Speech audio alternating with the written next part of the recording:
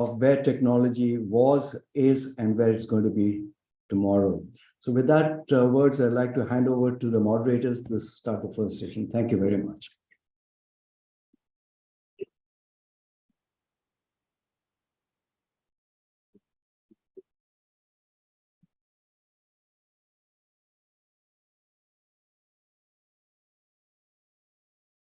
Morning, friends. Welcome here. I would like to involve Dr. Mumbai side for his first lecture.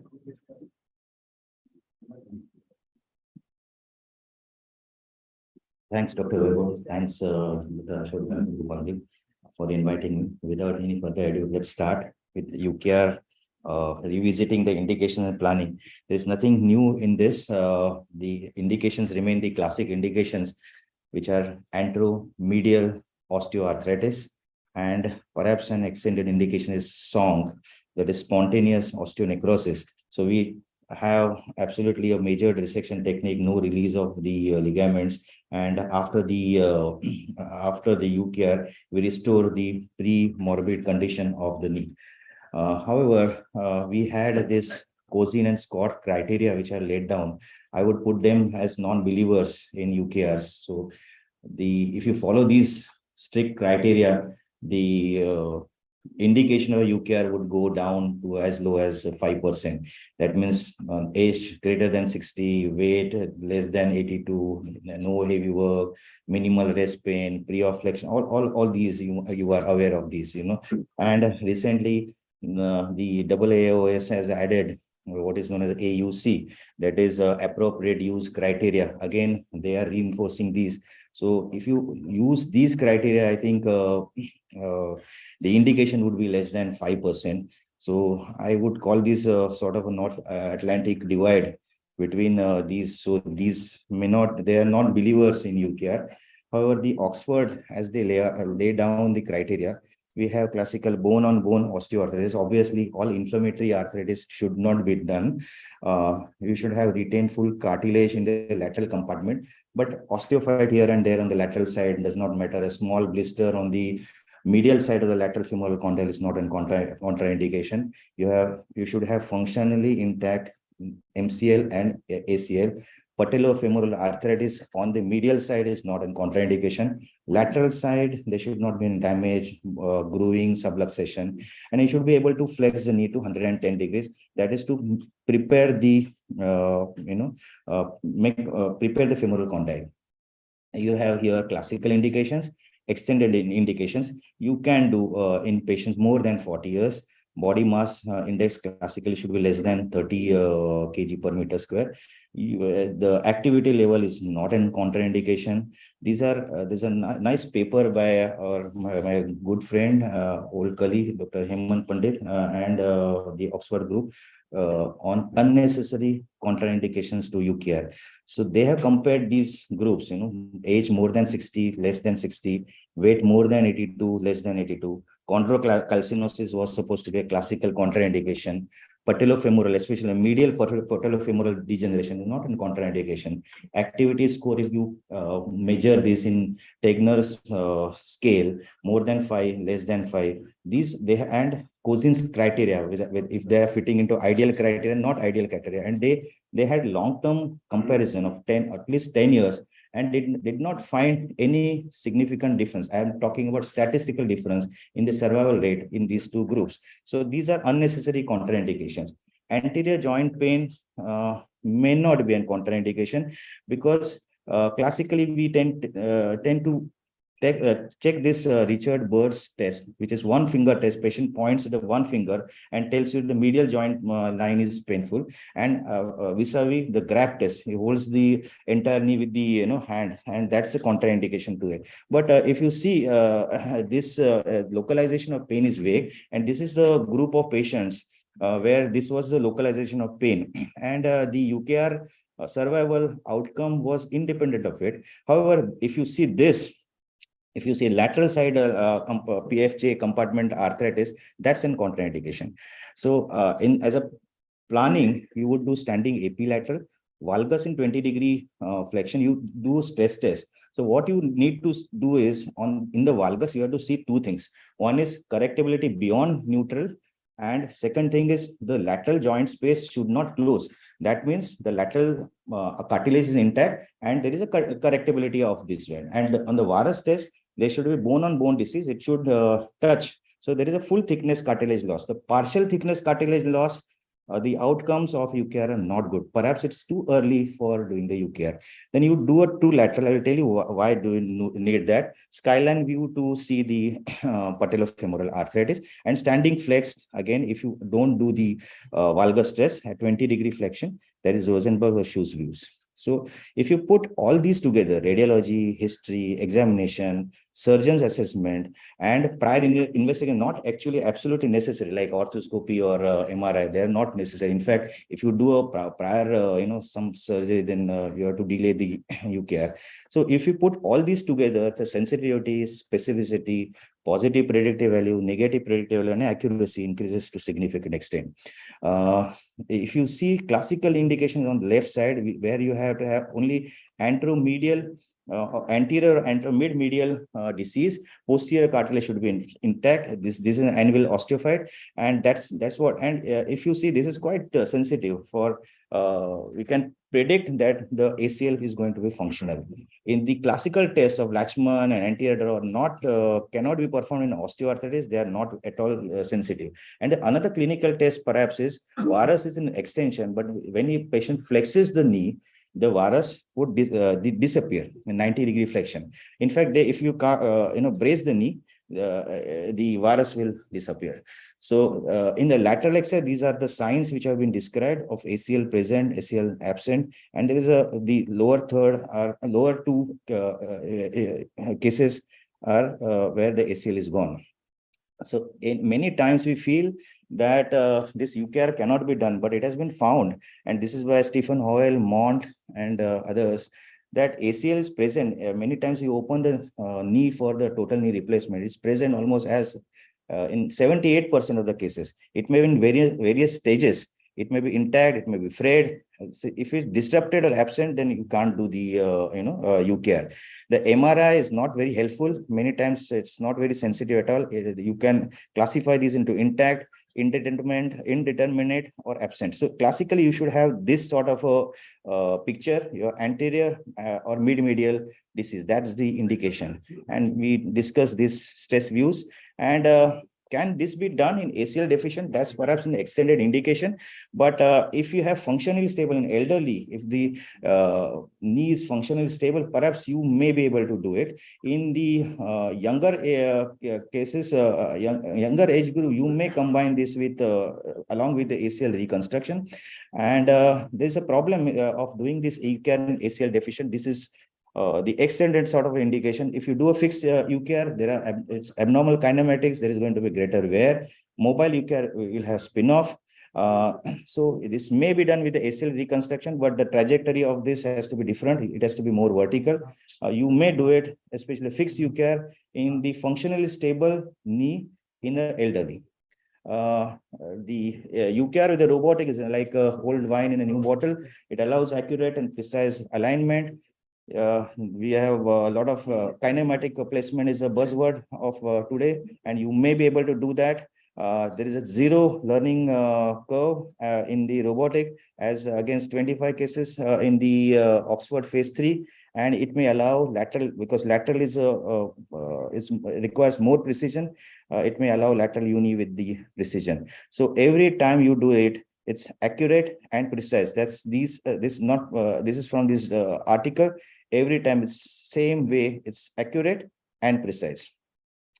And what a robo cannot do everything for you. What surgeon has to do is patient selection, soft tissue handling, implant design and fixation. Surgeon has to decide. But robotic will let you do implant positioning, soft tissue balance, lower limb alignment, and proper sizing perfectly every time. And it's a busy slide. I won't go into detail, but the results of lateral unicondylar, that's an extended sort of indication. But this is perhaps with this manual way. But if you have the robot, the things can improve. And the functional score, the patient-related outcome, PROMs, patient-related outcome measures are perhaps better with the robotic. So that's all about it. Yeah, thank you.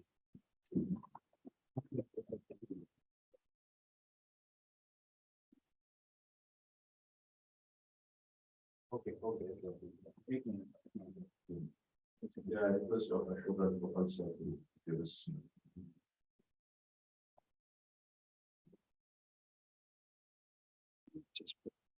Fine.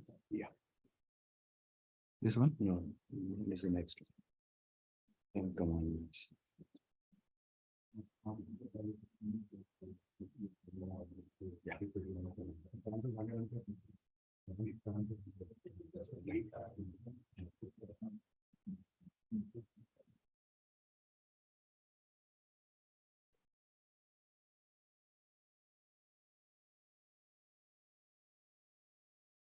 I think we're starting the live session after Sir stop. Immediately after this one, we'll have to do it. Good morning again, and excellent talk, Mohan, and this is really following up on that. My talk was 10 commandments of a successful UK. So as he alluded to, there are various options, metal back, all poly, mobile bearing, and so on. And these are some radiological representations of the same. So why consider uni? The advantages are low morbidity and rapid recovery. No, you don't need to dislocate the patella. There's no issues with the cords recovery, the lower costs, and the subsequent revisions as and when needed is relatively simple. So the first thing, and again, I acknowledge what Mohan mentioned.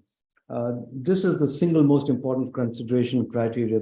So the commandment number one is patient selection. You need to have minimal deformities. It must be degenerative in its etiology. There should be no subluxation. And body weight is no restriction. And more recent articles have actually alluded to the fact that even patients with BMI of 40 are indicative of successful uni.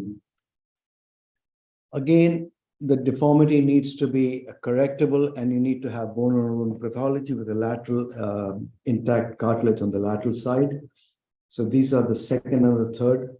I think it's also important to understand what are the contraindications. Any inflammatory arthritis, flexion deformity, or varus valgus deformities beyond 10 degrees. In the young patient in ACL deficiency, and when there is a lateral tibial thrust, and you've already heard about the lateral changes on the patella. Some amount of lateral changes are acceptable. These are extended indications and do not interfere with the outcomes. Again, Mohan did my talk some good in terms of radiological evaluation of a true lateral view of the knee, and he's already alluded to this, this arc sign. I think the other important factor is uni is not a surgery that should be undertaken by the occasional surgeon. You need to do at least 20 per year, or rather 20% of the total volume. So it's not something that you just pick up and go ahead and do.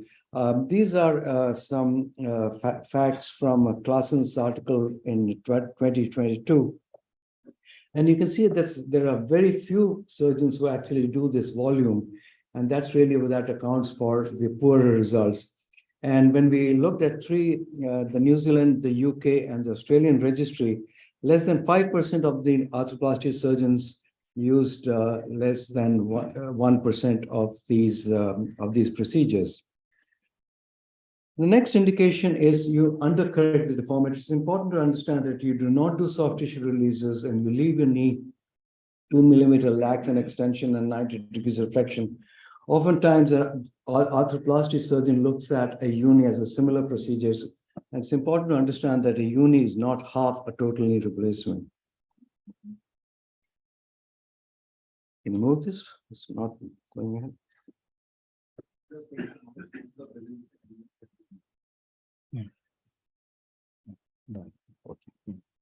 The other thing is to understand about the tibial slope, because this is very important, and sometimes reducing the anterior tibial slope, particularly in the bone morphology that you see in this part of the world, will take a deeper cut anteriorly and the same cut posteriorly, and will equalize reflection and extension gap. This is the typical example of this patient. You can see this patient has 15 degrees of posterior slope, and in this case, reducing the slope will give you a snug fit, and it tightens the gap. The next thing is to understand the angulation of the femoral condyle. There's a diversion angle of almost about 18 degrees, and you need to reproduce, and you need not to reproduce this, but actually put your femoral condyle at right angles to the resected tibial surface. And this is really the vertical orientation of the femoral block. So this is the 7th criteria for a successful surgery. A typical example of a postoperative X-ray, which looks undercorrected, is an ideal correction, and the one on the right is overcorrected, though the components actually look very well aligned. This is more in line with a total knee replacement philosophy. These are some schematic step-by-step using a measured resection technique using the Persona system. And this allows for good visualization. You need a very small incision. You do not need to dislocate the patella. So the key issues is place the femoral component right angles to the long axis of the resected tibia, protect the ACL when making the sagittal cut, and this is very, very important, and avoid making a varus tibial cut with resection of minimal tibial bone. Some of the newer designs actually have these screws that actually prevent your sagittal saw from going through. And this is a very new introduction in this new Persona partial knee system. You also need to prevent the stress rise at the proximal part of the femoral surface, and this will prevent impingement with the patella. You need to leave the knee in 2 millimeters of laxity on the varus side. This will align with the philosophy of undercorrecting and reproducing the pre-arthritic anatomy of the knee joint. What not to do, I think it's also important. These are some surgical errors. These are all our own cases that we got for revisions. Critically, you don't want to be doing that for sure. Sagittal cuts going too deep, leading to fractures. These are sequential fractures, should be avoided. Osteoarthritis progresses over time and leads to polyethylene wear. These are some of the timelines. And this is the mother of all surgeries, where the femur was put back to front. I call this affectionately the Unis invertus. And revisions are relatively simple. You can get away with primary surgeries, primary implants.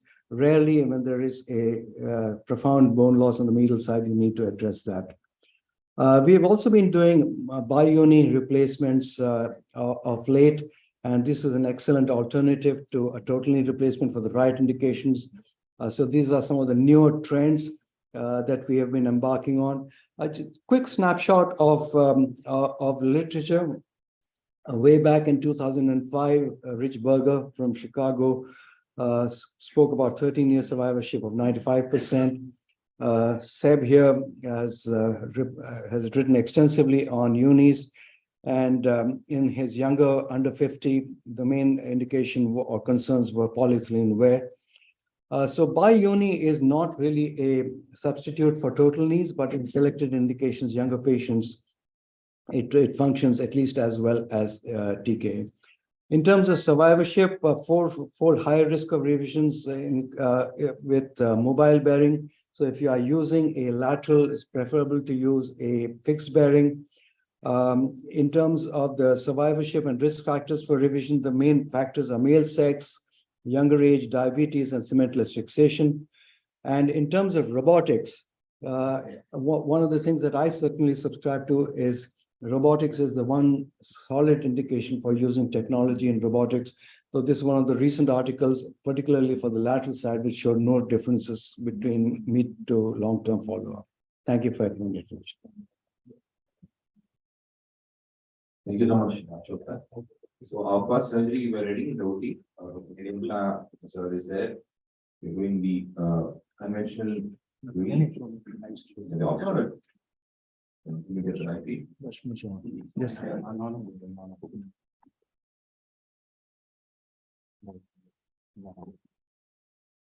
Yes. 1 minute. So we'll quickly go to the pre-op profile of the patient.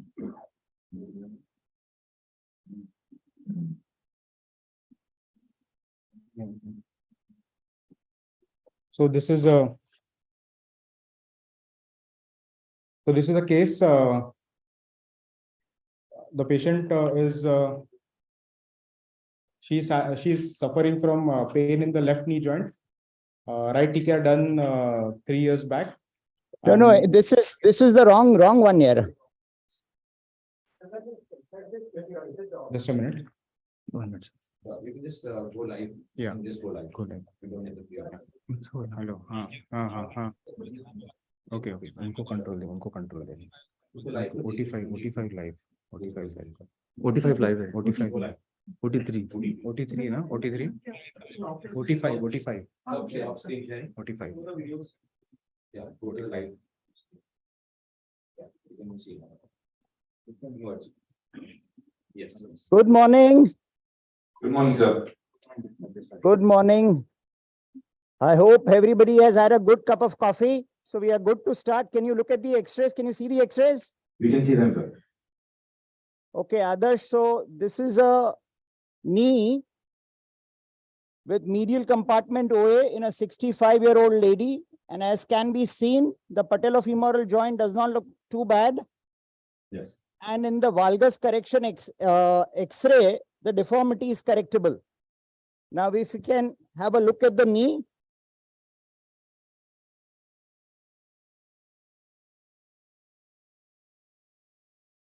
We can see the knee now. Yeah, the knee I have just marked out. So in extension, there is a touch of varus deformity. Now, as I flex the knee, the varus deformity is disappearing. And the varus deformity is also passively correctable. Yeah, Yes, sir. This is the right knee. Am I correct? it's the right knee. This is the right knee. This is medial and this is lateral. Yeah. The patient is under general anesthesia. There is no tourniquet. And I have marked out the patella and the tibial tubercle. Am I good to go? Good to go, sir. Okay, so starting.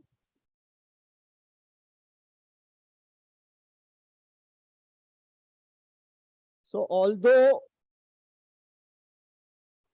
there is a table, a touch up, please. Although there is a lot of discussion about the uni being a totally different operation, I am trying to make the uni as close to a total knee as possible. So we do not have the patient in a hanging leg position. We have a familiar team.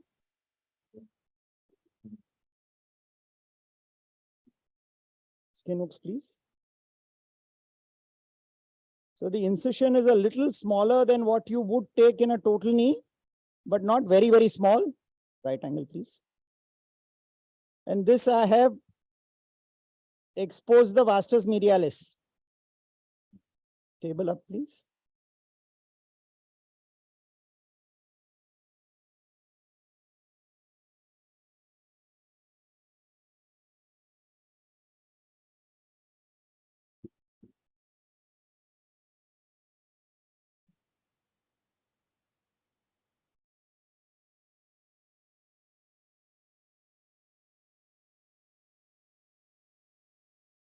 So as we have labeled this session, The skin incision also slightly medial. The skin incision.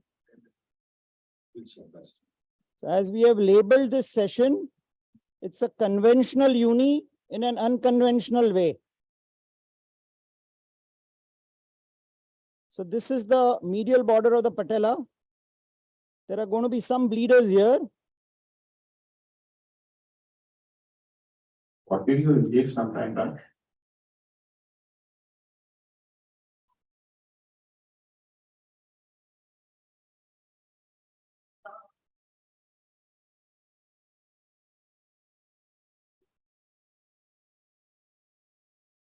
Focus, please. Knife, please. Can the AV team make this video vertical? जरा पीछे से दिखाओ, ये दिखा भी. Yeah, that's good.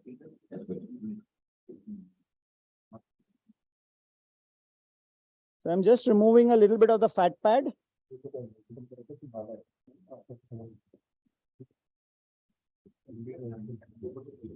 This is the medial border, medial meniscus. There's a bit of glare from the headlight. अच्छा, we can reduce the headlights. चल, पैर लंबा करो. इधर आजा जरा.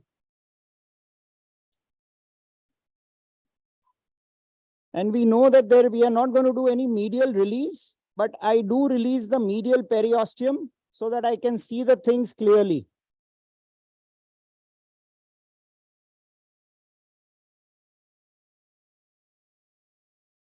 So now we can re-examine the knee. Yeah, just.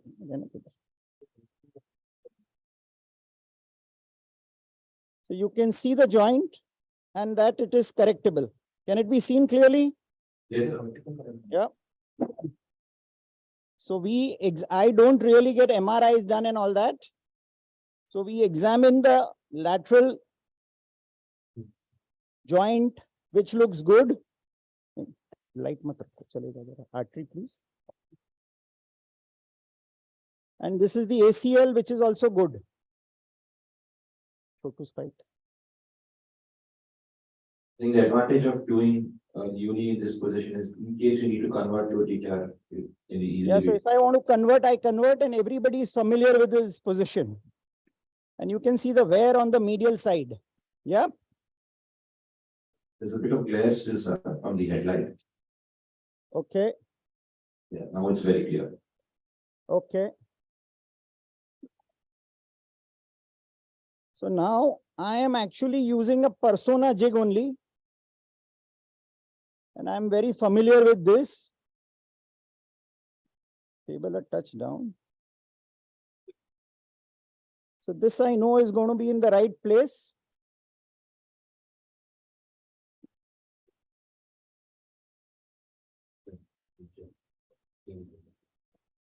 And we put only one pin.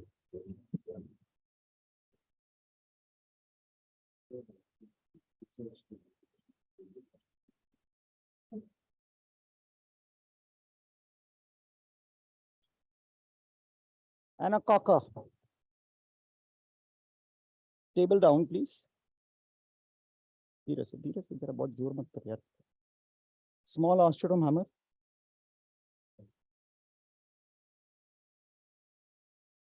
So the intercondylar eminence. Nibblers, please.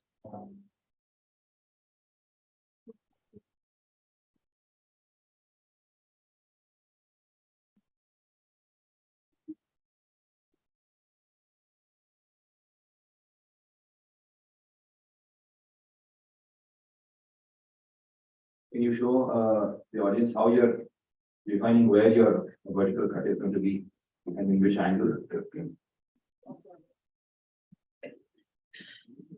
Yeah, this is a better view. So,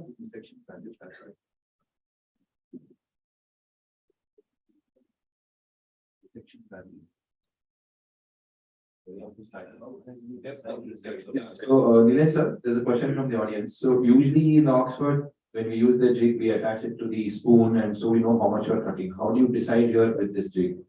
I have tried that and I found, just 1 minute. Huh? Sure, sure.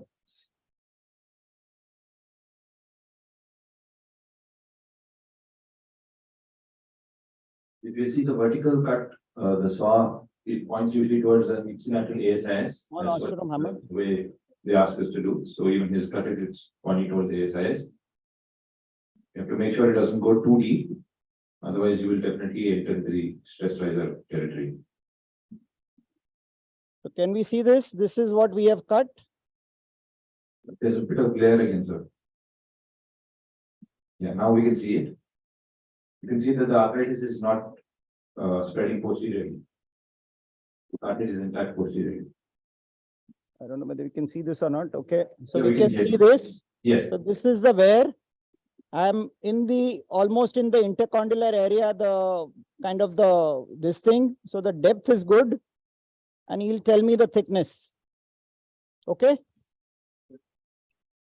So the way to know whether it's adequate or not.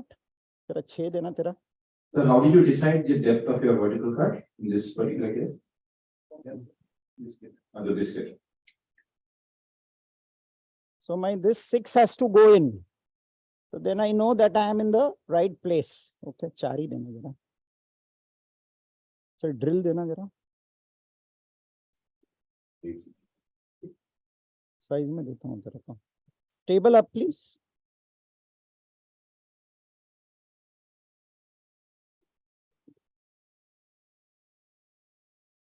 Nibblers, please.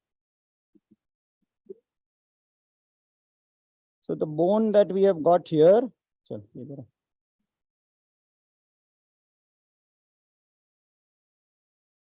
Artery, please. साफ कर जरा इधर. दिखते हैं. डाल दे अंदर. So we just fill up this, the hole that we have made. The question from Ashok Rajgopal, sir. Yes. How did you determine your depth of your tibial biscuit? How did I determine? The depth of your tibial biscuit. Yeah, see, the thing is that we hear everybody telling us that unicompartmental is much, much different from a total knee. What I want to put it to you is that we have done all loads of total knee.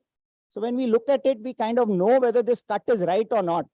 So I want to cut it. If I was doing a total knee, where I would cut it. You basically eyeball it, kind of. Yeah, it is an eyeballing thing. You can measure it, you can use a stylus, but basically it is, you know that this is what it is. Right, so So I the want beauty my. index. Chari dega.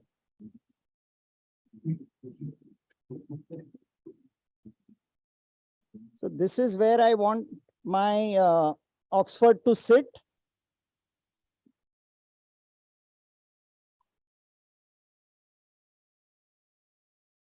Hammer dena jara.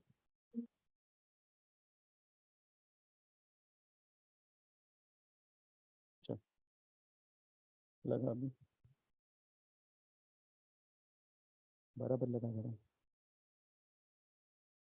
So this is where I want it to be. So rather than making one line, चल निकाल दिया. निकालना भाई यार तुम.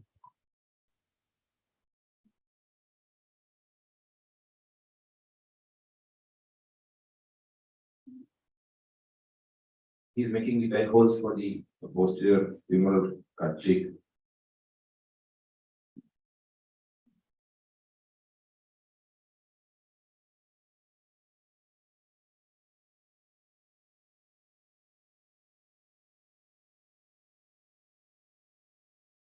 To spike.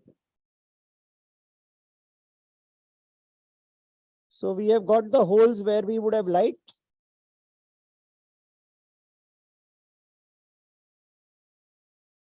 Hammer.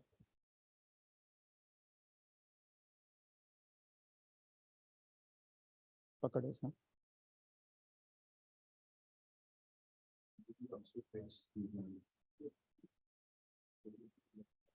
So the question from the audience. So you notice that you haven't taken out your medial osteophytes yet. So do you normally take them out, or particularly this case you didn't take them out, or any reason? No, I think in a uni, I'm not going too much for the osteophytes right now. Because the deformity is correctable. Focus, please. Saaf karenge. Femoral size you're going for? We have decided on a extra small. So after having cut the posterior condyle of the femur, it's easier to remove the meniscus. So if you notice now, he's attained his flexion gap. He's taken a proximal tibia cut. He's taken a posterior femur cut as well. So he has a flexion gap. It is now established. Now he's going to measure that. Then we go to the distal. So in Oxford, the distal is not cut, but it is milled out. So that's what he's going to show now. This is So your 9 spacer should go, which it is going. Sure.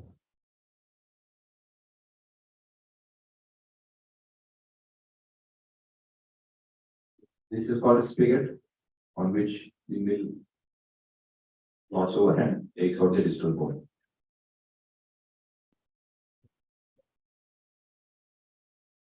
Small osteotomy hammer. Nothing really.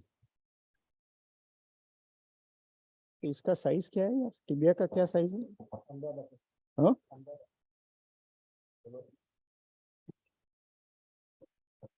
तो double A दे मेरे को. The femoral component is a spherical one. या चल 3 दिखा जरा ऊपर उठा. So now this is the balancing bit. So this 3 is going in. Okay. 4 isn't quite going in. So 3 is the minimum poly. So at least the 3 3 is the minimum poly. So now this is the other thing that I have found interesting, that when checking the poly in extension, I have put this one spacer block inside. I am extending the knee. Okay. Now you're supposed to test this in around 20 degrees of flexion. So one is whether I can put it in, and the second is whether I can take it out. So if I'm not able to take it out, this is too thick. Adarsh, are you getting it what I'm saying? Yes, sir. Yeah. Yeah. So your So the taking out is gap- important. Finger tightness. Yeah. So the gap is 0. Zero gap. So I hope everyone understood that. So this flexion gap is 3. So the 3 spoon is going in. But the extension gap, not even one itself was tight. So the extension gap is 0. So now he has to balance that 3 and 0 by taking out 3 mm more on the distal femur. Is that a 3 spigot?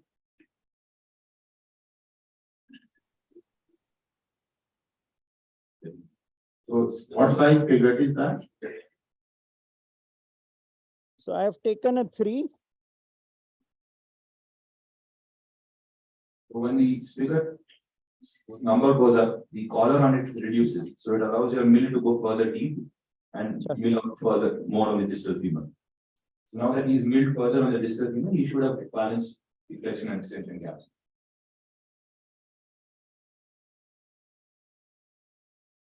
Just a question to Dr. Parrott, who does a lot of, I don't know if you do a lot of Oxfords. I do the Sure. PPQ. Do you ever see sizes as small as extra small? Because we do get a lot of extra small. Yes, I do, particularly since I moved to Middle East. Middle So East, I completely changed the type of sizing and it's very important. It's very Yeah. important. I like to graft the intramedullary hole as well.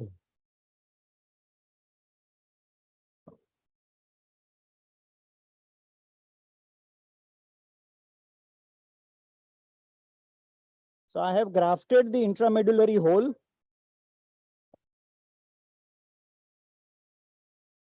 मार जरा. You can see this is step called the anterior milling. But he's taking off the anterior part of the femur. So this is to prevent impingement of the anterior-most part of the polythene in full extension. उठा ऊपर. साफ कर अंदर.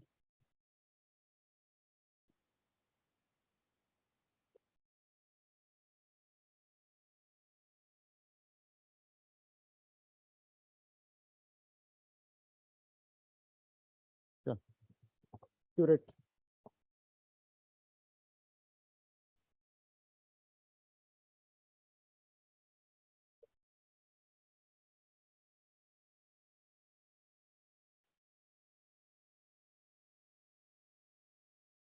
So if your little finger can go in, they say that your gap is reasonable. Okay. Now there are some osteophytes here which I'm going to remove. Small osteotomy hammer. Will it not change your balancing a bit, sir, by doing that now? Will you take more the lateral side?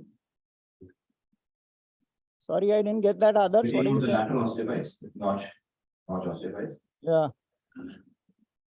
9 de jara.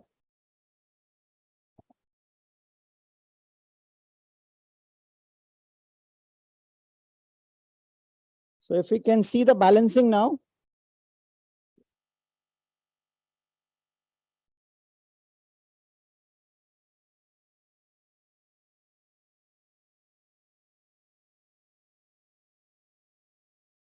Yes. Perfect. So we are more or less there.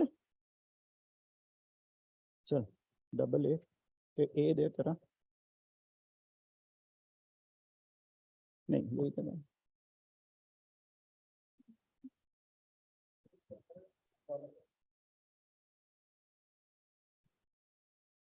जरा बराबर अंदर लगाना भाई जरा. So he has sized his tibia by taking the tibial biscuit and measuring it. Now he's going to be preparing the जरा जरा. tibial surface.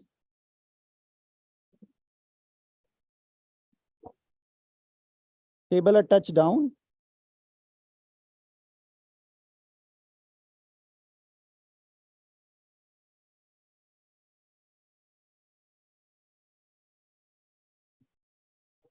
So any tips on avoiding posterior blowout?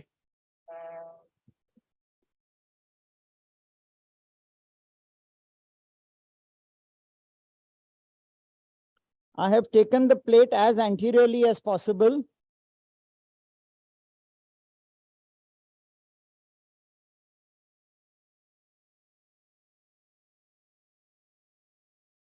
Yeah, it looks like anteriorly. How do you make sure there is no posterior overhang? And what will happen if it does overhang posteriorly? जरा ये वापस दे. एक minute वापस देना जरा. I think I have not gone fully posteriorly. Just 1 minute. I'll answer that. There's a question from the audience, sir. How do you confirm your tibial slope? So you can answer both of these questions together. One is how do you make sure you've not gone too posteriorly, and how do you determine your tibial slope? See, the tibial slope of the Persona jig and the Oxford jig is both 7 degrees. Sure. Now, how do I know that I have not gone posteriorly? Is because when I put the jig, I have pulled it in front as much as I possibly could without avoiding an anterior overhang. And the components that these people have made really fits in with the sizes quite well. It's important that you are able to put this by hand. Otherwise, with cement and all, it becomes quite difficult. Yeah? तेरा 3 बिना ये दे यार सादा वाला दे. हाँ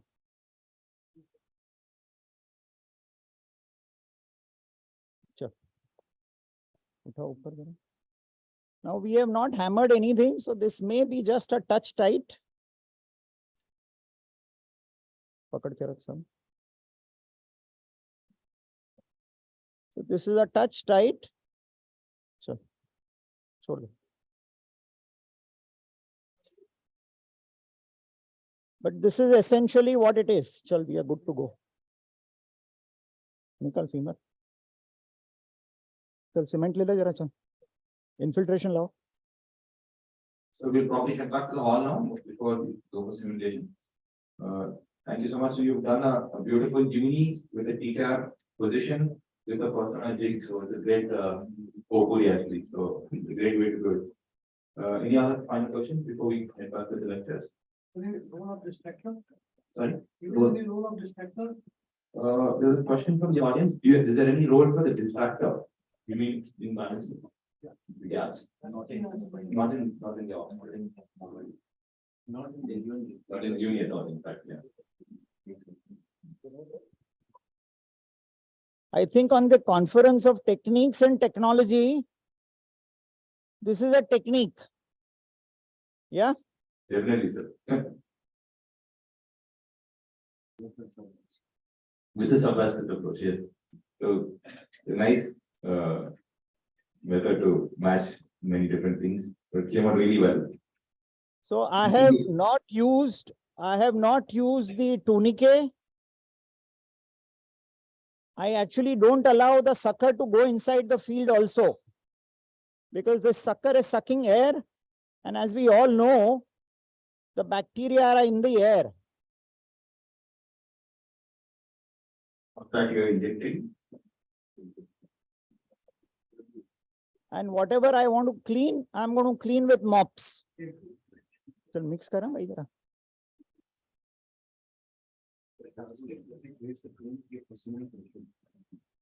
So, question from the audience: do you raise the tourniquet at least for cementation or not then either? No, I don't think I have applied a tourniquet in the last 15 years for anything.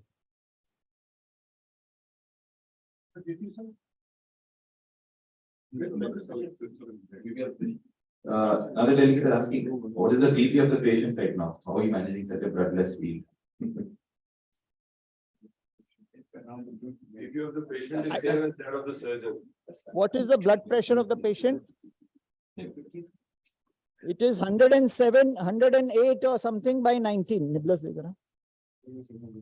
So I am not asking. One question regarding the final poly. How tightly should it snap fit? I don't really know the answer to that. I think there are other people also. Let them answer. I will see. I feel that this knee is just a touch tight still, but we should be able to manage.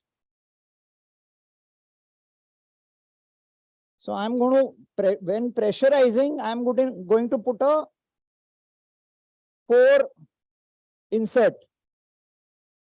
Putting in a higher insert at the time of cementation. Yeah. He puts the final poly, he go for the 3 again. This helps to make the implant sit well and keep the joint a bit lax. Table a touch down.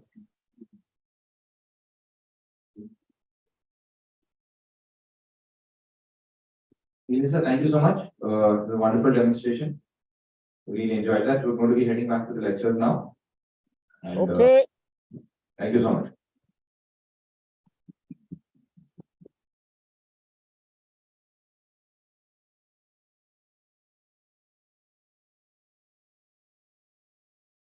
I'd like to invite Anup sir and Tamangapur sir for this talk on implant and technology in units. Sure. Pani. Yes. Artery, please. Table up, please. ये जरा video चालू रखो भाई पूरा. Although they are not recording, चालू रखो. चल. Yes, sir. Yeah. So thank you, Dr. Adarsh and the chairpersons. So my brief is basically to talk on implant and technology choices for unicompartmental knee. We are all convinced that unis are definitely better as far as early recovery goes. Post-op morbidity is very low and shorter hospital stay, lower blood loss as we've seen. So we need to understand what is the progression of OA. Medial osteoarthritis, and this is the phase that stays for a longer time, and this is our target area for a unicompartmental knee. Then we have the osteophytes that form in the notch, and also the anvil that basically impales into the ACL, which causes ACL elongation and a tear, which then leads to subluxation and tricompartmental OA. So this is the natural progression of osteoarthritis, and that's what we'll see further as well. Evolution in unis have been manifold. I'll be speaking mainly on the implant designs and the technology choices that we have now. So the story starts in 1940s with early interpositional devices that were devised for unicompartmental knees. Then Gunston came in with the first modern unicompartmental knee, which was a polycentric knee with a poly implant. But this led to early failures as well.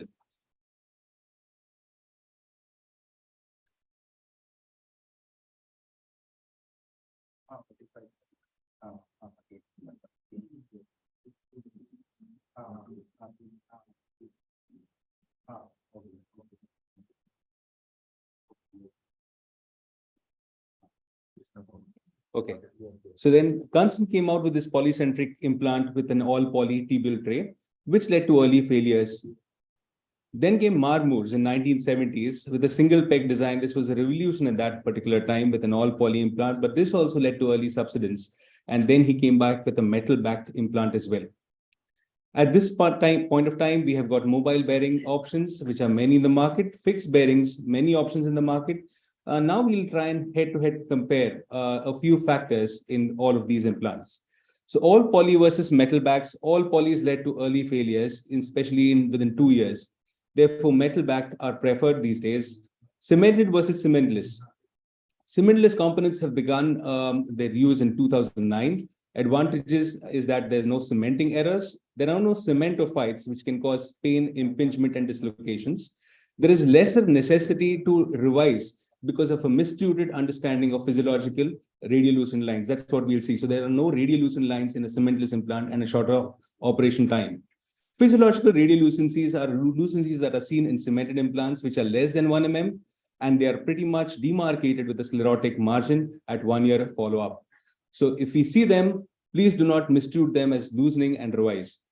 If you use an uncemented implant, at 2 years, if the patient has got pain, only then can we consider about a revision. But before 2 years, it's the more remodeling that happens, and therefore do not be in a hurry to revise in the first 2 years. Fixed versus mobile bearings. Mobile bearings, yes, as we all know, they are more congruent bearings. The lesser point contact, therefore, the poly wear still happens, but it is abrasive and adhesive. The mobile bearings, technically, as we have seen, they are slightly difficult because we need perfect balancing. If we put the knee too tight, we load the more lateral compartment, therefore early progression. About bearing dislocations, we'll have a follow-up talk coming up soon. Fixed bearings, they are flat poly tibia on a round femur. So you have got point loading, and therefore you have got surface poly wear in the form of deformation and delamination. When we compare mobile and fixed bearings, there's no difference in the functional outcomes or in alignment as we can see it. However, failure mechanism due to early bearing dislocations happen as early as 0.6 years in a mobile bearing. So if you're through with the first year of mobile bearings, you are sure to have a long-lasting result. At 8.3 years, you can have a poly which is failing in a fixed bearing. Lateral compartmental knee, we'll not talk much, but just an anatomical difference between the medial and the lateral is that the lateral tibial plateau is more convex, and therefore we have got a more femoral rollback on the lateral side. So unlike the AMOA, which happens on the medial side, we've got more wear on the central and the posterior aspect in the lateral side. This is what I call the golden equation. The success to surgery is the knowledge, that's how we plan, then we execute, then we validate our execution and then re-execute again. So what were the limitations of conventional jig-based UKAs? There was an interposition variation. There could be a variation in the position of the jig, as we've seen. There's no intraoperative real-time data. Then you can have a saw blade which impales into the soft tissues. You can have a malpositioned implant. And therefore, the case volume is very, very important, as Dr. Rajgopal sir has already mentioned. And then you have bettered your skill and then your technical outcome. I want my results from day one. And therefore, that is the birthplace of technology. So even if I don't have that kind of a caseload, I want accurate results. And therefore, we have got these options of computer navigated, then patient-specific instrumentation and robotics. So what all of them gain for us is accurate placement in Kennedy's zone 2 and C. So that is the undercorrected varus loading that we would expect. However, malalignment would be in zone 1 and 3. So CAS has been introduced in 2000s. It has led to better implantation in zone C. There's no difference in functional outcome as regards functional scoring in computer-assisted versus conventional. 3D printed patient-specific instrumentation. Yes, now we use something called an additive layer manufacturing. Instead of milling a block, there are multiple layers which are fused together, which is more cost-effective and more accurate. The 3D printed PSI work on a principle that the jig that is manufactured should fit only in one particular position that it is meant to. So these are built on MRI-based guides, but the lopside is that they cannot be validated on a sterile bone model on table before instrumenting on the patient because it is MRI segmented. The CT-based PSI have got a good 3D model on which you can experiment or apply the jig. But however, the lopside is that when you are placing a CT-guided PSI on a patient, you've got soft tissues coming in. The answer to that is you remove a lot of cartilage and then it can be placed. or you can have a distal bony landmark, as we can see here, the malleoli, to fit your PSI. Technically, there is no difference between the functional scoring in a 3D printed PSI as regards implant positioning, gait patterns, and functional scoring as regard to conventional. But the advantages is that you can have a lot of OT space that is free because you know that this is the inventory that is required for that particular patient. Disadvantage, it is a non-weight bearing static PSI that is created on the basis of a CT or an MRI. Therefore, the real-time tracking and ligament tension has to be managed by the surgeon. Robotics. Now we come to the part that is lacking. So we want calibrated execution or validated execution that was not there earlier. And therefore, that is the birth of robotics. So technically, malpositioned implant lead to poor implant survival. This is the premise that has led to robotics for accurate placements. So definitely, we have a better alignment in place with robotics as regards the placement of the joint and the native joint line as well. They say that the learning curve does not affect the outcome. So even if you start off and you have the correct planning in place, you will have still better results or accurate outcomes. You require as little as 6 operative cases for you and your team to get comfortable with the robotics in this situation. Therefore, it leads to a low volume surgeon having high accuracy. This is what we would all want to have. So there's better soft tissue balancing, real-time data that is present through the arc of motion, and we can temper in degrees or millimeters as well.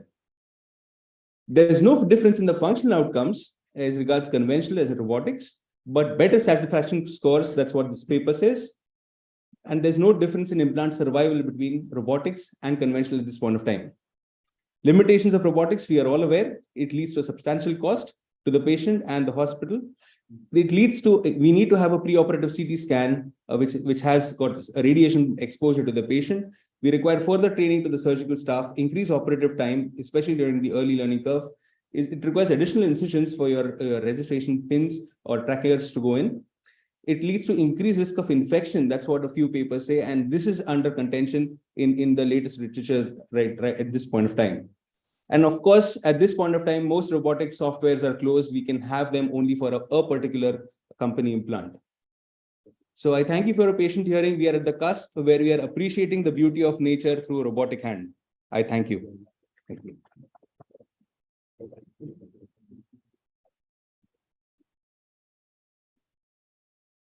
I would like to invite Dr. Rohit Pandey to talk about my UK athletes.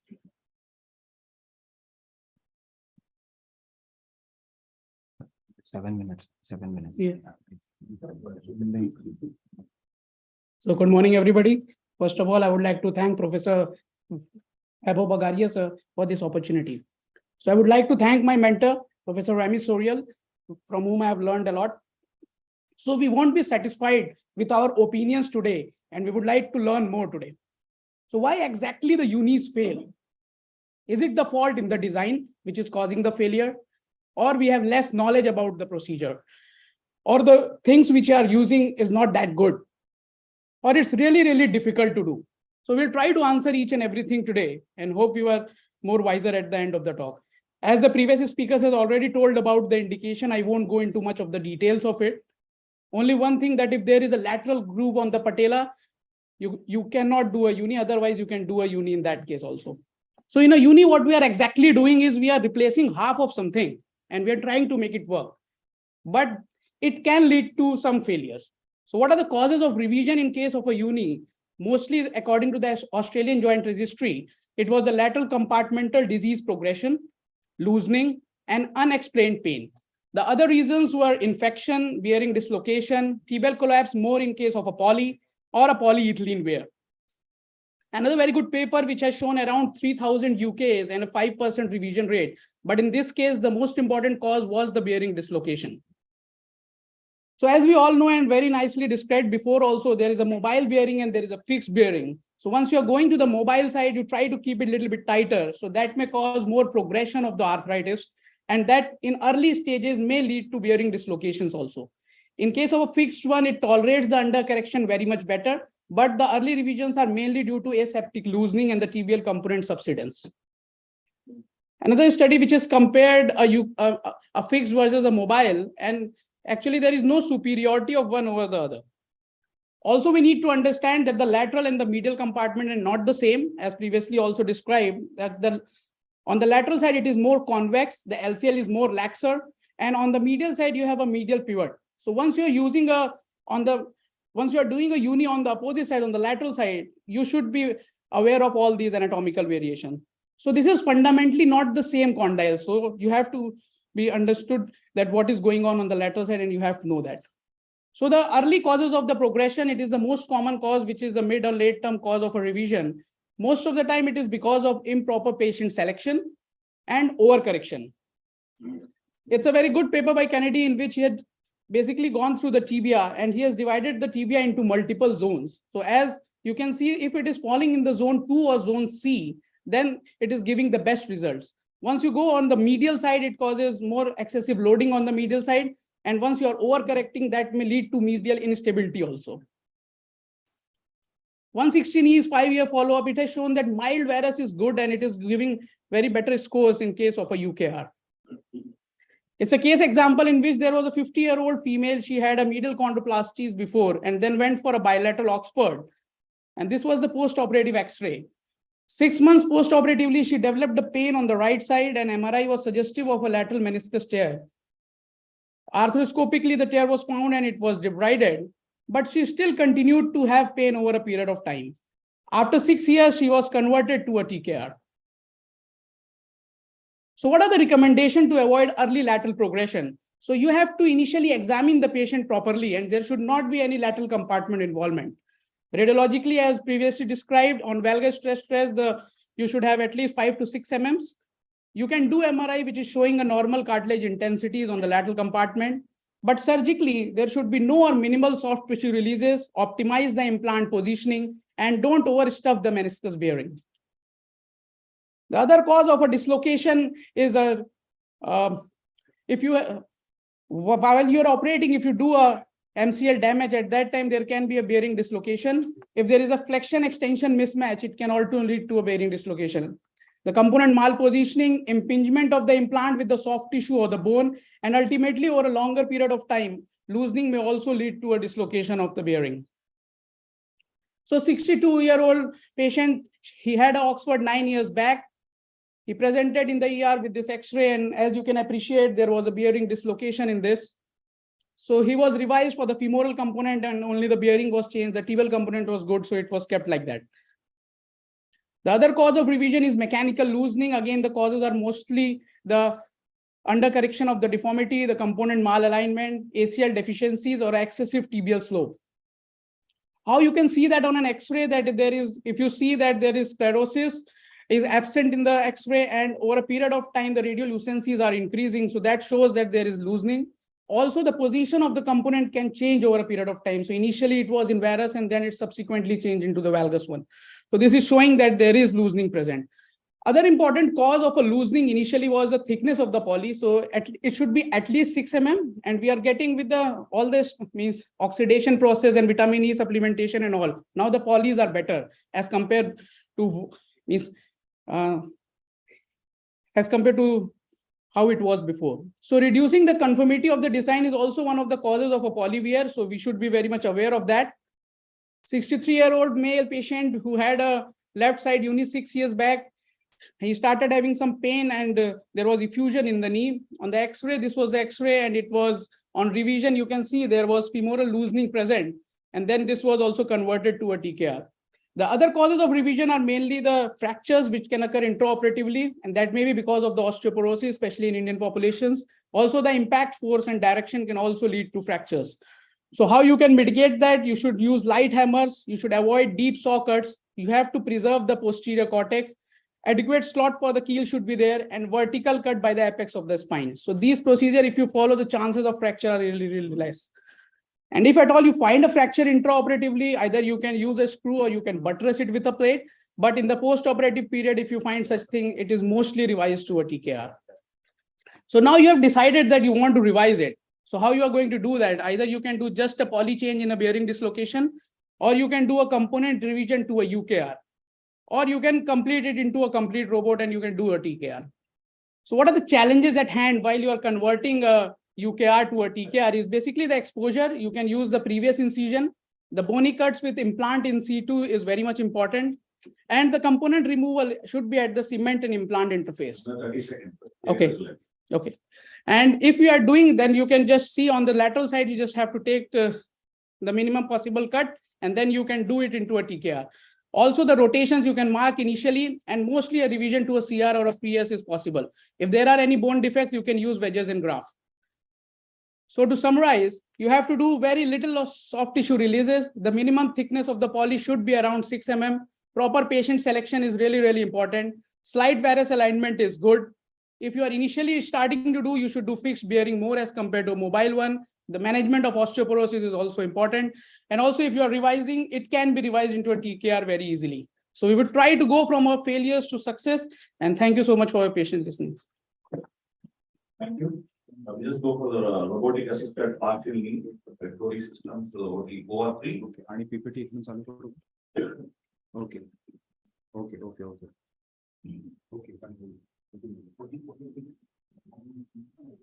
OR3. Dr. Kiran?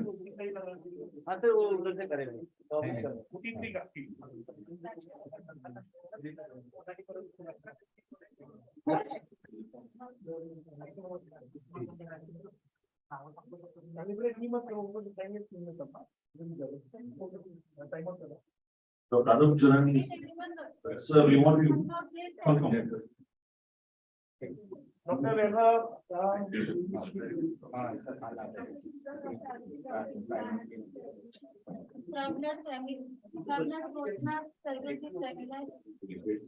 Surgical team confirmed, patient name and date of birth confirmed, surgical procedure performed. Bilateral uni SOS total knee. Within element is available. Displayed. Antibiotic prophylaxis given. For injection process of operative plan. Discussed and finalized. Possible difficulties. Yeah. We are doing a live surgery. Okay. Expected duration. 45 minutes. Anup, am I audible? Yes. Okay, we start. He's online. Yeah, am I audible? Yes, you are. Yeah, so this is a 57-year-old man with bilateral medial compartment arthritis. So these are his short films. Can you show the lateral? So lateral, it seems that there is a little bit of posterior articulation. So I'm not sure if the ACL is intact on both sides.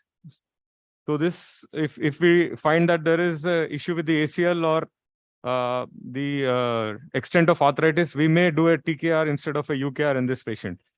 Can I see the stress films? The skyline view looks reasonably okay, but lateral side, there is a little bit of narrowing, which again concerns me. And this is the varus stress view where you can see that there is bone-on-bone arthritis and valgus stress view. Udhar hai.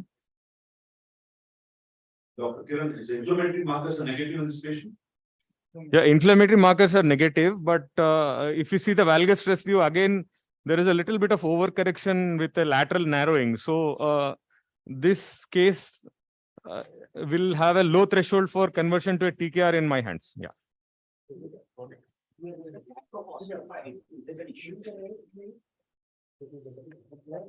Medial osteoporosis. Left side. But Dylan, you have selected this case, right?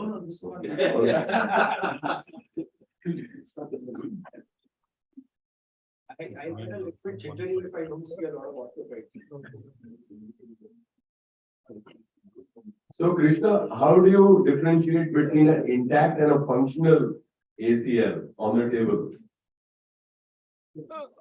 So I would probe the ACL and I would look at the macroscopic anatomy. And if it's not too frayed and it is intact, and then I would, probe the ACL and see. For a fixed bearing uni, it need not be very strict. But in my hands, I tend to actually, if in doubt, I would do a TKR. I wouldn't do a uni. Right. So if you have a vertical splits on the ACL as open, Use a small notebook, put it by stand and see. Yeah. Your functional integrity.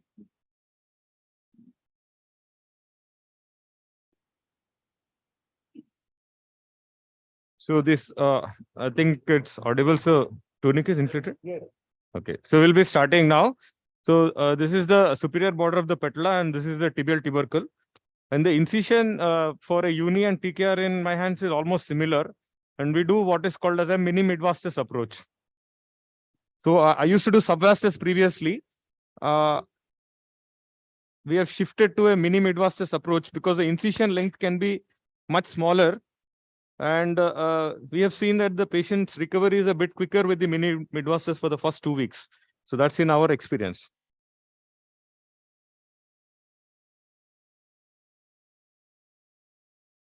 Glad on the camera can you see that? So Krishna, I've seen a lot of your videos with subvastus approach and some live surgeries as well.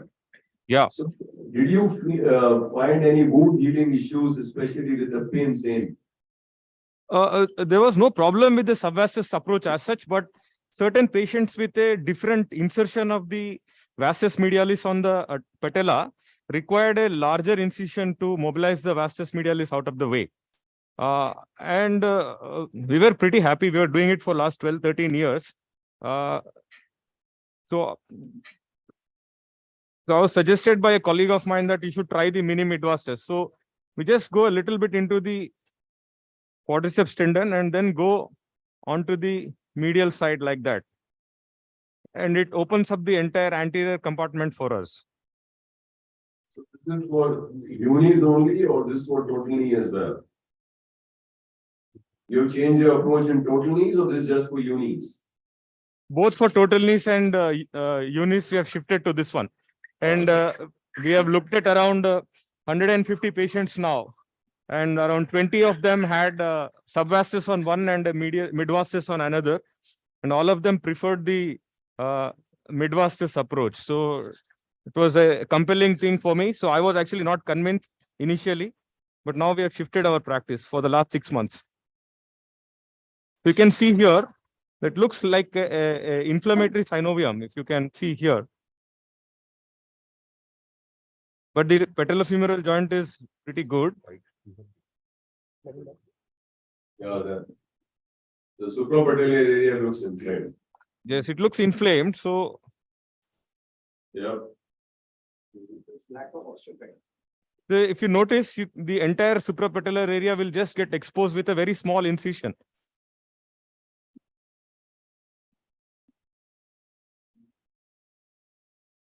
इसको थोड़ा बढ़ा सकते हो cautery को better है spray mode में लगा दो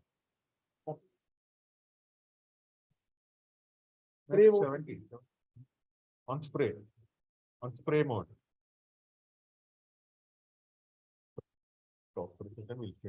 Yeah, done.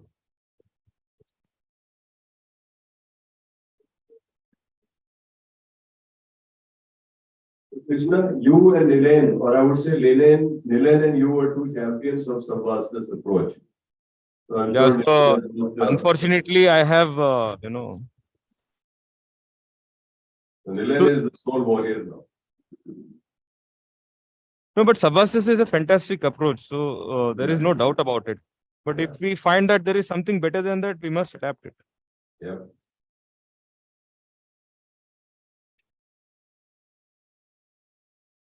Some reports will say that denervation after mid-vastus of the quads is higher in number. With this approach? With mid-vastus. Yeah. Medial parapetal doesn't happen. Medial parapetal nothing happens, but sometimes the tracking of the patella is an issue when non-vascular happens. That's what my problem. क्या बोलते हैं? Looks intermediary to me.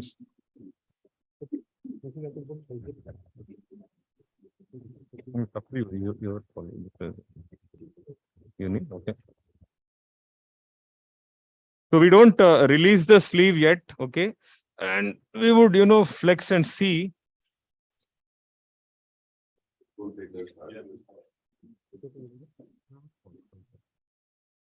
The arthritis is definitely anteromedial.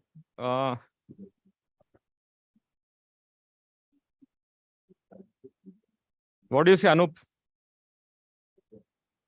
Yeah, the lateral compartment looks good, so does the patellofemoral. ACL can't appreciate because the glare is too much, but otherwise. ACL is, it looks Great. bulky, yeah, but it is intact, okay?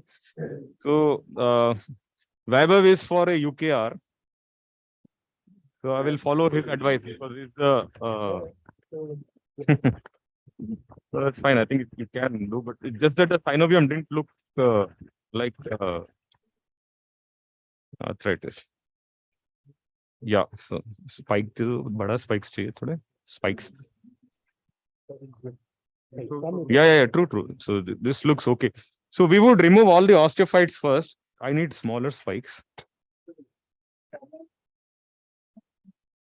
So if you notice, we've not done too much of tibial release of the thing. We should not release the tibia.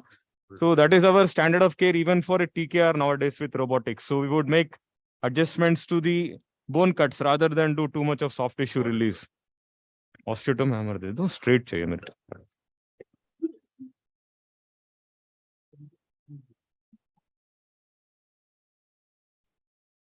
बड़ा चाहिए थोड़ा. Yeah. So this is the osteophyte on the tenting the MCL. So I will just take it out so that it makes my mapping a little bit more accurate. So now we're ready to go.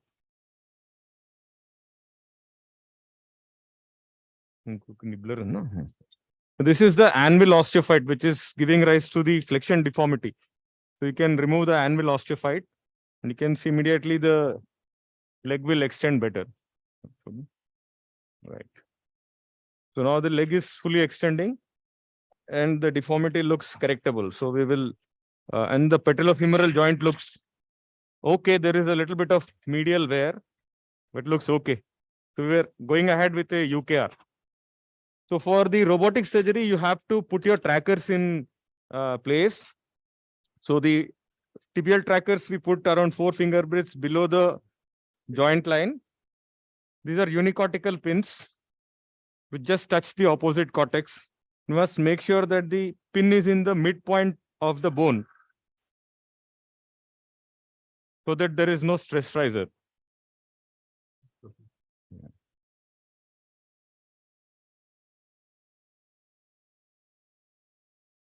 So the main challenge with any technology-based solutions is line of sight problems still. So we must make sure that the trackers are visible throughout the range of motion and stable. Otherwise, the accuracy gets compromised.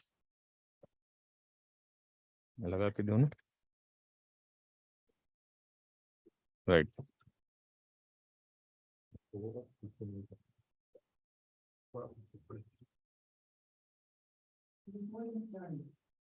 उल्टा लगाया क्या ये?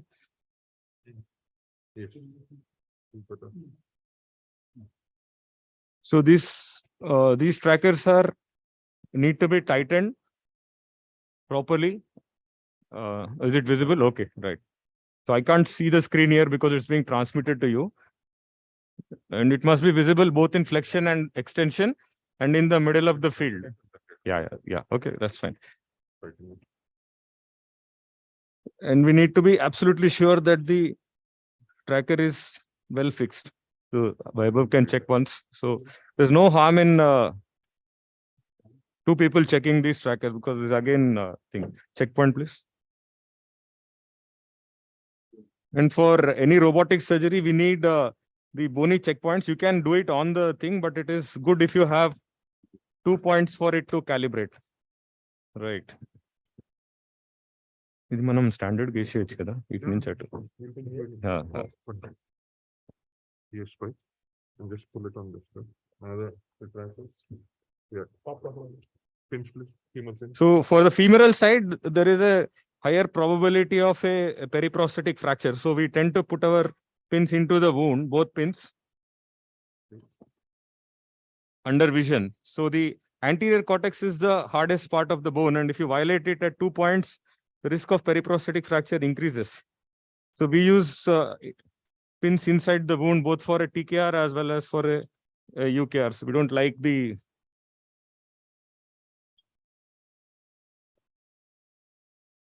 So literature is clear on this, that as the digital placement of pins on the femur side decreases the risk of periprosthetic fractures to less than 1%.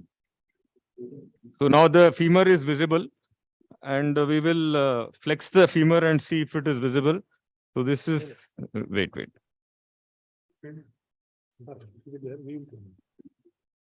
So now it is visible, tighten. Yeah. So always two people will tighten the pins for us. Vinay, you also. Even after this, if it gets loose, then we can forgive ourselves. But there is a 3 to 4% incidence of pin loosening which can happen. So now you have a checkpoint on the femur. Right. And now we are ready to do the registration. He can put the other one screen here. So just bear with us. I am not able to see the, I can see the check. Sure. Now I can see the thing on the screen. So this is the femoral checkpoint. This is the tibial checkpoint. This is the malleolar point. So this is pretty similar to navigation. But one important tip is that the ankle should not be draped too heavily. Otherwise, we cannot palpate the landmarks. So then, as we know, usko thoda idhar karo. Yeah. Usko loose kar lo. Loose hai.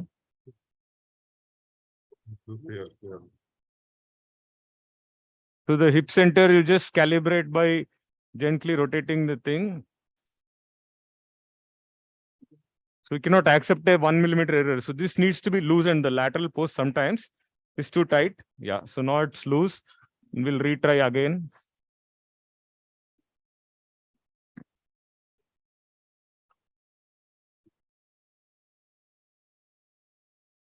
So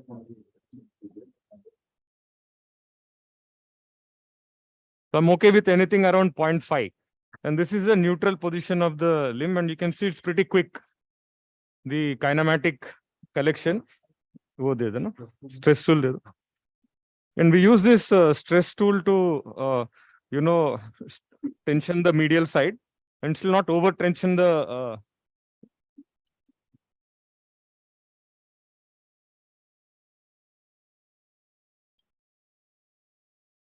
Or karoge kya?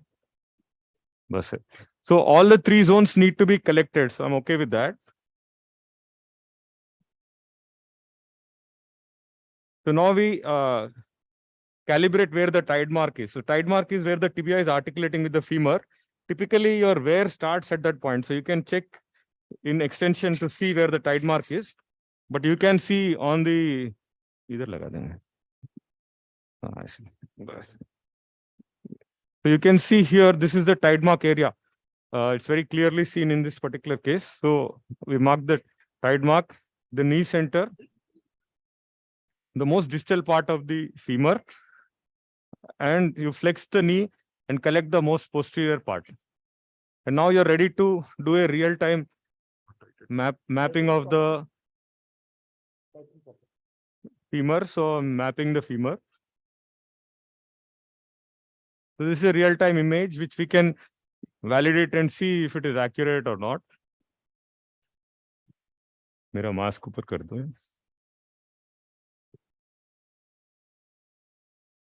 And green points indicate where we are mapping. So more data we give, more it will be accurate. So Vaibhav and Vinay are hyperflexing the knee so that I can map more of the posterior condyle so that it becomes more accurate. So now we are ready with the femur.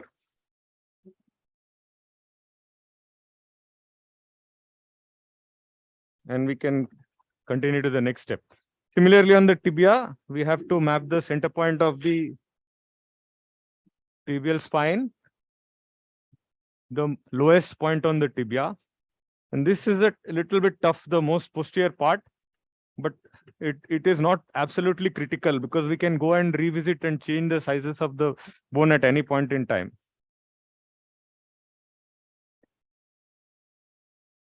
So it will give a medial lateral and an anteroposterior size to the tibia. And then you have to see the flexion extension axis of the bone. And it is usually along the lateral margin of the medial femoral condyle in line with the anterior and posterior horn of the medial menisci. So this is the flexion extension axis of the femur. So you can mark that position. And now you're ready to map the tibia.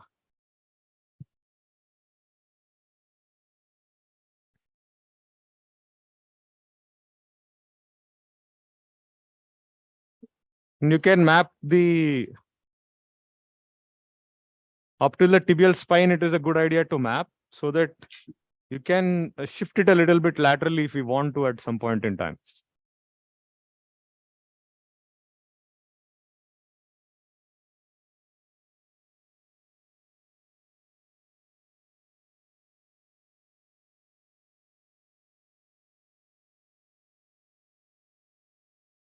So usually the posterior half of this is a little bit tough to map accurately, and that is okay. The system allows us that flexibility to go on without getting a full measure.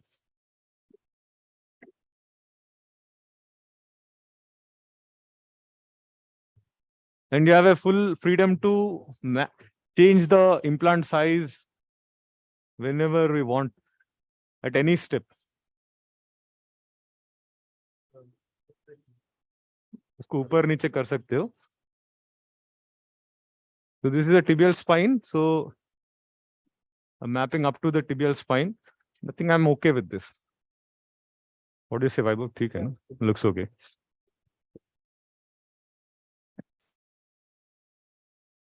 Take the while to process. That's fine. So good, yeah. So now, so these it is suggesting that we should use a size 4, and you can see that usko inferior kar do thoda. So you can see on the axial cut you have to match it with the native anatomy. So I can bring it a little bit inferiorly down. That's it, and a little bit posterior. That's fine. And you can see the size. We can the 10 degrees appears a little bit too much, so we can rotate the component a little bit. Rotation karo. So you have 4 screens here, and you can first show them the solid surface. Make the screen bigger, clearly. Make the screen the bigger one. Okay. Yeah. So you have 4 screens wala kar do na. हाँ, solid surface. हाँ, ठीक है. And then you have a cross-sectional surface, which we normally use to plan. You see the position of the femoral component is just distal to the tide mark where we want it to be. And the anterior flange is inside the bone. You don't want the tide mark to be, exposed. It should not be exposed. It should go inside the bone. And the curvature should match. So this is matching. So you are shape matching the implant. And we can go size up or down, because from size 3 to 7, the lug hole preparation is the same. So we can change it at any point in time. The only thing is the rotation looks a little bit off. So I will just change a little bit of femoral rotation, not too much. Yeah, and a little bit more. Krishna, would you like to do the planning with size 3 and see whether that fits better? Can you show? Yeah. So the component varus nahi karna hai. So the first screen, usko nahi, wapas jao. So that is the mechanical alignment of the component. So this is the 0 degree varus valgus position of the implant, and it is internally rotated by 7 degrees, which is too much to come karo. When you go to the right side, the component flexion is around 44-45 degrees to make sure that the lug holes are at an angle. And this has got a 10 degree tilt as well. If you see the 4th screen there, yeah. Niche wala. Yeah. Usko femur size 3 karo. Yeah, so this looks size 3, but size 3 looks a little bit small. So 4 looks okay for me. And rotation ko thoda change karo. हाँ. नहीं ulta karo. Other way, the other way. Other way. Yeah. Right. So you have the medial, lateral, anterior, posterior thing, or thoda karo, so that it shape matches with the femur. Right. So we'll leave it here, and then we'll go back to. Bus. वो fourth screen बड़ा कर दो. Actually, you need to go to the next screen to see the balancing and then maybe revisit this again. And Yes. see how we have started.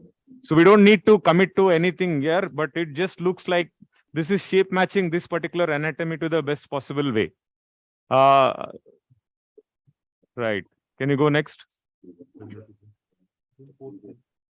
So tibia, it's suggesting size 6, which probably is too big. Reduce the tibial size. Yeah, that's it. उसको anteriorize करो थोड़ा और anterior करो.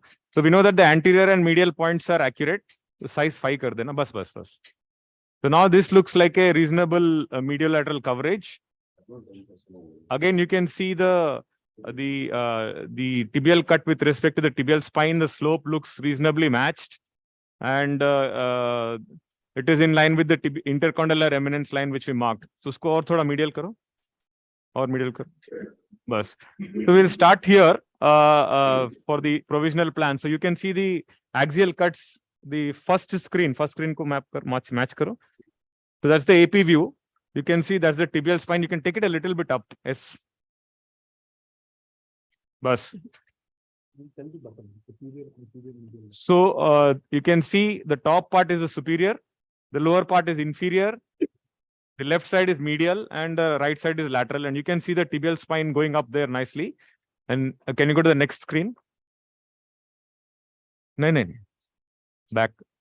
So this is the implant sitting, and you can see it's nicely sitting all through. And then the slope is also matching. Maybe you can reduce it by 1 degree. No, reduce. Bas, theek hai. 4. So now we are ready to look at the gap tightness. Next. So this is the personalized gap for this particular patient. It is tight throughout the range of motion. Extension is reasonably okay, but flexion is tight. So we can make adjustments to the component positioning, and that is the way the femur is articulating. You can see there, he's moving the femur, articulating there, and there doesn't seem to be any edge loading here, but we can fine tune the positioning. So Krishna, would you like to downsize the femur now? That will balance the gaps very nicely. Yeah, absolutely. Yeah. 3 kar do. So there are 2 options now. One is to downsize the femur to 3. Second is to increase your tibial cut. So I think you should prefer the former option. And then you tibia ko thoda niche leke aao. High karo. Aur ek. Bas. One more click there. One more click. Downsize and shift up. Very tight. Thoda base. Only 8 se kam nahi hoga na. That will also help, but of course you need to anteriorize. Downsize and anterior. Slope ko 5 degrees kar do. 5. That's it. Hold on there. 8 is minimum. Femoral component positioning, flexion thoda kam karo. और करो.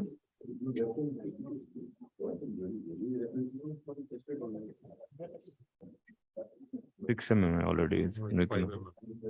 थोड़ा एक बढ़ा दो. बस. Femur को थोड़ा anterior move करो. ए मूव करो.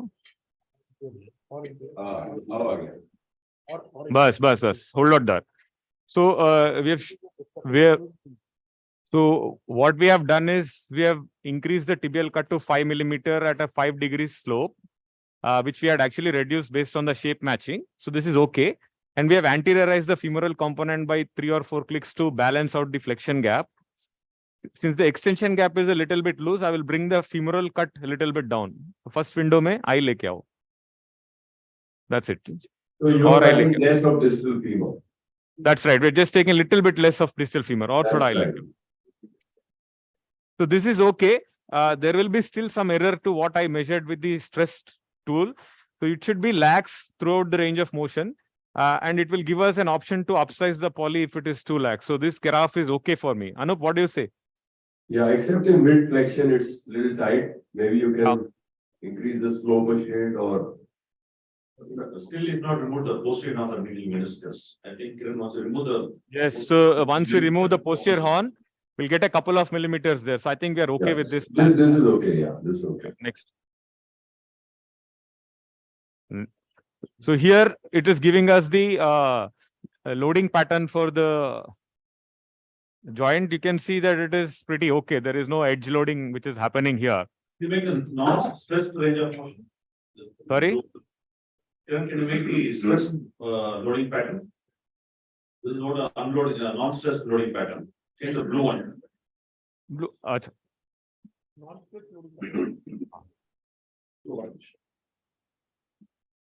yeah, the blue one is not relevant here. We are looking at the screen there where the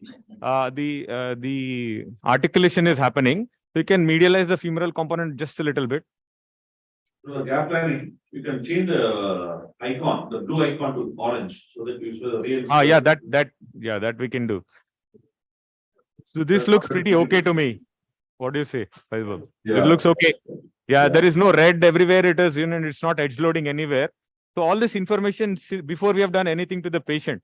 So everything is based on what we do, the planning. So we can bring the varus from 8 degrees to around 4 or 5 degrees. So you undercorrect the knee. And then you have this the stress range of motion which has been done, personalized component positioning, everything is done properly. And now we are ready to go, and we can upsize or downsize the implant whenever we want it. So the now it is very easy to just do the surgery. Next. Can you press it on the non-stress range of contact point? Yeah. Good. Does that edge loading? So we, Ashok, we don't have access to the screen because we are showing it to you. So somebody else is handling it. So please bear with us. Excuse me, sir.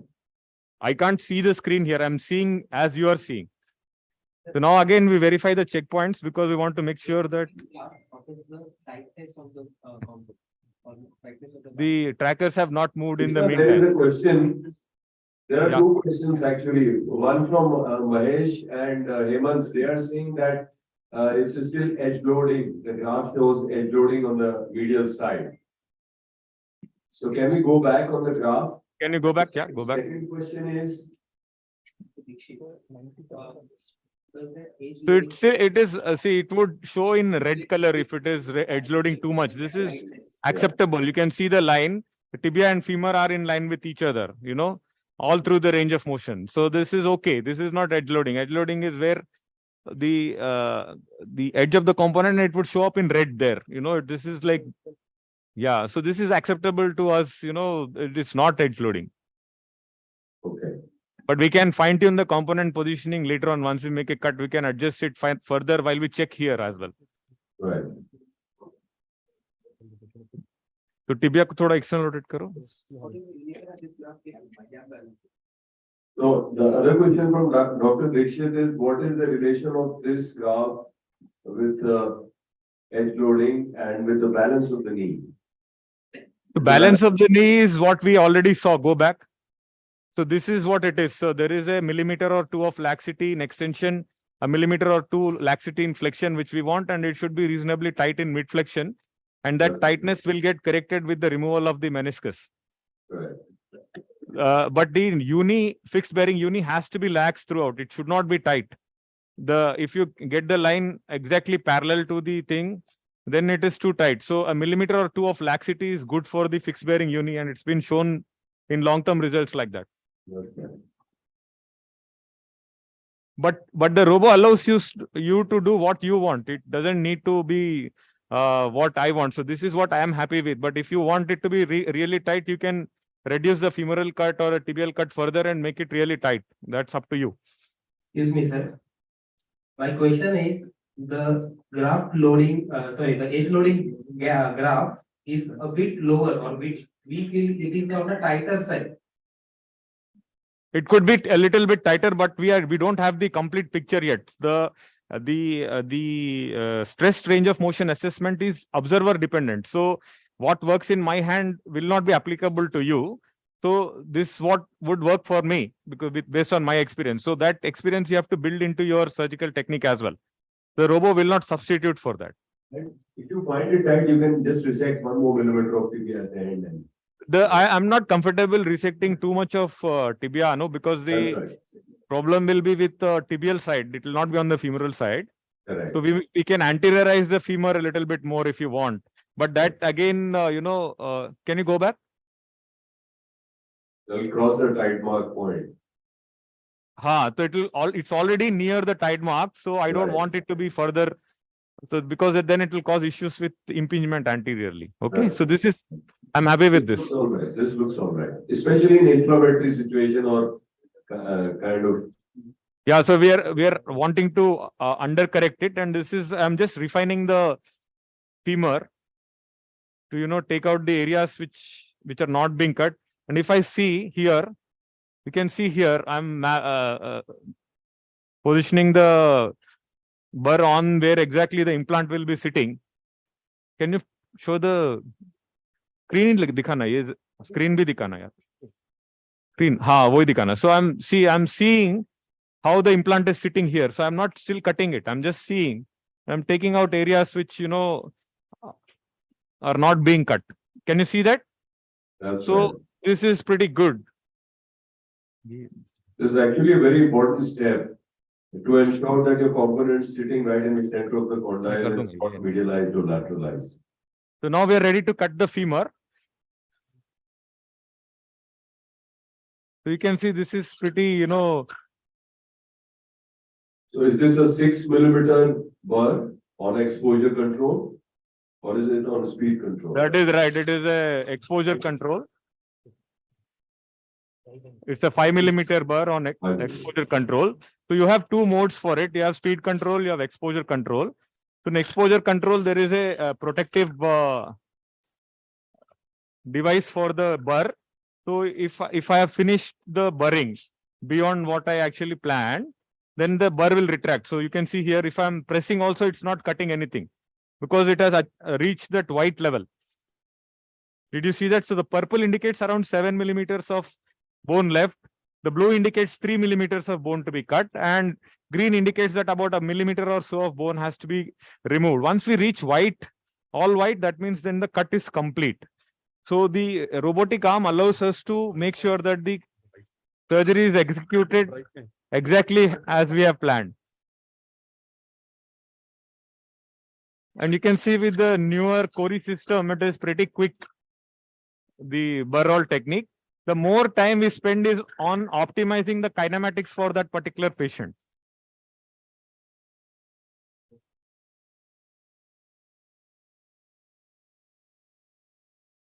So once we made the plan, anybody can execute this plan.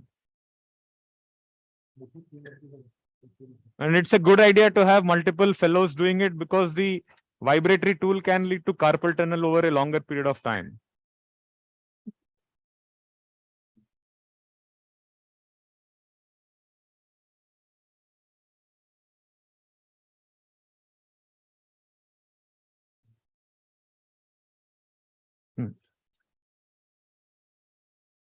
We have lost the robotic picture in the picture. Yeah. So you can see here it's a very beautiful tool where you can see where the burr is exactly seen on the left-hand side of the screen. So you have the lug holes there, which you can go back and do manually, by the way. So you can fine-tune your, if you're not happy with the loading pattern, you can still look at it manually and then correct it. So it's not that you're married to the robo there. So that makes me comfortable, because technology can be very good, but it can also be very bad. So we have to retain control of what we are doing throughout the thing.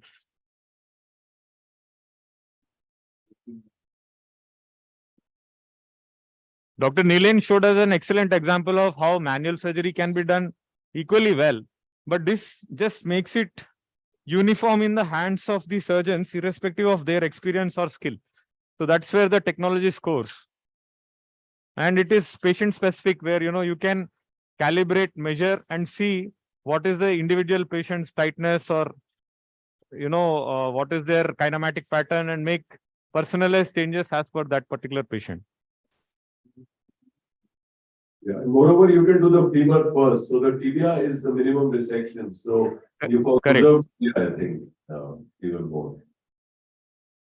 And also you can do the tibia, come back and then do the femur later if the posterior part is difficult to access. So you can go back and forth with your planning as well as execution, which is one of the upside points of this particular. Is this a new work? It is a new burr, yeah.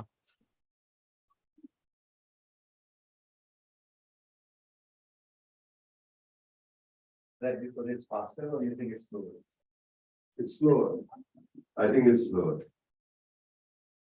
I'm intentionally doing it a little bit slow because the burr is a little bit aggressive. So I'm doing it a little bit slowly because it can just take off, suddenly the lag period can be more. So this is an intentional thing. I'm not, pressing too hard. All I can. That's okay. That's the investment we have made. So there is no price for coming first. You have to get it right.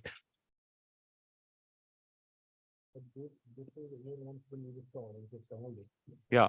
So once you have tunneled it, you can also use a saw to, make it quicker and then finalize the whole thing. That is also a possibility.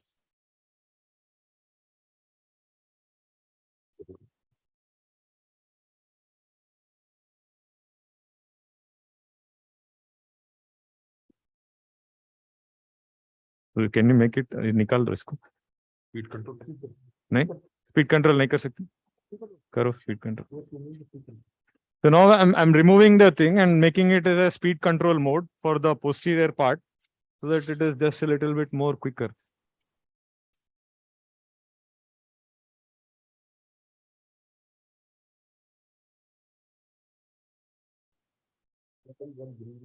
So the green indicates that about a millimeter or so of bone is left, which we can rasp out. So we have completed the whole thing. So once we tunnel, osteotomy de do. Osteotomy, straight osteotomy de do, straight.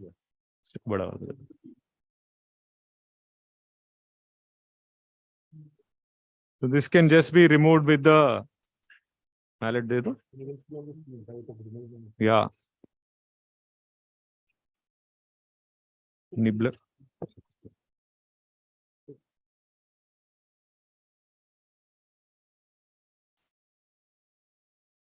It looks pretty good. The chamfer cut, everything is cut. Now I can make my lug holes at this point in time. Lug hole banana. Oh, आ गया.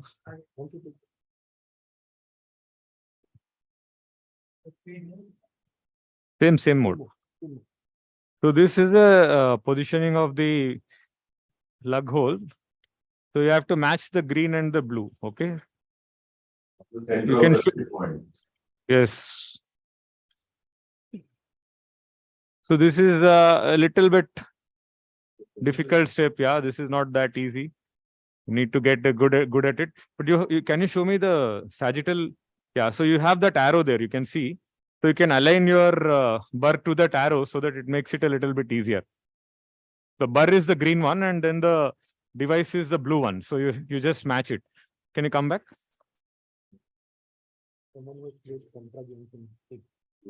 Yeah, so people who are playing video games and all, they will enjoy it. But if for the people who don't like to do that, then they can use it with a manual cutting block as well. So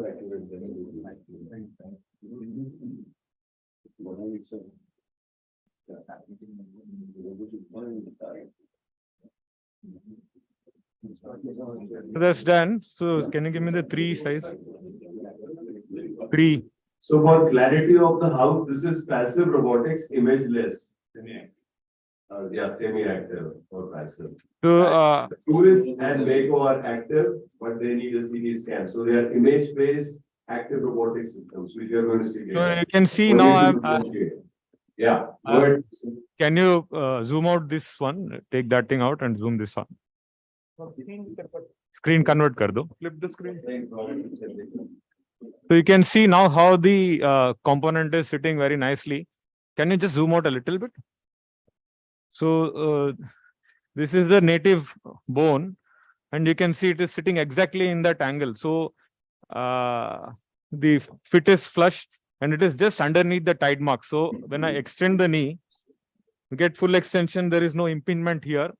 Can you just show the zoom out here? Either dikhan. Zoom out karo.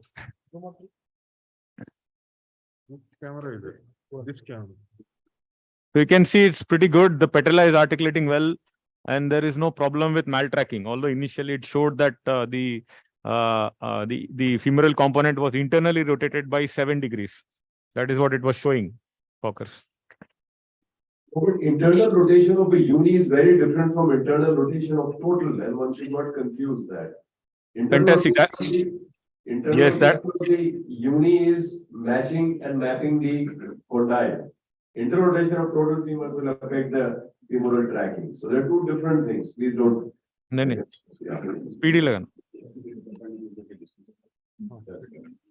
So here again for the tibia, refine karne ko de do na pehle. Refine karna hai. Iske sath.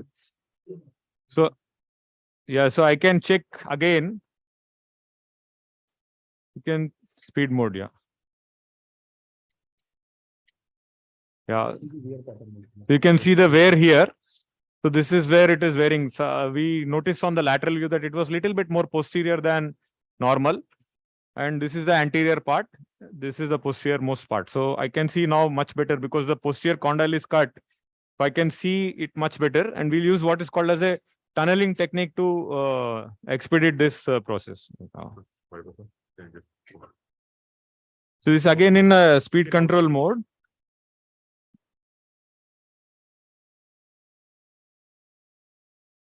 So I'm just tunneling underneath the bone. So, and we go back and forth because as we come closer to the target point, the burr gets slow and it will get withdrawn.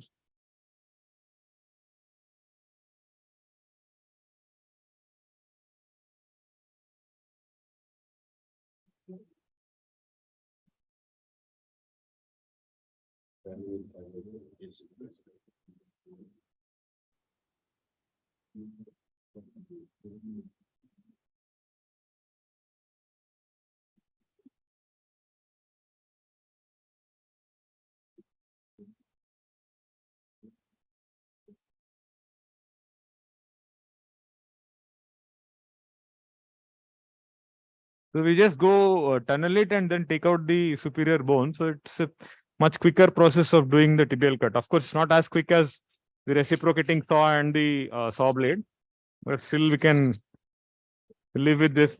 And the beauty is it will not notch the posterior or anterior cortices, and you can just burr underneath the tibial eminence and go really close to the ACL as well without damaging the intercondylar spine. So as you can see, as we are coming closer to the green, the burr automatically becomes slower.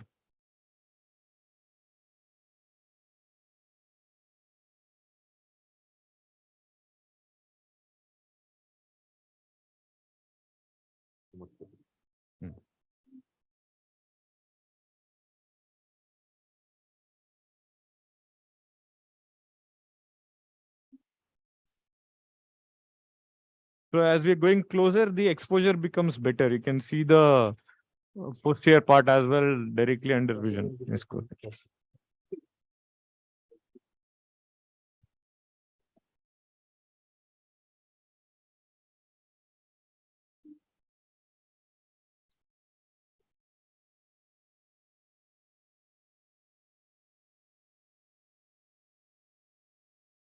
So the red indicates that you're just a little bit, so ideally you should do without red.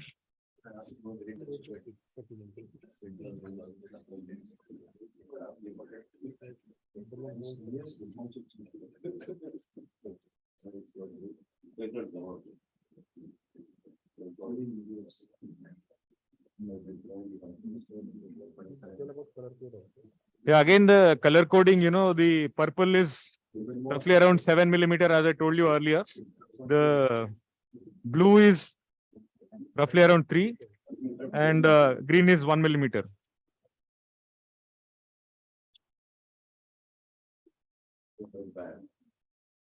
So, Hemant is asking, is that red mark that we see on the anterior part of the spine, is it bad or is just a warning to us? It is just a warning. It is not bad. And it is also sometimes good for cementing as well, because it will act like a lug hole or something like that. You can see here, this is almost really flush with the ACL footprint here. And that red doesn't mean anything. It's just that you have to be careful, just not go in that area. It's already done there. It doesn't look aesthetically appealing.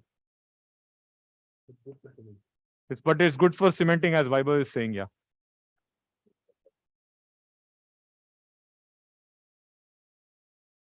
You red marks show that you're human, after all.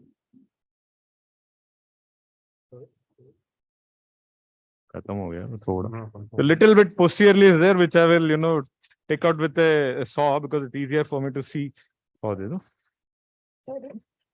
है नहीं लगा है, कोई बात नहीं,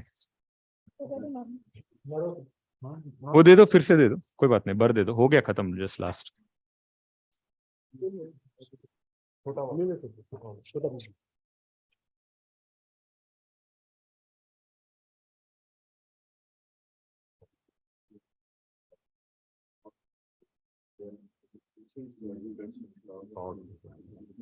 Just a little bit is left, so which will pick out with a saw. It makes it. That's it. So not much.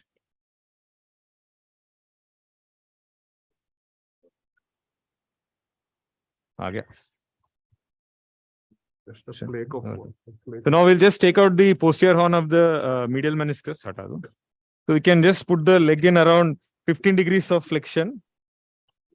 Cocker, दे दो.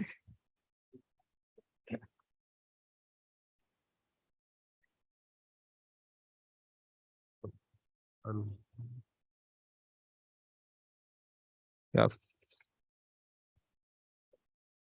तो पकड़ते हो दो ना कॉकर. फाइनल कॉकर से ये हर जगह सेम रहते हैं.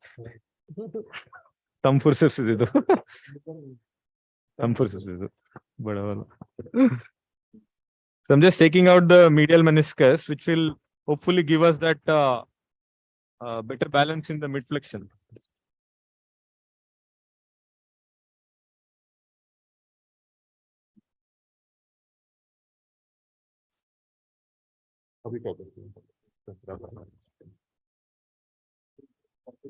If you keep the knee flexed to around 20 degrees, then the removal of the meniscus becomes easier.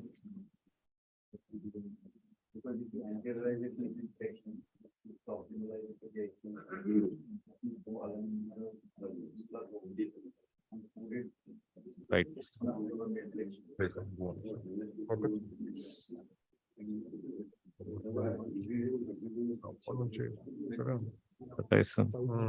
Right.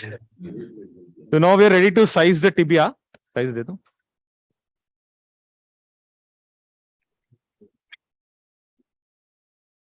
Can you zoom in onto the cut surface here? 5 था ना?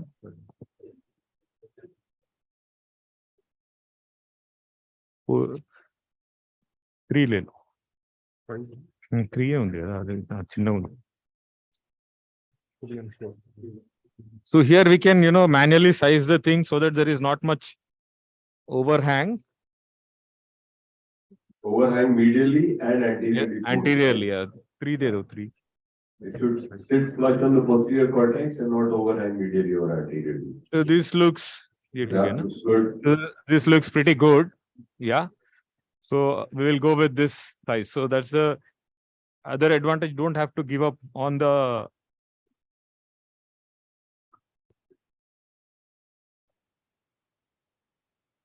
right impactor.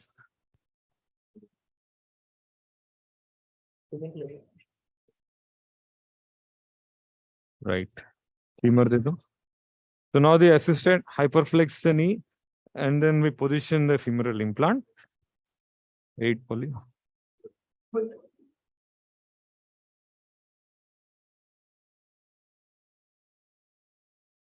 Yeah, And you that's- can, That's a looks- nice reduction.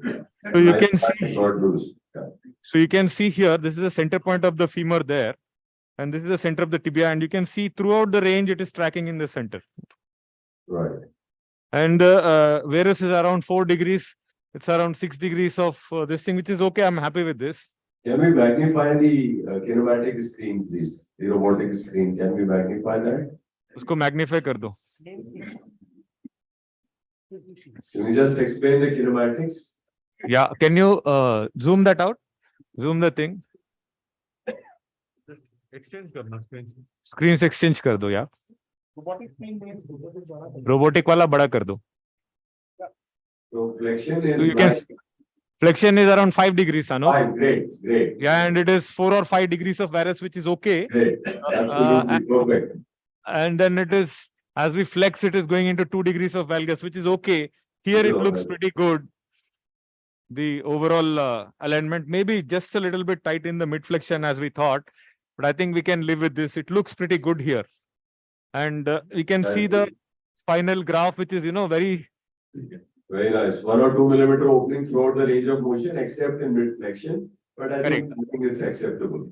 This is highly acceptable. So we are not overcorrecting it, and looks pretty good. And we'll just go ahead and cement this unit. So target is sagittal alignment 4-5 degrees of flexion and varus 3 to 5 degrees of varus. That is right. That's perfect. That's perfect. Yeah. And the final kinematics should be just above that line. And so although the planned alignment was showing that there was mid flexion tightness, the final alignment is much better. And we'll just cement this down, and you can carry on with your. We'll carry on with the talks. Thank you, Krishna. Yeah. And Thank you. Give you a big applause for this wonderful ceremony. Thank you very much.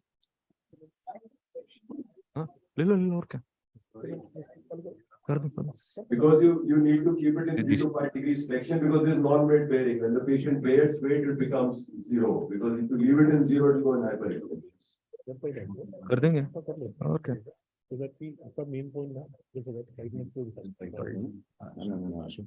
ठीक है, कर देंगे. This is.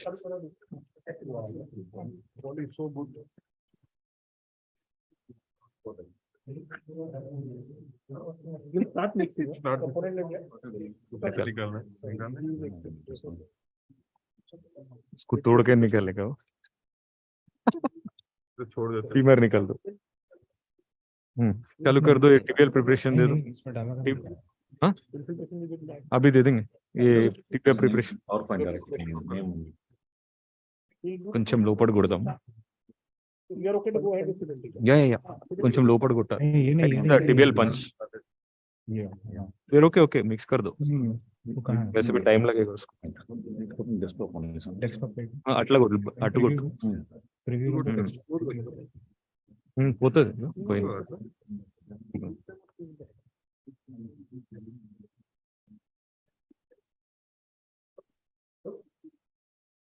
ठीक है, चलो. हाँ, और क्या, स्विच कर दो. Injection. They can go back. You can go back to your thing. We'll just cement it and come back and join you. You want to see the cementing as well? No. Yeah, so I think we should go ahead. That's Last options.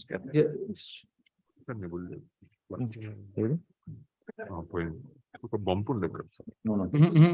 No, take this fast. Poly 80.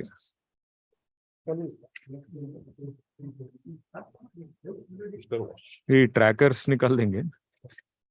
ये check points, main check points भूल जाएंगे. Okay, that is another folder. Directly placed. Directly bit up. Put it on the screen. Okay.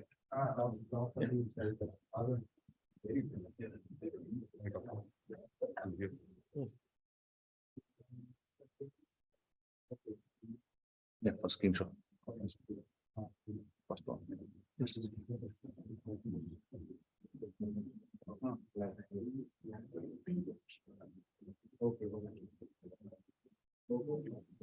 Leave that one. 1 minute, sir.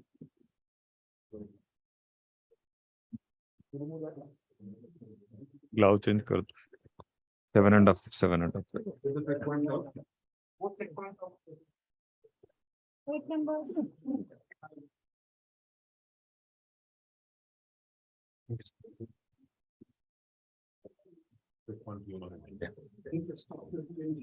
Stop the screen share.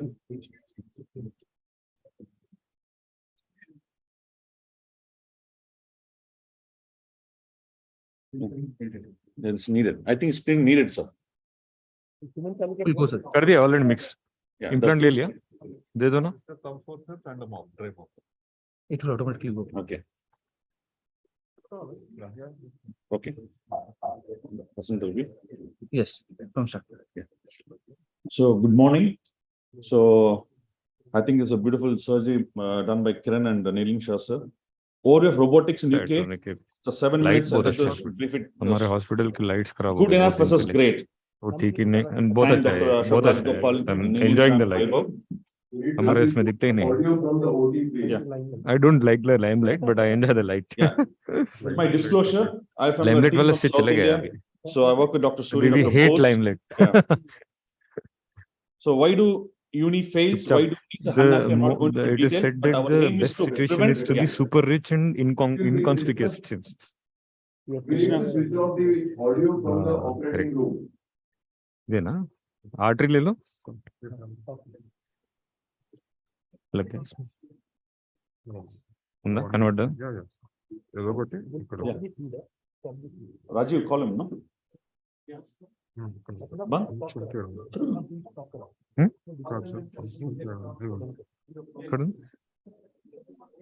Artery తీసుకుని పెట్టు. Okay.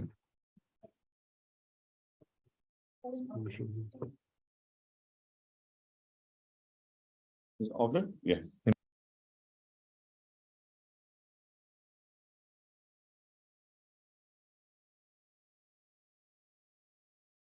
I think they're off. So why do uni fails? Why are knees are unhappy? So we're here to prevent the failure and make happy. So we all know if you fail to perform uni in these AMOA, they're the most unhappy patients. And the difference between uni and TKR, the target window is in TKR is only plus or minus 3 degrees, whereas in UKR we're undercorrected. We are working with 1 degree, plus or minus 1 degree, not in the minus, only the plus. It's not moving, yeah. Yeah, so we should not miss the basic concept of UK. Soft tissue release is not part of a surgery. Undercorrect the mechanical access rule. Do not overstuff. Valgus alignment is not a must like a TK. So issues in UK is not, many of them is basically, it's need to do regularly, at least 20% of volume, but we don't have 20% AMO, we have only 10%, and it's technically demanding, steep learning curve. So surgical technique remains a mainstay of in UK. What are the potential missteps in manual UK? It's failure, more common is surgical installation inaccuracy, poor tibia alignment, eccentric tracking, poor ligament balancing, overstuffing can cause lateral wear out, and the vertical and deep tibial resection. Not everybody can do reproduce like morning Dr. Neeling Shah has shown. It's very technically challenging to a freehand saws, not in a unis. Yes. You can see how at least this guide is a protector. It's very crucial. Yes. And it is proved that through a mobile window, trying to restore the alignments and cuts, it's not so easy. It is outlays of more than 40 to 60%, more than 2 degrees when you use a manual instruments. You see, just you're trying to see the alignment of entire limb through a window. It is really a technical challenging to do a uni in fixed bearing on manual instruments. So studies have proved that often fail also technical errors. The difference between mobile and the fixed bearing, in fixed bearing, we need a 2 mm of laxity across the joint. How do you reproduce the 2 mm laxity? Some tool to tell us the 2 mm is across the joint as lax. So evolution of technologies from conventional balancing instrument, CAS, robot, handle robots now. This is evolution of our technology in our unit. We have been starting with Brain Lab, Striker, pre-plan. Now we are into robotics. This is a gamut of instruments we use. Right now we're using handheld robots. The difference in navigation and the robots, everybody wants to reduce the revision rates to get precision accuracy. But the navigation is not able to get so much of precision because the lack of accuracy in the navigation tools. Especially when you use a uni, it's very difficult to reproduce that accuracy with navigation in uni. In the studies have proven that nav does not much as good for total in unis. So if you see the robotics and orthoplasty, it's an interesting topic both from the surgical point of view and as well as the industry. Well, we are in robotic war, but surgeons are at peace. Only industry is at war. We are not at war at all. So the robotic awareness is more between industry, patients, and family physicians than surgeons. Even the chat GPT, it tells you, see, my topic today is good versus great. I can just put in chat GPT, it tells me entire data, what is good about robotics, what is great about robotics, even the patient has got it. So it tells you entire detail. What the integrancy is it really improving? It tells you there is a benefits happening. So this is data is with the patients now. The real facts, if you see, arthroscopic meetings and trauma meetings doesn't talk about technology. The debates happen only techniques. Because they use C-arm, O-arm, they have scopies. Orthoplasty is a room because we still use 80% manual instruments worldwide. That's the reason the technology in the market first. So we should use some form of instruments like in the CAS or handheld devices to get your proper alignments. So the difference between robots and the industry in medicine, both have a common roots, but do not share a same rationale. Industry one replaces human with automation, whereas surgical robots are advanced tools rather than substituting them with a surgical room. So the knowledge and experience of surgeon plays a fundamental role in operating device because it's a buzzword, robotic surgeon everywhere. Aim is to enhance the orthoplasty surgery, the precisely accurately prepare bone, place the components, and restore the limb alignments and joint kinematics. Today we have different types of robots, but regardless the topology, the robotic systems, where aim is to get precision accuracy in orthoplasty. We have active, semi-active, passive device. We should see all this device, the level of interaction of each device happening here. So open platform, closed. Now right now we have all closed platforms, image-based, active, semi-active, and compatibility. Only 3 systems present now, ROSA, MECO, and the Navia Korea has got the UKR in their profile. So these are the activity of the robots, semi-active, passive, and the active is only the QS, and the VLS is a passive saw placement guide. Yeah. The interactive system, the ROSA is an interactive system, is a mechanical guides, very clear, mechanical guides. Intraoperative guidance it gives you. It does not cut. It helps a surgeon based on your plan to guides. The semi-active device, so active is the synergistic device, CT scan. So CT scan based on haptic device.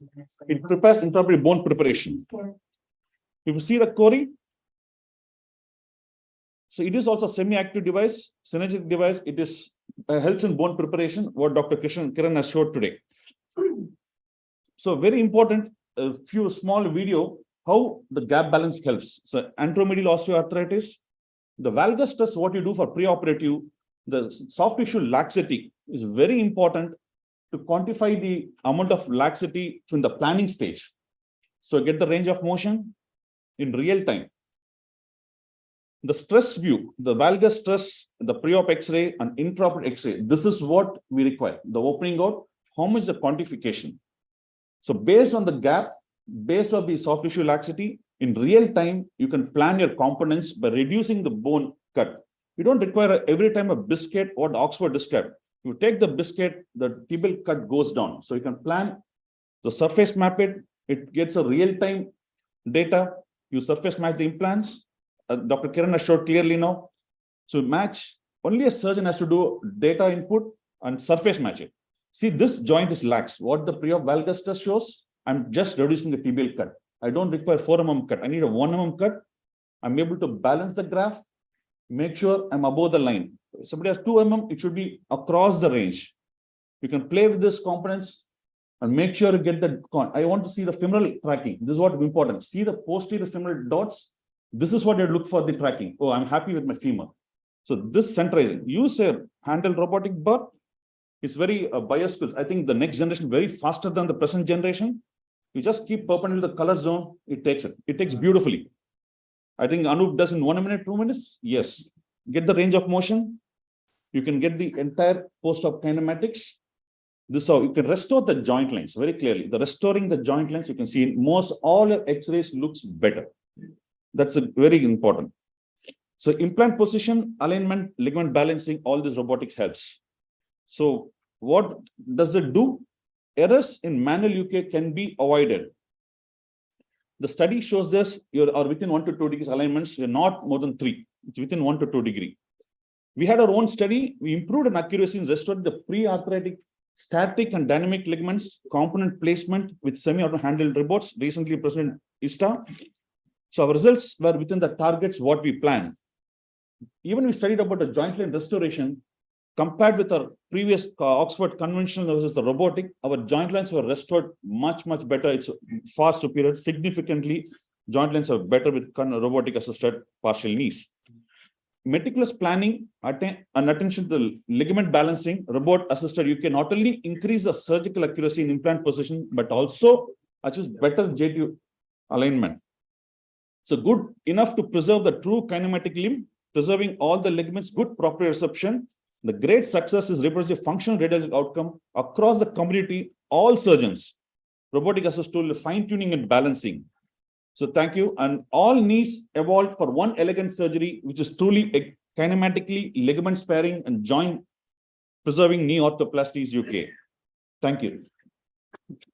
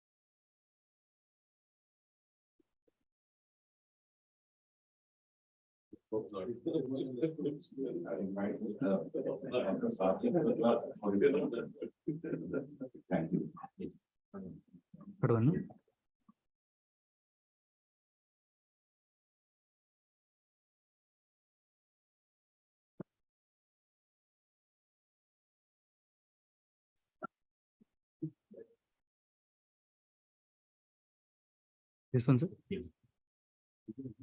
In what?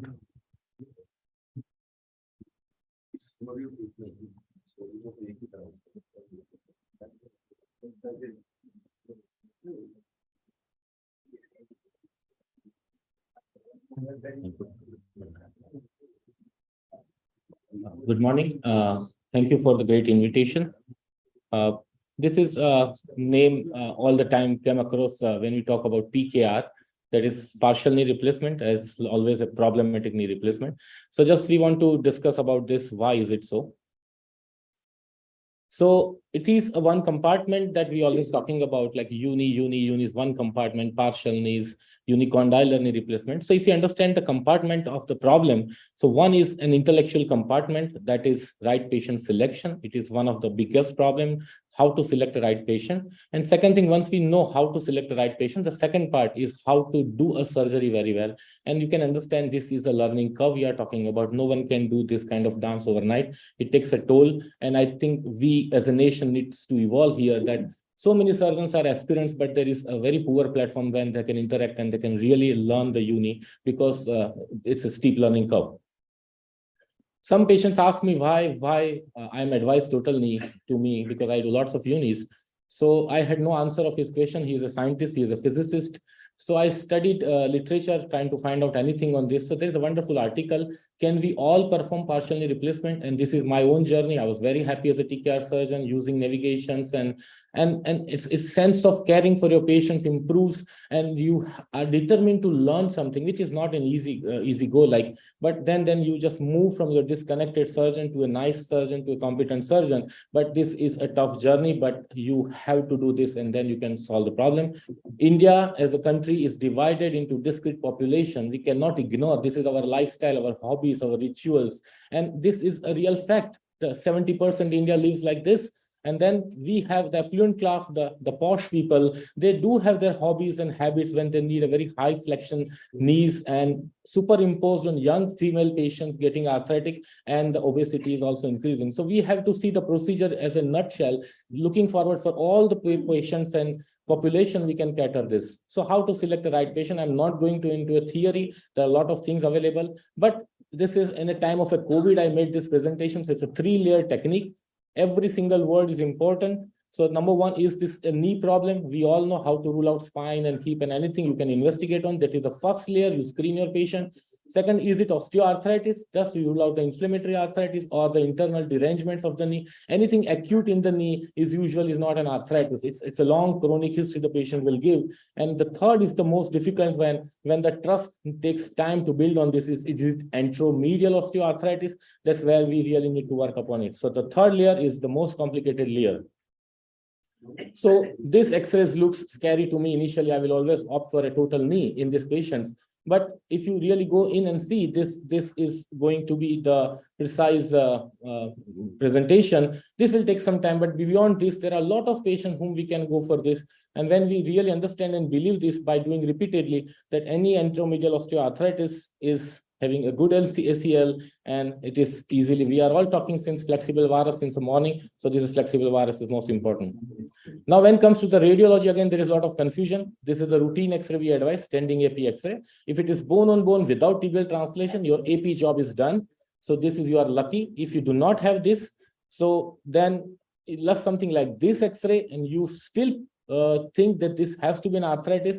The another thing is to go for a bone on bone demonstration by varus stress view. So anyhow, the full thickness cartilage loss and the prepared bed on which you are planning to put an implant is very important. So varus stress view is to demonstrate bone on bone. Sometime you will have a difficult situation like bone on bone with tibial translation, gross arthritis. Here you need to have a valgus stress view. And you should be clear about why you are doing which exercise. This is just a demonstration. This is to see why it works and how it is going to show the picture. So this is a spectrum actually, see. So this all is anteromedial osteoarthritis. You can stop up to where you want to stop, but this is going to give you a whole spectrum of anteromedial osteoarthritis in your practice, and patient may come to a different stage of arthritis. Lateral X-ray is most important. So we all know. And this is tricky part because there is inter-observer variability is significant, and sometimes I agree, you may not agree on this, but this is over a period of time learning curve. Here you can go for MR if you want, if at all in initial cases. I think the biggest difference I would do is like your team is very important. TKR, you can have a different assistant, but I prefer uni. You must have a consistent assistance and you must have a good setup where you can perform. The debates, if you see the recent debates are now moving from fixed bearing to mobile bearing. It's not a debate anymore. I think we all know the difference between the fixed and mobile bearing, but the debate is right technique versus right technology. This is what we are here and learning together. So this is common for all unis, no matter what you are doing, gap balancing or a measure resection technique. The basic thing, pose to expose. Do not release any soft tissues. Minimal soft tissue release is required because it's a bony procedure. And always conserve. Already discussed the vertical cut, that is in manual instrumentation. That is your first cut or a pilot cut. Very important, you should learn. Now, when we talk about gap balancing, everything goes to your fingers. And when we talk about the instrumentation, everything goes to the robots. So if the gap balancing, this is the first time when you cheat yourself, then the implant will cheat you at the end. This is like a flexion gap measurement just after a tibial cut. There are 3 ways you can put your instrument inside. So what you accept at this time is going to be your bearing at the end. So here is the first, you can say a checklist. So this is just a demonstration. Like this is very simple. I always do it in hanging leg position. It's my preference. So this is a 2 millimeter. It's not a rocket science, but this is so simple. The 2 millimeter is so loose. Anyone can make out just by looking at the thing. And the 4 is not going in. What else? It can be the most easiest way to balance your, without releasing anything. You have not released any soft tissues. Deep MCL is very important. In TKR, we talk about 4 ligaments. These are the 5 ligaments. This is the most important ligament. So I'm happy. Now this 3 millimeter also give you 3 feelings. So 0.3 millimeter is in fingertips. If you really want to do a gap balancing, this is the right way. Same thing you have to reproduce in extension, but in hanging leg, it is a 20-degree flexion, that is the extension gap, and 20 plus 90, 110 is your flexion gap, which is why it is in a hanging leg position. 2 millimeter is loose. It is just like putting a dual mobility hip with precise vertical, horizontal offset, impingement, and range of motion. It has to be stable. So this is again 3 millimeter, and you slips in. So again, the gap check is, this is the gap check in manual instrumentation. This is little flat than the curved poly. So 3 millimeter, the three fillings is 0.3, 0.3, 0.3, 0.01 is left. I think the robot is not able to do a 0.01 balancing when it comes to a gap balancing technique. Second most important thing is internal alignment. We talk about alignment in TKR, that is a leg alignment. This is internal alignment we should understand between the components. If the poly is not moving, it's suffocating, then it's not going to give you everlasting results. And then there is our own case. See, this is a mishap. This is a nightmare you can see on table, but the error we made is we prepared the tibial preparation before that. That's why you can do it at the last, check everything and then prepare it. So if you are here in the first poly, you will have a significant less wear, and more you go towards the right side, you will have a catastrophic wear, and that is a surgeon's problem. We do a lot of obese patients, and so far in last 10 years, we have not encountered a problem of subsidence. How you have to be very precise. This X-ray looks scary to us. If you go for proper radiology, now it's completely correctable, and you can easily do it. It's only the soft tissue surgery that has to be done very well. Previous HTO done very well. It served its purpose for 10 years, which is a contraindication as per the theory, but the HTO varies in its concepts, in execution. And this is almost a wonderful surgery which has served the purpose, undercorrected, failed. And again, this is very recently done. We did only 2 cases in last 10 years, but these are the proper indication we found that this was the screw which was coming. So we removed it, we grafted it, and the patient was done with, offered with the uni. So our almost a 10 years experience, 4,000 more than that, almost reaching 5,000. All we had done Oxford knee gap balancing technique. So very honestly to confess, anything when the patient is unhappy, we put it in a complication. Anything which is when the patient should go home happily. Any apart from this, we put it as a complication. And even though we have a very less complex, the only thing is the right technique you have to follow all the time. And that's why the learning curve is to work upon this.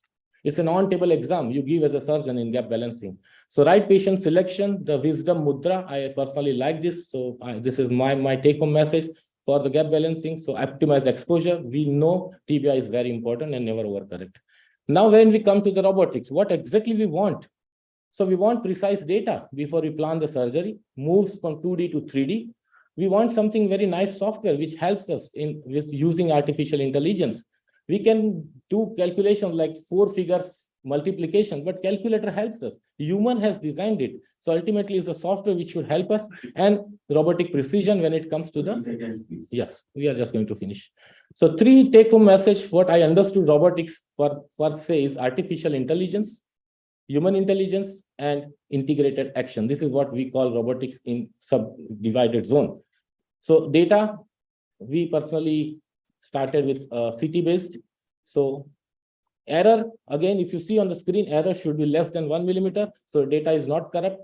3D virtual model, plan it, take a report, sign it. You again need a wonderful team all the time. Without that, and now this is the most important part I personally like is what you had planned along with your machine, it should deliver it. And this is what is pure active robotics, where it's exactly in a millimeter precision, it is going to give you what exactly is the planning of a surgery. And it is completely automated. So what you had planned, it is going to execute, where I personally feel the robot is designed for. So it can do everything for you. It can take distal cuts, it can take chamfer, posterior condyle, it will prepare the peg holes, it will prepare the tibial cuts, tibial peg holes, everything. And then next thing is beautiful bone resections, automatically prepared, put your trials in, check the things, and then you are good to go. And we all know the alignment is most important between the components that you can always plan on your CT scan.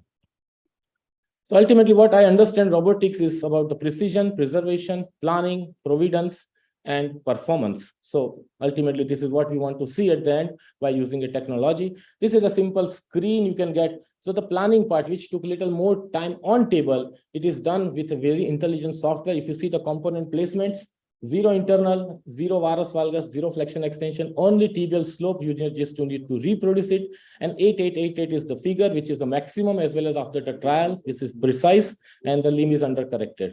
So we'll just skip this. The take-home message, PKR, partial knee replacement, has evolved from just an implant to a philosophy. Still, anteromedial osteoarthritis has identity problem. Tibia is terrible. We know all this, and femur is fantastic. Spend time with tibia, whether it's conventional or robotic. Tibia is most important thing. Impingement, never ignore it. Let mobile bearing feel your surgical skill. Too early to offer PKR can be more problematic. Most of the time, surgeons rush early. I think the bone is not yet prepared, and you need to be very vigilant, surgeon, when you offer it to a root tear patient. So when the bone is prepared, I think that's the right way. When you go in and do a uni, PKR is a gesture of repair and not a replacement. And the comparison TKR is a problem. It's altogether different philosophy and altogether different surgery. Soft tissue is a surgeon's issue, always since decades. It is going to be. It is you as a surgeon. Otherwise, you will be replaced. So surgeons is going to take care for the soft tissue. It's true with robotics also. Know your system very well. Thank you.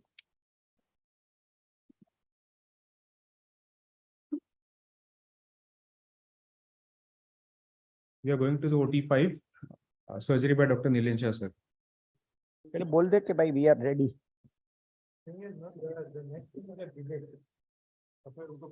तो उसको बोल we are ready. Yes, sir. We are able to hear you. Yes, we are just switching it off. You can talk about the X-ray.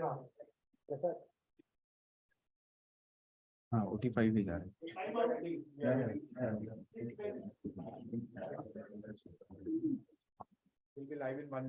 Yep.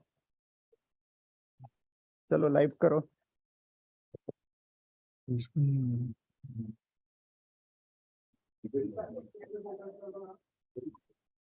Camera.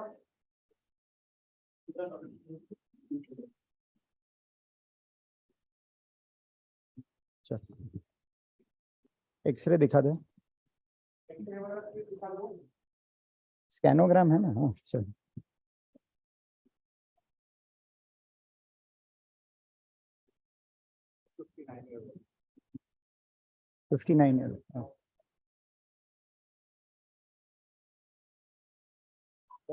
Good morning. Control चला देना. हाँ हाँ 1 minute. We are live. 1 minute, sir. They're just switching the controls. या नीलेन Shah surgeon. Time out हो गया यार. करना कंट्रोल दे. All okay. Okay, 1 minute. Yes. अच्छा दे जरा मार्कर पे. अच्छा We can see on the screen now. Are we live here? Yes, sir. Good morning. Can I be heard? Yeah, very well. Hello. Nilesh Hemant here. Good morning. Looking forward to wonderful surgery now. Can you tell us about the patient? Yes, so we are just about to start on the left side. This lady's right knee I have operated around 3 years ago, and she's happy with that. And she's on the younger side, 59. So we are planning to implant a journey to implant. All right. Good to go? Good to go. Good to go. So just as in the morning case, again, there is no tourniquet. Table down. So we are making a slightly medial incision.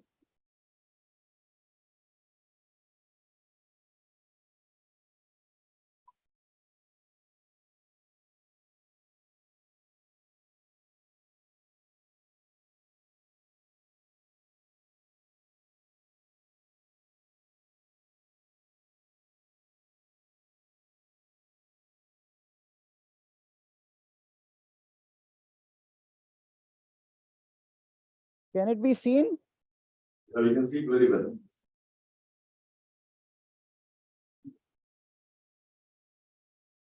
So we have divided till the fascia. Then I am just infiltrating a little bit of saline adrenaline. Is it only saline adrenaline or all the cocktail? No, it is only saline adrenaline. So this is my initial soft tissue dissection. Then I think the camera needs to be positioned better, right? Getting blocked up.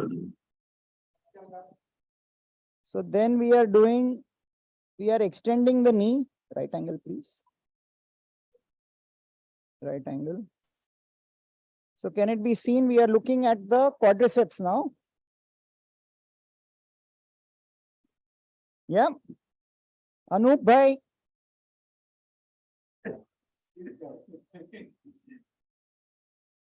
Those are plastic surgery scan books I'm seeing after decades being used in arthroplasty.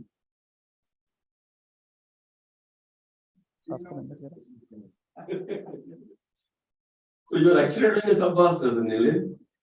Yeah, I'm not quite, but this I will do. I will do subvasters.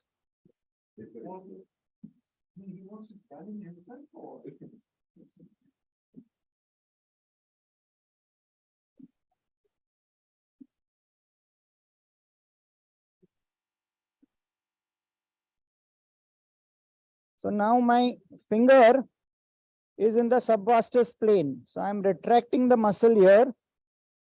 I'm lifting all this muscle with my finger. Retracted here. This is the patella.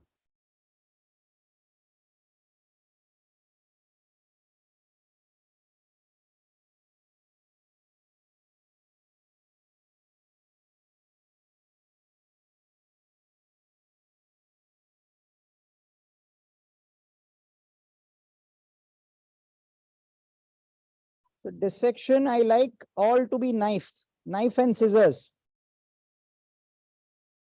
I actually don't attach a cautery. Knife, please. So this is the all your patients, or would you be selective and say, for example, OB is very muscular patient, maybe a bit patella baha, stiff knees. Would you consider doing a medial parapatellar? No, I do this in all cases. All right. That's it. So this we have detached the anterior horn of the medial meniscus.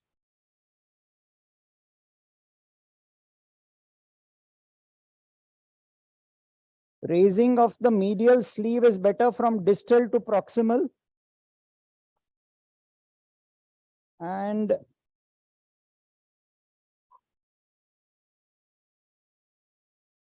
this is a little elevation. And then I put the limb in a figure of 4. Put a spike there.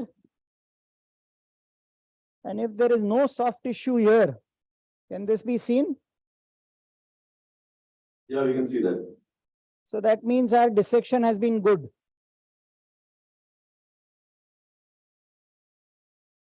Now I release. MCL or over MCL? I release to the mid-coronal point in all cases. So now our initial dissection is done. Spike the spike is going under the MCL, right? I'm sorry, I didn't get that. So the medial spike goes under the MCL, subperiosteum. Is that right? Yeah. Forceps and knife, please. So this also is actually, I think, a uniable knee, dividing a little bit of the infrapatellar fat pad. This is the ACL, which I'm just dividing. I'm not going to divide the PCL. So this is the exposure. Yeah, Nilen, we accept about the tunic side, but why no cautery? Sorry, I didn't get that. Chal. So why would you not use cautery at all? I mean, I don't like the concept of burning things, And it is not required.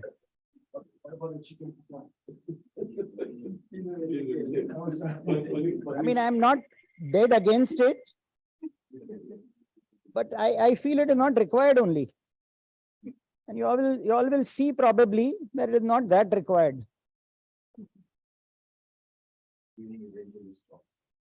So this system is what we call articular surface mounted navigation.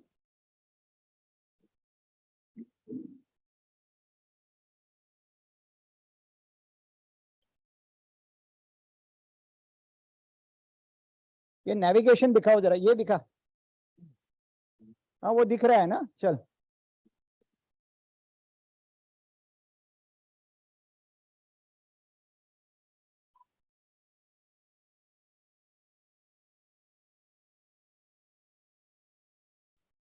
So we've got the hip center. Then we get the knee center. We get the femoral axis. What's the name of this system? This is Stryker anterior surface mounted navigation. Okay.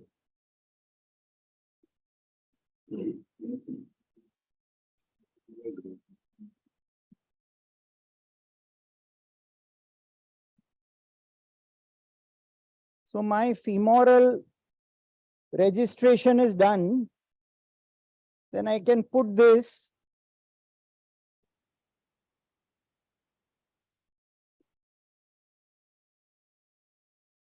and it tells me in what level am I cutting it. So I'm keeping flexion as 1. Varus valgus, if I want to make it 0, I can make it 0. I want to cut around maybe 10 of lateral. This is fine. So I'm happy with this.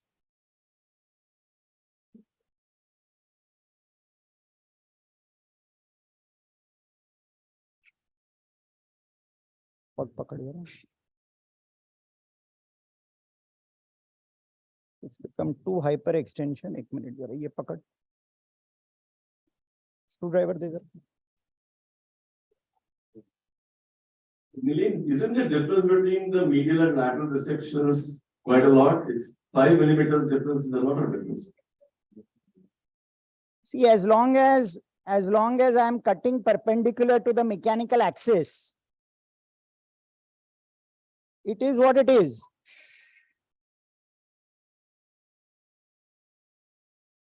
ये निकल.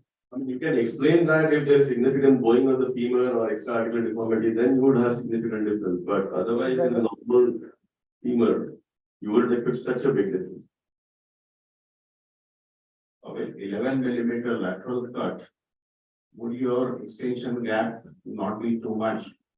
Then making you undersize the femur, match the flexion gap.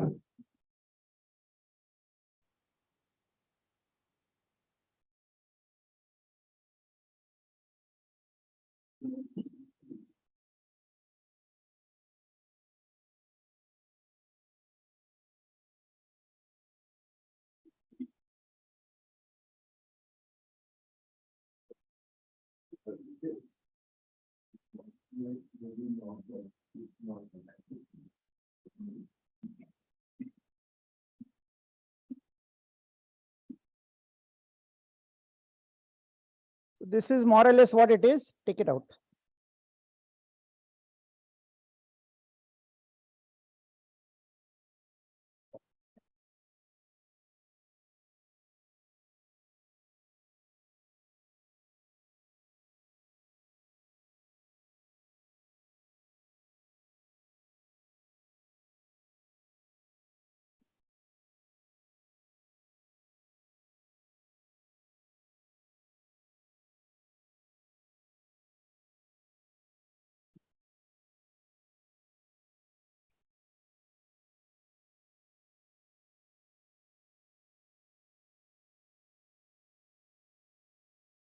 Saw, please. Table a touch down.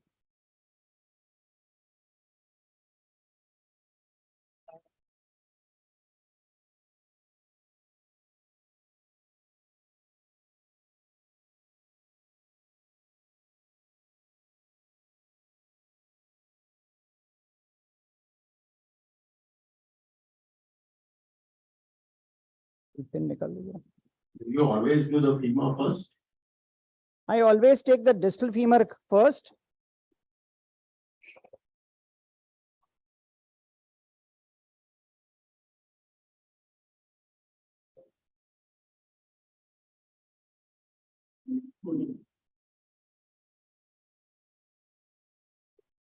कितना काटा कितना है भाई?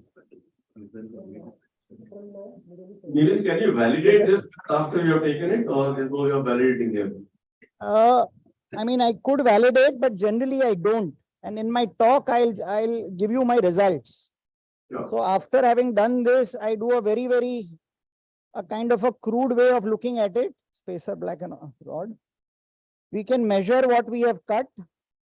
And this also, you know, I know where the ASIS is. So this also tells me that I am reasonable. So what I would do now is focus on the tibia. Forceps and knife.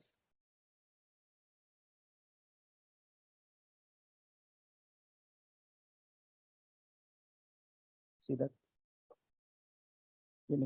Chotu spike.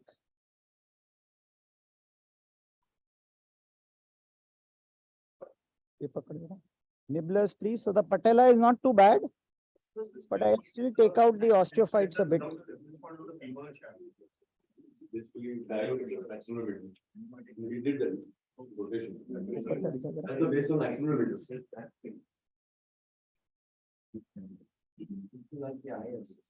Yeah, similar to IS. Table a touch down, please. So exposure of the tibia sometimes is a bit of a task. So Neelan, I understand the navigation part is over, right? You're only Navigation part is over. So it's now routine surgery from here on. No, navigation is over, technology is over. Now it is all technique.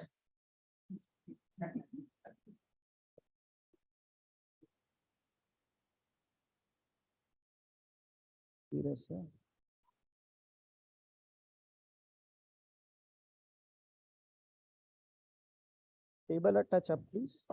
Now the real robo is taking over, you mean? Who is taking over?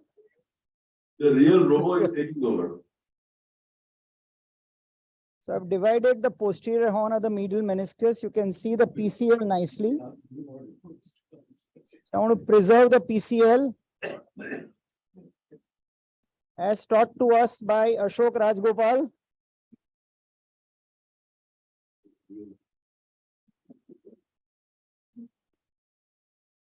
See it properly.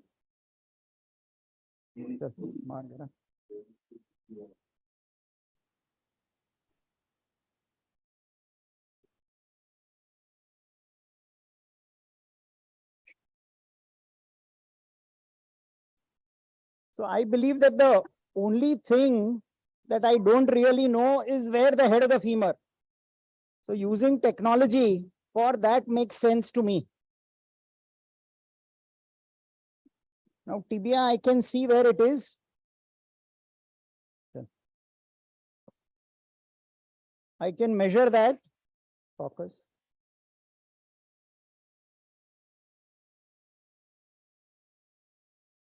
Saw, please. So we can go for this. Kitna? No, kitna tha? So how much I'm aiming to resect from base to the lateral side?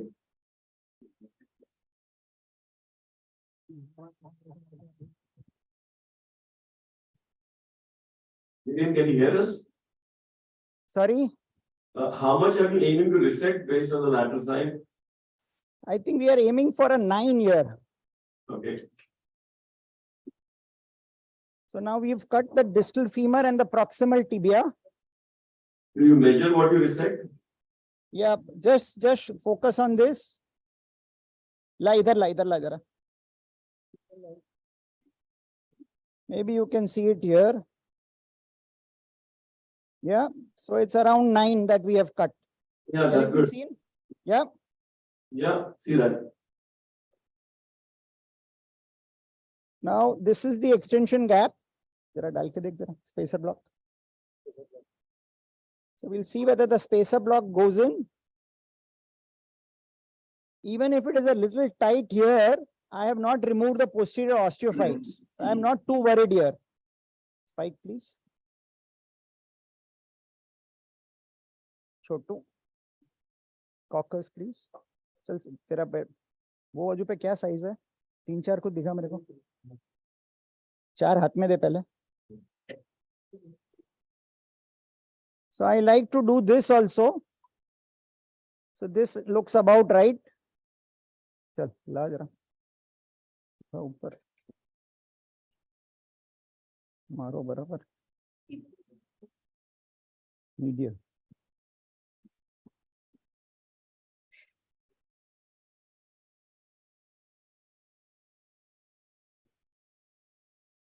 So we are looking at the epicondylar axis.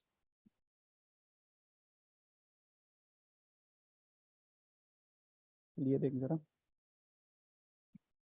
have the option of narrow sizes here in case there is medial lateral overhang. Sorry, say that again. You have the option of narrow sizes here, right? In case there is a medial lateral overhang. Yeah, but here in journey, we don't have that. We have that in lesion, but not in journey. So this is showing me around size 4. And this is posterior referencing system. Yeah, this is posterior referencing.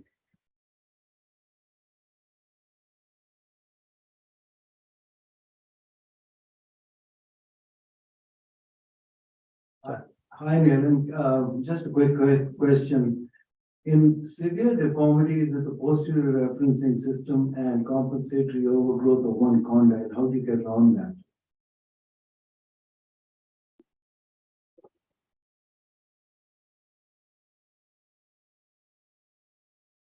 Sorry, Ashok bhai, I didn't get the question.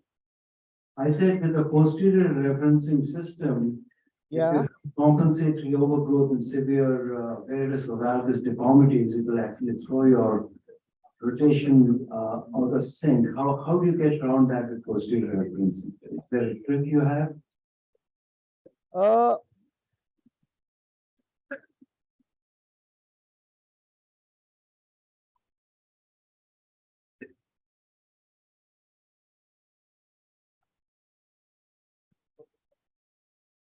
Yeah, so I would actually reject the posterior condyle freehand if there are too many osteophytes before putting in the sizer. And sometimes I don't even use the sizer. Sickle. Yes, sometimes in this stiff knees, you can actually see a large posterior osteophyte which you have to knock off with a curved osteotome and then put in the size. Then you still retain the option of increasing the rotation if you have to. Thereby, only doing the posterior femoral cut and taking out the jig and checking your flexion space, not committing on the chamfers or the anterior cut. दूर लगा जरा, दूर लगा. So please. So this, I think we are good to go.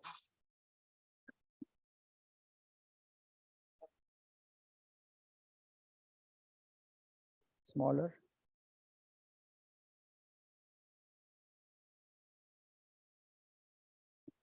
So this journey 2 has this extra trochlear cut.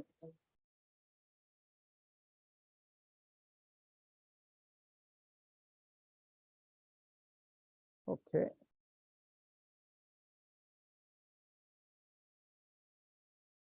It's important that you preserve, you put the spike such that the likelihood of MCL damage is not there.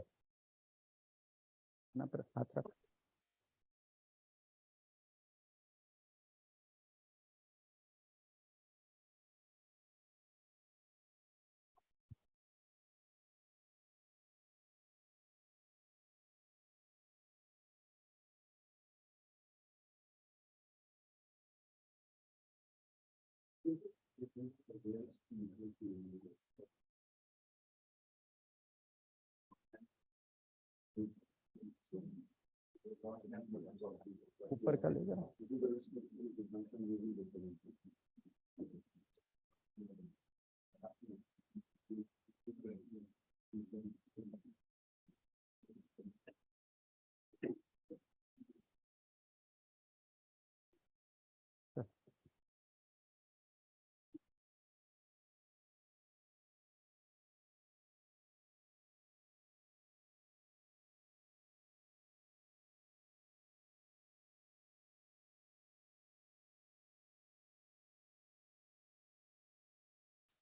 Curved osteotomy hammer.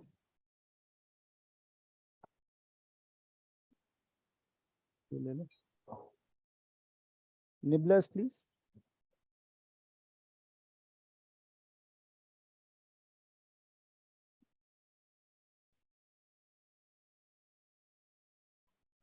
Focus, please.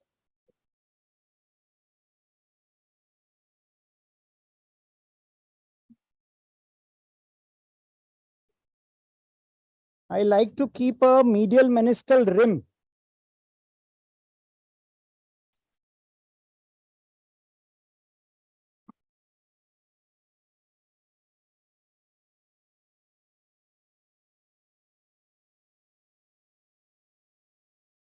Is that to protect the MCL? It is to protect the MCL, yes. Yeah. So that will be the last thing that I'll remove. Curved osteotomy hammer. Under jara light there. I really like to remove all these osteophytes here. Establish the posterior recess.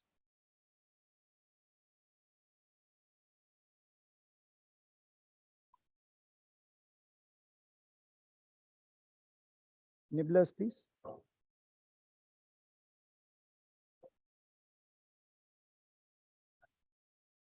So you put your finger here until you can feel the shaft of the femur. So that's done on the medial side. I would also do it on the lateral side. So you release the posterior capsule as well from the femur? I don't release the posterior capsule, but I want to see the shaft. I want to feel the shaft of the femur. Table up, please. Nibblers, please.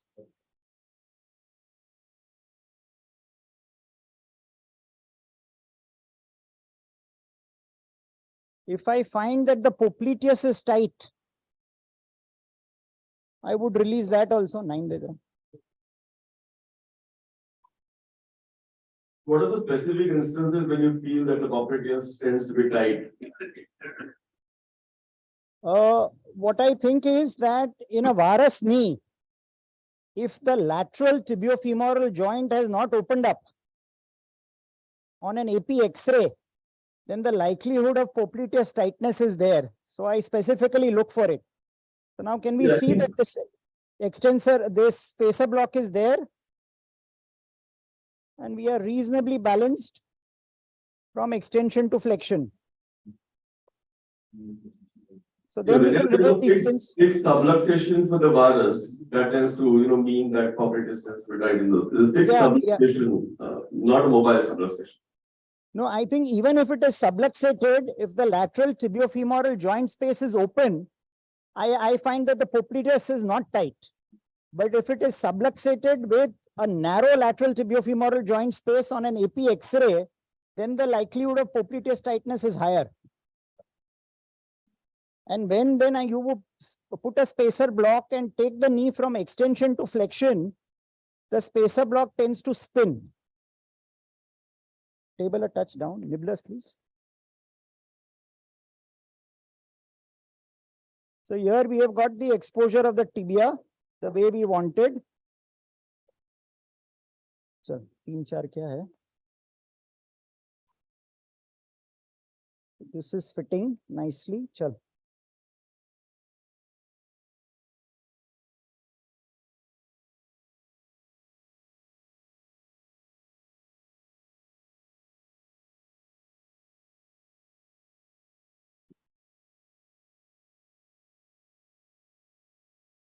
Sometimes in very dense bone, putting this pin,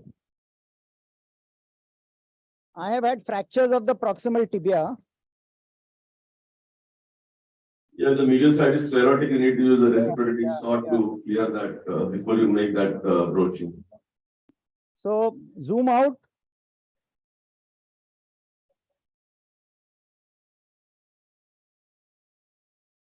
So this looks, pretty good to me. Yeah. Yeah.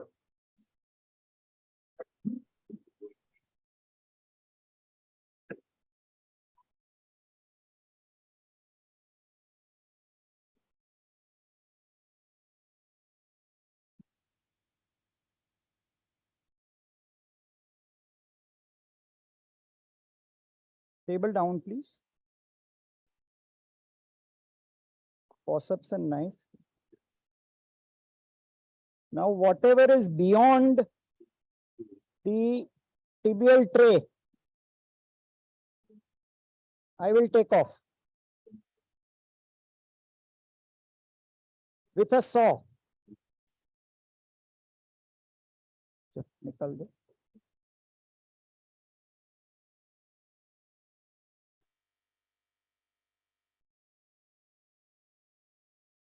Nibblers, please.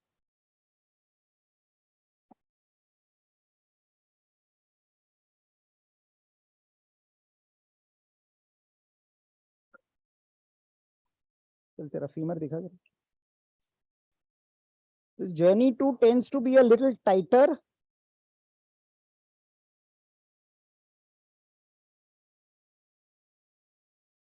Chal. Table up, please.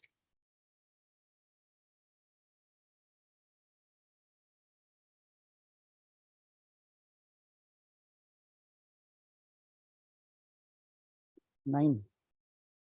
तेरा उठाना पड़ेगा ऊपर.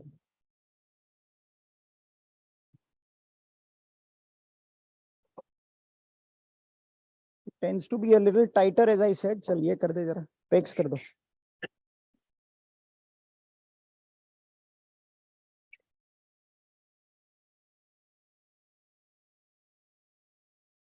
चल दिखा एक बार और. Now, even if I have some difficulty in putting this in, I'm not going to be unduly perturbed. Because if I release the PCL a little bit, my gap is going to be a little bit bigger.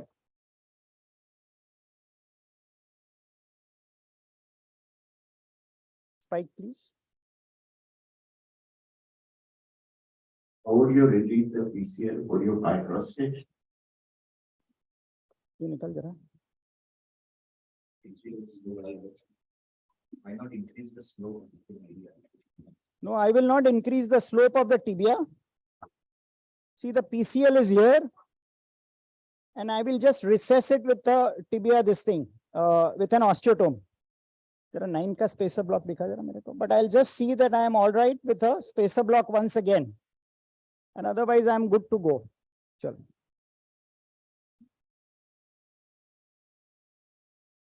So it is a little tight in flexion. I don't mind it being tight in flexion, because whatever I do to the knee is going to increase the flexion space a little bit more. If I release the PCL or even if I release the MCL a bit. Chal le le bhai jara. You look at the contact point of femur on tibia in flexion, just to assess whether the PCL is tight or not. Because with tight PCL, that tibia tends to be slightly anterior, whereby the contact point is posterior. And you can actually use that as a reference for deciding whether PCL is tight or not. I will do that. So now, on the other side, I have not resurfaced the patella, forceps and knife. So I think we are okay even if we don't resurface the patella, but this is the exposure for patella resurfacing.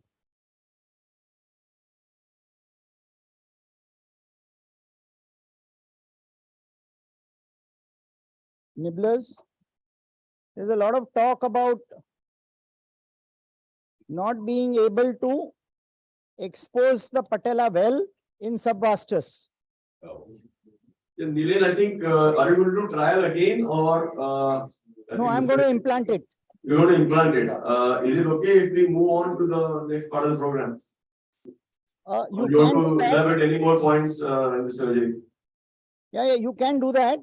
Except that I am not going to use a pulse lavage also. So if you are interested, you can see it. Otherwise, you can move on. Is that austerity measure or what?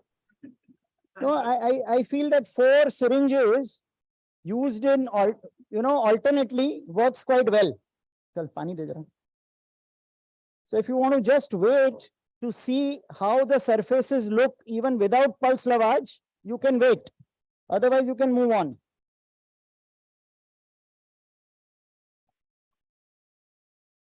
I think we can move on, I suppose. Okay, move on. Thank you very much. All right, thank you, Nilen. Wonderful. Learn new things here. I've not seen this navigation, but yeah, it's a new thing. Thank you. Thank you.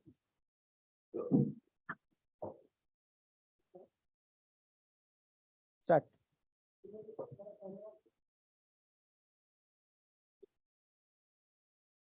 So next coming up is the debate by none other than Dr. Anup Jurani sir and Dr. Hemant Wakankar.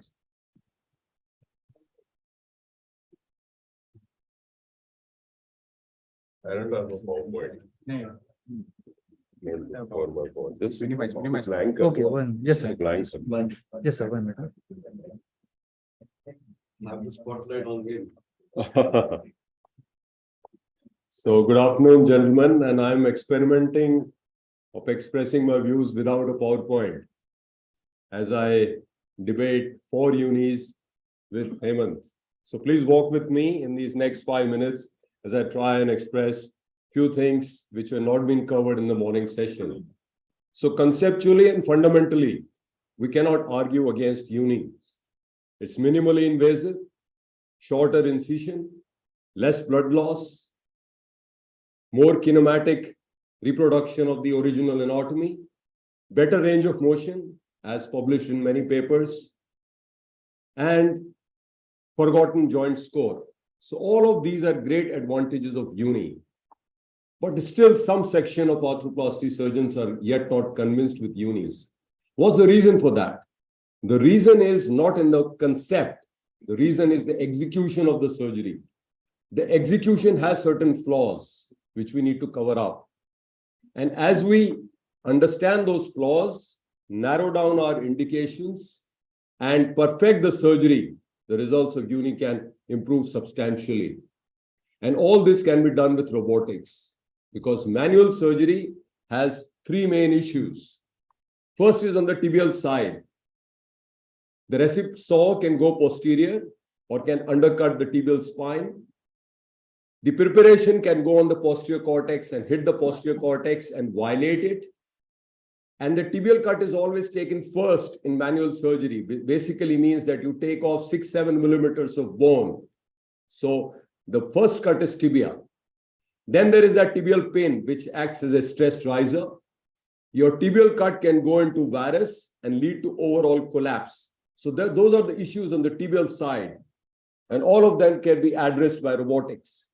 Because there is no tibial pin, as you saw in the surgery, there is only a burr, so you eliminate the tibial pin. The tibial cut comes the last, so you minimize the resection on the tibia. There is no recip saw to undermine the tibial spine, and there is no recip saw to go in the posterior cortex. So all these problems on the tibial side can be eliminated with robotics. So when robotics mates with uni, it's a great marriage. Then let's identify the problems on the femoral side. On the femoral side, with the manual surgery, you cannot address hyperextension. And most of these uni patients have some degree of hyperextension. In manual surgery, you need to resect certain amount of distal femur. And then when you get hyperextension, you make the knee tight in flexion to compensate for the hyperextension. And that creates a big problem because then you over-valgize the knee and you make the knee tight. Again, this can be addressed with robotics. How? You can resect less of distal femur. So you're getting hyperextension, you resect less of distal femur. If you have a fixed flexion deformity, you resect more of distal femur. If you're tight in flexion, you downsize and anteriorize the femur. So all the manipulation you're doing is on the femoral side. So for hyperextension, you resect less. For fixed flexion deformity, you resect more. For tight flexion space, you downsize and anteriorize. For slightly tight flexion space, you can also decrease the flexion of the femoral component. So all of these things you can do on the femoral side. Then on the rotation part, in manual surgery, the rotation is always perpendicular. So the femoral condyle is like this, and you're putting the component like this, parallel to the tibia and perpendicular to the mechanical axis, which sometimes gets overhang on the medial side, on the medial femoral condyle, especially in our small size knee. And as you saw in the morning surgery, you can internally rotate the femur component to match it beautifully as per the anatomy, still without any edge loading. So you can do all these manipulations on the femoral side, prevent hyperextension, address fixed flexion deformity, address tightness in the flexion space, and internally rotate the femur. So those all manipulations help in absolute perfect kinematic matching. Few points about the pin placement. We like to put our pins in the metaphyseal area. So Krishna put his pins on the femoral side in the metaphyseal area, but on the tibial side, he put it in the diaphysis. We like to put all 4 pins in the metaphysis inside the incision, and put some bone into all the 4 holes which are visible to prevent any stress risers and periprosthetic fractures.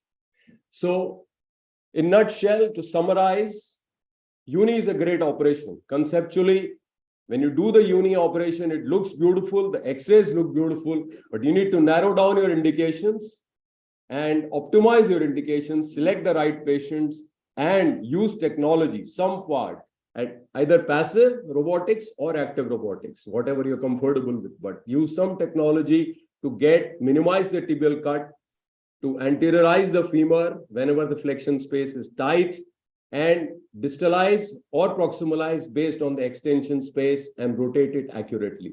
So when you do all of that manipulation on the femoral side, then you're good, your results are going to improve, and most likely you're going to get a forgotten joint. Thank you very much.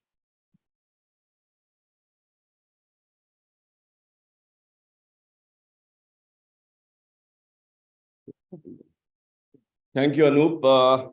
I'm debating a warrior who doesn't need any armor, but lesser mortals need PowerPoint. So let me have my slides. I think, Anup, you misread the topic completely. The topic is uni for and against, not robotic uni for and against. You batted beautifully for robotics. I think very few in this audience actually have access to robotics, and they would actually want to know about conventional uni. So let's yeah, I'm being asked to play devil's advocate here. It's my take is that uni is not for all.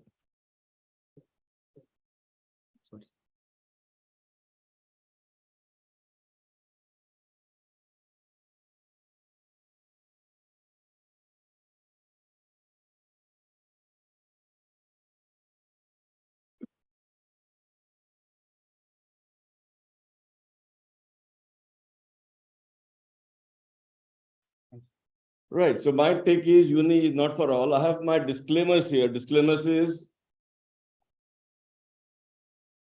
that I believe uni is a great surgical option. Uni has to be done in a selected patients. Until date, I am not disappointed with outcomes of any of the unis that I have done.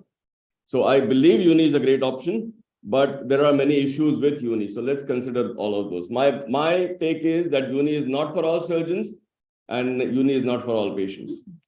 So let's look at the global perspective of uni or the penetration of uni. Now in USA, this is a paper from 2018.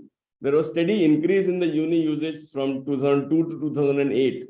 But since then, there has been a steady decline in the uni usage. The Australian registry data in 2018 suggested that in 2003, there were 16.9% primary knees being done by uni. In 2017, it is only 8.6%. Similar from National Joint Registry of England and Wales, and it is showing a constant use of just under 9%. So uni usage is not increasing. In fact, it is decreasing in the Western world. The survival rate, if you consider survival rate of TKR versus uni for primary OA, the Australian registry data suggests that at 10 years survival is 94 against 84. So significant 10% drop in the survival of unis at 10 years. Similar results from Swedish registry and the England and Wales registry.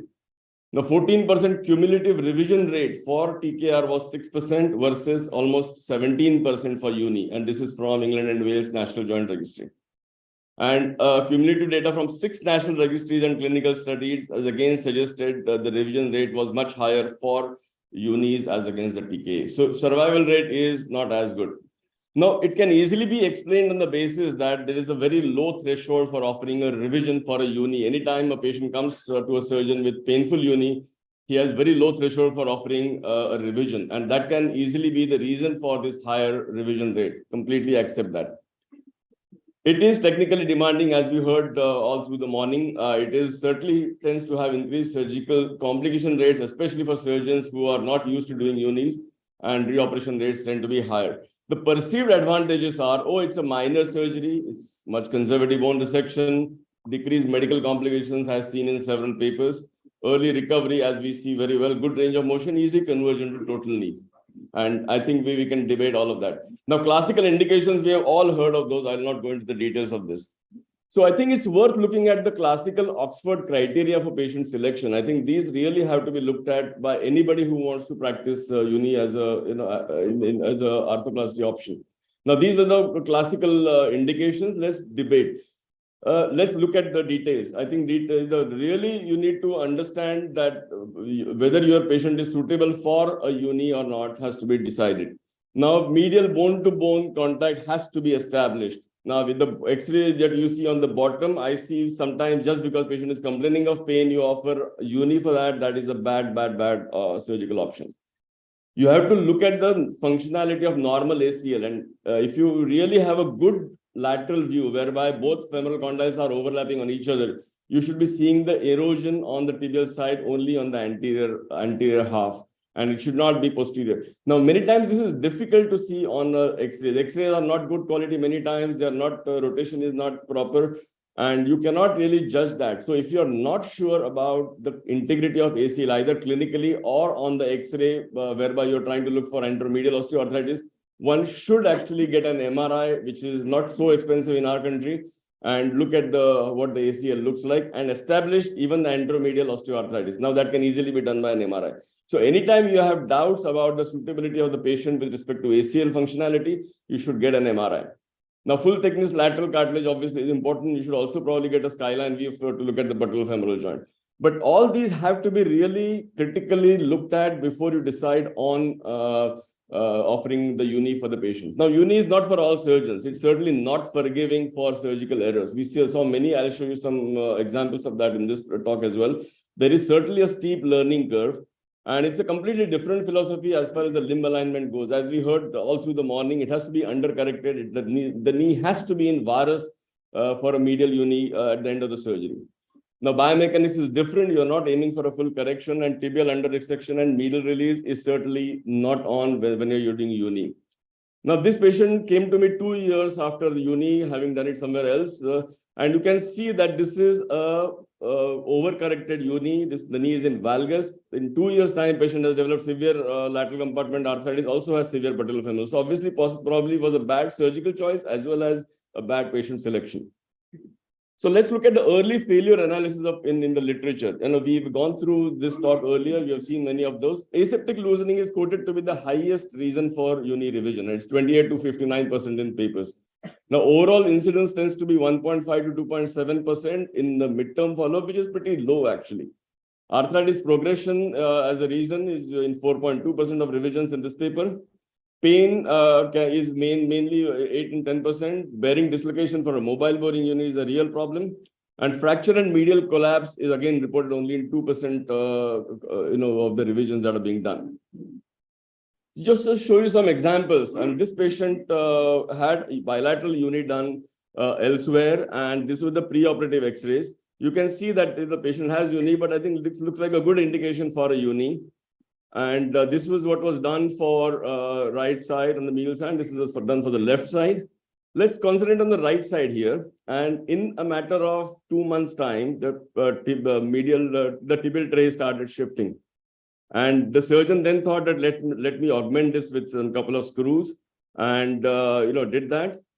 And then over a period of time, both sides continued to collapse. And this patient came to me at about 6 years following the uni. And this was the revision. And you can imagine the amount of bone defect that one is going to be left with. Massive bone defects on both sides, as you can see, had to be built up, and revisions were done for both sides. So this was definitely not a simple, straightforward revision TKM. So let's understand what was the problem here in the first place. Why did this, the collapse? And you have to try and critically analyze this knee. Now, especially on the right side, if you can see, in the postoperative X-ray, this is already overhanging on the medial sides. So tibial tray is probably medialized. It could have been a little lateralized, and so is the femur. Femur also is medialized. And this poly actually is slightly coming beyond the tibial tray here. So that means there is a problem on day one itself. And similar thing you can see on the left side as well. It would have been certainly lateralized. You can see, it's not still on the medial edge. It could easily, and it's a subtle, difference in what could have been or what should have been and what actually you see. So these are possibly the reasons for the medial collapse. Now, another patient, this patient again had a uni done elsewhere. And these were the post-operative X-rays of the same patient. Patient never was happy. In a matter of 6 weeks, this medial side started collapsing and fracturing. So the surgeon put the plate on, they went on to unite, and another 6 months passed and the poly started dislocating. That's, I think, obviously secondary to the, medial collapse and obviously medial laxity.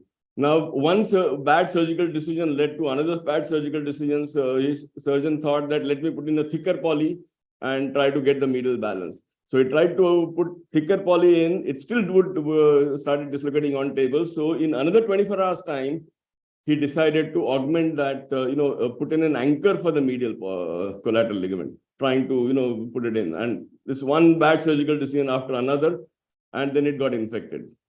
Okay. And this is the stage at which the patient came to me, one broken screw inside, infected with Staph aureus, and needed to undergo 2-stage revision. So this is what was done. First stage, everything healed up in 2 months' time. I went down and did a proper revision. So this is basically unfortunate surgical errors. I mean, I would not blame uni for that. It's obviously a surgeon and the surgical decision making was to blame here. The bony resection for uni, you consider. No, hang on, the image lost there. So usually bony resection when you do it for uni is much less than TKR on the femoral side, but it's usually same or more on the tibial side. And that tends to have a bearing when it comes to revising that. So bone loss usually is from both tibial and femoral side when it comes to revising. Resection from the opposite side has to be done. You have loss of posterior condyle on the medial side, and as a result, you have trouble. On the tibial side, one has to either use a bone graft or metal augments along with the stem. And you have to use augments and a stem, as you can see here. So anybody thinks that, oh, revision of uni is simple. This patient, actually, I had operated this almost more than 20 years back. And massive bone loss, massive bone defects. And just to show you, leave you with the thought that not all revisions of uni are simple and this required a proper full stage revision. So uni has come a long way, no question about it. Surgical indications are better defined, exclusion criteria are better defined, excellent functional outcome, and long-term data is still is awaited. So where do we stand today? I think it's applicable for a small percentage of cases, technically demanding surgery, and obviously with pitfalls, surgeons has to really feel confident about performing a good uni. It's definitely not a stopgap procedure before TKR, as it was said some time ago. It is not a stopgap procedure. There are good outcomes reported, 10 to 15-year outcomes are also good. And conversion to a total knee may not always be easy. So consider uni only if it is appropriate, not because it's a fashion trend. Thank you. Thank you, Hemant. Can I get both the jousting warriors on stage, and I'm going to bring in reinforcements in the form of Seb and myself, and we're going to quiz these two gentlemen.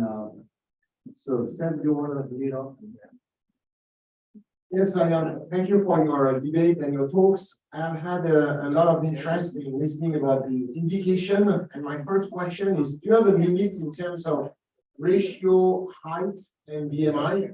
Because we know that we can do beauty for high BMI patients when they are tall and big, but we are also older ladies with very high BMI. Is that a contraindication for you? Do you have a limit for that? It's something important for me as well. Yes, that is. So short, stout lady with a big eye is definitely a contraindication, especially if that patient has got constitutional virus.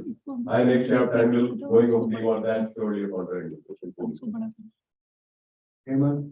Yes, certainly. I mean, I would consider 40 above 40 definitely is a contraindication. And even above 35, I will be wary of offering uni, especially for the short ladies.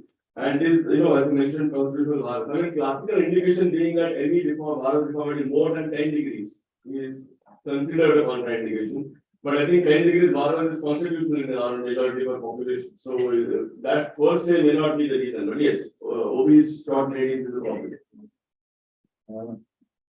I know both of you great presentations. Even sans your PPT, it was very articulate. Couple of points, interesting points you raised. One was the role of mechanical issues of when you do it manually, you do the planes and the stress risers. Some would argue that on the robotic side, you also put pins which are also stress risers. So in a sense, it kind of negates the argument that we put forward. Correct. So I think it's just not the tibial pin, it's everything combined together. It's more tibial dissection, or tibial pin, undermining of the tibial, the eminence, and more importantly, impact on soft cancellous bone when you over dissect the tibia. That all of that put together leads to the tibial collapse. As compared to two tibial pins in the diaphysis, which do not affect the joint per se, I mean the arthroplasty per se. So all of these factors increase the problems on the tibial side.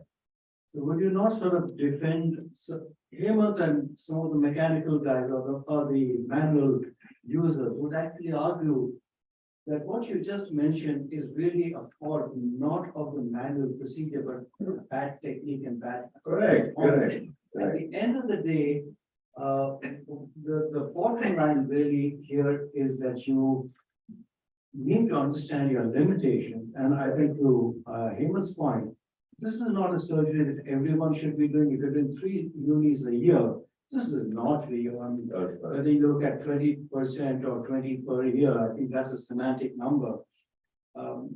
My other point is when you hear some or read some of the publications that come out of the Oxford group as such, they are actually now talking, and certainly you can correct me if I'm wrong here, that almost 75% of knees lend themselves to unis. Now that's a statement that I would seriously question, and for this audience, you have a thing that you can take away, and those of I'm sure that everybody reads the journals and articles. I think we need to sort of, just because we like an apple, you have apple for breakfast, tea, lunch, dinner, and dessert. Somehow that kind of kills the appetite for apples. And I think it is no question, uni is here to stay. If you look at it from Repici's time, who really started it, we take it as a constant part of the whole argument. It's done that all along. And the reason for it is because when it starts getting popular, everybody starts doing it. And then when it gets unpopular, everybody except the diehards do it. So I think we need to sort of balance our mind and have the right indications and the right skill level. I mean, all of us in this group are expert knee surgeons, I think. But I have no shame in saying, for me, uni is one of the toughest surgeries, whether you're doing it manually or you're doing it robotically. It is a tough surgery, and you need to understand the limitation. So unfortunately, the results of the Oxford group have not been replicated elsewhere, not even the British registry. The British registry actually reports a higher revision for Oxford. So that we have to take with a pinch of salt. Yeah, just a couple of points. In fact, my apprehension level is much higher when I'm doing a uni than any major revision knee I might be doing. So my apprehension level is certainly, high when I'm doing, and I'm on my, scales. In fact, one technical point about these fractures and putting the pins. For doing conventional Oxford uni, you have an option of putting 2 pins. And the recommendation here is that do not try to put a lateral pin, put only single pin, that too a lateral one. And thereby you are actually reducing the risk of a fracture, because if you put both pins, that becomes a huge stress riser, especially for Oxford. So that is one technical point that one has to note, that do not put 2 pins for a tibial jig, put only the lateral pin, and that too, don't know with the full on. Yeah. I have a question for you. We probably have some younger colleagues that have never done unis, and after seeing your talk, they're going to be like, wow, it's a fantastic operation. I'm convinced that it's great.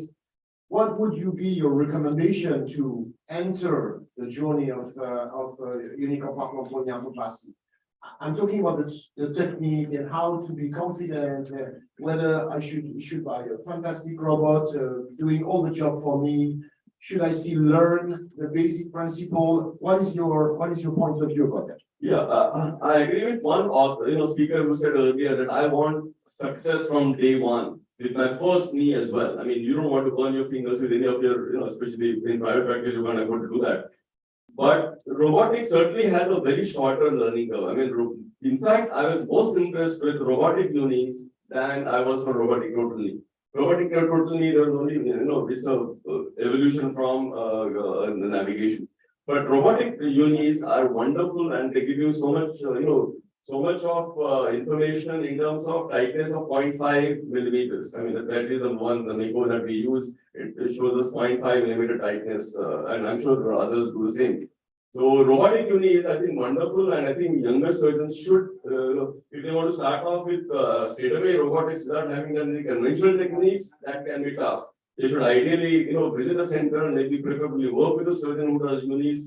They should at least be exposed to maybe 30, 40, 50 unis before they actually embark on one themselves. And maybe again get a expert hand as an assistant. There is a very interesting study in which they measured surgeons, heart rate, surgeons, oxygen levels, everything during robotic and manual.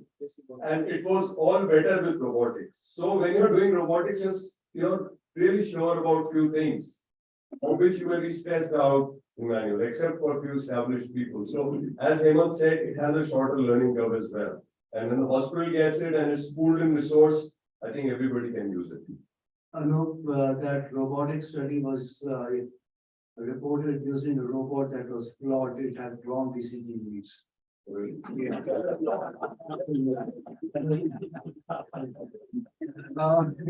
But on a more serious note, some of the current options that are available. Both of us do the PPK, that's the persona partial. And they introduced, in fact, I showed that in my presentation, they've got this horizontal pin that goes into the lateral border of the intercondylar notch, the eminence cut as. And when you drop your recip saw, it actually goes and stops there. So there's absolutely no way, unless you're way off target.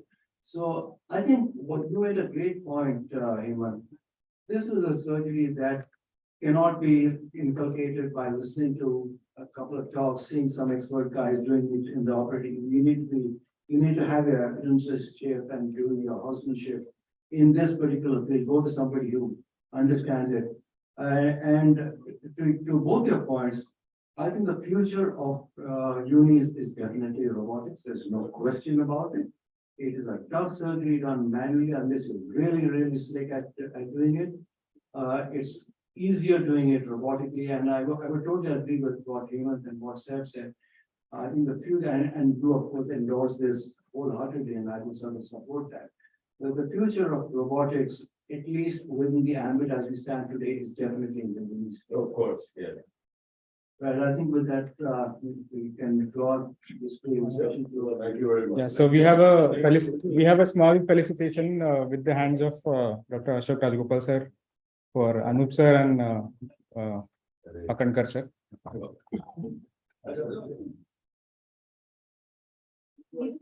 Yeah. Is there one to be? The smaller one, the heavier one is for it. The smaller one is for. All right. You actually have an identity. This is the miniature robot. Guys, please give them a round of applause. One of the best surgeons in the business. And Dr.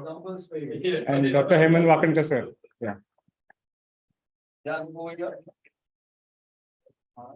Thank you. So we move on to the next module. For the chairperson, I would like to invite Dr. Sachin Londe sir and Dr. Mudit Khanna.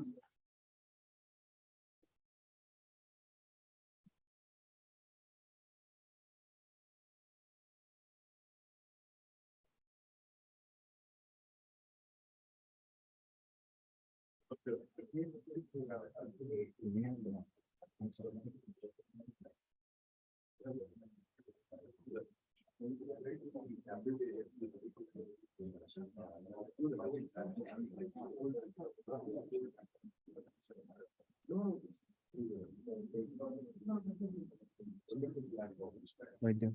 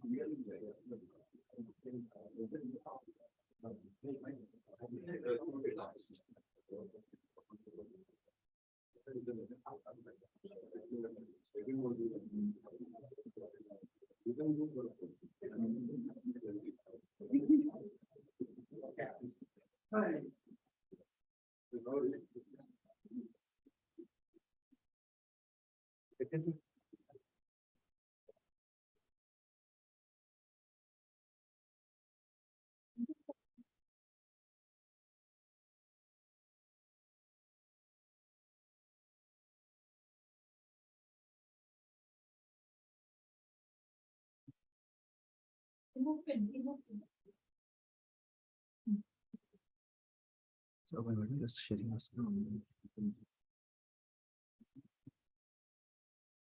मेरा photo all well मेरा photo दिख रहा है ये आपका sir? हाँ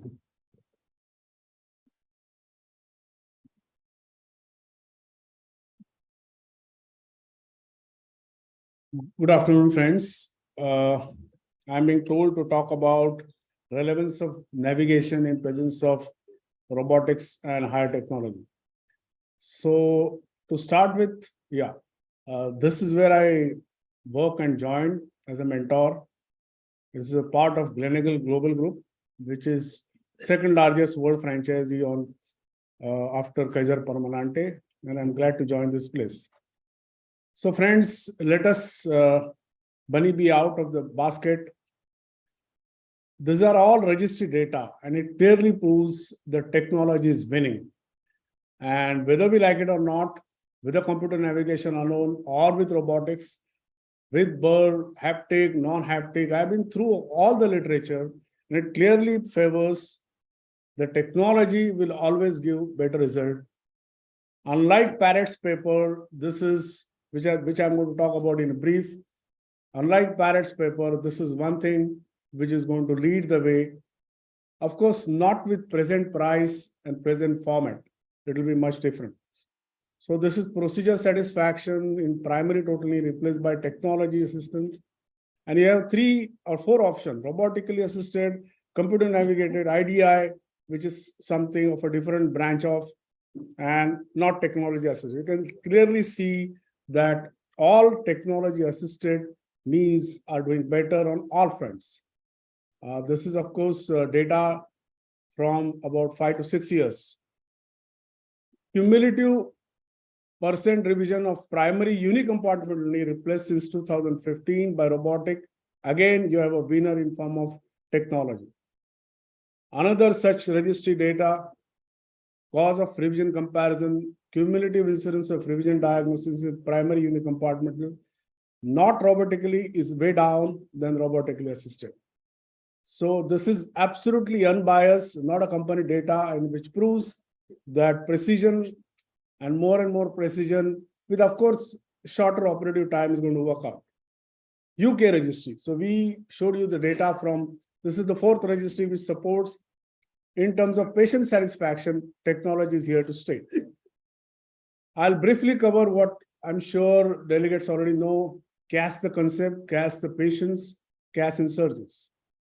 Friends, my whatever data I could get on hand, meta-analysis, papers, everything put together, it proves one thing very strongly, that obesity, extraarticular deformity, there are some of the very typical issues that we face in our country. Technology and robotics are going to lead, and computer navigation will be an assistive. I call it sense organ, work organ combination that we were taught in our school. Sense organs give information, but in form of robotics, with burr, with saw, you're going to implement it the way it is being scheduled, the way it is being already planned. So I think this is a welcome addition. Of course, there are a lot of caveats here. There are a lot of people who do complete Like one company allows you to sit on the chair away and the computer, the robotics does the job. So there are various levels of involvement. There is a company which makes it non-haptic. So you have to be careful about soft issues. So with all this consideration, a mature decision to go technology way is going to be the winner. That's what the registry data and the meta-analysis show. So this is my humble experience, not like stalwarts here. Obesity, CAS and obesity, of course, it is a great help to find out the axis, which is very difficult with your non-technology thing. And these are all the papers in obesity where technology has been used, navigation has been used and has a better result. Extra-articular deformity, we need not repeat it, but this is the way to go now in extra-articular deformity, coming almost near to the precision. So this is our short series of about 241 cases that I'm just going to show. Sorry. Parrott paper has put rest to all the arguments that whether precision alone can lead to good clinical outcome. At that point of time, it was truth and science, but as we stand today, registrar data now is tilting towards technology. So again, this paper, which is being dished out as something, taking a concept of perpendicular to mechanical axis, was shown to be the paper that will go against technology, but registry data is showing quite contrary.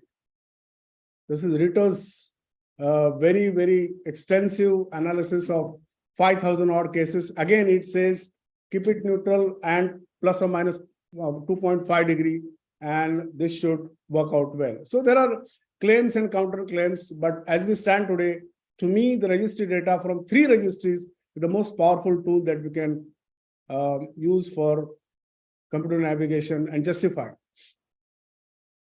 So these are navigation world over. Growth rate is 5% per year in Australia and Germany. It is not so popular in UK. More than 100, this is navigation data that is in 2015. And now I'm told that we are the fastest buyer in terms of robotics.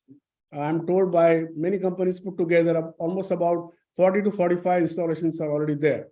So anything which is as popular as this has got to be good. So this is where I use SI system for 6 years, and we have a data which we analyzed with scanograms, and it proved that it works as good or better. So conclusion, there was some error in tibia femoral sagittal reading. Chi-square test not significant, therefore it justifies the use of computer navigation. So friends, I come to the end of talk. Computer navigation, is it still an option? Undoubtedly opened a vista of accuracy, offers accurate bone cuts and perfect soft tissue balancing, invented in 97, and look where we are today. And it is based on principle of joint line perpendicular to the mechanical axis. In view of kinematic alignment, that might be a controversy which needs to be debated after we get enough follow-up and data and registry material. Cross-checks and checks through all stages at bony cuts, rotational alignment, coronal balance, parietal balance, and navigation versus conventional parameter, the data again favors navigation. Meta-analysis, registry data, there is a huge attempt to prove the result and accuracy to correlationship of CN, and registration lacked in execution in robotics. Yeah, Parrott paper we just spoke about.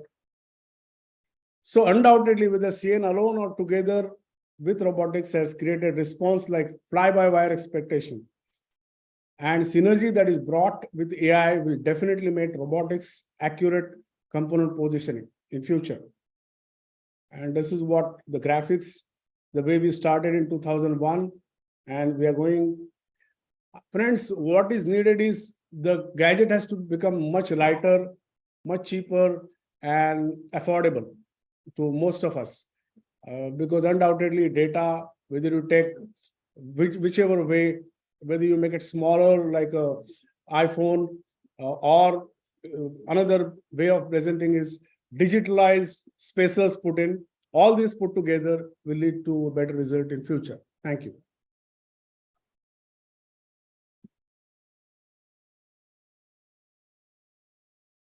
Thank you, sir. Next talk is on implant choices. Does it still matter? Barriers to implant?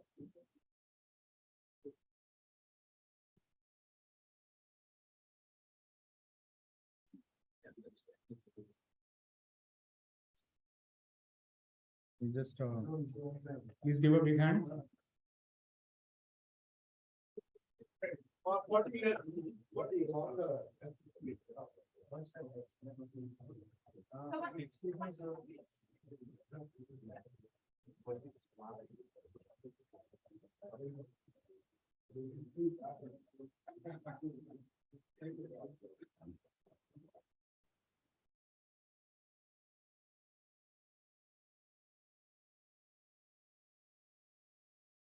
Good afternoon.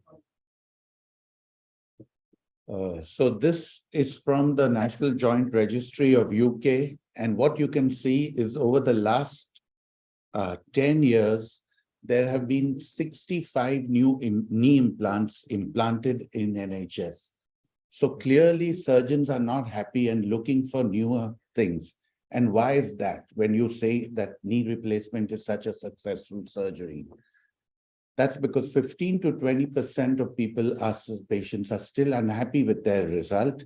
And the result in the young patient, the active patient, is far from desirable. So over the last decade, there's been a surge in designs, materials, and technology. What are the aims of these? To improve the anatomical replication by giving multiple more choices in the implant, to improve the kinematics, to eliminate subtle instability with things like graduated radius or medial pivot, to retain proprioception by retaining ligaments, and to improve implant longevity. But the question is, has all this made a difference? Let's first look at cemented versus uncemented knees, and this is pool data, 15-year survival rate. We can see clearly younger patients with both do poorly. But currently, while there is a trend towards uncemented, it is still unproven. The UKR, though, is a different cup of tea. If you see here, we have 10-year survival data, again, pool data. You can clearly see younger patients are doing poorly with both uncemented and cemented UKRs, but clearly the uncemented UKR is outperforming the cemented UKR in the younger patient. So if you've got a young patient with good bone stock, the uncemented UKR is the way to go. Ceramics, after their success in hip were introduced, the aim was to improve wear rates, to eliminate metal allergy, and reduce to some extent infection. You have two types of ceramic implants. You have a femur, metal femur coated with ceramic, or you can have a full metal-free ceramic implant. What's my feeling on this? As yet, the numbers are too early and small to give a call, but it has potential. Now coming to specific designs, you can see there's a whole host of designs available in the market today. And what I'm going to do is cover the more unusual designs. I'm not really going to talk on the cruciate retaining, stabilized, deep dish, rotating platform. That's all old hat. Let's look at some of the more modern designs. The first one is the bicruciate retaining knee, where both the anterior and posterior cruciate ligaments are retained. The first successful knee was really designed in 1983 by Cloutier, and you can see the picture of that knee. It's a very modern looking design, and he had pretty reasonably good results. But what happened was in the 1900s, with the success of the CR and PS, this knee somehow got shelved. And it's only recently that there's been a resurgence of interest in this knee. What do we have with this? We have better proven kinematics. There's no doubt about that. Perhaps better proprioception and a feel-good factor to the patient. And again, perhaps better stress transmission leading to longevity. But the downsides, the tibia is difficult. you're left with a small bone island containing the cruciates, which can very often fracture, and it's not suitable for the more deformed knees. So what's my take on this? The potential for improving function with this knee is very attractive, but we are still awaiting long-term results. One company has come out with a bicruciate stabilized knee, which has an anterior and posterior cam, which can mimic normal kinematics. The first generation of this knee failed disastrously, had to be withdrawn. The second generation is performing better, but as yet it is, I would definitely say it's an unproven knee. Medial pivot knees are probably the ones which are garnering the most attention today. They've been around since the 1990s, so we have 20+ year data on them, and they're definitely proven better kinematics, and they have very low contact stresses. So the very good results that they have shown and the relatively small learning curve compared to the other knees makes it perhaps the most attractive new design in the market today.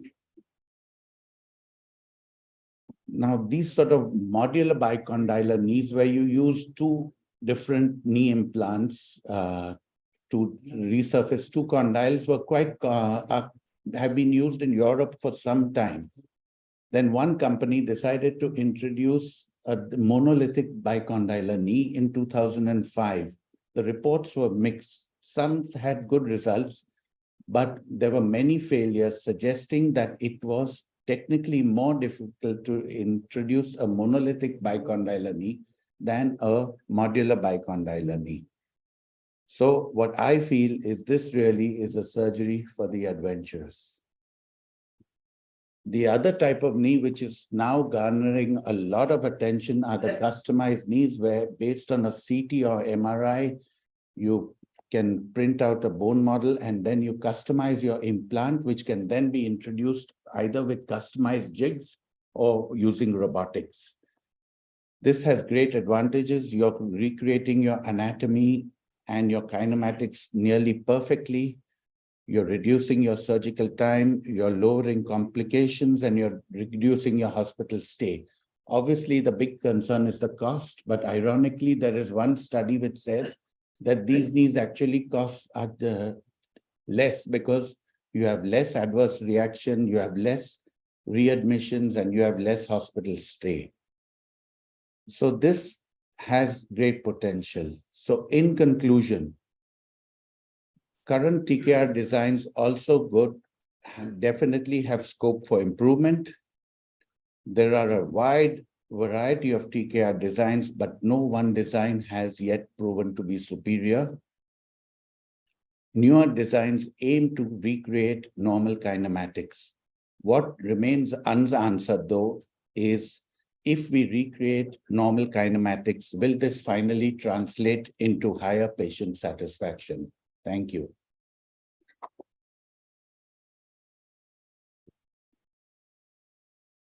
Thank you very much. The next talk is on gap balancing with technology, Dr. Tejas. So the questions and doubts would be addressed after this module for module 1 and module 2.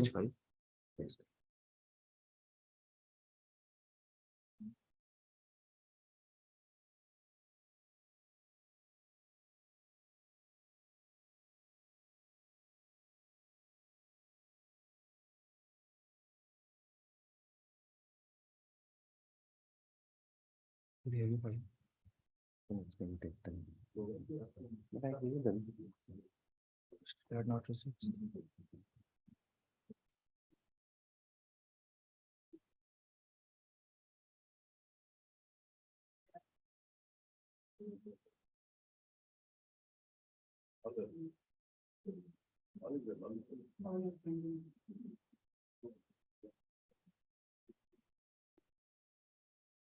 Thank you. Okay.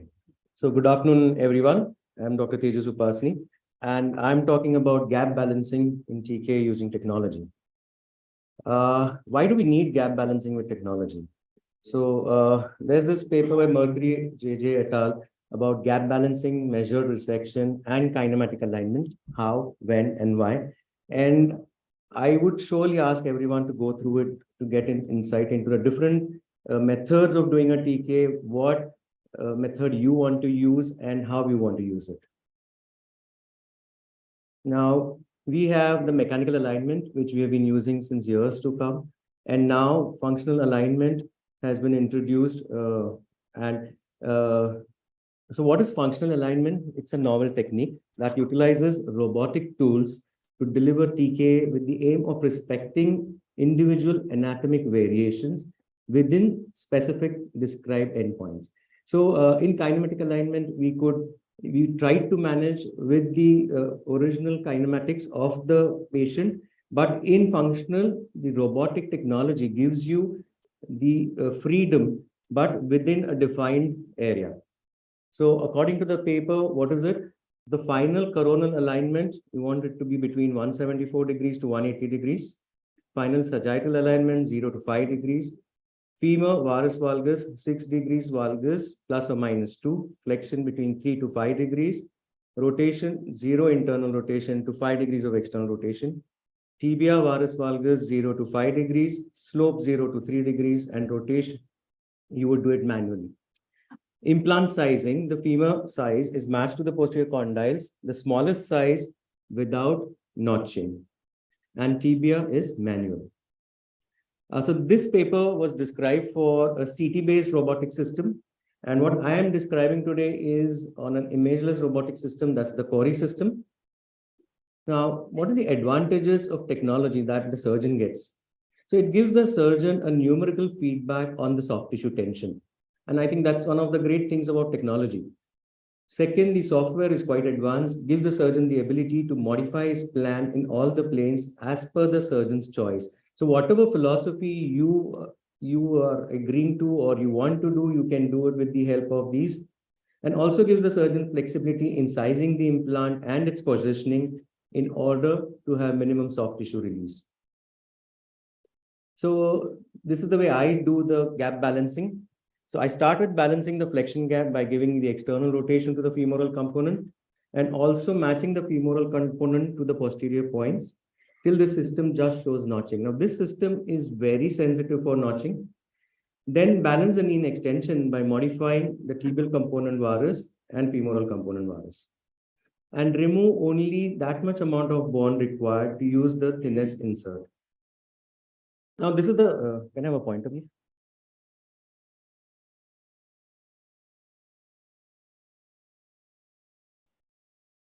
So this is the typical implant planning screen that the robot will give you. And this side will affect your extension gap and the left side will affect your flexion gap. And this is the graphical representation of what you need to do. So this is the typical screen. And whatever you modify here is going to modify your extension gap. Whatever modifications you do here in your planning is going to affect your flexion gap. But to do a good balancing with the help of technology, there are certain very important things you need to do. One is the registration has to be accurate and reproducible because this is an imageless robot. Second, the joint laxity collection should be standardized and reproducible. Now, we still do not have any tensioner mechanism or anything for getting your gap balance or the pre-operative gaps. So this is how I do it. I put in a Z retractor in the affected compartment, and my assistant gives the opposite varus strain or valgus strain depending on which compartment I am checking. And this is how we are going to get the graph. So this is a typical varus knee where you are seeing the orange is your medial opening and the purple is your lateral opening. And that's what you will get on a graph. You can see throughout the range of motion, it is tight medially and it is lax, the knee is lax in laterally in throughout the range of the motion. So once you get this, this is the implant planning screen. So now, as I said, I'll be balancing the flexion gap first so that I give external rotation. This red sign shows that I'm notching. And for that, again, I'll flip the femur Now, this is a line diagram. I can change it to a solid diagram and see how it is in 3 dimensions, how much I'll be notching. And I try to balance the unaffected compartment first. So that's what I'm going to balance the lateral compartment. I know this is a varus knee, so it is going to be tight medially. Okay. And you're doing this after you have done all your osteophyte removal, you've removed your menisci. Now from the line, I can move to a solid and see whether I'm really notching. And you can see there's hardly any notching happening. I can rotate the whole of the femur, see it. I match for the sizing to the posterior condyles and see my size is right or not.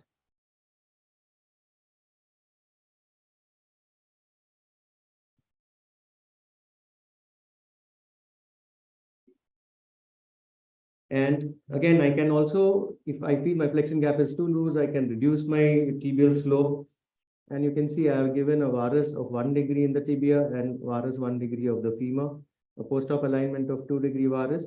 And you can see there is only maybe less than 1 degree of difference between flexion extension gap medially and laterally. And that is how I aim to do my gap balancing. And this is what I got is the final result. So this is showing 1 millimeter opening. Okay, so this is just opening laterally a little bit. And it is within a degree of like 1 millimeter of opening throughout the range of motion at 0 degrees, 60 and 120 degrees. So this is what it will give you what you had. Your pre-op alignment was 14 degrees. Your planned alignment was 2 degrees. Your achieved was 2 degrees. And that's the range and that's the insert thickness. That's the post-op X-ray. Now, I think these are the very basic knees which we get. You also get really bad deformities. This is like 24 degree of varus, and I'll just show you the planning for this.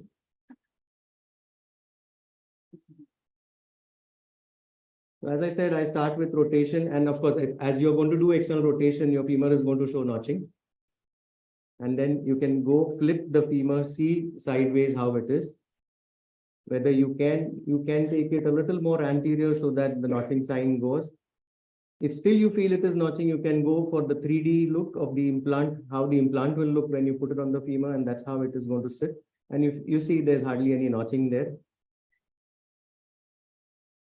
Now I downsized the femur to size 4 and you saw that there was good amount of notching. So again, gone to size 5. That was just to show you how the robot is going to show you and how you can play around with the size of the implants. Once you have matched the flexion gap, then as I said, I would be changing my varus valgus of tibia to match my extension gap. Now, this is going to be quite surgeon specific. Now, how much amount of varus you are happy giving in the tibia, right? Now, as per the functional alignment, you can go up to 5 to 6 degrees of varus. But I think I'm still quite old school and I would rather be in the mechanical alignment group, 0-3 degrees. Maybe if it's a real bad deformity, go 5-6 degrees, but not more than that, because ultimately we are not putting in cartilage and bone there. We are putting in metal and plastic. And metal and plastic is going to wear differently than how a cartilage or bone is going to. And see what I've achieved. If you see, I have balanced the lateral gaps in flexion, in extension and flexion. There is hardly any difference. And you know this is a varus knee. Now, how you're going to tackle this medial tightness is up to you. As per our this thing, we do not want to do too much of medial release so that maybe the post-op pain is less.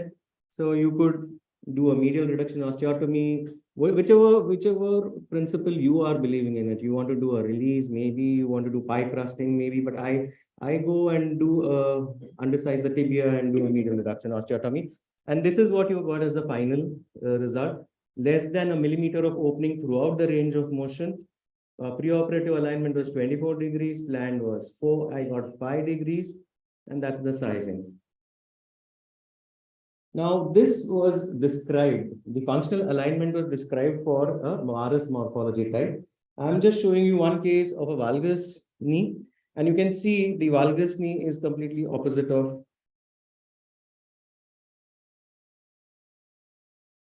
this video not playing?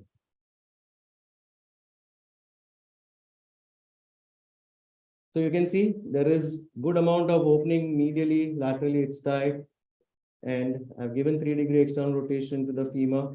Now, there are many checks and counter checks you can do with the robotic system. You can see there are these additional purple points, which are, extra points you can give to the robot, or if you want to recheck whether you're doing the right thing or not, if you feel you're going to notch, and this is for the transepicondylar axis, you can always add more points, do different views, see how the knee looks. And this hardly takes maybe 2-3 minutes of your time during the surgery. Once you're used to it, once you're very clear in your mind about your philosophy of doing a TKR, I don't think it takes too much time. So again, 3-dimensional view to see whether you're notching, and though the system is showing the sign of notching, now it's gone. So you can vary and see your notching. If it is notching, you can increase the flexion of your femur.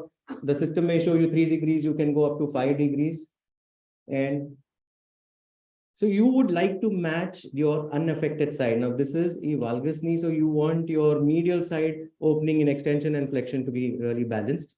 And then of course, it is going to be tight laterally, and you're going to handle the lateral tightness mostly by doing pie crusting in a valgus knee. And again, so it was a pre-op alignment of 6 degrees and your planned is 3 degrees. So I still try to remain between the mechanical alignment, maybe plus or minus 3 degrees. But as I said, it all depends on the amount of deformity, the type of bones you're handling. So we have really osteoporotic bones. With like a varus knee, you have so much sclerosis on the medial side, and the lateral side is so porotic that even after taking a perfect cut, while cementing, if you're giving too much pressure, it may just press on the lateral bone. And that's the final, and that's what you've achieved post-op. So again, what I want to achieve is a millimeter of opening throughout the range of motion. Again, depending on the age of the patient, what their morphology was, how lax the knee was to begin with, and whether you want to keep the knee that tight or you want to keep a little loose, depending on the gender of the patient. So that's the final. Another bad deformity, you can see a varus, which is quite big. And I think these are kind of patients we do get 28 degree of varus. There's a good demonstration of balancing. So we just did a retrospective analysis of 100 cases of ours with robotic. And this is what we achieved, like within what we had planned alignment and what we achieved. Like 1 degree or almost like 3 degrees we are done. There is no much difference.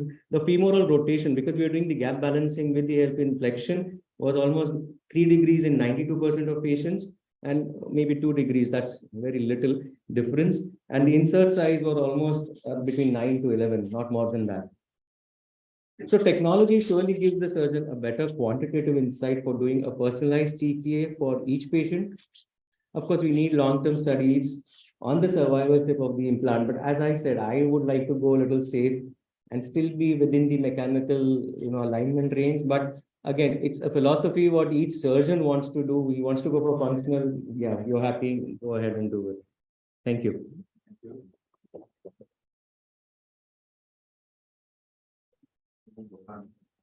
For gap balancing, varus valgus.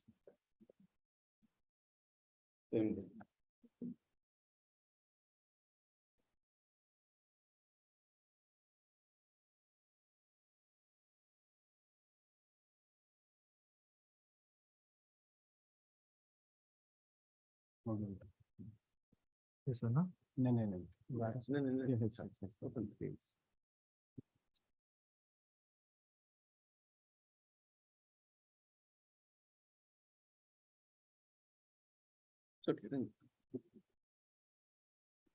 Thank you. My brief is to talk on when and how to use technology for balancing varus and valgus. I think I'll take this opportunity to guide or show my journey on using technology over last 20 years. I think the use of technology in arthroplasty, you can call it as non-essential use. It could be because of patient demand, or could be for minor deformity. It could be for marketing. It's obviously all your choice. This is kind of a non-essential use. If it is for a significant intra-articular deformity, it could be complementary use. You can still do a good job without technology, but still, it is complementary. But some complex deformities or severe extra-articular deformities is absolutely essential use of technology. And I think that those are the 3 criteria in my mind, or 3 varieties of technology usage in arthroplasty. I think this image, I think, is for anybody who is just getting into arthroplasty, where you have to really imbibe in, because these are the 3 steps of any deformity correction. One is distal femur cut based on the alignment or the, you're having your cut perpendicular to the mechanical axis or whatever variations. We'll talk about it in a minute. Second is tibial cut, which is always perpendicular and maybe a small variations with the newer alignment techniques coming in now. And the third step is intra-articular balancing medially and laterally. So these are the 3, basic, if you would divide the surgery into 3 basic steps, these are the 3 basic steps for extension balance. Flexion balance will also depend on the femoral rotation. So alternative balancing strategies and what are the variations we'll discuss in a few minutes. We know that TKR, TKR fails in outliers, and you can see that tibia, that is in varus, tends to fail in about 5 to 7 years' time. And these are the kind of failures that you've seen over a period of years, and we know outliers are bad. The evolutions of technology, basically navigation came into India around 2003, 2004, and it was basically optical. A small, attempt was made in electromagnetic, but it created its own problems, so it's, had its own death.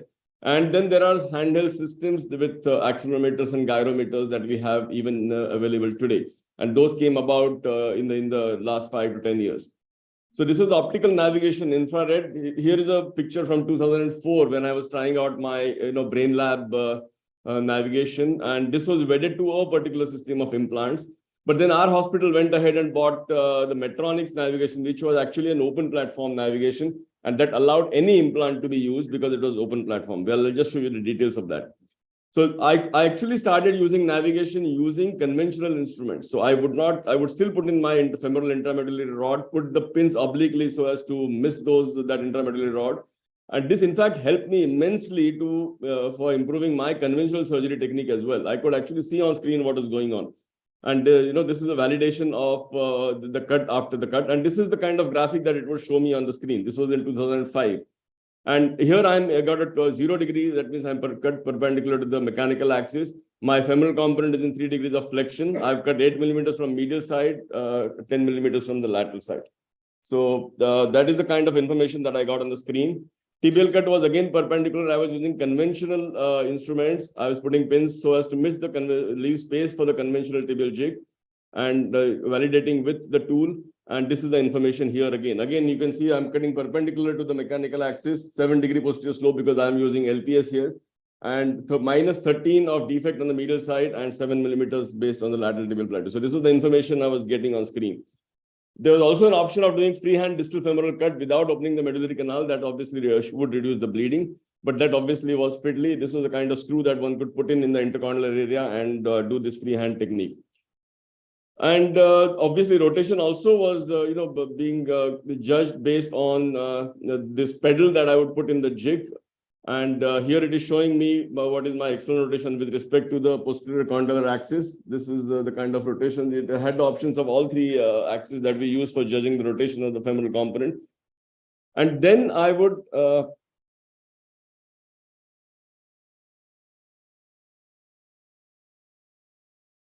then on the screen on mediolateral balancing, this actually gives me a dynamic picture in each degrees of flexion. And this is the final screen that I get. And here I'm stressing medially and laterally in varus and valgus, and it is telling me what is the kind of laxity I have. For example, at 0 degrees, it is 2 millimeter laxity laterally, 1 millimeter medially. So this is the kind of picture that, this is an open platform and this still would give me all that information. So it was immensely useful, when you are managing with these deformities. So especially when you had these complex kind of cases, malunited femur fractures, you obviously had to use technology. And using that, we could manage many of these cases. As you can see, the alignment is achieved, the mechanical axis is achieved.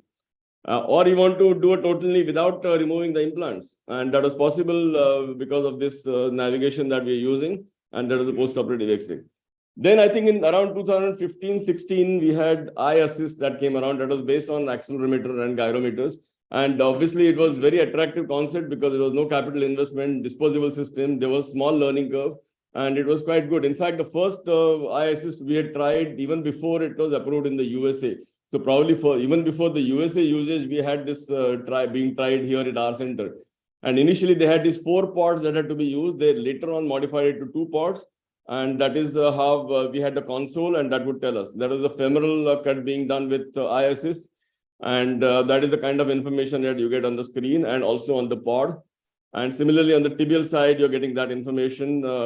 And obviously, you could decide whether you want it at 0 degrees or you actually want to leave the implant in 1 or 2 degrees of varus or valgus, other situation maybe. So what ISS gave us was distal femur cut and proximal tibial cut plane. It did not tell us the level of resection. That was in the surgeon's hands. The balancing, there was obviously no question of balancing here because that system doesn't allow you that. It's kind of a limited navigation that similar to what Neelan showed us earlier in the day. It did not give us the rotational alignment. The graphics were not there on the screen, and it gave us nothing other than the 2 cut planes, and that is basically getting your coronal plane alignment. So what was good was the no capital expense, disposable, line of sight, no line of sight issues, no watching the screen, very quick registration. And now today, we have arrived at a scheme where we have robotics, which are either imageless or CT based. You can either have completely automatic or it is robotic assistance. You may have haptic feedback or without haptic feedbacks, but you are able to plan your cuts and get the balancing done. Now, we have in our hospital, we have been using robotics for last year and a half now. We have done more than 500 in our hospital now. And we've been pretty happy. We are using Mako robotics. And the 3 core features of Mako is enhanced planning, dynamic joint balancing, and the haptic guidance that it gives us on the screen. Now, this is the kind of workflow we have. We have a CT-based system. So we have to get the CT done the previous day on admission and the patient's then planning is done. Then the OR setup and array placements. I'll not go into the details of that. But it is a dynamic joint balancing, which is the exciting part because, what we are looking at is this is an extension. So the gap should be 17.9 and it will display as say 18 millimeters on the screen. Similarly, in flexion, we are aiming for 17.5, which shows that 18 millimeters on the screen. So we are 18, 19 is our magical number that we are aiming for on the screen during surgery. So just to show you one example, significant varus deformity bilaterally. This is the left side. This is on after registration. Perhaps I should come. Maybe you can see. This is in full extension. The limb varus is 24 degrees. If you can see my cursor there, pointer there. Laterally, it is 21 millimeters. So it is stretched out laterally. Medial side is only 4. So it is a fixed varus and it is a significant,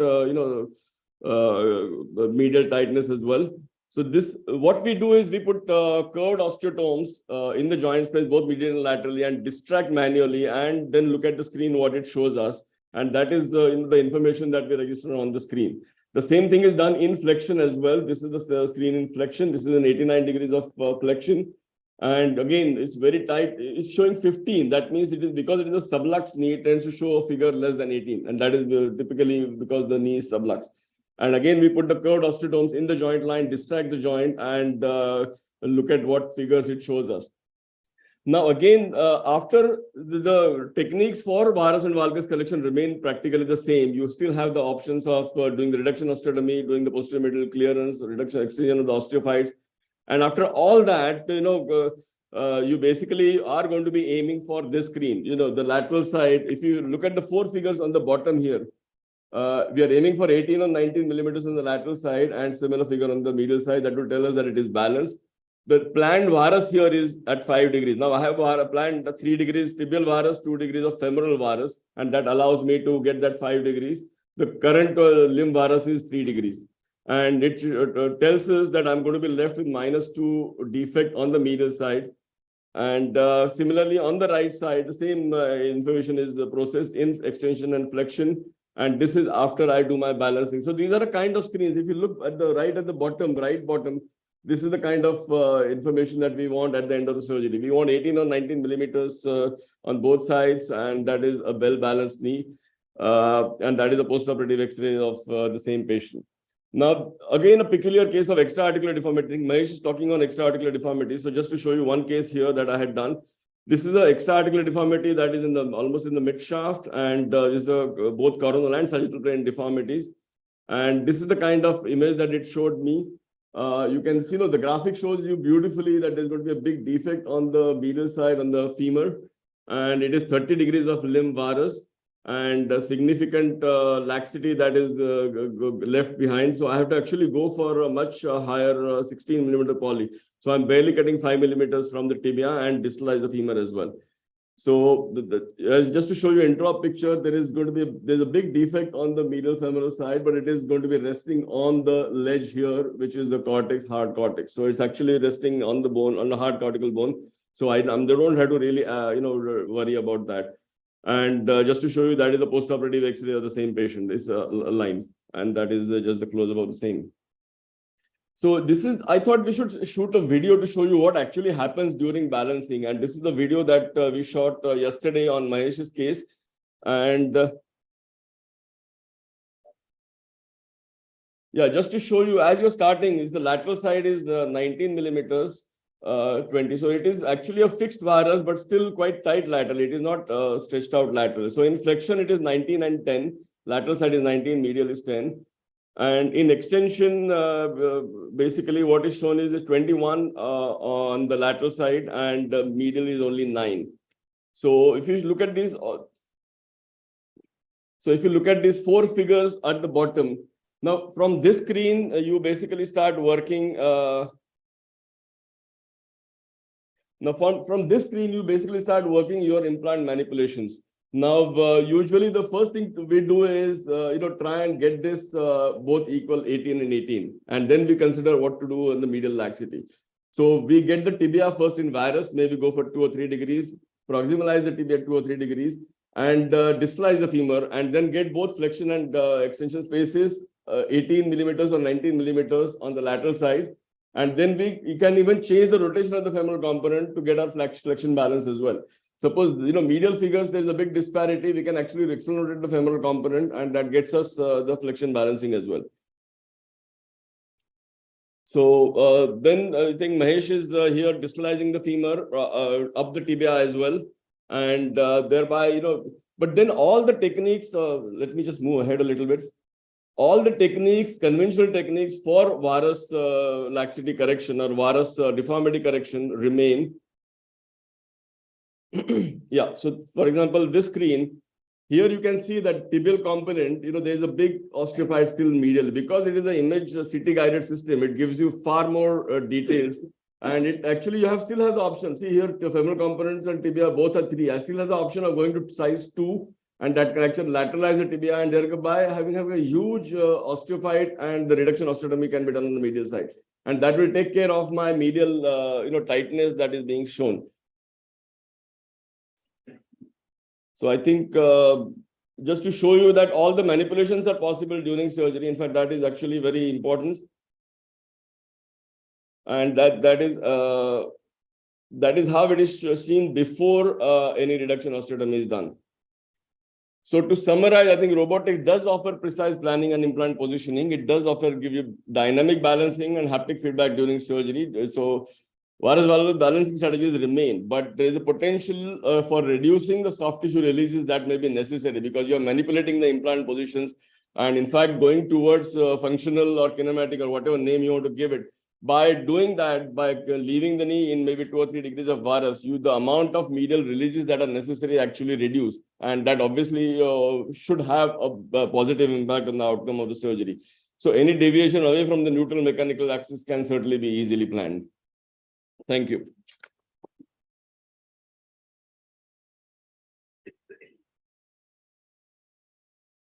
Thank you. Now we have a talk on technology for extraarticular deformities of Mahesh.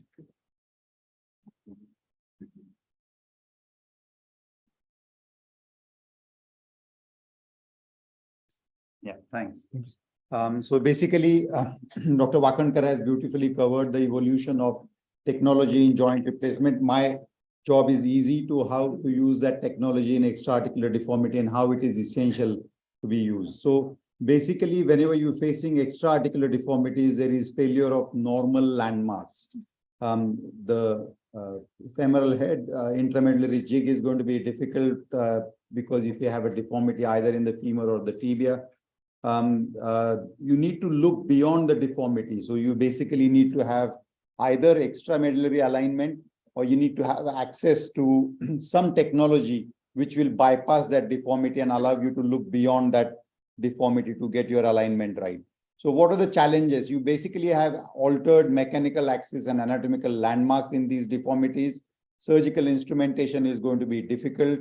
You may end up using an extramedullary jig for the femur. It might be tricky. It might not be accurate, as has been shown in this paper. You need to go through an extensive pre-op planning, and you might end up doing mega releases because of the deformities if you want to correct intra-articularly. So how can we restore alignment in such situations? You can either go for an corrective osteotomy at the site of the deformity, or you might have to go for a compensatory osteotomy distant from the deformity. And that can be either done at the same stage, or you might want to correct the deformity at a previous stage and then do a total knee replacement later on. Or you can go for what we call as an intra-articular correction. And mainly we're going to focus on the intra-articular correction of these deformities. What are the advantages of extra-articular corrections, or what we call as an osteotomies or corrective osteotomies? You can tackle severe deformities. You can bring the alignment of the femur and tibia back to normal so that you can go for a normal knee replacement either at the same stage or at a later stage, depending on how much of a torture you want to sustain for yourselves and for your patients. And then go for conventional ligament balancing. However, the disadvantages of a separate procedure obviously is going to be risk of infection, hardware failure. Arthroplasty is a known problem with these corrective osteotomies. And the fixation devices that you may use for these osteotomy fixations will compromise your intramedullary instrumentation, as well as it will compromise your stem extensions if you require any at the time of the procedure. When do we plan for extra-articular correction? At the same stage, I do it if the deformity is close to the joint and you can correct that deformity through the same incision. So if there is a metaphyseal deformity, you can extend your incision for a TKR and correct the deformity at the same stage and fix it with a stem extension. Here is a typical example of stress fracture, which is malunited. Here you can tackle the deformity by extending your approach, perform an osteotomy, use an intramedullary instrumentation, and perform a standard knee replacement.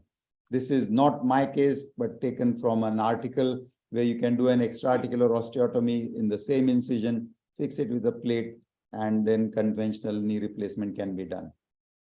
But what about intra-articular correction? We've talked about extra-articular correction, either 2 stages or 1 stage, but intra-articular correction can be attempted if there are some criteria which are met, where you may not be able to use the standard instrumentation.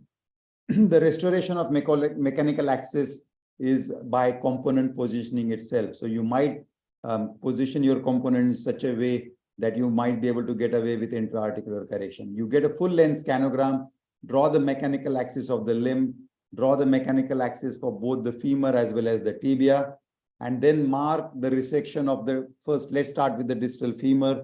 You mark the resection of the distal femur perpendicular to the mechanical axis, and then see if the cut falls within the zone of the ligament. So let's see if the intra-articular correction is possible. Let's take an example of a tibia.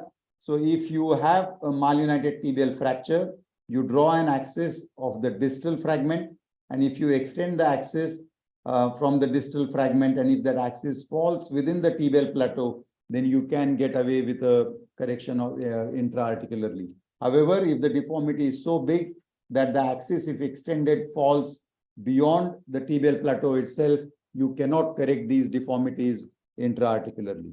Similarly, on the femoral side, if you can see, if you have an axis, mechanical axis of the femur sighting from the femoral head, and then you draw a perpendicular cut, and if you see that you're going to compromise the ligaments because of your cut, you cannot correct this deformity intra-articularly.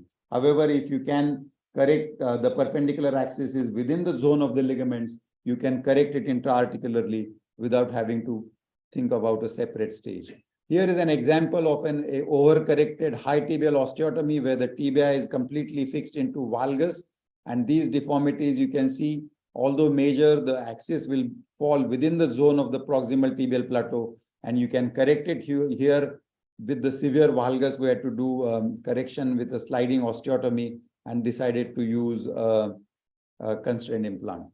Conventional total knee replacement, is it possible? You can do it. It's painful. You need to mark, if the deformity is in the femur, you need to mark the center of the femoral head with an ECG lead, take a preoperative X-ray to confirm that the lead is on the center of the femoral head, and then use an extramedullary alignment jig, pointing that jig towards the center of the head. But obviously it's not going to be accurate. Here we're talking about millimeters of accuracy. So this is just about a little bit of jugaad that you can do to get your knee right. So what is the solution? The solution is to use or consider essential use of technology. You can use computer-assisted navigation. PSI, there was a time when this was very popular and sounded very promising, that we could make those jigs and get them shipped across to us, but unfortunately it's time consuming. Or you can consider using robotics of any kind that you prefer. Navigation assisted TKR with EAD, Dr. Wakankar has already shown, allows you to put the components accurately, low complications, and it does give you excellent radiological and satisfactory outcomes. These are the papers, including one from the local Dr. Mulaji, to show how navigation can be used to correct these extraarticular deformities quite well. The second we talked about is the PSI, the patient-specific instrumentation, was in vogue about 10, 12 years ago, where you could either get a CT scan or an MRI scan based on the company which was manufacturing it. And then there was a debate on who was more accurate, whether the MRI gave us a better look at the cartilage so that the jigs fitted well. However, it was time consuming. You nearly had to wait 3 to 6 weeks for the jigs to be shipped from the US. And although promising, there were errors into it and was rapidly given up. But I think the kinematic alignment people did continue to use it. Advantages are accurate component positioning, bone cuts were precise, but intramedullary instrumentation were not required, so reduced risk of emboli and bleeding. But however, as I said, it was time consuming and painful for us to wait for those jigs. We went through a phase where I have used the eye assist extensively. Smith & Nephew had the Ortho line as well, which is a hand-based accelerometer or a gyrometer-based method by which you can get the cuts right, and you can get away with extraarticular deformities using these jigs quite easily. Here is a pre and post-op scanogram of that patient getting the alignment back to normal. Another example where if you have an implant which is within 2 centimeter or 2.5 centimeter of the distal articular margin of the femur, then you cannot leave the implant behind. So here we did one-sided knee replacement and removal of plate from the other side in a staged manner, and then went ahead and did the eye assist 6 months following the primary removal of plate for this patient. Another example of a grotesque uniplanar, biplanar deformity of the femur. So not only in the coronal plane, but also in the sagittal plane, you can see there is hyperextension deformity at the femur. Again, you can consider using a technology, either computer navigation or accelerometer-based navigation to get the alignment right for these patients. Robotics, if you're using them routinely, have made life much easier for more appropriate coronal placement, as well as getting the transverse plane right, where the rotation can be perfectly matched to the native femur, and patellofemoral problems can be sorted out as well. Example of bilateral tibial fractures with more malinion on the right side, treated with robotic assisted technology.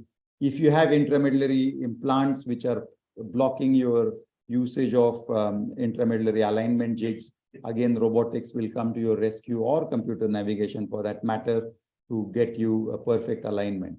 So in conclusion, alignment can be restored either by a corrective osteotomy, can be done at the same stage or done as a different stage.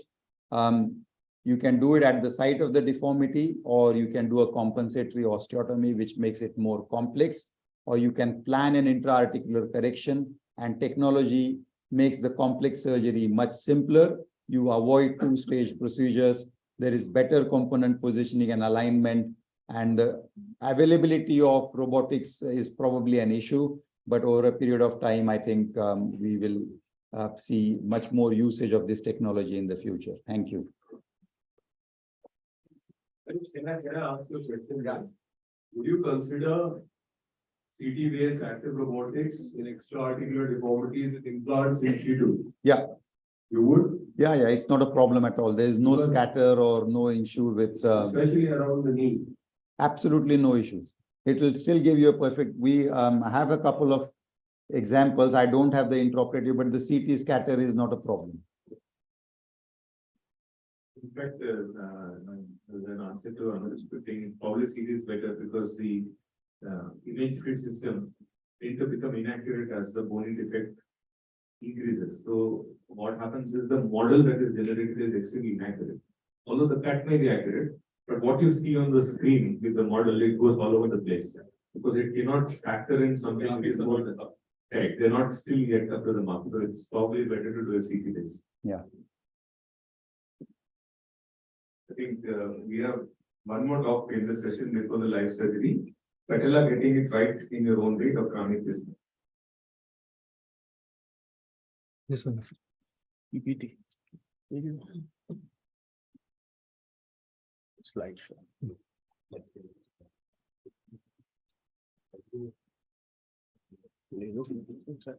Center. Next. Good afternoon. The patella has always been controversial in total knee replacement, and there are many ways to get it right. Yeah, okay, let's go. Next. There are many kinds of surgeons, clearly. Those who always resurface the patella, those who never resurface the patella, and some who sometimes or selectively resurface the patella. But there are certain times when you always need to resurface the patella. In rheumatoid arthritis, inflammatory arthritis, those patients with preoperative anterior knee pain, patients with severe patella subluxation or maltracking, those patients who have severe retropatellar cartilage damage when you inspect them during the surgery, and if you're particularly using a patella unfriendly total knee replacement design, even if you have friendship with the manufacturer. When to definitely not resurface the patella, when your patella is too thin a patella, when you anticipate that after resecting the patella, your cut's going to be less than 10 to 12 millimeters thick. That means if your native patella is less than 20 millimeters. Now, what if you do not resurface the patella? What do you want to do with the patella? You consider patelloplasty. That is, you remove the osteophytes around the patella, particularly the ridges around the edges of the patella, especially on the lateral side. You do a circumpatellar electrocautery denervation around the patella, taking care not to transect the patella tendon and, of course, the quadriceps tendon.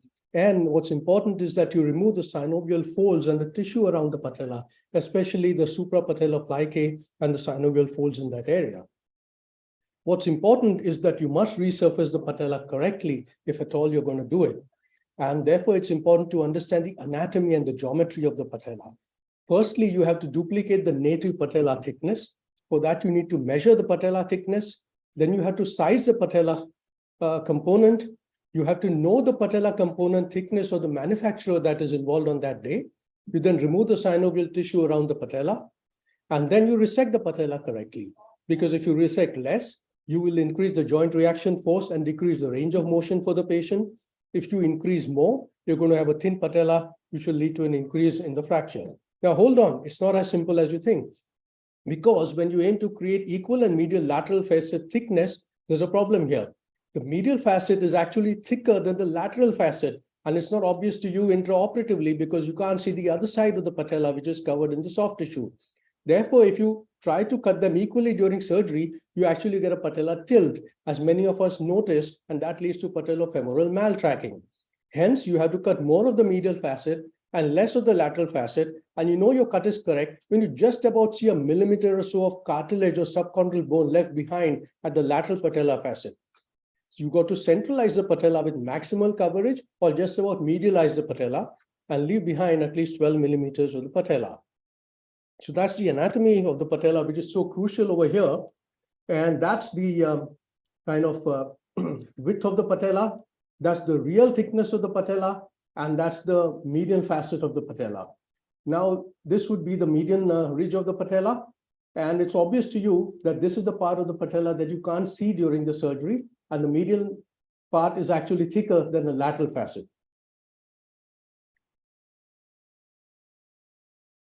So that's taking away the osteophytes around the patella, all around the patella, patiently and peacefully.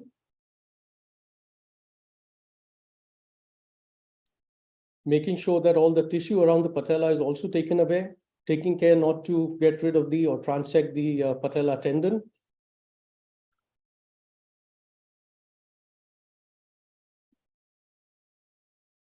And marking out here the highest point on the patella, which may or may not be the same as the median ridge on the patella. In this case, this is the median ridge on the patella, which is different from the highest point on the patella. The patella thickness is now being measured and being noted. A simple single drill hole through the median ridge of the patella. And we'll see its significance a bit later. The patella was 20 in thickness, 8 millimeters thickness on the patella. So it's set to a resection point of 12, so 8 being taken away. The claws over here are pretty crucial, and they're being set exactly to the area of the subchondral bone on the lateral facet over here.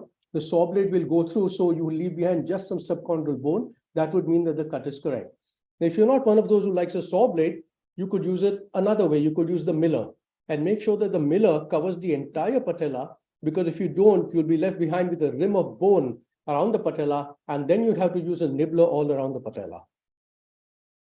At this point, you have to make sure that you use the stopper guide. Otherwise, you'll take away a lot more patella than you wish to, and you'll have a thin patella left behind. Having put that guide, you proceed to ream the patella. And you should have a fairly even surface of patella left behind. So that's the central drill hole, and that notes the center of the patella. From here, you can either fully cover the patella or move medially from here if you wish to medialize the patella.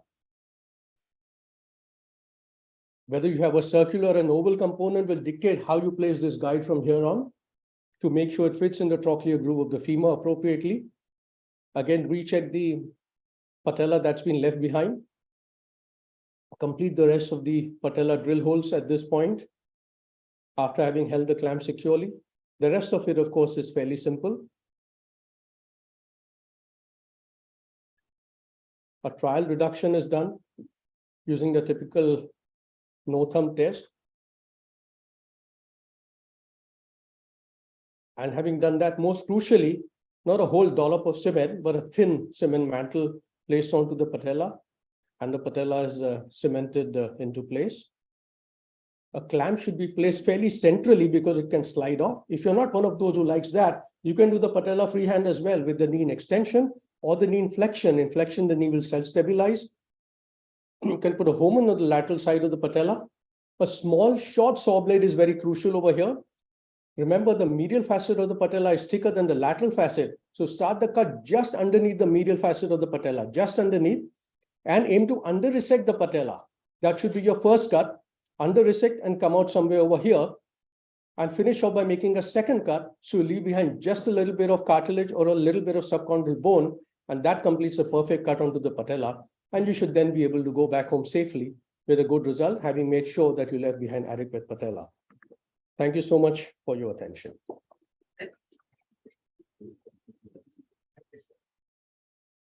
So the two sessions are, as well as the surgeries which have been done, are now open for discussion. So any questions are welcome.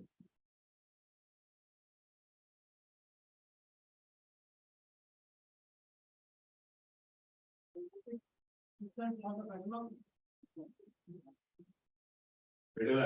not aware of it. You are the robot. There's no robot. No robot.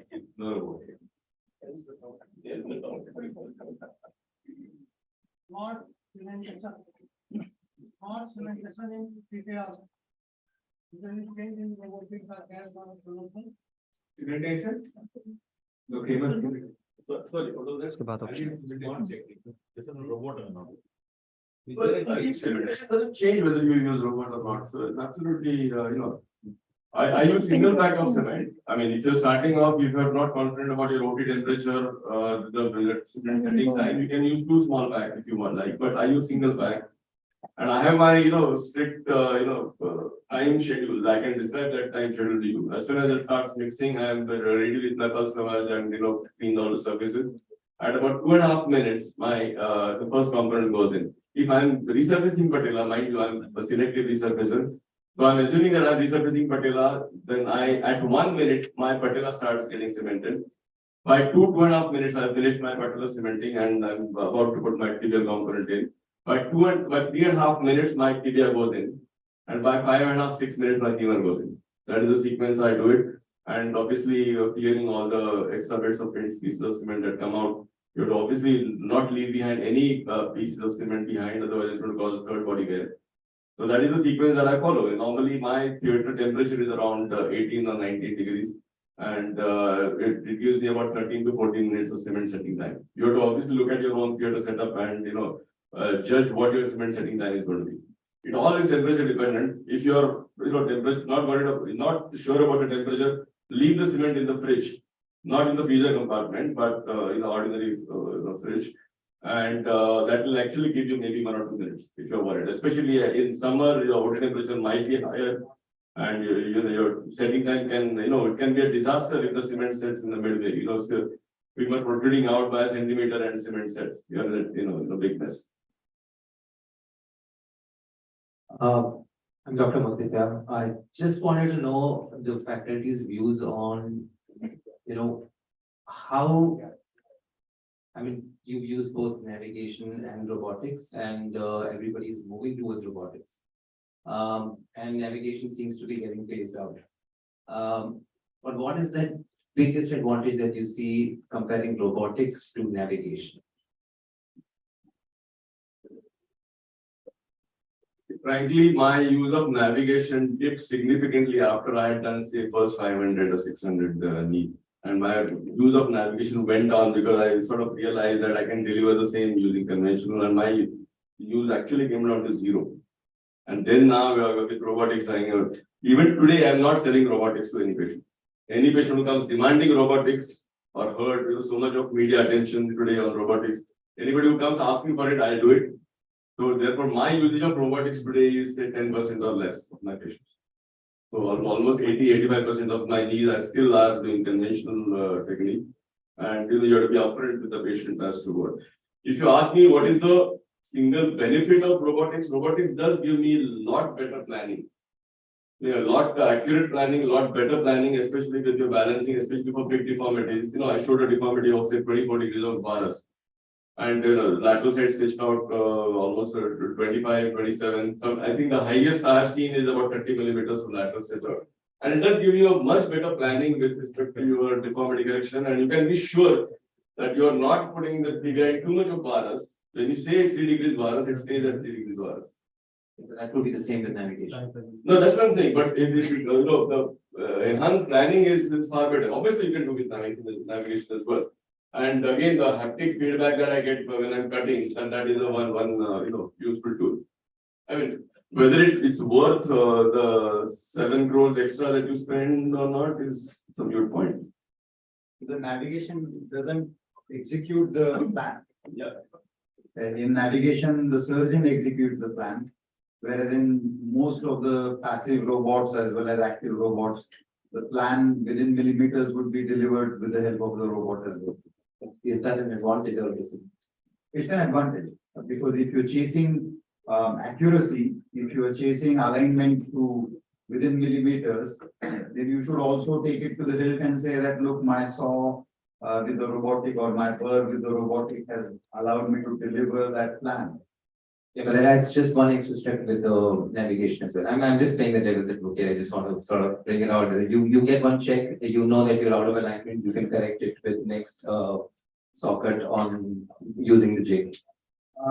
Yeah, but it still is playing with. I mean, you could do that with standard eye assist or ortho align as well. So that debate will never end. But I guess robotics will also give you better sagittal plane alignment, and it will also give you better axial plane alignment. In the say, you can actually align your component rotations in a much better way.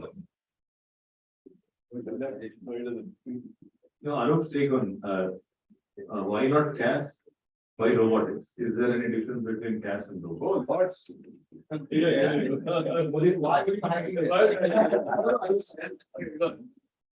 So, yes, you cut and check. especially in the sagittal plane. So suppose you plan 3-degree flexion on the femoral component, you cut at 6, you can't do anything about it. You can just check and see that it's 6. And slope, suppose you plan 3 and you cut at 5, you can't do anything about it. So in the sagittal plane, flexion of the femoral component and the slope of the tibia, you can just cut and check. While with the robotics is far more accurate. So in the sagittal plane, there is no advantage. Okay, just one more question on the sagittal plane thing. In a non-CT based system, how accurate do you think navigation really is when it comes to the sagittal plane measurements? Which essentially means that if my navigation is showing me I'm at 3 degrees of, let's say, tibial slope or 6 degrees of slope, how accurate is that measurement actually? Because it's actually based on how I've held my sort of probe to really. So I think it just adds me to me, it gives me a relative advantage. If I want to increase the slope by 2 degrees, it'll be very accurate. But my primary slope, just relying on what it's saying, is a bit doubtful. So does the robotics that is CT based give you real accurate measurement of the slope in the sagittal plane? The CT based, I probably missed out on your. The question would be very accurate in the coronal plane, no doubts about that. So the sagittal plane with the CT base is absolutely perfect. You can either match the tip. I mean, you can't, in my books, you can't get better than that in planning your slopes in the sagittal plane. You can go completely kinematic as well with CT based robots, or you could match the slope according to what the implant suggestion specification is and the patient anatomy is. And because the CT has already given you a picture, there is nothing left for imagination. You are not feeding in any data points to create a map of a suggested femur or a tibia. So you will get into more perfection. So a non-CT based system, robotic system, will probably be not as accurate in the sagittal plane. Is that?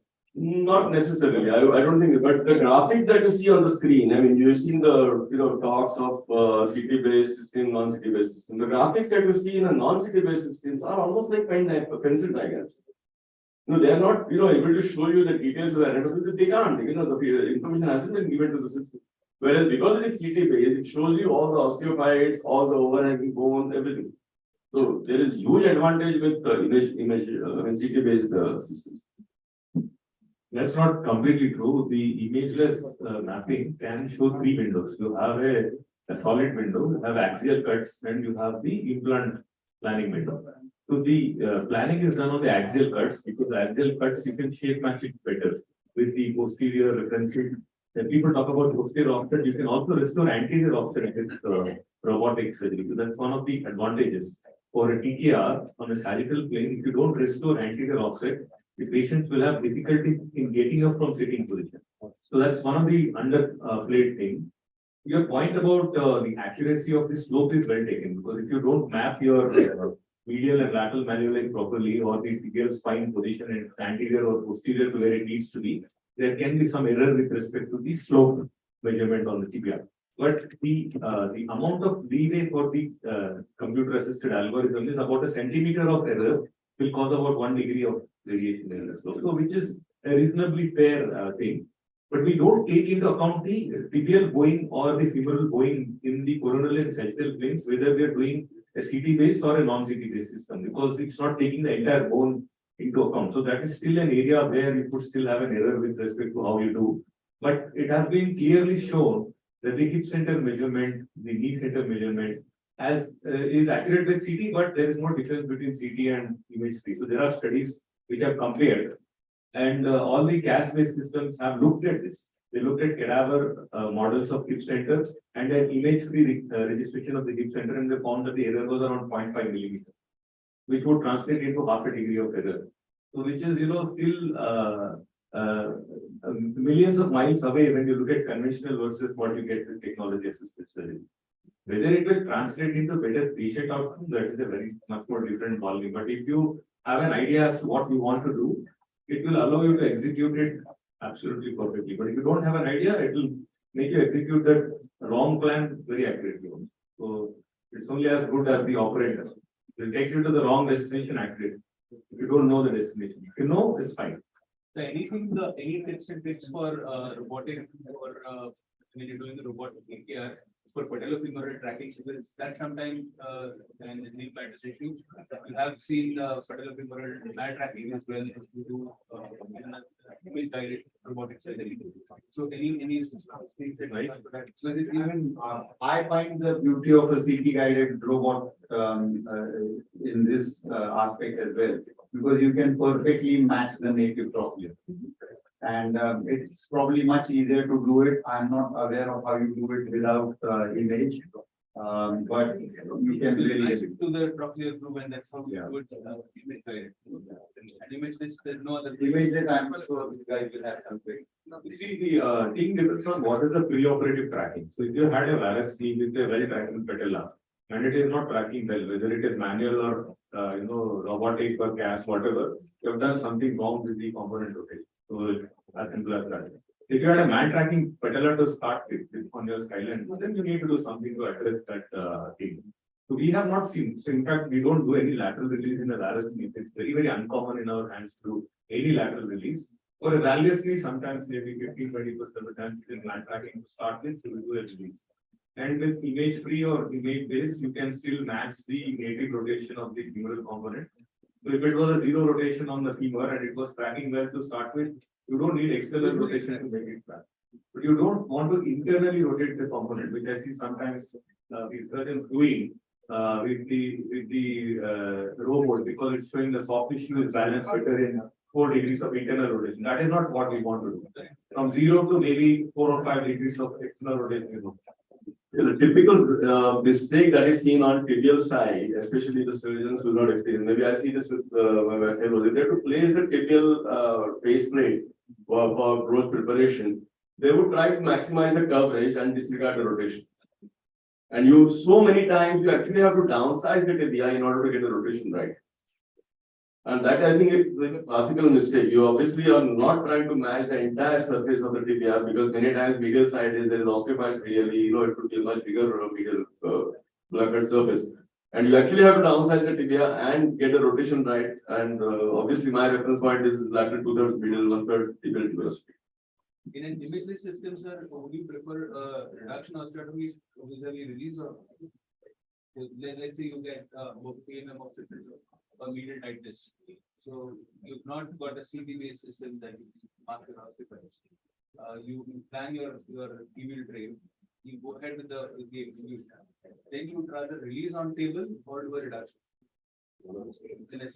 So What we do with our cell, we remove the osteophytes to start with. We remove the osteophytes before mapping. And then we would try and get the lateral side, as ages are shown very nicely, to be balanced. And then we see what is the residual tightness on the medial side. And we would make adjustments in the coronal, sagittal, and rotational planes to bring it to be equal to each other. The flexion and extension tightness must be equal to each other. And we found 3 different categories of tightness. If it is between 0 and 4 millimeters, you will not require any soft tissue release. If it is between 4 and 7 millimeters, then the choice is yours whether you downsize the tibia and do a further reduction of osteotomy or do a calibrated soft tissue release. If it is more than 7 millimeters of residual tightness, which typically happens when there is a combined femoral and tibial extra-articular deformity, those cases you have to plan for something which is, something like an epicondylar slide or something like that to balance the knee. Again, you have to see whether you are accepting a mechanical axis which is plus or minus 3, or you have a slightly extended functional alignment strategy where you want to say, okay, 5 degrees is okay for me, I will accept 5 degrees of varus. And if I'm accepting something more than 3 degrees of varus, I would stem the tibial component. Does that answer your question? Yes. Coming back to your point of femoral, the patellar man tracking, it's dependent on the implants as well. And there are studies which show that it's highest with Smith-Nephew implants and it's lowest with the next gen implants. So it's quite implant specific as well, and not only technology specific.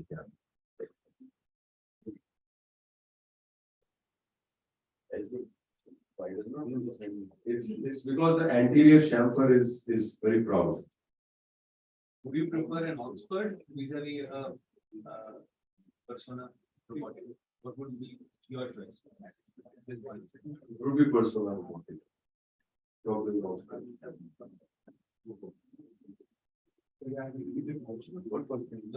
No, he was asking for uni. Oh, uni.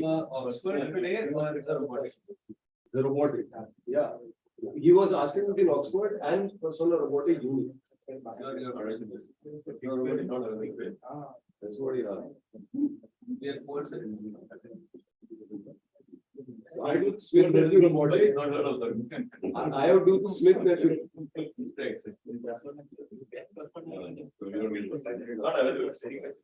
Only I should get. We have 5 more minutes, sir. And you can ask Dr. Is this, sorry. Professor Malhotra is here? Yes, sir. We want your opinion on robotics. Is working by robotics for 50 Oh, yeah,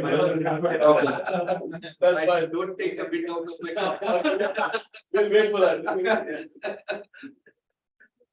So I'm surprised that with this meeting, we haven't really discussed the technology in full detail. We haven't talked about the hips at all. What do you think? This is a knee meeting. This is a knee meeting. I thought it was technology in joint replacement. No, it is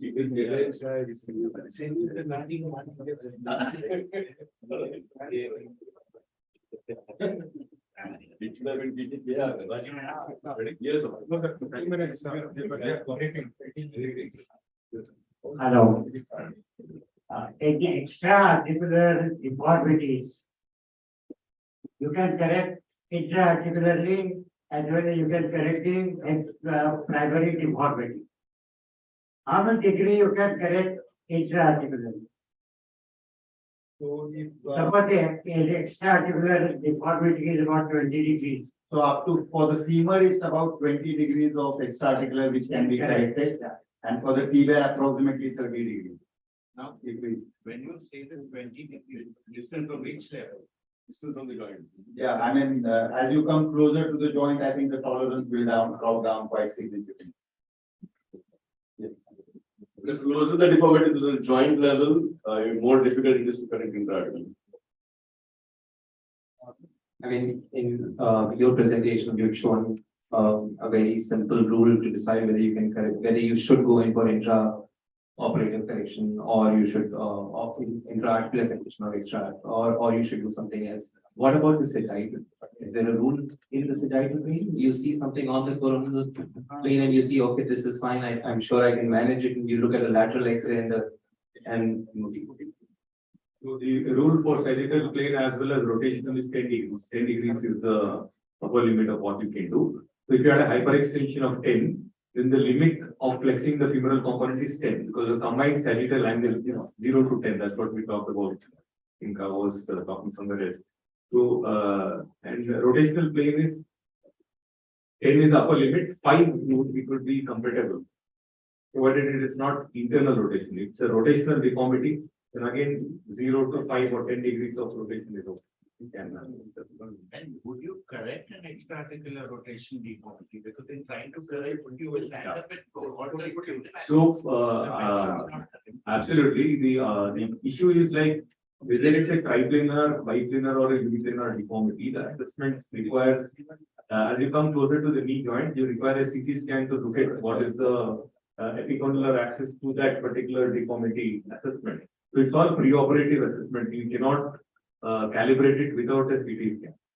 But you have a general idea by looking at the limb positioning, whether it's in extremes of internal or external rotation. And you flex the knee and see whether the heel is touching the ischium or it is going away from the ischium.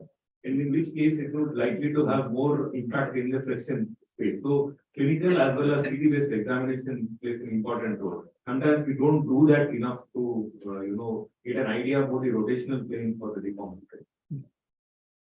So we'll be going live to the OT3. Next one. Access. Yes, this side is. I think we have wanted.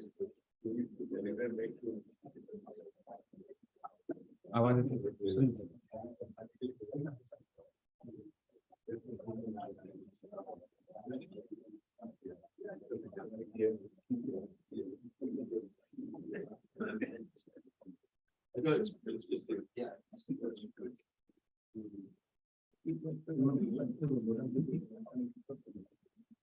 can you hear me?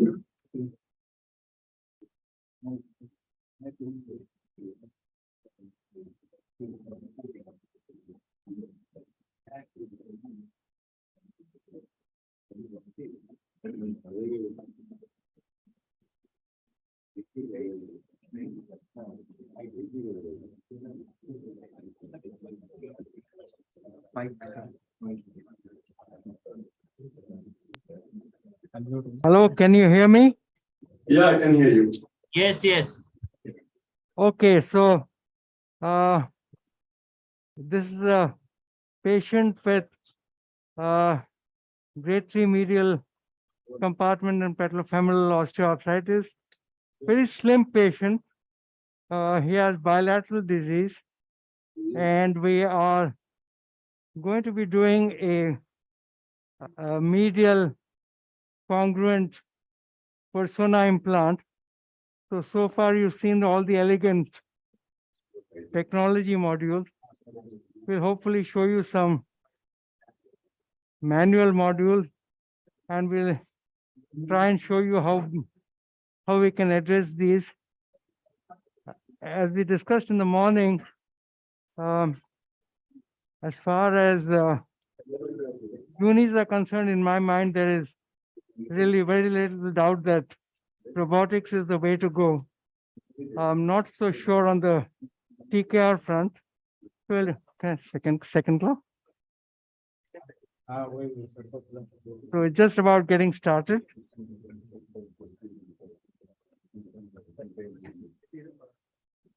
Sorry? That's my problem. I can't speak very loudly. I'll do my best. Am I audible there? Okay. So you saw a very elegant surgery by my good friend Nilen.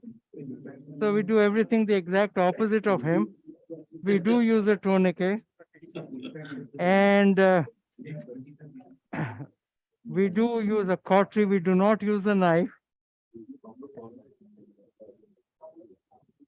Okay, can I have a marking pen? Can you snap the image because you're not seeing anything, they're just seeing X-rays on the screen here. Can you have the cameras change this? Just come down. Okay. Hi, Dr. Raj Gopal.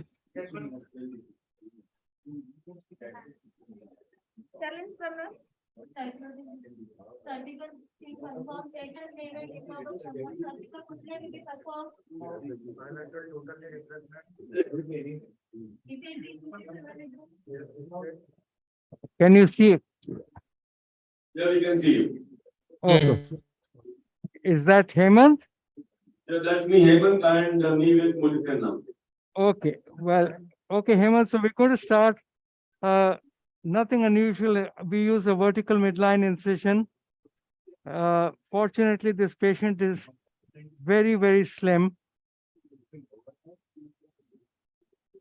Can I have a knife that cuts, please? This is just not cutting at all.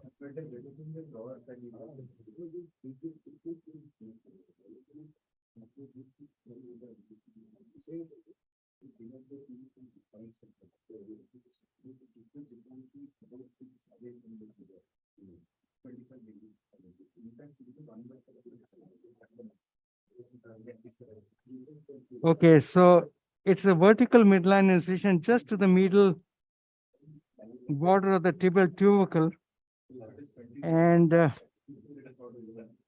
we're raising a full thickness flap, and we expose the vastus medialis.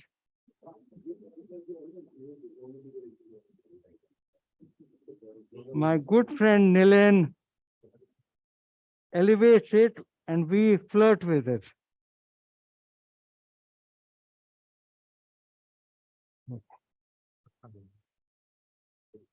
So it's a relatively small incision. And as we go up, You take a little bit of the tendon from the muscle attachment.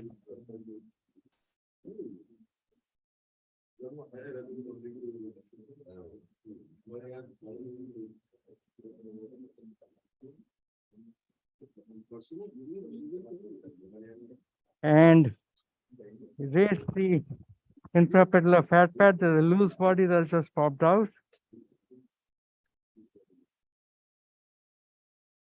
We have no qualms in everting the patella. Okay, just come to the top. Can I just give me the knife?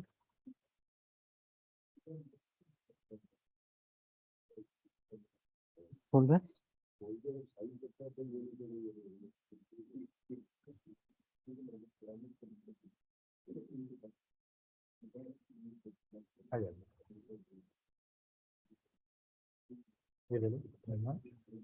Yeah, this is not a really bad knee as we are used to seeing. I routinely take out the infrapatellar fat pad. Can we increase the cutting, please? Make it up to 60. 40 up.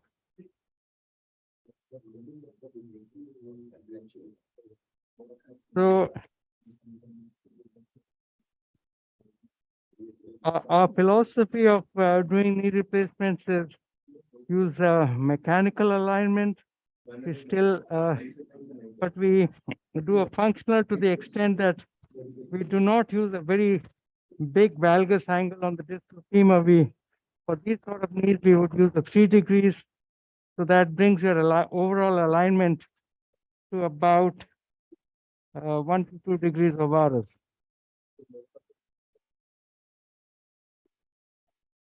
Can you increase this 40, please? It's not working. 40 थोड़ा बढ़ा दीजिए.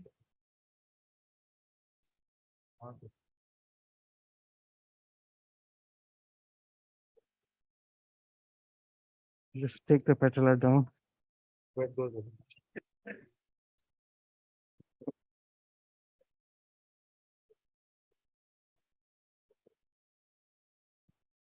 Okay. The other thing we do, which is somewhat different to most people, is we don't use those bone levers, bone spikes to retract soft tissues. So you can see we've got an excellent exposure. Okay. We mark out the entry point.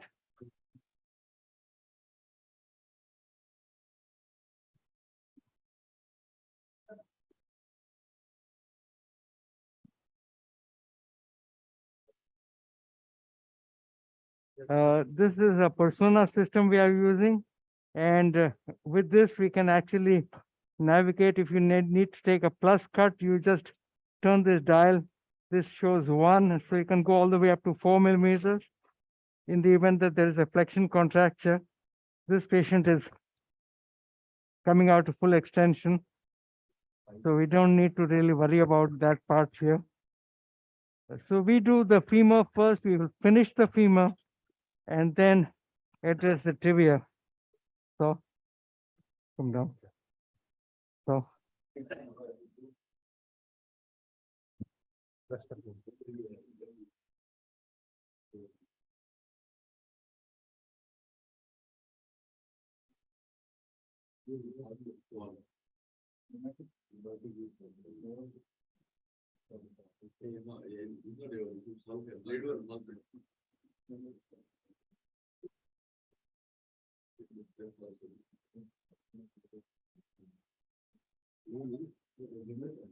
okay, can we measure that? Do you have a caliper? Can you measure that?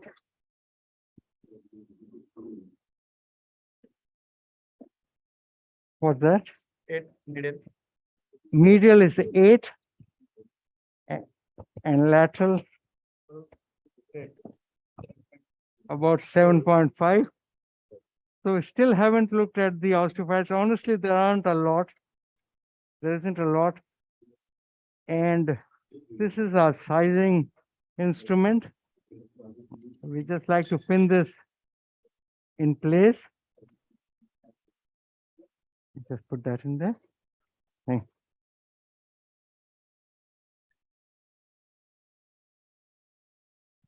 Okay, the size we are getting is 7.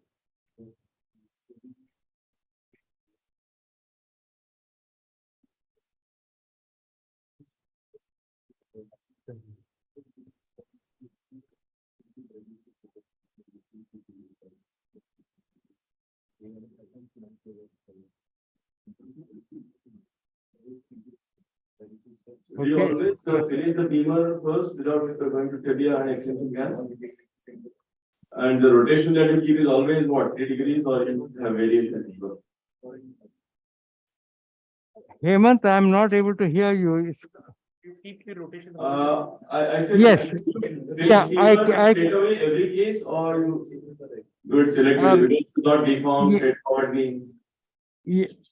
Yeah, so I like to keep that static at 3 degrees, but I always also like to check that with the transepicondylar axis. So those 2 holes that we made, that needs to be parallel to your transepicondylar axis. I'll just show you that in a minute.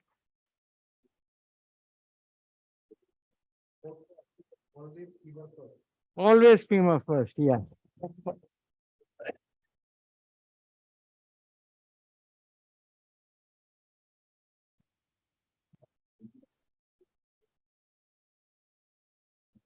Hemant, for me, the knee replacement is all about the tibia.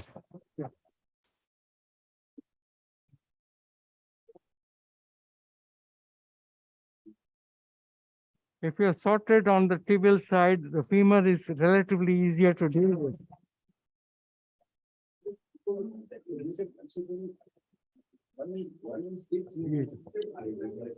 Slap, huh? Oh, no.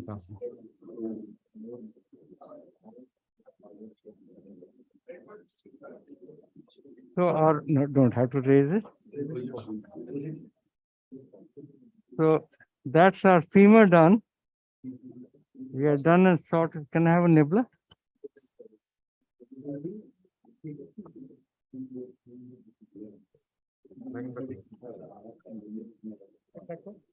And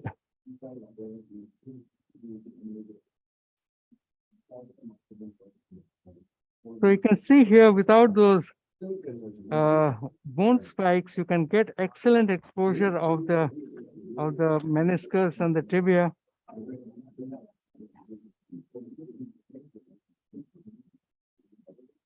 I need the depth dissection guide, please.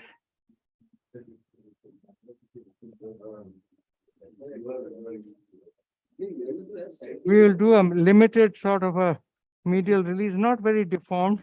So just take it off at the meniscosynovial junction just to free the proximal tibia.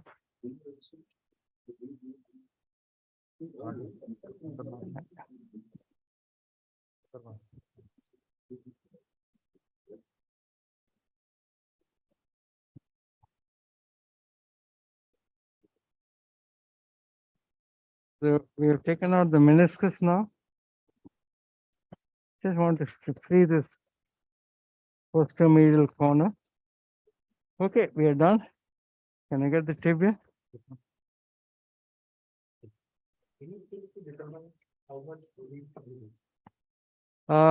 So we release as much as you need to deliver the posteromedial corner into the wound. If it's a more severe deformity, I would not hesitate going further down.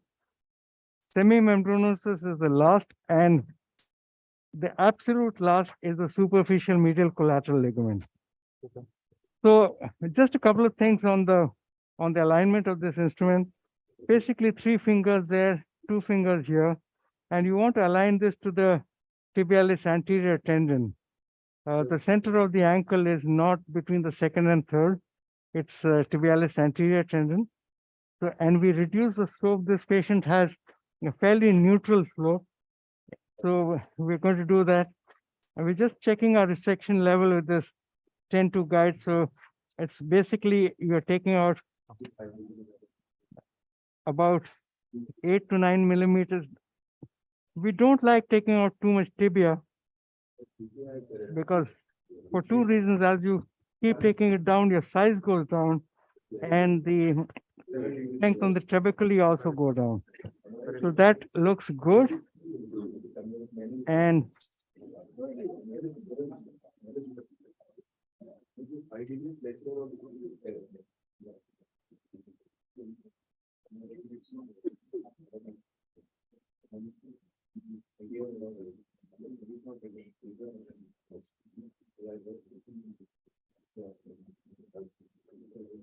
that's our tibia out of the way. Can you just measure that again for me?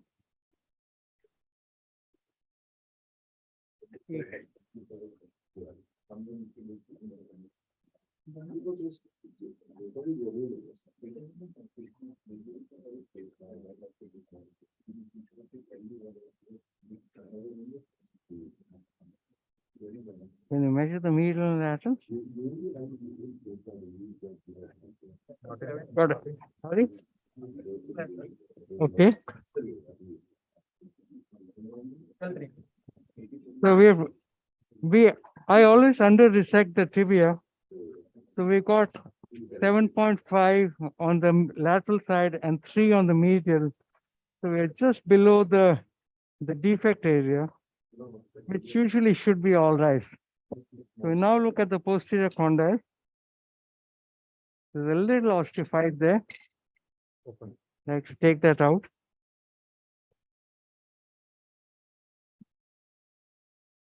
So the posterior condyle is out. That's it.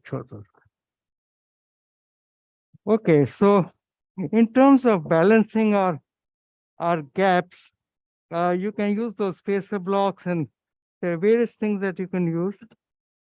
Typically, what we do is we use the trials as a spacer block. Can you give me the trial? E and give me a 10.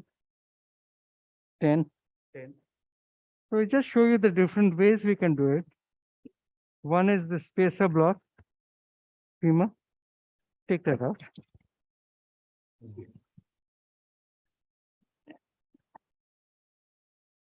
Punch.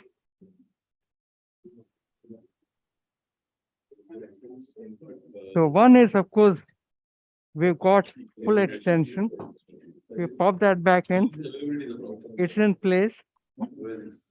Your MCL is in good place. It's not moving forward. Your PCL is not tight.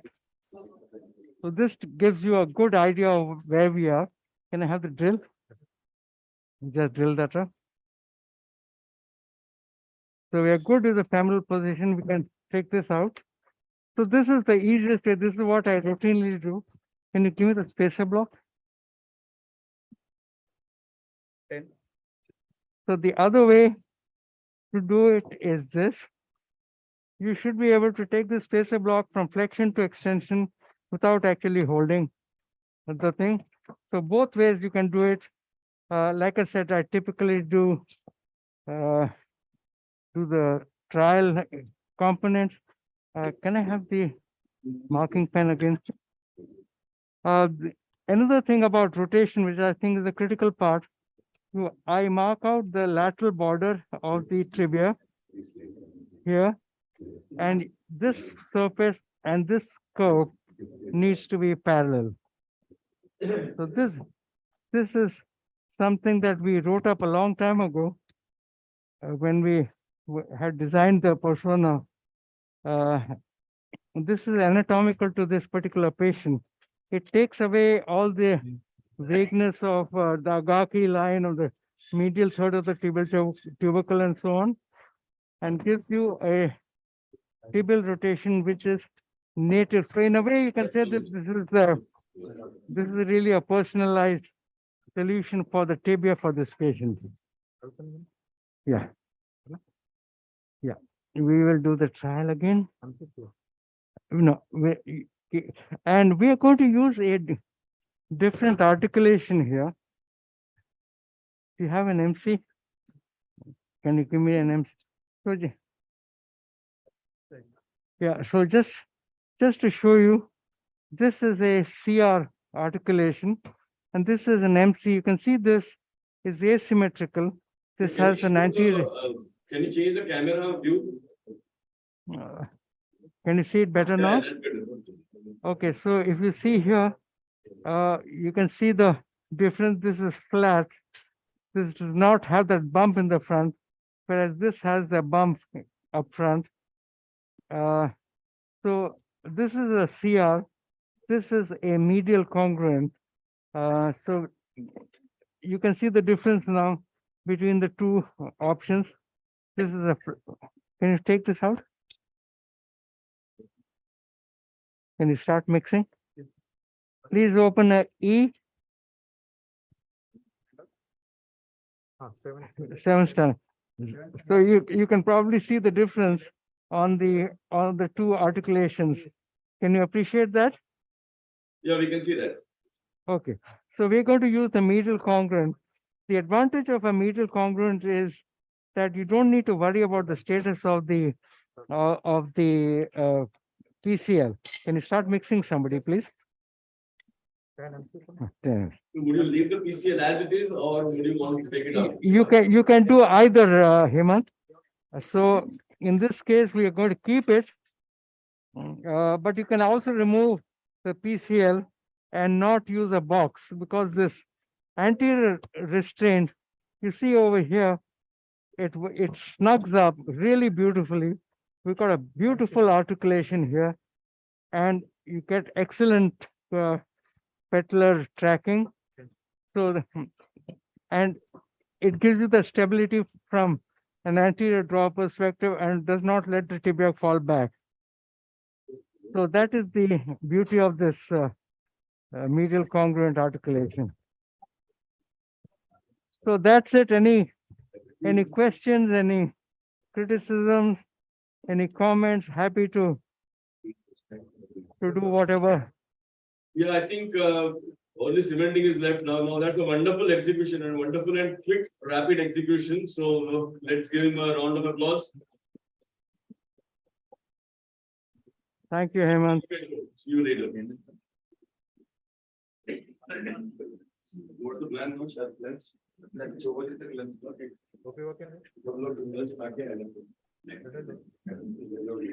बेटा पानी भी दे दो, mix कर दो। नहीं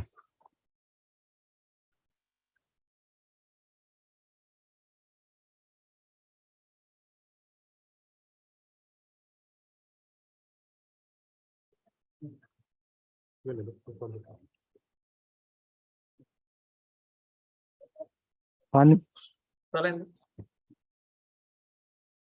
हाँ इसमें नहीं।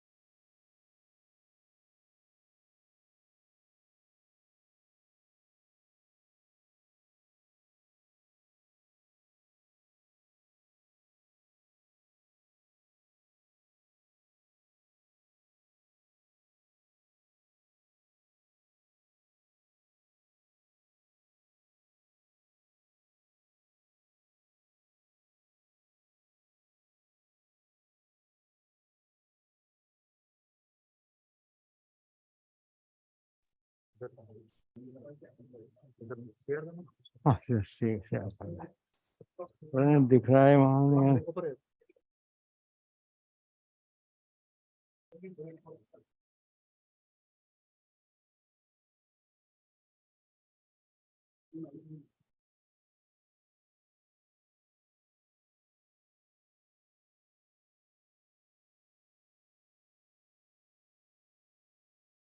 This is the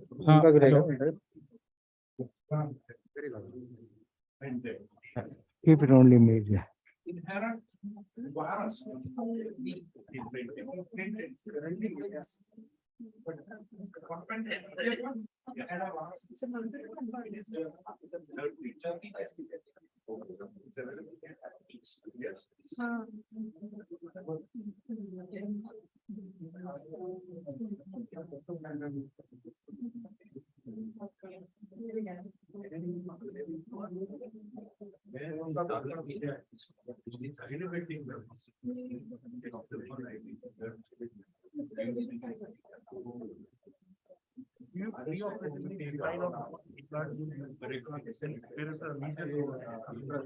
We do MC always, almost now, all the time we're doing MCs. Only when I don't get MC inserts, I use the CRO. Yeah. Sir, hi, this is Ashish, sir. I hope you can hear us.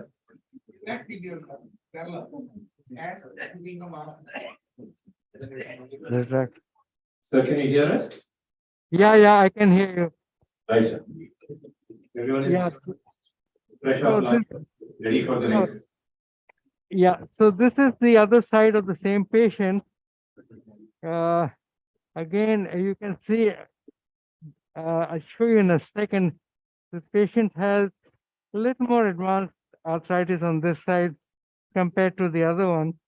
One of the other things which I couldn't show on that side is we routinely release this patellofemoral ligament. It just allows, since I don't resurface the patella, it just helps allow the patella to drift normally. And again, as I said, one of the things that we make a big thing about is being able to see that tip of the lateral tibial condyle. So exposure is a part of our release. This is what we want to do before we make any cut. We want to be able to correct as much of the deformity as possible, which really means that you're relying less on soft tissue and having to alter your bone osteotomies to be able to get that alignment the way you wanted it. Now this patient has fairly advanced medial, really an AMOA almost. And honestly, this may not have been a bad case for a uni, but she's got some blisters on this side. The lateral facet of the patellofemoral joint is gone. So really sort of a borderline indication there. I was just about to ask, would you extend your indication and do a uni for this case in spite of the patellofemoral changes? Honestly, this patient, I would much rather, there's too much of that whole segment of the patellofemoral area is gone. The lateral condyle is gone. Part of the lateral condyle distally is gone. And almost the whole of the tibia is gone on that. So we got a very nice looking PCL here. So what we're trying to demonstrate here is a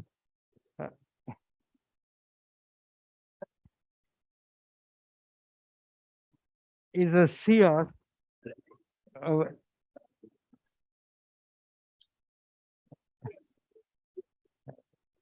So in a way, it's nice that we started avoiding taking out the box regardless of the status of the CR, which is what the MC brings to the table, which is really quite nice. Because PS is a great option, except for the fact that smaller designs, you compromise a lot of bone. Let's come down. Okay. So again, we have taken a 3-degree valgus angle.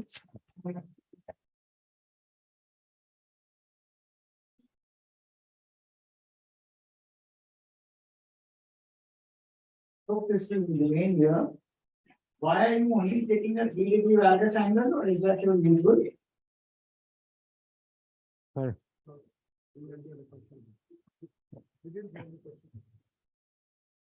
Can you repeat the question, please?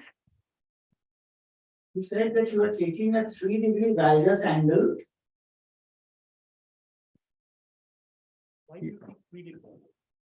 Normally we tend to take 5 or 6 degrees. The reason I don't use 5 degrees, Nilan, is because you get a very good looking X-ray and a very unhappy patient, particularly if you have a patient with who's obese and a wide pelvis. Their knees tend to rub against each other, and 5 degrees, I think, unless the patient has something like a 30-degree varus deformity, in which case I would be happy to do that. Otherwise, most other times I would be happy, because with a 3-degree varus, what I end up doing is getting almost like a neutral alignment, or in about 2 degrees of varus. So in a way, I do what you all do, a functional or a sort of a kinematic alignment, if you will, except that we are doing this by adjusting the distal femoral cut. So it gives me that comfort level that we are doing it physiologically. Ek minute. So the question that you asked about the axis, you have a ruler or something? Do you have a ruler, scale, or any flat instrument? So if you were to look at the orientation, I don't know if that will be allow this to get marked.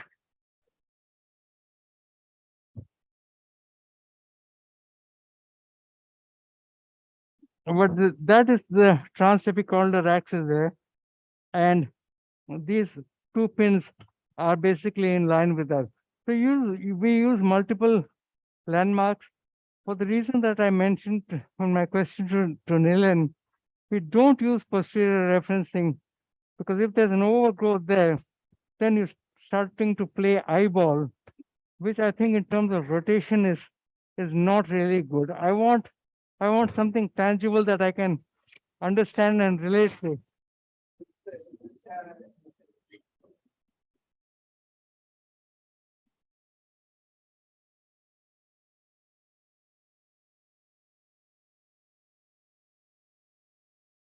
So, if you could tell us what is your aversion to the bone spikes?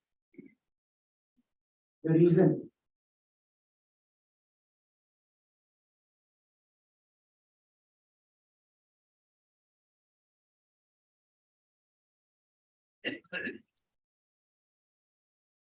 I'm sorry, what is the question? Your reason for aversion to use the bone spikes. Because I get as good a view. It's like asking you, Nilan, why do you always do your lovely approach? It's an obsession. I'll answer that, try and answer it scientifically. The only way you can use bone spikes is using force. And force actually in the posterior compartment, which always worries me. So I like to respect that. And I get great exposure. I'm sure you'll agree. We don't have a challenge with our visualization. So I see no reason why, we need to violate the posterior case.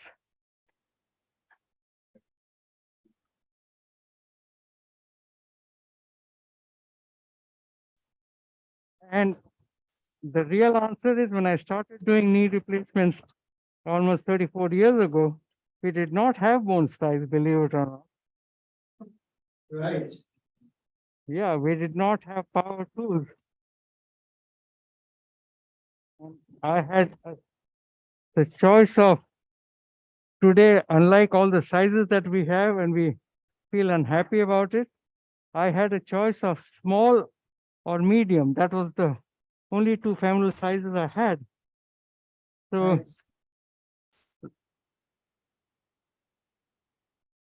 Nila and I come from very humble dwellings.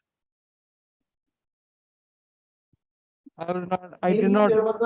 Maybe there was a horrid story along the posterior part of the knee that I was trying to probe, but obviously there isn't.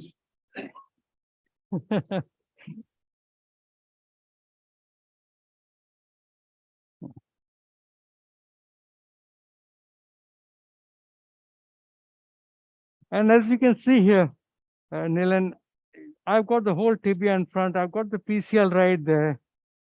You know, I don't think I need better visualization than that. It does everything I want for it. I'll take the 10-2 guide again.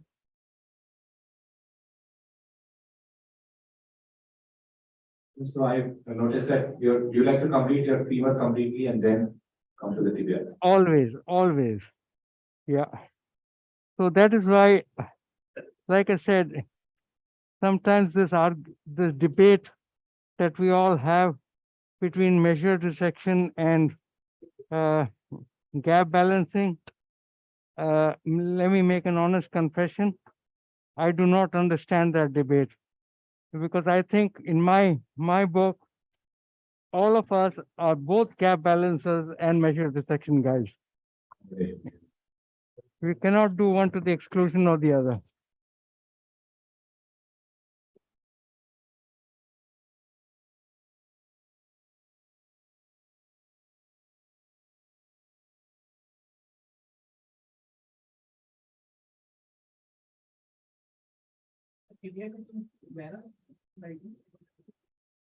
There's a question from the audience. Are you cutting tibia in a neutral mechanical axis or are you aiming for a couple of degrees of Varus or something? Sorry? Are you cutting the tibia in 90 the degrees. neutral mechanical axis? Or No, always neutral, always neutral. Always. Yeah. This is why it's compensated in the femur, what you see. So my claim to fame, Nilan, is, as you will see tomorrow in one of the presentations, my claim to fame also is I've had the privilege of scrubbing with the two big Johns in the world, John Charnley and John Insall.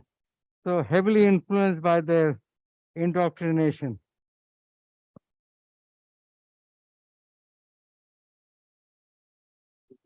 So this is something that works for me, and give me the broad curve, please. Broad curve. No, इससे बड़ा है. Always remove the posterior osteophytes. We're a little finicky about that. So we do that in every single case. We don't want that posterior impingement.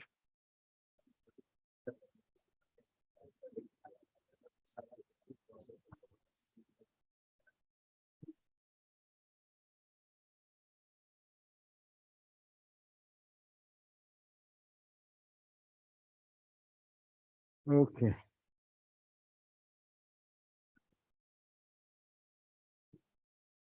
Can I have? Can I have the tibia? Oh, sorry, sir.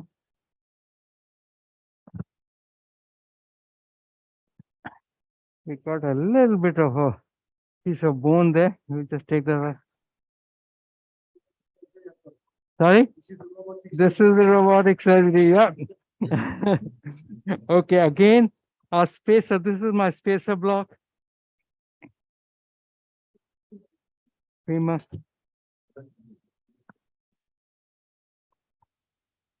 Femur. So we got good approximation. We got full extension. We got good patellar tracking. And, for sake of this, you want to make sure that your lateral compartment, you can see here, it rocks a little. I'm very snug on the medial side. It's opening about a couple of millimeters on the lateral. And this is how we check for flexion and stability. Put the patella back, check in 30, 60, 90, and make sure that, you're not wobbling around. So that's good. We're happy with that. And what we'll do is we'll put that spacer block in again, just to show you the alternate way of doing it. Can I get the spacer block again?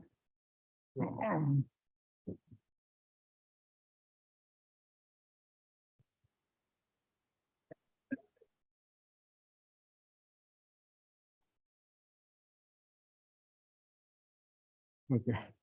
So again, it's important that you should be able to get a full extension and flex it without touching it. Looks excellent. Yeah, so you should be able to do that without it really wobbling around. So that's good. We're happy with that. Ready for cementation. Give me a drill bit, please. Okay. Shokshi, if it is all right, shall we go on with some lectures now? Yeah, please do. Please do. Thank Yeah. you very much. Great flow. Great flow. Thanks, Nilan. Thank you.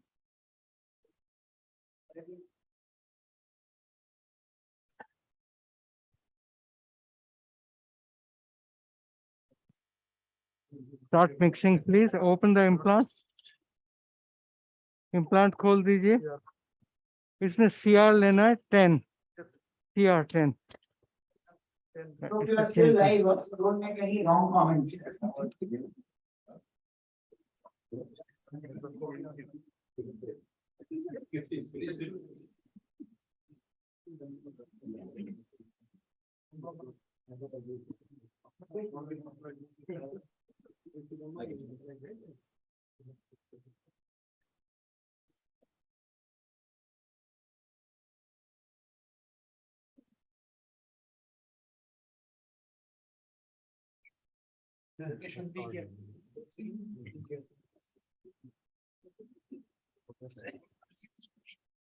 Mix करिए ना. Okay.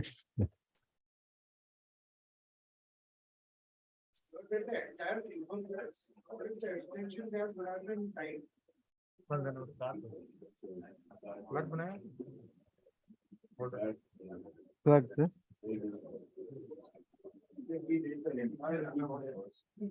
And what is the question that we not have slide media reason about?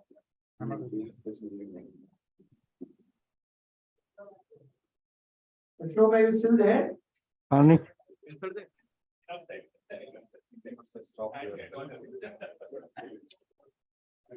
Nico Pani, bold. Obviously, it will vary from surgeon to surgeon. I often also finish off the whole femur first. And you tend to know whether the extension gap is tight or not when you are operating and feeling the knee and all that. Although Hemant here tells me that is a bad way of doing the surgery, finish the whole femur first. So there is going to be variation amongst surgeons. If you find that the extension gap is still really tight, you can really release the osteophytes, remove the posterior capsule, posterior medial release. And if it is still tight, eat humble pie and still take a little bit of distal femur cut. Yeah, I just validate what I said. Basically, you can actually put the knee 90 degrees flexion and physically distract, and you get an impression as to what the medial side is going to be. I mean, clinically, just by visual impression, you get a, if the medial side feels too tight, then you do not finish the whole femur first. Don't try to finish the whole femur first. Do it stepwise. Because it's ultimately it's only a sequence, isn't it? The algorithm or sequence that you are following. And in fact, if any time you feel that a medial side could be still tighter, just do the posterior condylar cut, maybe even 3 degrees, 5 degrees rotation. But just do the posterior condylar cuts, take out the cheeks, look at the gap. Because if it is still tight medial, you still have the option of increasing the rotation by shifting the medial plane 2 millimeters anteriorly, keeping the lateral pin where it is, and the block actually rotates externally. And thereby you get the medial, space in inflection. Personally, you do the distance. You personally do the distance. I do this to be your first proximal to there for a second.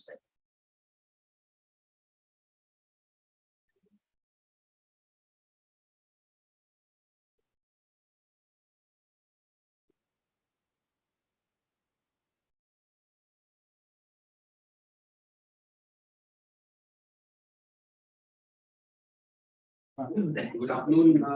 I would now like to set in motion module 3, robotics in TTJR, and I'm joined by Dr. Milind Patil. So he is going to join me, and I would like to invite Dr. Milind Shah to speak on navigation, PSI, and robotics. Stage is yours. Thank you, Rajesh ji. Hi, Milind. Hi. Thank you, friends. Firstly, let me thank everybody from the bottom of my heart to come here in big numbers and make this conference what seems to be at least an initial success. So technology, as we have seen, can definitely improve the implant position, alignment, and soft tissue balance. It can reduce the outliers, as has been shown beautifully in the morning so far. Thereby, it can improve outcomes. But if you read through the literature closely, that it improves outcomes is not yet decisively proven, but it would seem like that. So navigation can be a large console navigation, imageless navigation, accelerometer based, gyrometer based. Various forms of navigation are available. The Journal of Arthroplasty is thought to be the fountainhead of knowledge about knee arthroplasty and hip arthroplasty. So if you read through this symposium written in 2018 as to the current role of computer navigation in total knee arthroplasty, they have raised three fundamental questions. What is the alignment target? What is the best way of achieving that? And does that guarantee better patient-reported outcome measures or reduce the revision rates? So the alignment target, as we know, classically has been mechanical. Currently, we are talking about kinematic, functional, personalized, and various other alignment targets. The discussion arises because this plus and minus 3 degrees from the mechanical axis alignment.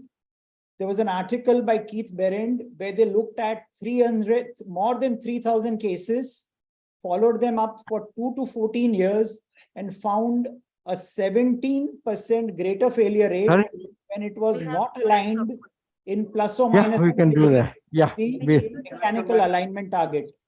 And this rose to 168% failure rate, greater failure rate in obese patients, BMI more than 35.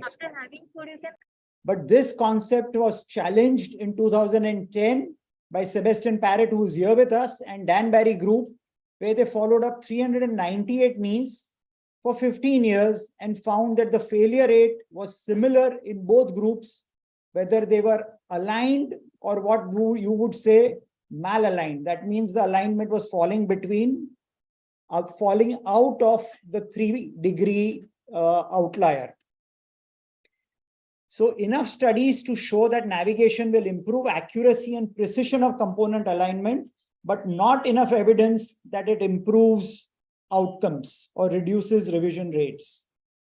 So value in healthcare is benefit over cost. And there are some papers which say that navigation, if the cost can be reduced by over 50%, that is why I only navigate the femur, then the value is there. So simplified navigation, only distal femoral and proximal tibial cuts, not for rotation or balancing, and results show as good results as full navigation. Restricted femoral navigation, as you saw in the morning, tibia is subcutaneous, so you can feel the landmarks yourself. do not use navigation for rotation and balancing. And we published this paper way back, I think in 2014, where we showed that only limited femoral navigation or restricted femoral navigation can be as effective as full navigation, and the coronal alignment of the femoral component can be better with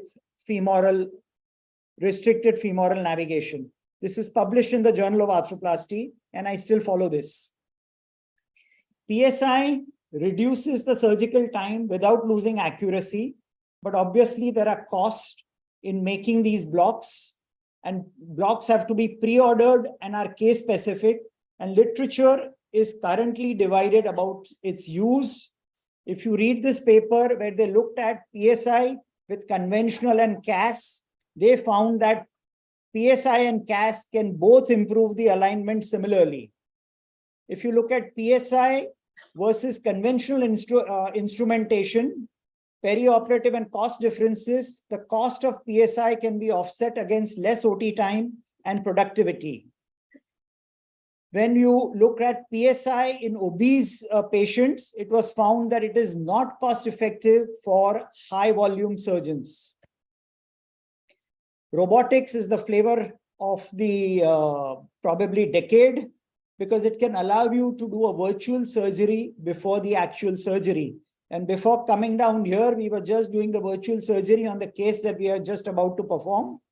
It can give options, and one can choose the most appropriate option. It can execute the chosen path plan reliably. Bone preparation, alignment, implant position, soft tissue balance, all can be reliably improved.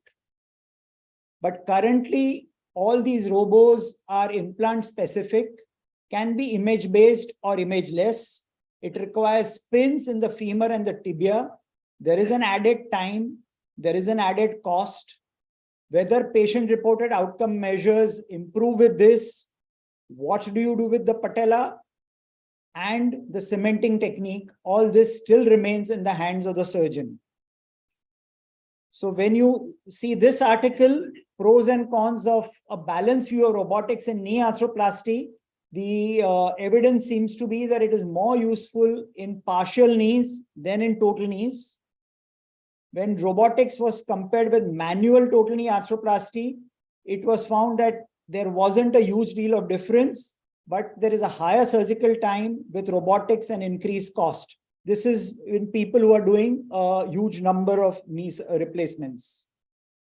When you look at robotics in partial knees, this is the promising technology, but obviously cost is a factor, time is a factor, but it can give you greater accuracy of implanting the components. What is my take on all this? Friends, I believe that times are changing. Patients are more aware and patients are more demanding.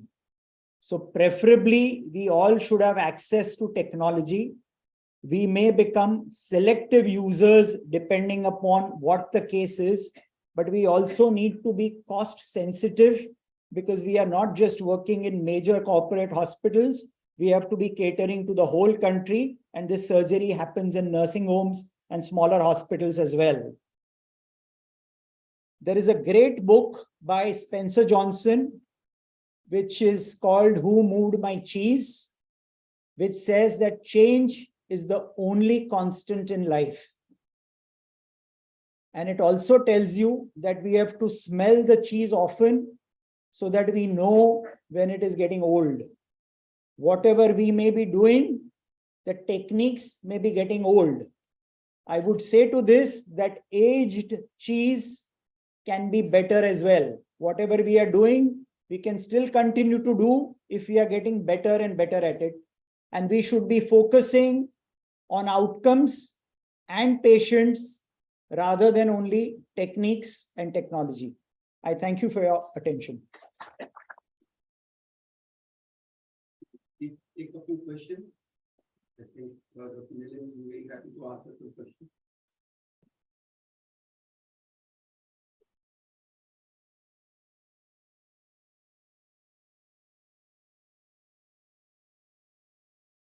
If there are no questions, it means that presentation was very good.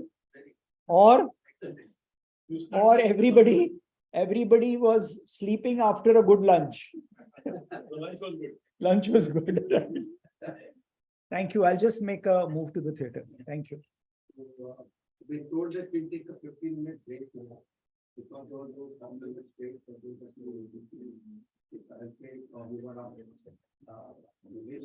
again assemble here in exactly 15 minutes from now. That will be 2:20. Be back here at 2:20.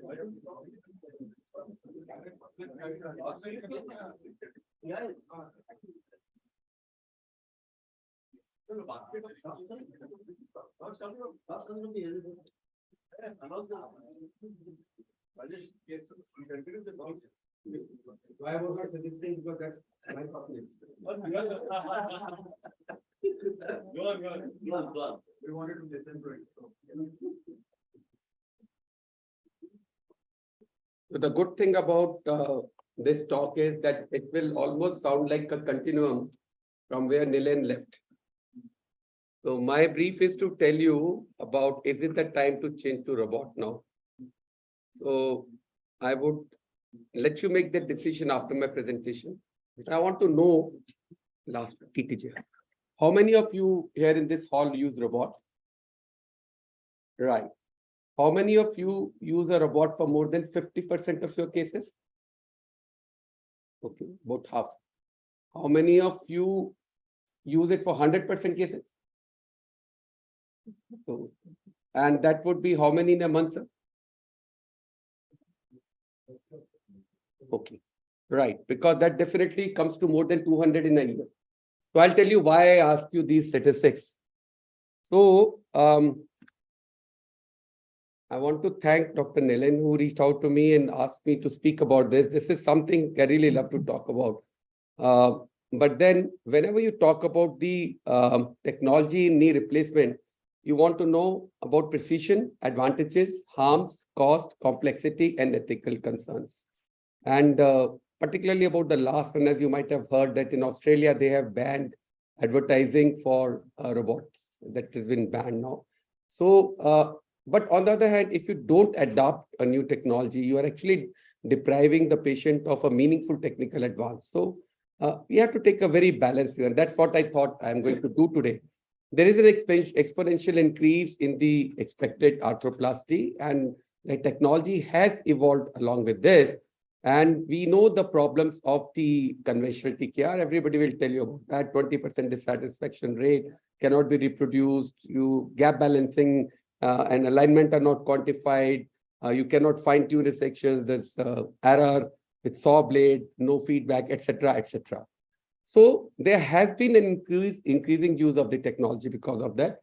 The one graph here is the robot. This is navigation, and this is the cumulative. So you can see that the use of navigation as well as robotics is on the rise.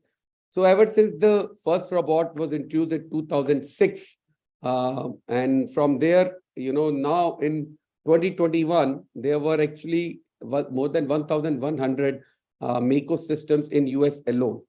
So you can see how more and more companies have been launching their robots. So it is something like nobody wants to miss the bus. And of course, it's for total knee, total hip, and partial knee. So this is a very important slide, which is because this is about the patient perception. These are the Google search which the patients are undertaking, and they are on the rise. More and more patients want to know about what is happening in the robotic, and that is something pushing it. So this is a slide which tells you why we are having this conference here, because Maharashtra is on top when it comes to the who's looking for technology, and then Punjab and Delhi closer to home, and then down south, Telangana and Karnataka. These are the 5 states which spearhead where the patients are looking for the robotic technology. And you know, the only purpose is alignment, and that has been said many times. So I'll talk more about it again. So there's greater accuracy, more precision, less dependence on surgeon experience. Now, imagine me talking about it, where only thing I have to tell the patient is that I'm a very experienced surgeon. And you talk about that getting rid of the experience. But then we'll talk more about it also, but more reproducible. So we know what happens when a knee is malaligned. There's no question about it, although there are the definition of malalignment. But we believe that all these things happen because he is malaligned, and all these things happen when the hip is malaligned. So that is the basic argument on which the adaptation of technology is based. But when you talk about innovation in orthopedic surgery, it has to be evidence-based. So what we are looking for is actually the proof for accuracy, soft tissue protection, learning curve, and outcome. So let's address this. This is my favorite movie. So let's talk about what is the good about the robot. So the good things about robot are precise planning, intraoperative feedback, and precise bone preparation. We all know that it is really, you get what you want. And that's why it was emphasized. Krishna said that you must know what you want. They say that you must be careful about what you wish, it might be granted. So if you plan it wrong, then they're going to be a disaster. And then, of course, this is not about the fully automatic or fully active robot, but most of the times you have a feeling that you are doing something and you got the haptic control, and you can feel that the things are not really out of your control. As a surgeon, you have to have that feeling of being in control. It gives you enhanced planning. Like Krishna said, you can just look around, you can manipulate the implant on the key fragments, you can look at everything, dynamic joint balancing, you can make all adjustment, balancing, flexion, extension, you can prepare the bone, they're stereotactic, you would see that as you start, milling or burring or whatever you want to do, these all green areas disappear. So you know that you have done the complete job. And that would be not vary by more than, less than a millimeter and all. And then we know that there are short-term clinical benefits. That means the periarticular soft tissue preservation.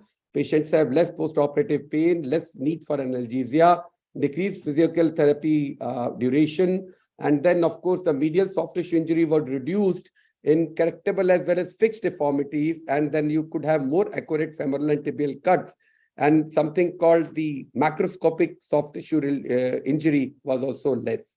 These are the advantages. So if you are somebody who believes in this, I think the bicruciate retaining is the kind of joint where even a non-believer should actually resort to robot, learn it and do it.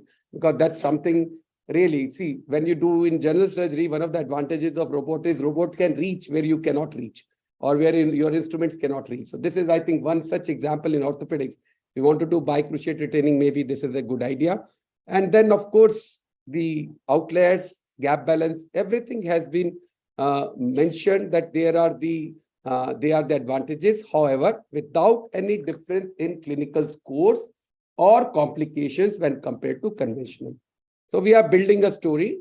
Of course, in total hip, it has got the advantage of 3D templating and intraop guidance. So I've tried my hand, and I can tell you this is, I have done navigated hip replacement also. Not very different exactly, but then it's actually haptic tool or really reaming and without any risk of overdoing it, which you can do when you are doing navigated, because then it is, you are reaming and checking where it is going, but then it's of course more control. And this is the component position, the tabular position in this paper and in this paper that, outliers are less and your component positioning is very good. One more add-on for NACO, as they are saying, is that they can take into account the spinopelvic deformities, and they can actually plan and let you know where to put your cuff, which can really be a big value addition. So how should we evaluate the robotics in the operation theater? So let's talk about the learning curve. Most papers put it around 6 to 20 cases of TKR, and surprisingly, the literature has pegged the UK a little higher, 6 to 36 cases. And everybody agrees that the stress level is highest in the first 6 cases. Now, this was a paper where 16 inexperienced surgeons were randomized to perform UKR, and whether they were with conventional or with robotic, and they found that the implant positioning was better with the robotic. They had no experience of doing UKR. They did it with robot or without robot, and they were much better when they did with robot, even in initial cases. So it's a great tool for teaching and training. Another paper last year, Journal of Arthroplasty, robotic assisted totally allows for trainee involvement and teaching without increase in operating time. So, if they learn it early, they can take independent decisions much earlier. So that means if you're trained on robot, you become very slick at managing the gaps and planning on the robot. And planning is most important. Like we always say, When you do robotic surgery, you plan twice and execute once. So there's always another chance. Now, another paper about hip arthroplasty, whether it can mitigate the learning curve. They took, the two groups, the newly graduated orthopedic surgeons and the experienced orthopedic surgeons, 60 cases each, 30 direct anterior, 30 posterior approach, no difference. So it is a substitute for experience, if you like I said right in the beginning. So do away with the experienced surgeon and do it with the computer. But then another advantage which is not mentioned, because we're still talking about the good, which is the ergonomic safety. So it has been shown that the physical and mental demand particularly during hip arthroplasty is very high. And I was surprised to see this figure, 300 mallet swings per THA. So last time I did a total hip, I started counting how many times I have to take a swing. But this is repetitive physical labor. 96% surgeons are reported to have musculoskeletal pain, low back, neck, hands, and the energy expenditure is equivalent to moderate exercise. So when you use it daily, you can have mental wellness, which has been reported. So stress of intraoperative decision-making is less. There's effect of fatigue on cognitive and psychomotor skills is less. Complications, when you are stressed, there'll be more fatigue, more cognitive and psychomotor skills with conventional thing, more complications, more surgical errors and burnout. So this is a paper which said that total knee arthroplasty with robotic surgical assistance causes less physical strain and stress than conventional methods. So another advantage. I'll tell you why I'm saying all this, because maybe when we talk about alignment, we are shooting at the wrong target. Now, there was longer operative time in the robotic group. Still, it was less strenuous as compared to the conventional, considering the basic energy consumption and the basal metabolic parameters. There were less rotatory movements at the neck and lumbar spine in static and demanding position. And then, of course, there's an advantage of the artificial intelligence. And this is what it happens. You are actually gathering all the data. And then that data has a potential for integration using artificial intelligence on the deformity patterns, treatment protocol, and long-term outcomes. So if a patient does well, you can go back and see what kind of deformity was there, what kind of planning was done, and work.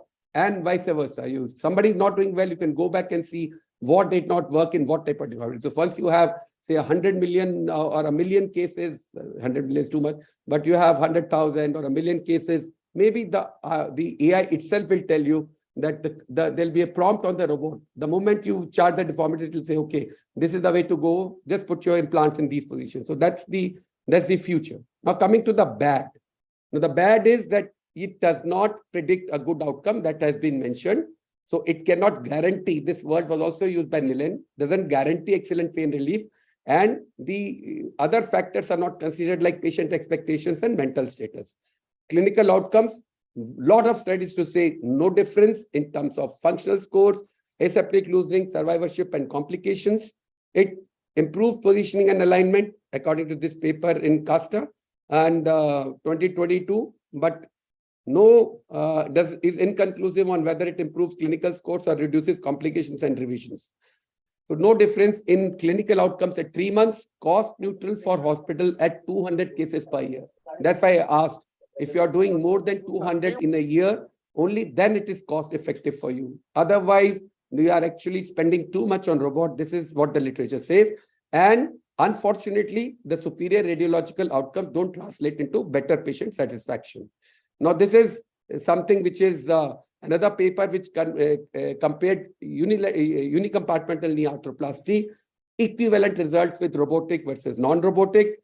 Again, bicompartmental, which I said, the bicruciate retaining knee replacement, maybe you are equivalent to achieving a biphasic gait as compared to a conventional one. Another paper, robotic assisted versus conventional, 10 systemic reviews, 3 RCTs, 72 studies, short term in 3 years, no benefits at 10 years, cost effectiveness is dependent on the volume, learning curve 7, and quicker discharge and higher surgical time. Those are the things. The next thing is from bench to bedside. So basically robotics and navigation, there's a question which is being asked. It is just the rise of the machines or just the rising costs. Let's talk about the cost. The systems are at least $1 million, probably $100,000 a year to maintain. And the cost saving is in terms of decreased hospital stay, shorter recovery period, and less follow-up visits. but that by itself is not enough to offset the cost. That's what you have to remember. It's somehow stuck. Can you help? It's just stuck. So, want to sleep.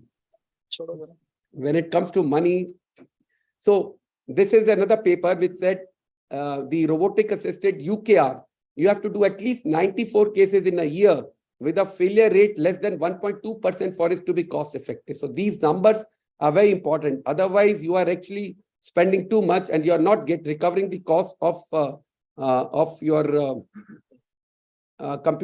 your robot. So this paper said that you can save cost by, the less episodes of care. So they looked at how frequently patient had to come 0, 30, 60, 90 days. So the saving was when half the cases at least were done by robot. So again, more than 200, half of them robotic. Those are the figures which you need to offset the cost. And this again said, the reduced episodes of care cost and 90 days readmission rate is lower, shorter length of stay, higher rates of discharge to home. Those are advantages at that cost which I told you. So this another cost analysis said that, most of the cases, most of the studies which say they are comparable, they don't look into the upfront cost. If you look at the upfront cost of setting up the robot, it's much more expensive. Now coming back to the ugly. Now, when you are using robots, you have significant setup and maintenance cost. It is restricted to specific implants. So if you don't like the implant, you are stuck with it. The additional cost for imaging and manpower for interpretation, precision for pin, fracture, pin track infection. This is a real problem. OT space to store the equipment, and all systems are not the same or comparable. Again, learning curve of 70-20 cases. So that is also part of the drawback. And there is, of course, no learning curve for planned or achieved alignment because some people might have difficulty. But this is an interesting study which said that robotic total knees needed more manipulation and anesthesia. They were getting less movement. So there is something going on there which we need to be looked at again by the data analysis, whether the rotations are going wrong or what is happening. The other thing is that online there is low health literacy among patients. So the pressure from patients builds up because patients surf online, and that is something called online research.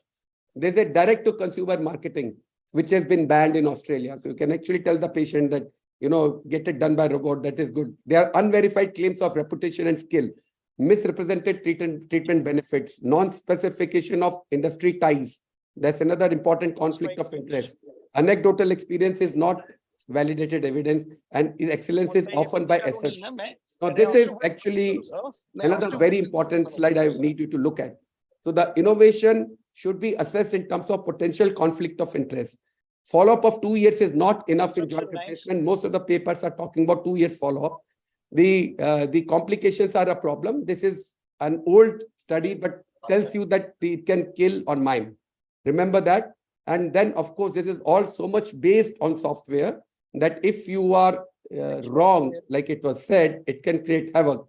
And then, of course, there can be, this is in a lighter way, and the patient may say, why should you pay the surgeon when I'm paying for the robot? And then, of course, the author financial conflict. Look at this study. The patients who had conflict of interest, they had, $988,736 paid to them.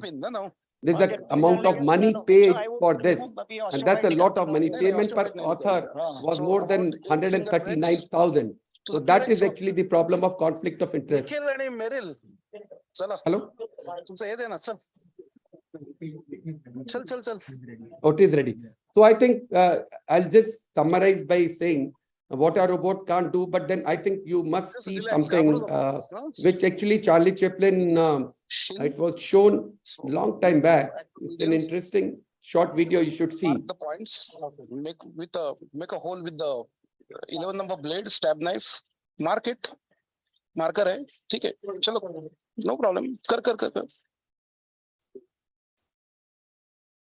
Make a stab inside.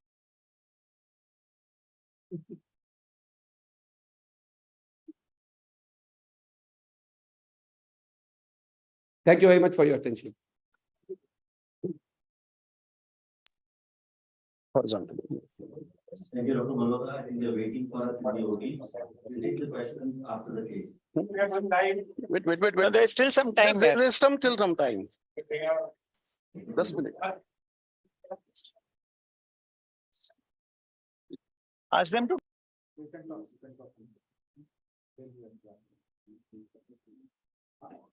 I relay.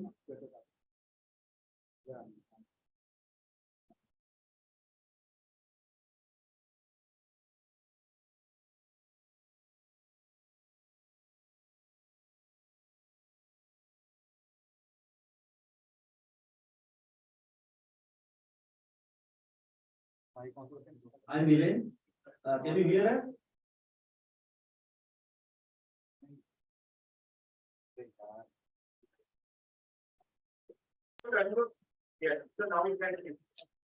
Hello. Yeah, we are getting ready with the robo. So in case you all want to take one or two talks, one talk at least, it will be better. Okay, we'll do that. Yeah. Because we'll still take here around 10 minutes. Is here in the auditorium? Bus, wait.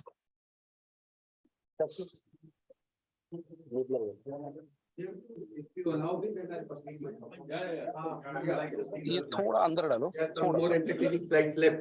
So actually, what Charlie Chaplin showed was that if it goes out of control, what can happen? And this was actually, and the next where I discontinued this was the organizer said, let's try the soup again.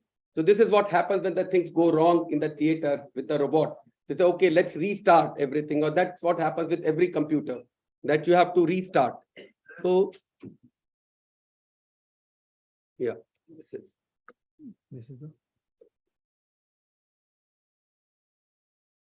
Just a minute. So this is where we were.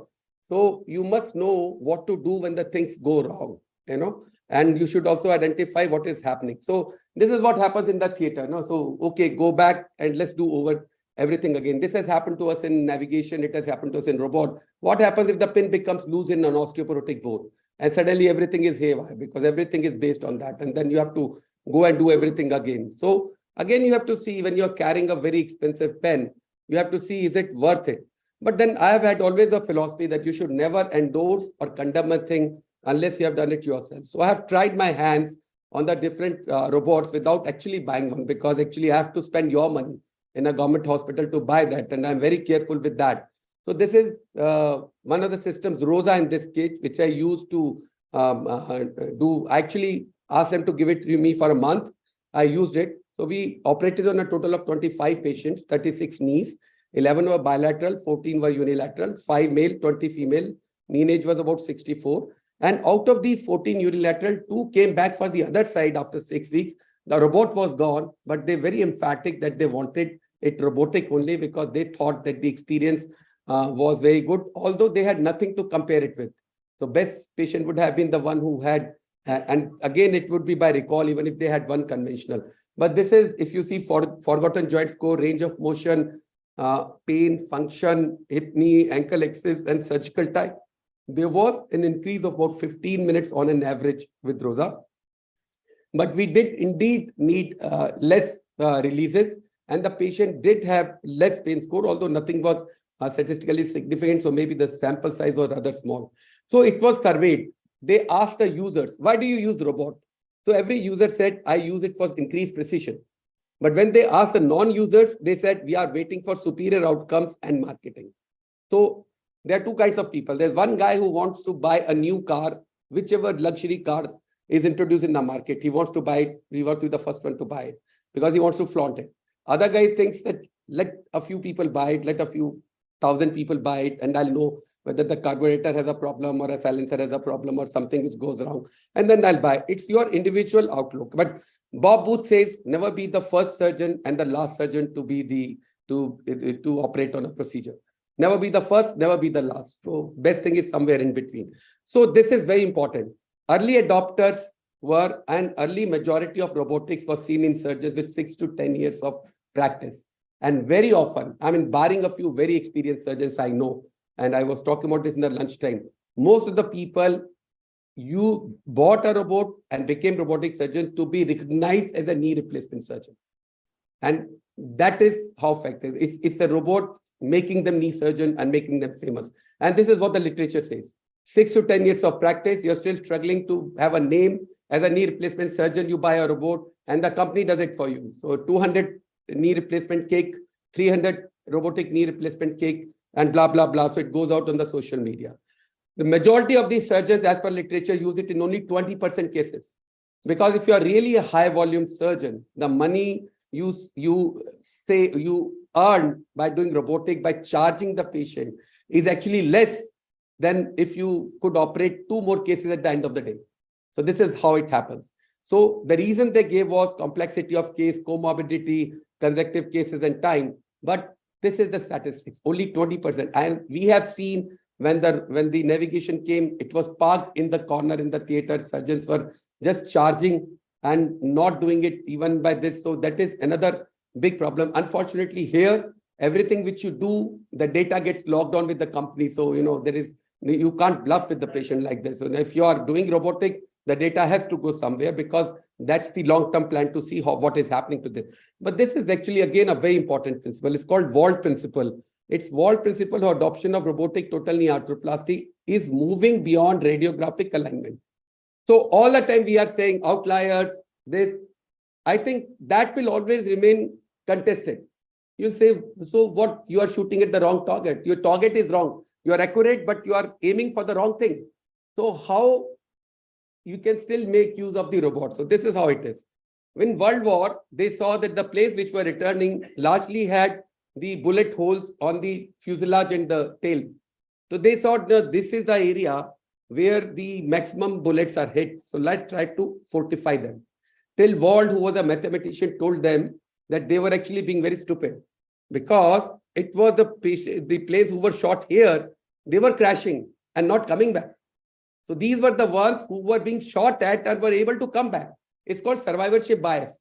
You saw it coming back, you said, oh, it has come back. Now it's got all the bullet holes. That's not where you need to concentrate. You didn't have any hit here because those who were hit here crashed. So that's what you need to do. So change your focus. So that's something which is being talked about. So this is how it was changed, which was wrong. And then the Vault came with this, the survivorship. So look at what else robot can do for you. Because if you say less outliers, more focus, everybody will get up and say, no, I do classically, I do conventional, no problem, no difference in scores. Here what it does, you can enhance and stream the workflow. You can reduce work-related injury. It's also said for people like me who are now getting senior to aging surgeons, it can reduce your physical labor. You can still benefit from their experience without making them undergo vigorous physical activity, reducing pain medication, reducing the cost and the use of artificial intelligence. This is what is basically has been ignored. And that's where possibly most of the value of the robot lies. And this is something I'm very passionate about. So just see, this is about an active robot, right? A robot will beat you to everything which you do.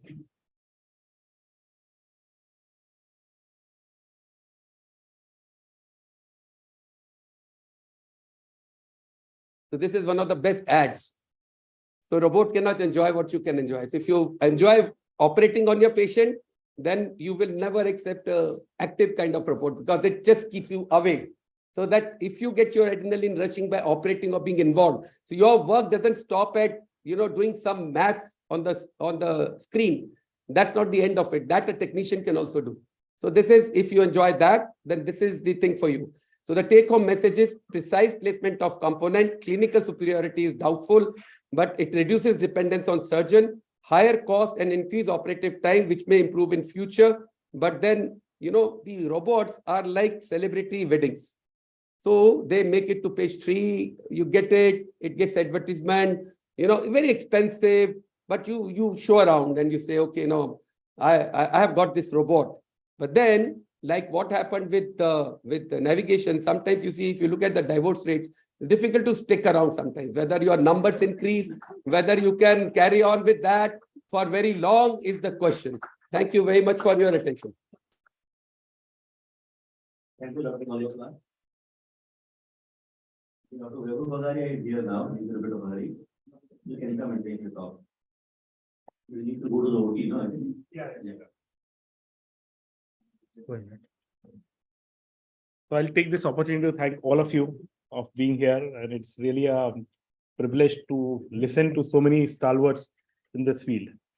What I'm talking today is something that I'll be showing on the next live surgery, and that's about the intelligent alignment. First slide, please.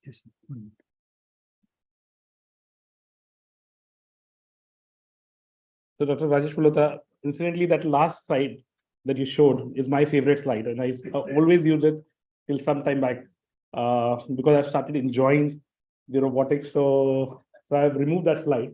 It was a 4-year-old slide that I had, and now the day has come where we started enjoying it. And that's what it is all about. So let's look at what is the intelligent alignment for TKR. And before I say that, I think what is intelligence? I think it's the intelligence is our ability to change. And have we changed? Yes, we have. We started talking about mechanical alignment, anatomical alignment, kinematic, constitutional, adjacent mechanical alignment, restricted kinematic alignment. And today, I think we are in the era of intelligent alignment. And what is intelligent alignment? I think intelligence is an experience. We all have some experience. It's objectivity. It's understanding something in depth. And then I think in today's paradigm, it is being able to use technology. And that is why all of you are here. So I think the era has come to talk about what's called as an intelligent alignment. This is the thing with technology. Sometimes it just stops working. And it's not deliberate. Yeah. So what has prompted this change? It is the fact that we know that not all patient pathology are same. We have listened about it since morning. We know that not all patient expectations are the same. And no matter what we say or we do, we'll have evidence either ways on this side. So the registry has shown that not matter what philosophy you have chosen, they are equally good or equally bad. And there will be always evidence for one way or the other. And finally, last but not least, why we are talking about this intelligent alignment is that there is an objectivity today. There is data, and I think data is new oil, and this is something that will release us all.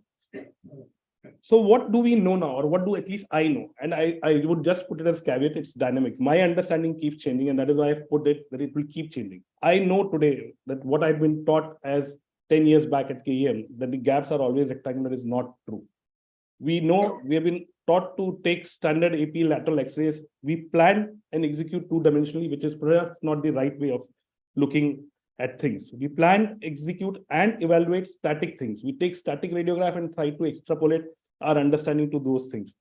And I think that blending, the experience has taught me that blending objectivity and experience help to win any game, whether it is life, sports, and arthroplasty.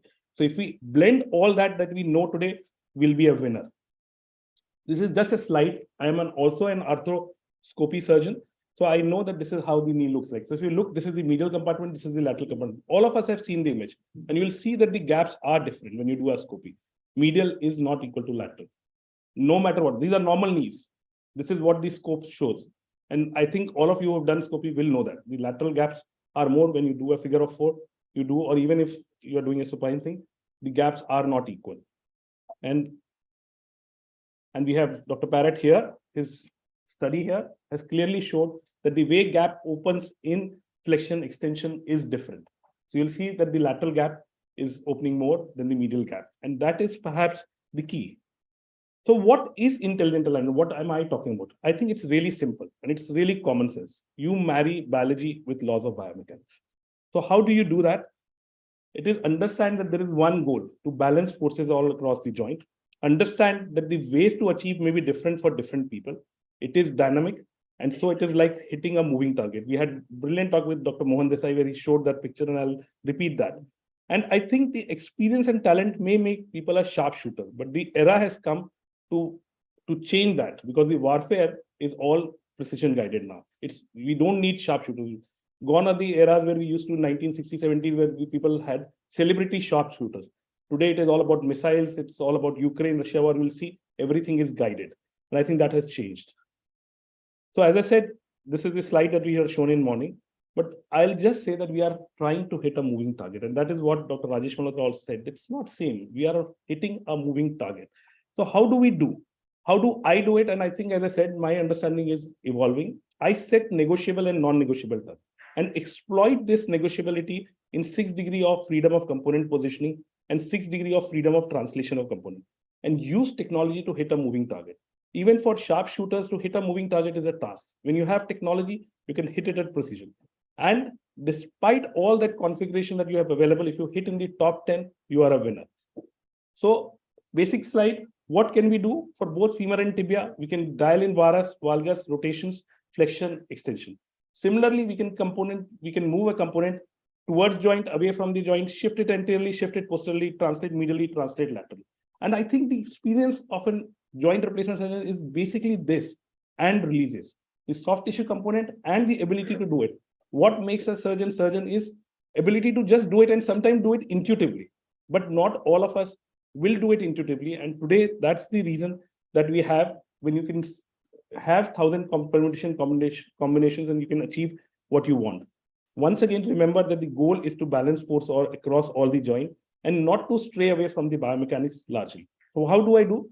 These are my non-negotiable. And I said it will be different for different people. We have Stephen Howell coming in tomorrow. He'll talk about unrestricted kinematic alignment. But for me, this is sacrosanct. My alignment philosophy is I will not have overall alignment beyond 5 degrees and 2 degrees of valgus. I would want lateral side to be 2 millimeter lax compared to the medial side. Gaps, I will be patient specific again. For a large male patient, I would want slight loose in extension in TKR and slight loose in flexion for UKR. I don't want any notching. I don't want any overhangs of femur and tibia. And I would want joint line to be preserved. These are my non-negotiable terms. But it also gives me a lot of leeway because I can negotiate with the femur positioning in anterior-posterior. Experienced surgeon do it all time, but objectivity to that. I can dial in rotation 2 degrees more, 2 degrees less. I can dial in varus valgus to my component. I can change my slope. Of course, this is component specific. And I can also change the implant size, one size up and down. If I do that and achieve what I want, I'll be okay. So a typical day, if I have this, the first column, I've got a good alignment. I've got a good balance. I've got good component positioning, and I did a minimal release. And all of this is today possible with robotics because there's an objectivity and of course experience also. I will not discount experience, but what robotics does is gives you objectivity at very early stage of your life to do that. I'm still happy if I get 2 to 5 degree varus, 0 to 2 degree valgus, and slight mismatch in mediolateral flexion extension with an acceptable position of component and a moderate release. But I'm really unhappy in today's world if someone does this. If he's in this thing, I think either he's not experienced or he's not using technology rightly. So try to be in the first column, if not second column. And I think some case example, and you'll see it live when I do the surgery. This is a standard varus knee, and you'll see this is after the stress views. Okay, so this is the gaps that this computer shows, and you will see this in more detail.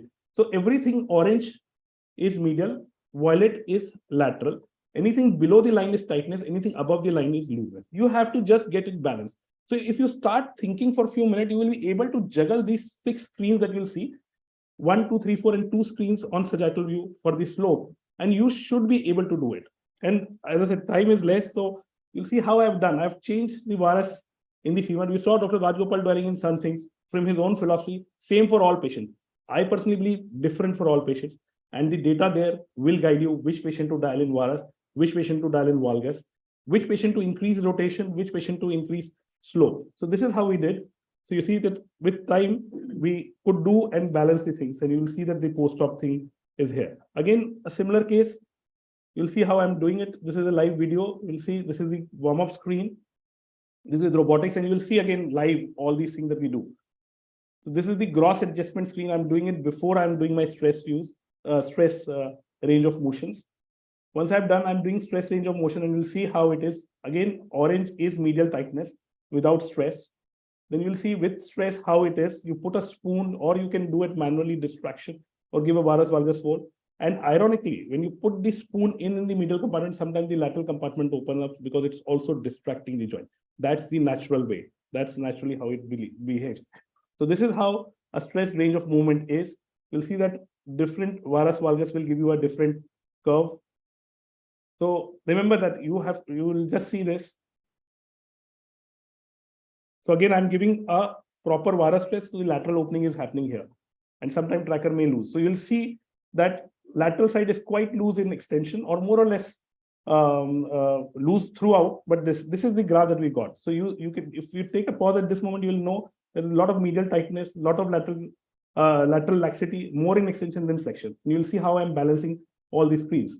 So with the depth of the cut, with varas, with rotations, you'll see all that thing happening in few minutes, and you'll see how we'll do that. So remember that there are 6 degrees of freedom and 6 degrees of translations available to you for both femur and tibia, and the permutation combination is nearly 1,000, achieved to be in top 10. And you see how we are doing it now. So here I'm changing the distal femoral cut. So all the thing, the looseness. So remember one thing, how I do it is that balance one side first. So out of 4 things, balance one side. For me, it is flexion lateral, flexion normal side. So if I'm doing a varus knee, I will balance the flexion lateral side to get it to 0. I will not bother about the tightness on the medial side because that will automatically get released once the cuts are taken. And if there is any residual tightness left, you can do a fine tuning of the release. Okay, so I have balanced that there, and then it's just pretty much execution. So as I said, there are many case examples, but we'll have a live surgery and we can have a live discussion about it. But the whole idea is to kind of understand that with limited release and negotiating your component positioning and alignment, you can achieve with that your correct balance. And the order should be balance, alignment, and positioning. With robotics, we talked about this. I think for most of my varus knees, I used to be here with skills, experience, and planning. But today, with technology, I think I'm much more to this moving target of the bullseye. In conclusion, I would just like to say the idea behind this is to avoid extensive ligament release, know where we want to go. Targets are not the same for everyone. We have to learn the art and science of negotiable and non-negotiable. Of course, robotics adds an element of execution to it also compared to navigation. So the accurate, once you have dialed in all the parameters that you want it to be executed also flawlessly without any your saw skiving or diving. So all of those things get eliminated when the execution is there.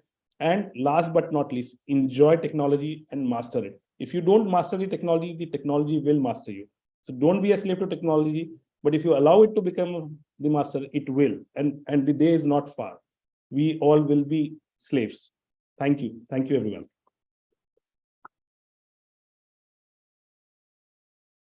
Thank you, Eva. Are they ready for us in the OT now? Yes, sir.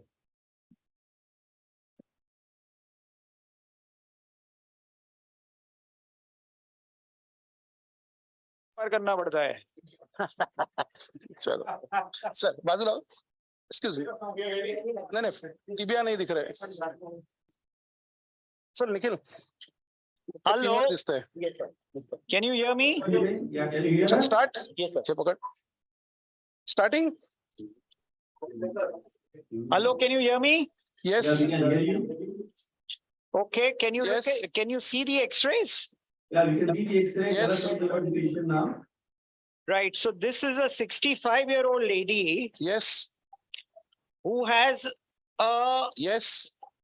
grade 3 to grade 4 Yes.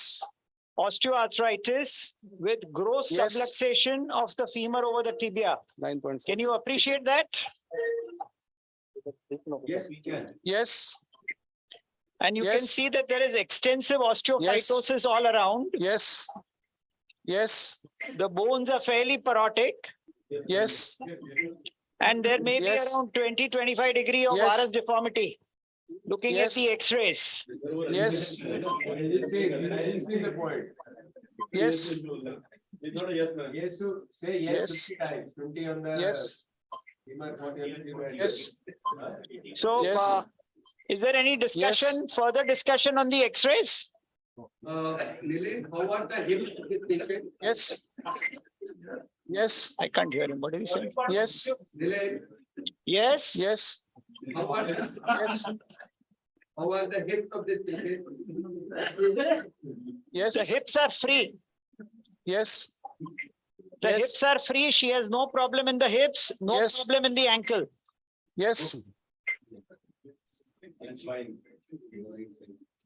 Yeah. Okay. And of Yes. course, Yes. this is inflammatory arthritis. Right. Yes. So we thought that this would be a good case Yes. for robotics. Yes. And I'm sure somebody has had a look at the cervical spine and the rest of the spine. Yes. Yes, she is under general anesthesia Yes. already. Okay. And Yes. the anesthetist has extended the knee to put the tube in. Yes. And there hasn't been any catastrophe. Yes. So we are okay. Great. Yes.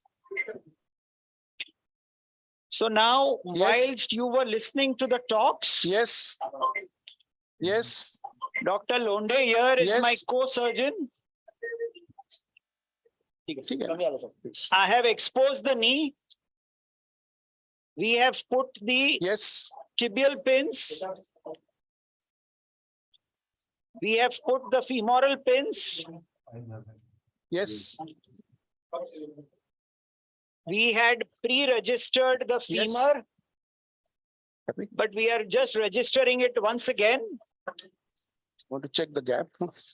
And now you can look at the initial gap screen.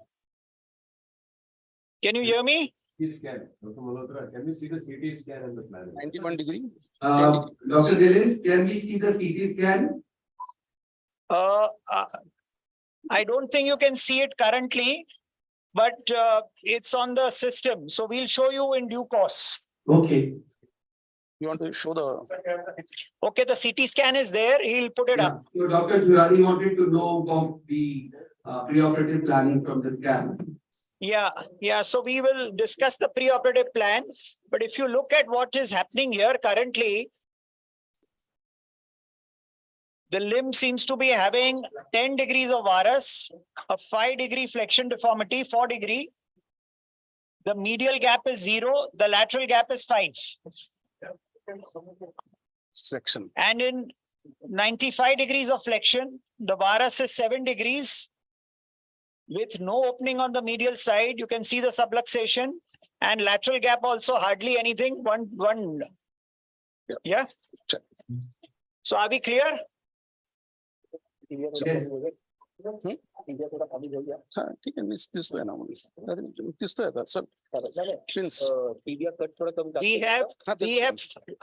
have taken additional pins here to retract the soft tissues.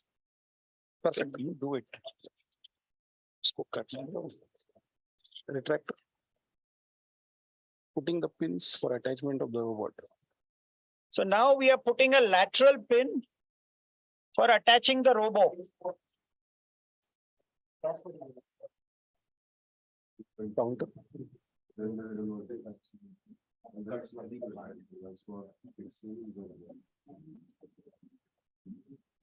What cuts have you planned, Dr. Nilay?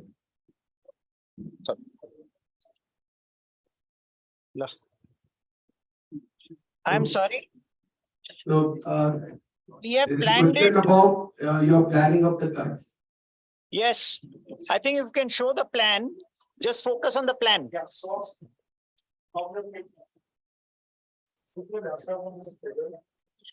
Yeah, put a laptop on a firm surface and show the plan.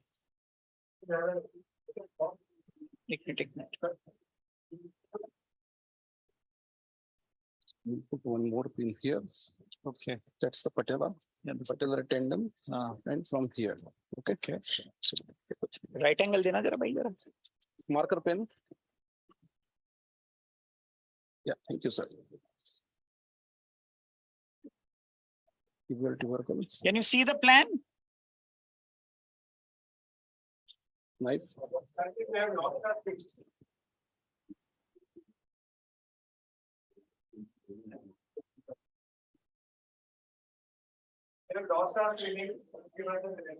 Okay. Counter. Yeah, 1 second. I'll hold. Counter. Direction बराबर नहीं लगता है. एक second. Dylan, what is the diameter of these pins you are using? Just 1 minute. I am retracting something here. Just 1 minute. Bas, sir. Okay. Sorry, what is the question? The diameter of the pins you are using, because this particular system, there is a worry about the fractures from the pin tracks and the size of the pins. What size pins are you using? Size of the pins. What size is the pins? I think this is, I think 6. 4.5. Looks bigger than 4 mm. This is 4 mm pins. And these were? Yeah, 3.5. Both of them. Sir, positive. Sure. Now, I think it'll be better that we see the plan. Can you focus the camera on the plan, please? Sir, you can discuss the plan. I will attach the robot. Discuss the plan. I will attach the robot till that. Yeah. So we have sized the femur to a size D. Camera adjust karo sang. Aap adjust karo na camera. Camera adjust karo. This is the overall plan.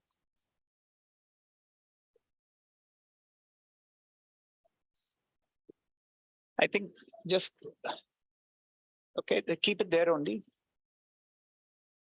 And so let's go from the distal femur cut. Can you show the screen on the right? Yeah, the plan on the right. Madam, table up. So how much distal femur cut have you planned? The distal femur, we have on the medial side, we have table up, madam. Posterior medial, I can see 7.4. Posterior medial. Yeah, lateral is 5.4. Posterior medial is 7.4. Posterior lateral is 4.9. Distal medial is 7.5. Distal lateral is 5.4. Okay. And what's the size you said? D. Size is Delhi. Delhi, yeah, all right. And we are cutting parallel to the transepicondylar axis. Yeah, so rotation is 3.2, that's all right. Yeah, and it is in neutral. Your gaps are balanced just now or? No, the gaps currently there may be a little bit of medial tightness, which we are expecting. So we are going to take this cuts, look at the gap balancing and do the fine tuning. Finally. You would go with the mechanical alignment for this, or you would go for a 3 degree or 2 degree virus? The soft tissue release, if at all? I think we are aiming for 0 degree mechanical axis. Okay. So now we are attaching the robo.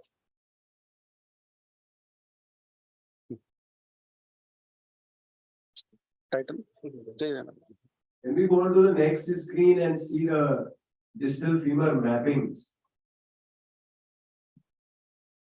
Distal femur mapping on the robotic screen. On the robotic screen. Look at the robotic screen.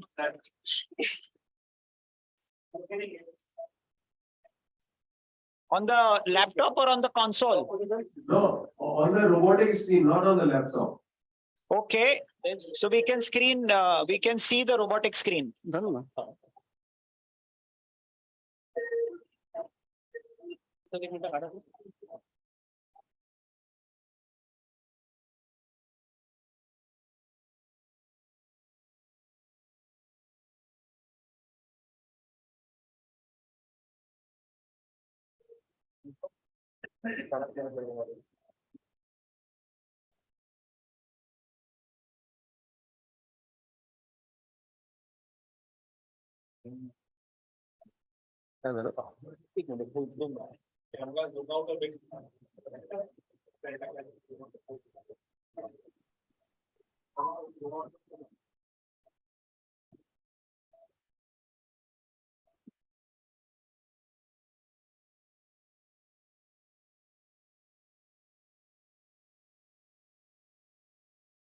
What were your actually gaps before you started, means before the planning? Flexion, extension, medial, lateral gaps actually?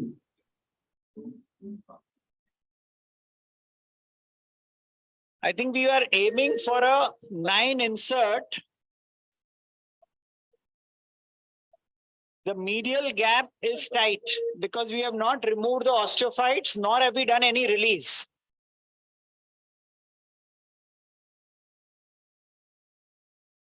Your registration was over at the moment. Yes. Registration is over. Over, yeah.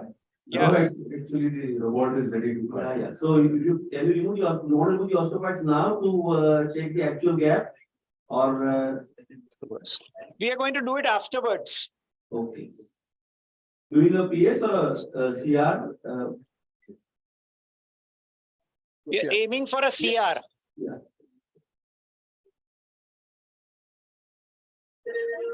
Very good. Yeah, started. You can directly focus on that now. Distal cut.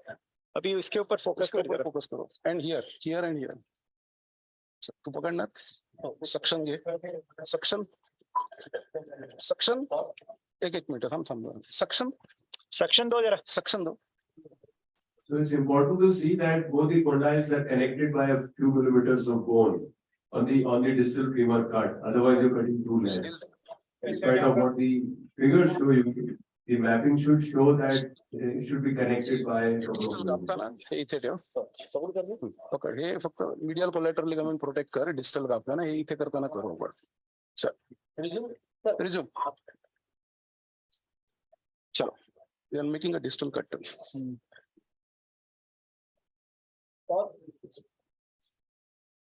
क्या रहे जरा चलना भाई यार.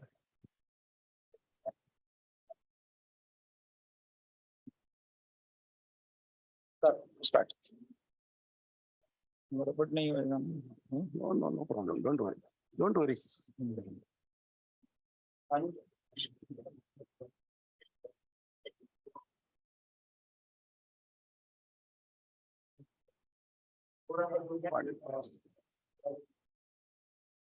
Light there hata. That is the area where it is going to cut. You can show on that also.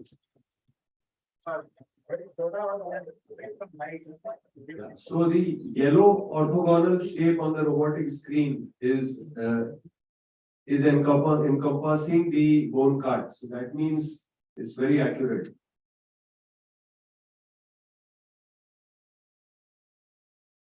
Yeah. What is the size of the bone? And it leaves a millimeter of bone on the lateral side to prevent injury to the quadriceps tendon.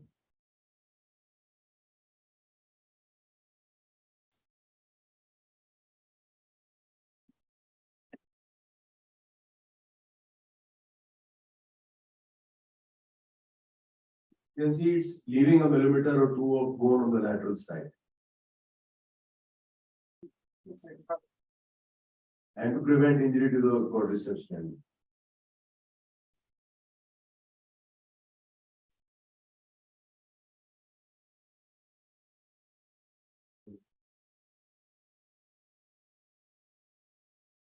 Just wait, nibbler. Just removing the osteophytes as a safe boundary, whatever is the tissue. Reliance. Yeah. So these are rheumatoid Indian bones are very, very soft. Very often you'll have some cysts or defects. So is there any special provision or it just cuts regardless of the hardness of the bone or the bone quality? I mean, these kind of soft bones, sometimes it can be pressed down by the thumb. So anterior chamfer. See when it is burning, actually the bone is really very soft here. Yeah, I think that is where the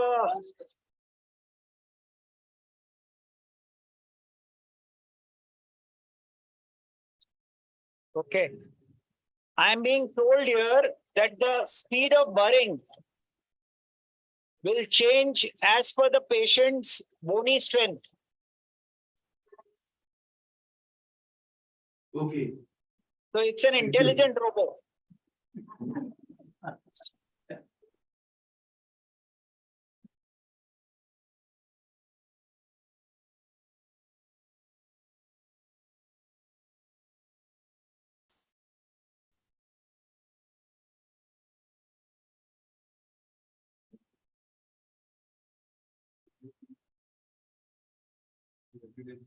Sweet.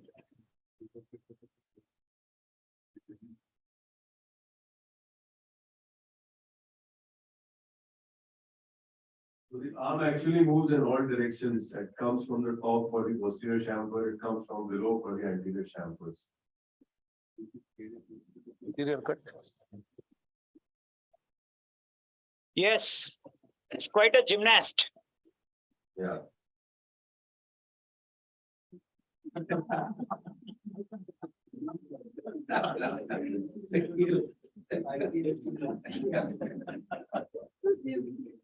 Dylan, what are you doing currently? Just standing and watching?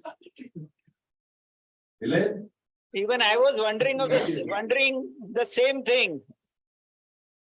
What are you doing currently? Just watching? So I feel that the real kind of use of robotics is when you have access to more than one or two theaters, you know, so that in one theater this keeps happening.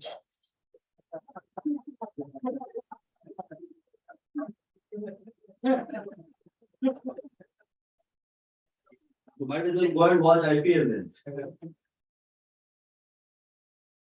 So, Nilay, on the more serious note, on the tibia, you have to be very careful with the cut. You have to keep the tibial cut couple of millimeters anterior to prevent any injury to the vessels. And take a couple of millimeters posteriorly with the saw at the end. I think that's the most important step on the tibial side. Right.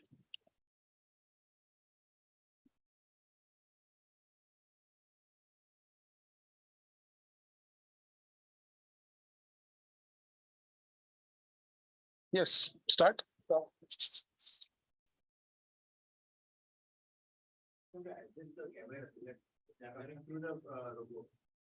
William, can you ask the cameraman to come a little oblique because currently the robotic arm is blocking the camera. Okay, we'll do that. I suppose you can't ask the robot to move again. No. इधर से दिखा जरा. Side Our problems are the same. Earlier it used to be the surgeon said, now it is the robotic arm.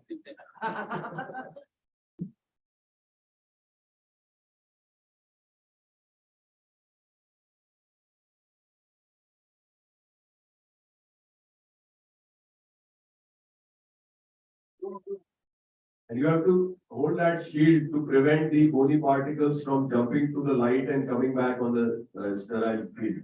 So that's also an important step. Wait. Now we are removing the tibial spine so that the posterior cut, the robot doesn't get obstructed. Okay. For that. Just wait. Okay, now a little bit of tibial spine is being removed so that the robotic burr can access the posterior condyles of the femur.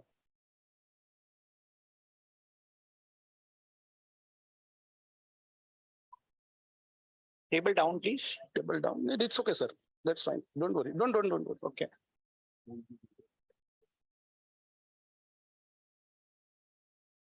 Was it the robot talking back to you? No, here.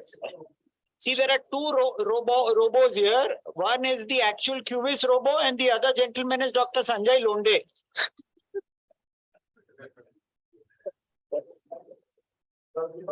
So which one was talking back to you?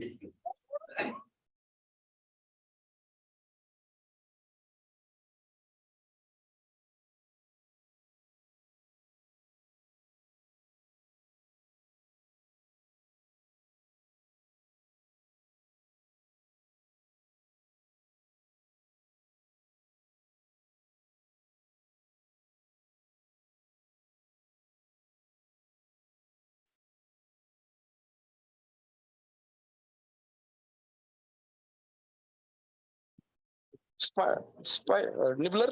See, it is getting obstructed. That's why I will remove the tibial spine. Yeah.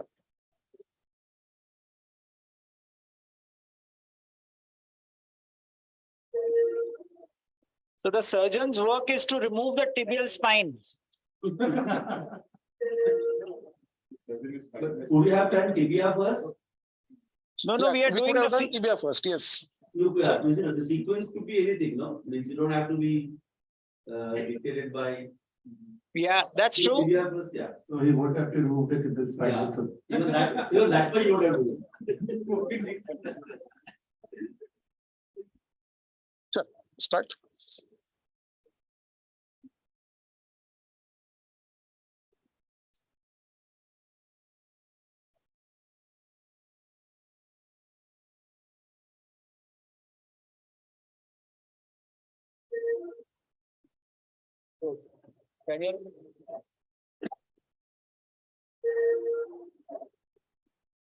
काम करना saw है, we'll just remove little bit of it. It's coming in the way. Saw. So just remove the little bit of this. Little bit. This spine, this one. Little couple of millimeters so that it will access. Right angle लेना पड़ेगा. No problem. जरा saw दे जरा.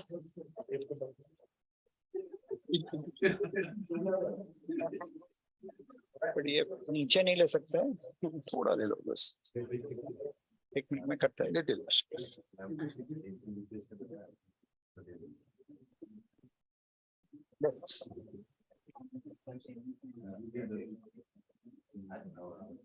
Forceps and knife.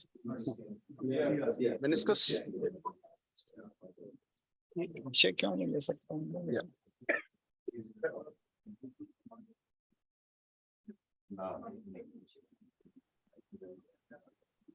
ठीक है. It's fine. चलो.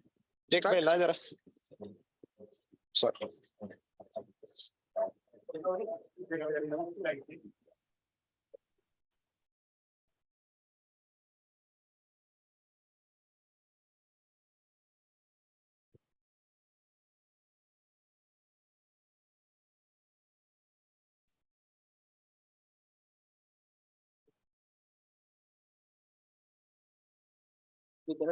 मध्ये येते तर वर घे. Manual guide. टिबिया कट घेणार तर will do a tibia cut. लक्स वर जा ना तू. लक्स पे जाओ. टिबिया कट घे मग. Will do a tibia cut and will come back.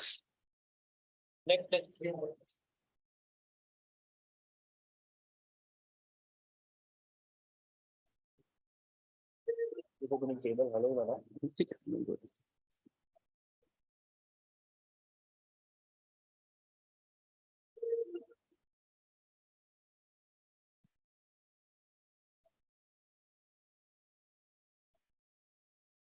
Yes.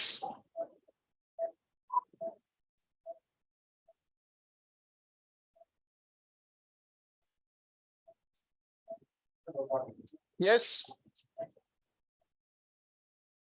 And tell them we are cutting the tibia since it was coming in the way. Yeah. So that we'll go back to the femur afterwards. एक minute. Femur connect. Cover करना. Wait. Mop.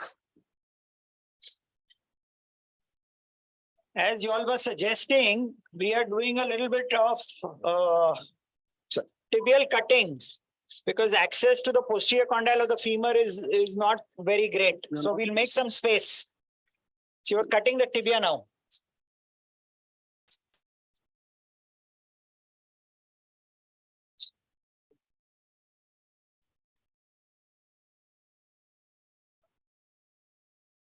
If you cut the tibia, then would the robo recognize the surface and then you fine tune with the robo milling? Would it start from the original surface or from the cut surface?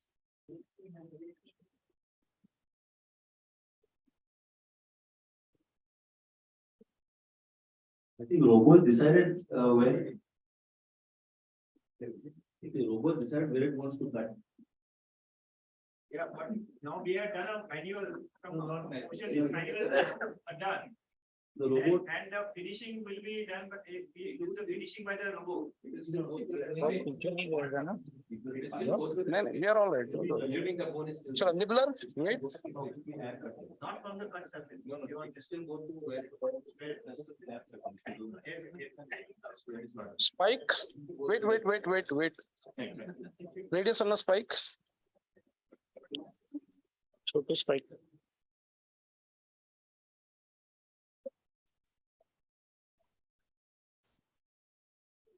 जरा उभं राहायला दे काहीतरी. इधर platform दिया जरा.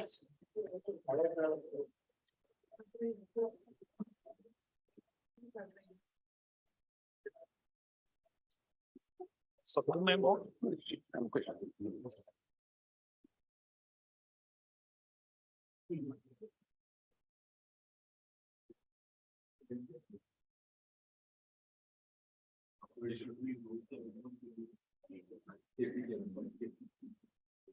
Tendon, we are okay.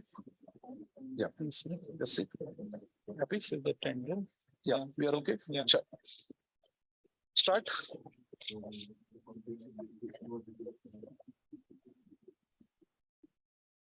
So इसके बीच में बताओ अभी. Yeah.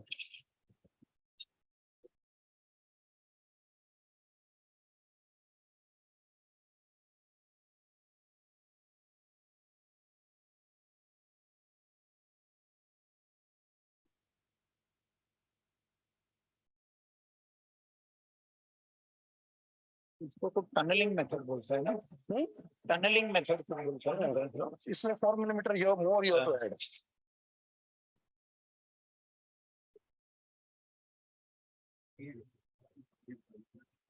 But this can damage the soft tissue.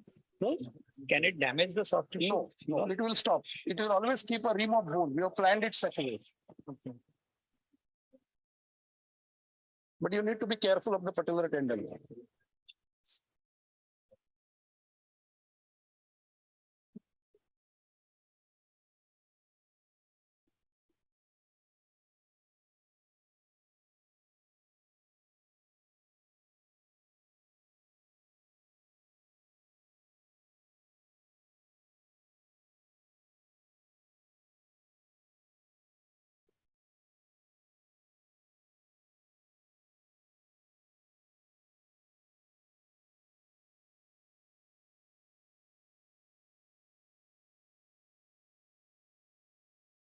So, Nilen, are we on the tibia now or are we on the posterior condyles now or the femur? Wait, Dibbler. We don't know. We have cut the tibia. Now we'll go to the posterior condyles. Yeah. All right. Can you just repeat the question, please? Oh, I got the answer. Okay. So we've cut the tibia and now probably we can access the posterior condyle of the femur a little bit better.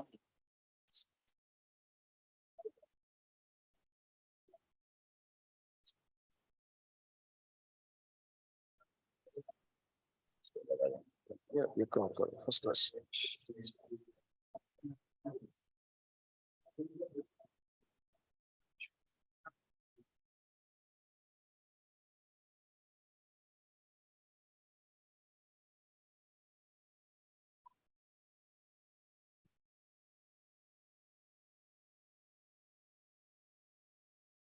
Posterior. Start.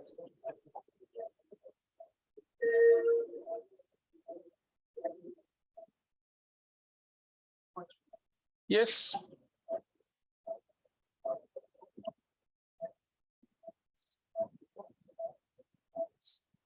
Yes.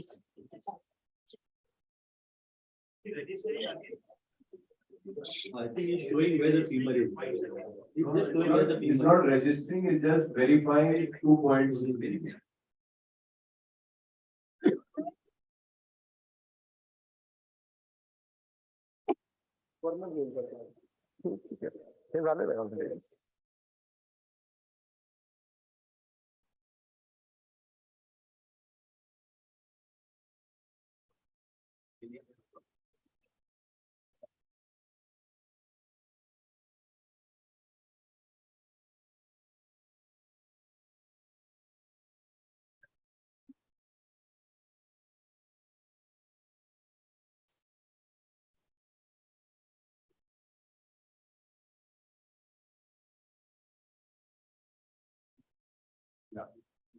Dylan, can you ask the cameraman to show the robotic screen in the smaller PIP image?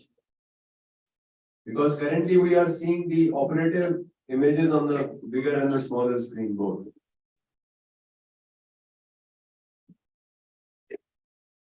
Dylan is left. ये screen दिखा जरा.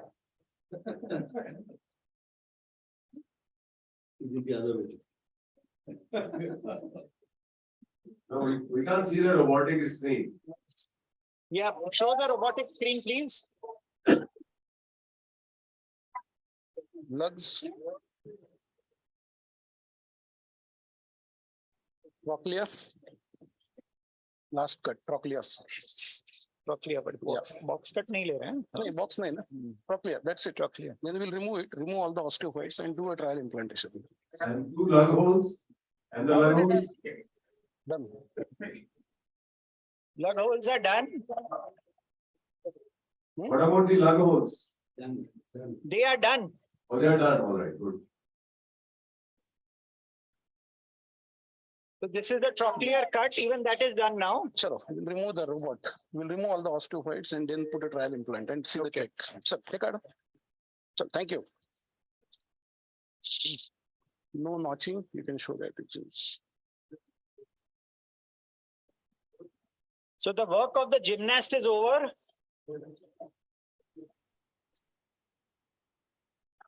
Couple of important questions, Nilin, that need to be answered at this point is that we are disengaging the pins now, right? Yes. And disconnecting the robot temporarily. Now, in case you need to recut anything, say for example, you are landing with a fixed traction deformity and you want to do the distal femur again, you can come back and do the distal femur and the whole femur again. Yes, yes, we can do that. Yeah.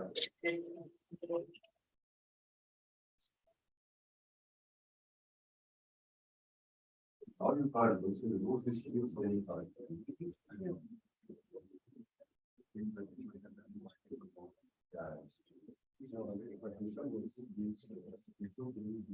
So sir को curd ऑस्टियोटोम दे दो, बाकी का सब soft tissue निकाल देंगे.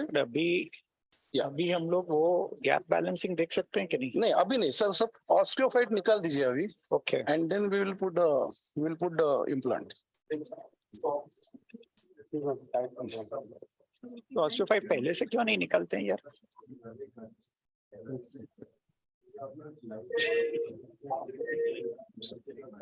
This can be removed now. Actually, I usually remove it now at this point of time. But you can use this, remove all the posterior cord osteotome. ये सब काफी है. वो अभी निकाल दो सब. Now you can A small osteotome hammer, please.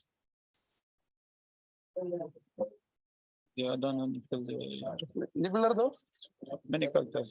So these are these huge osteophytes as a safety precaution at the outer border. इसको अभी extend तो कर सकते हो ना? Yes, नहीं extend. एक काम करो ना, ये सब निकाल दो ना बीच में. एक minute. You can remove this now. Yeah. Get the posterior osteophytes if they are. Coccus, please. Remove the meniscus. Yeah, you can get rid of this. There is a loose piece there. देख के करते हैं जरा यार. ये जरा loose कर देते हैं ना. Is there a loose piece? Curved osteotome hammer, please. ये निकालता हूँ ना, ये सब loose. Yeah, you can remove that. साफ करने दे रहा. So is the PCL nice and intact, Nilin? Yeah. PCL is intact so far. Nibblers, please.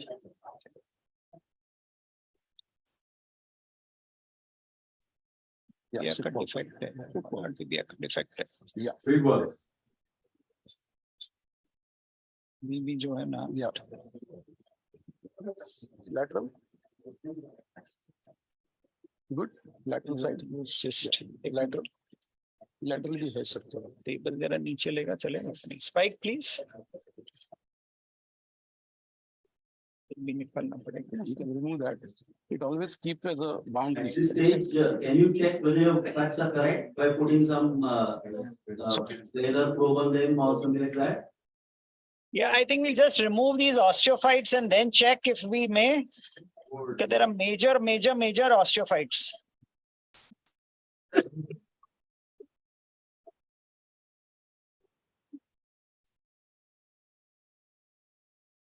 ये निकाल देते हैं. Osteophyte बड़ा है. Nibbler. Osteotome hammer, please. बहुत ही बड़ा है ये. Yeah. Osteotome hammer. थोड़ा जगह मिलेगा. आस्ते.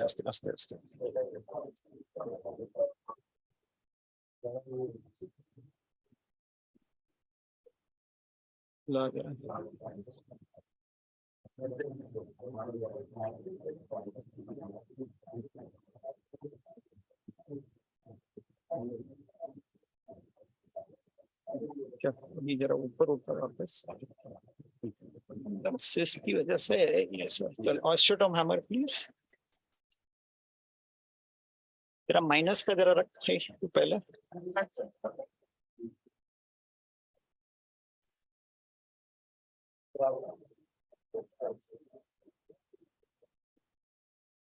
And then have you done a subvastus in this or a parapatellar?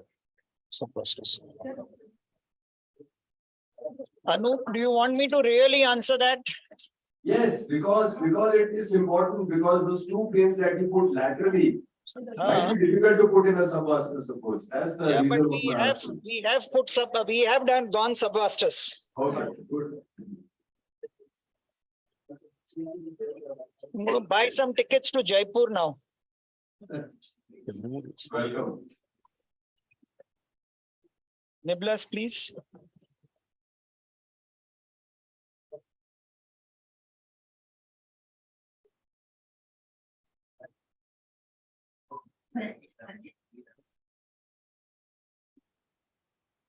It is not just the robo which has to be a gymnast. Yeah. उड़ा दूं या उड़ा दूं 100 से उड़ा दूं 100 से उड़ा दूं आराम से थोड़ा बहुत है 100 से उड़ा दूं कि क्या 100 से उड़ा दूं टेबल तो ऊपर नीचे कर सकते हैं ना अभी हाँ yes table down please. I have a question. So when we are doing the Mako, which is also CD based robot, we register first, then we take out the osteophytes and then we do our balancing of the joint. Won't removing osteophytes now have a bearing on the balancing that you've already done? Yeah, I think others what you are saying makes sense. If we had removed the osteophytes first, probably this would have been a little easier. The registration will not happen. But then I am told that the registration becomes a bit of an issue. Correct. So what we do is we register first before taking out the osteophyte. After registration, we take out the osteophytes before balancing. Yeah. So register.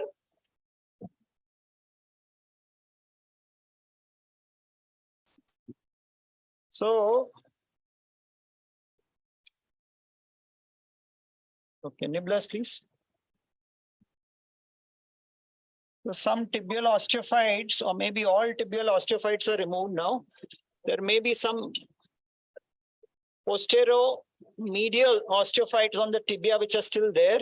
अभी क्या करने का ये expose करूँ मैं? हाँ, ये निकाल लो. ये इधर ऐसा रखो जरा. ये खोल जरा. Table down, please. एक मिनट. ये निकाल ही देना जरा. निकालेगा तो चलेगा. निकाल सकते हो आप. Remove this foot. ये पहले निकाल देना जरा. नहीं ये रहने दो सर. ये रहने दो. Just remove this. Remove this. ये निकाल दो. ठीक है. We are removing the foot attachment and trial implantation. See whether there are any posterior osteophytes and see the gap balance. ठीक है बघूया ना. Let's see. इथे हात नका लावू.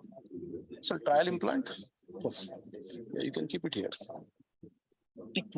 इसको ऐसा ले. छोटू spike.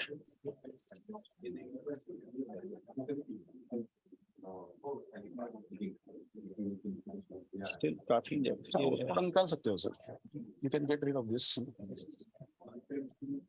छोटू spike दे जरा मेरे को.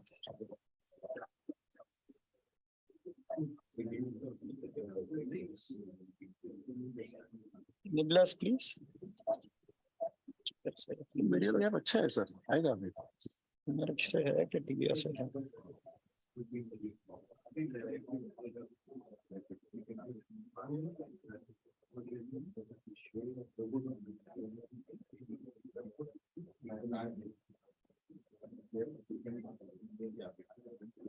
मेरे को 9 का स्पेशल ब्लॉक दिखा जाता है. 9 का स्पेशल ब्लॉक. Immediately tight. उठा जरा. I think we should release medially now. Yeah. Yes. Fantastic.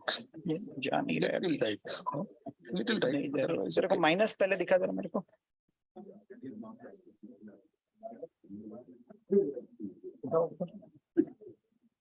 Is that a 9 spacer block? Yes. That Nilan, is that a 9 spacer block? No, this is minus. This is minus. Okay. So that means both the spaces are tight, are they? Yeah, so medially it is tight. Laterally, ek minute, let me have a look.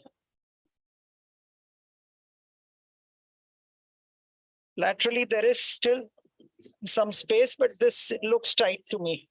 Jara uthao upar jara. Spike, please. But there are a lot of osteophytes still, which ek minute nikalta hai. Uthao upar jara. Chalo aisa rakh.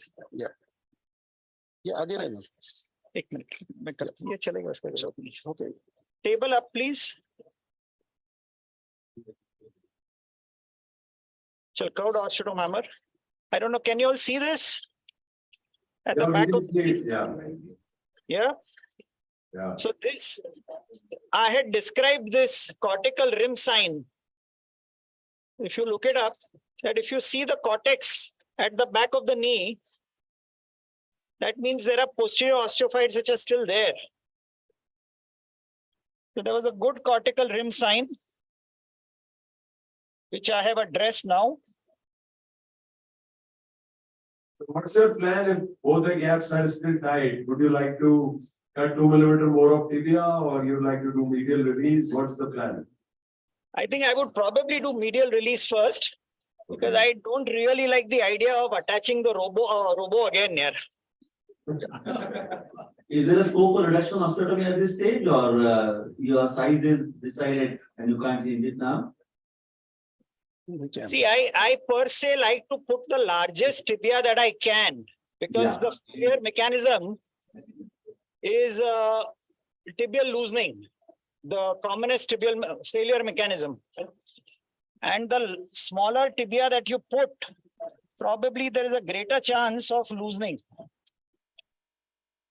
Or would you like to recess the PCL and go to a PS knee? Would that make the job a little simpler? Yeah, I will just now do what I normally do. Just 1 minute. Figure of 4. So this is what our tibia is like, forceps and knife.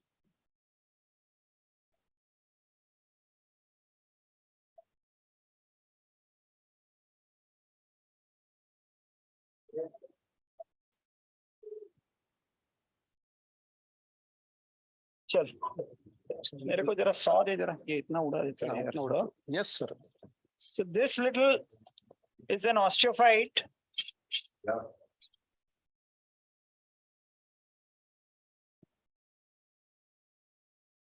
पानी डाल जरा.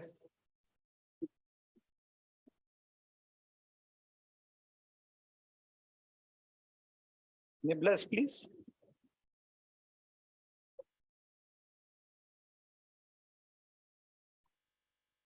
सीधा कर. Yeah, so that looks like a reasonable gap. 9 डाल अंदर अभी जरा.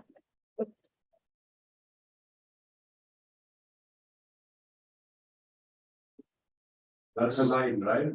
So now this is a 9 inside. Okay. Is the knee fully extended? The knee is fully extended. ऊपर उठा जरा. ऊपर उठा जरा. Yes.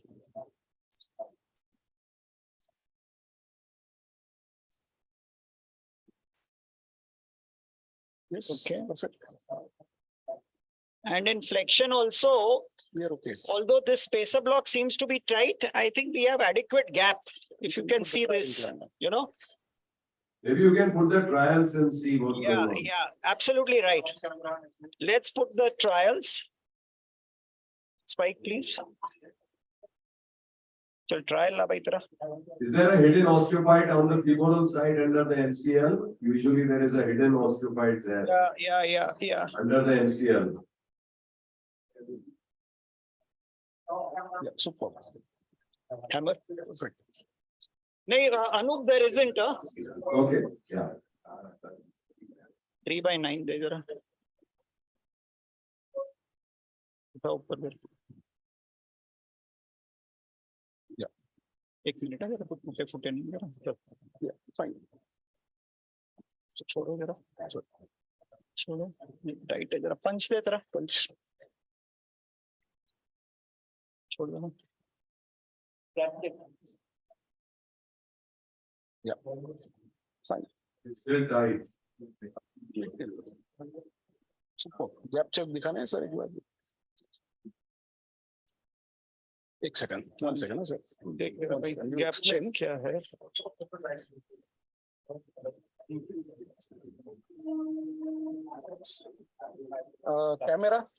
Camera towards the tibia.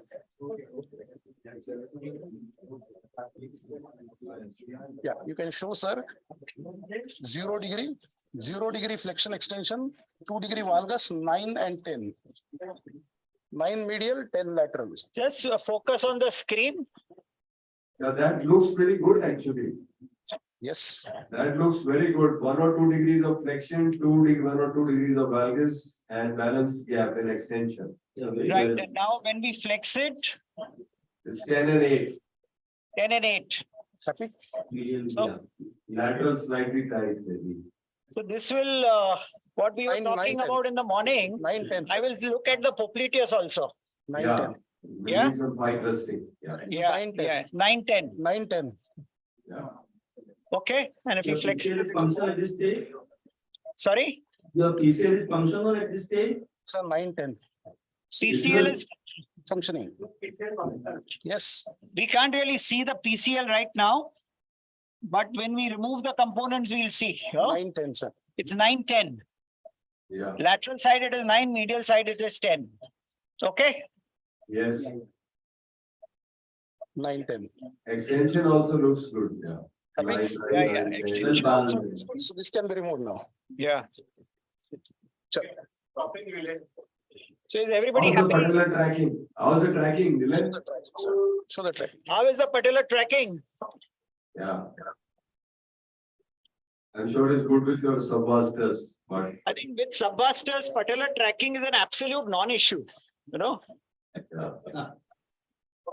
No, I was talking in reference to the rotation as judged by the robotic arm. That was the idea of putting that question.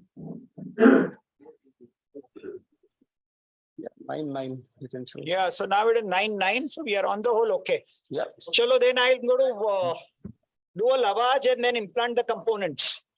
Very Yeah. nice demonstration. Thank you very much.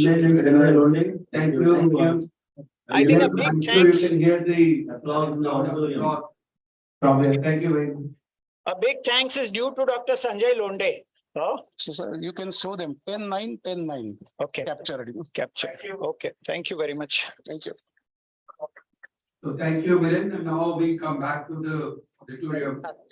Let's talk it by my fellow person. On Patilon 5 points of CT with robotics.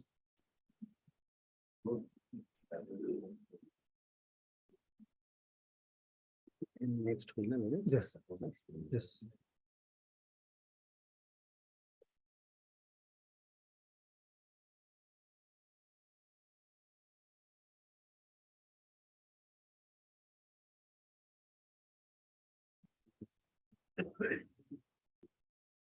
Thank you very much.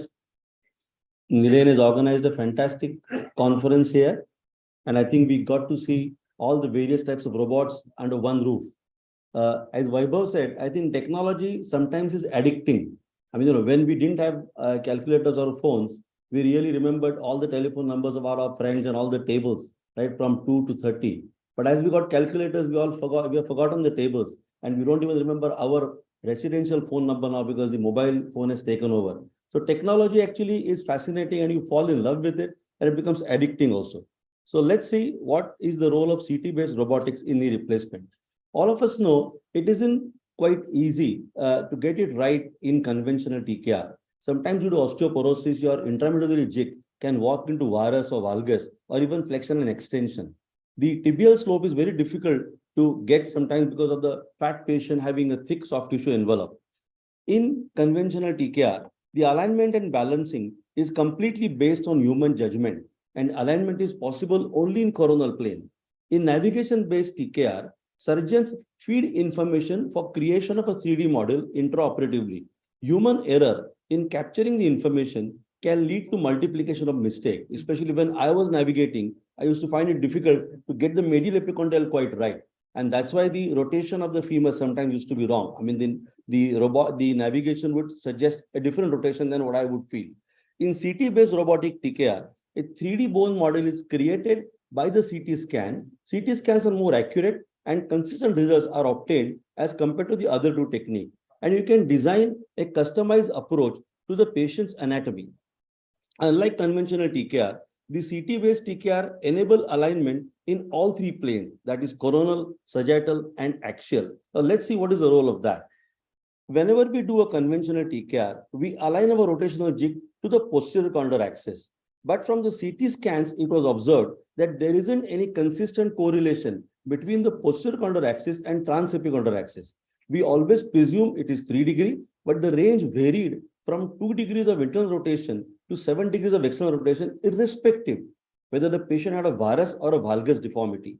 If you don't align your implant to the epicondyle axis, you will lead to patellofemoral problems later on. Accurate rotational alignment can lead to shape matching of the implant to the patient's anatomy. What will happen is the trochlea of the implant, when it is parallel to the trochlea of the patient, you get better patellofemoral biomechanics. At the same time, when the posterior condyle offset of the implant is same as the patient's posterior offset, you will get better flexion and better contact in the flexion. In a CT-based TKR, one major advantage is the registration points are all easily accessible. They are all anterior and medial. There is no point to be taken posteriorly or laterally. So because of that, you don't really require any bone levers and the exposure is quite less.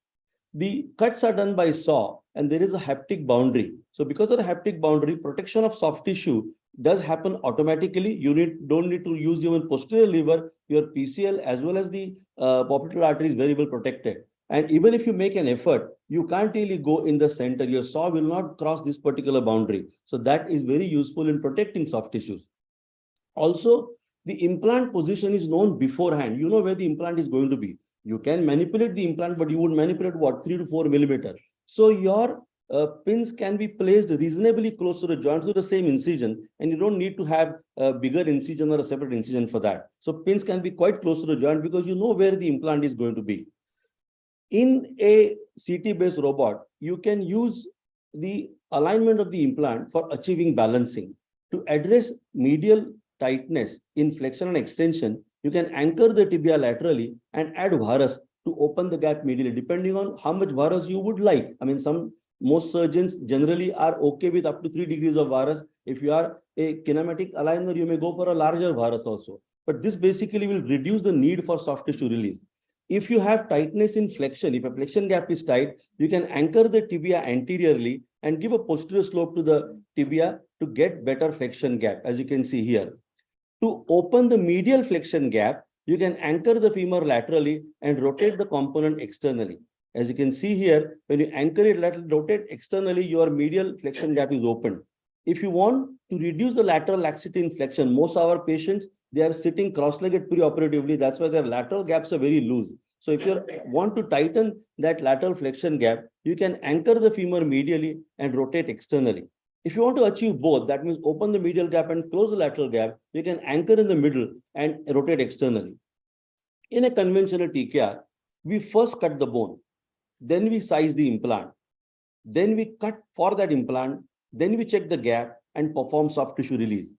In a robotic, CT-based robotic TKR, you do virtual planning. You do virtual ligament balancing. Before doing the bone cuts, you know what is the effect of that bone cut on the gap as well as the alignment.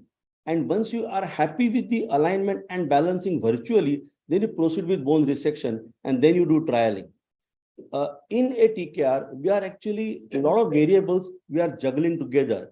Alignment, flexion gap, extension gap, mid flexion gap, patellofemoral overstuffing or notching, the joint line reproduction, sometimes component overhang or even a defect. And it does happen that we get the gap right, but there is a patellofemoral overstuffing or there is an anterior notching. So in order to balance all these gaps, the CT-based TKRs are better because you know beforehand the effect of that bone cut. For example, in a conventional TKR, sometimes you do a distal femoral cut. After that, you put the sizar jig and you realize the femur is smaller than the smallest size available. And you will have to have a patella femoral overstuffing in this case. You can't take the femur posteriorly because you are committed to an extension gap by doing a distal femoral cut. But in a CT-based robot, you would know it before. You know that over here, there is going to be a patella femoral overstuffing. So you can take the femur posteriorly, but this in effect will tighten the flexion gap. And you don't want that. So you take the femur distally. When you take that, even the extension gap becomes equally tight. And then you take the tibia distally to balance both the gaps. So this juggling is possible in a CT-based robotic TKR. In this TKR, what you see is what you get. Whatever is the computer screen showing the implant in all three planes, that is what your post-operative X-ray looks. Now, let's see a couple of cases.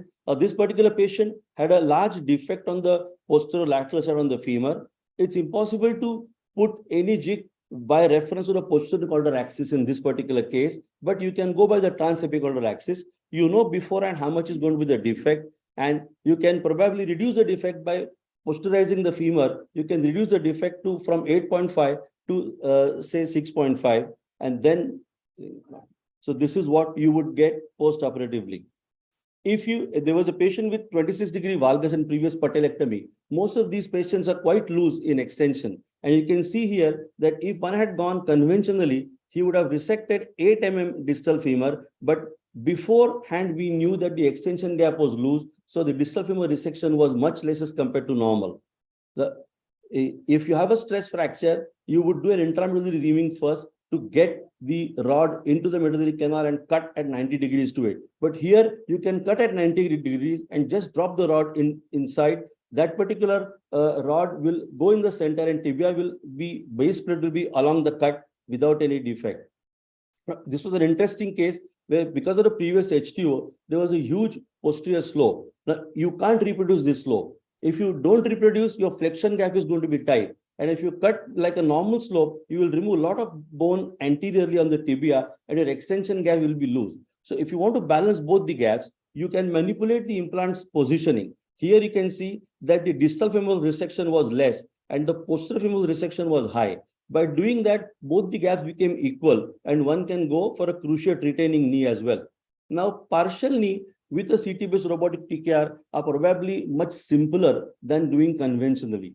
As you can see here that when we are doing a tibial cut with a saw in a conventional partial knee, you are quite scared where you will undermine the island of the ACL.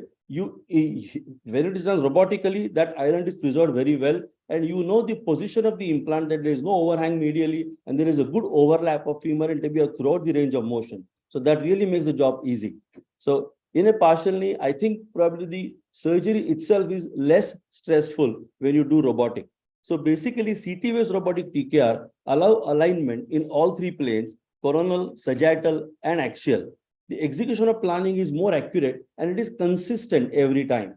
The registration points are easily accessible. They're predominantly anterior and medial, and exposure required is very minimum.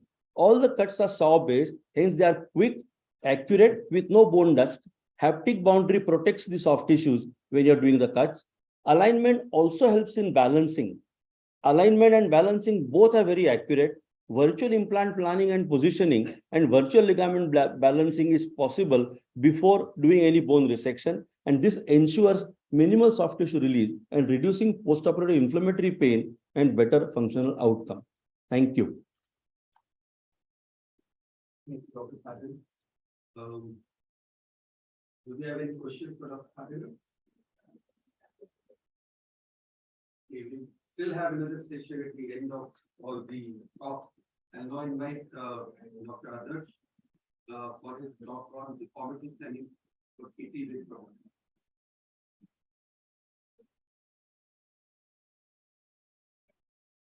Very good evening, everyone. Thank you, sir. Thank you, Nilen sir and Bhargav sir, for inviting me here today. So, Nilen sir has really covered most of the things in CT based. I'll just be discussing a few cases in which we can take the benefit of the CT based. So, as sir has mentioned, for any robotic or computer-assisted surgical system, it's imperative to feed the computer the anatomical data of the patient to orient itself in real time. So, this is called mapping of the landmarks, which can be done, which is done intraoperatively. can either be corroborated with the pre-op imaging or it can be independent depending on the system. So on basis of that, the classification of robotic systems is either image-based or imageless, which is what we've been talking about all morning. So if you just look at a brief overview of all the 5 major robots right now, I'm speaking about the Striker Mako right now. It's a CT-based. The ROSA, you can either use an MRI or X-ray, or it can also be used imageless. The Nevio is imageless, Merrill is CT, the Cubis, and the Velis is imageless as well. So if you see, I'm going to be speaking basically about the pre-op planning. This is where the maximum benefit in terms of planning of different deformities comes into play in a CT-based robot. So the first thing is, once the 3D CT scan is done, either it's a TKR, partial knee, or total hip, all these films are taken together. They've combined to form a 3D model. And this is called a segmentation, which is done by the product specialist before the surgery even starts. So this is not something we have to worry about. It's done by the technical team, and they bring it to us the day of the surgery or the day before, depending on when you want to plan it out. So in the TKR, you can do this planning, partially this kind of planning, and the total hip, this kind of planning can be done. So as I mentioned earlier, the registration is a process with the CT-based model is mapped onto the patient's bones. Won't go into too much detail, it's already covered. And the advantages in the 3D CT image-based is the accuracy of the bone registration and the landmarks. You understand the pathology better, location of osteophytes is you can find, bone defects, metaphyseal cysts, quality of the bone, and presence of any occult fractures, etc. So if you can see here, I know before I go into the surgery where my osteophytes are going to be, if there's a big defect or not. Just by seeing the X-ray, you may not be able to, I mean, of course, you can see it, appreciate it, but you can see for sure exactly where all these things are. You can also plan for the need, if there's any need of stem extension, augments, or bone grafts, depending on the defects.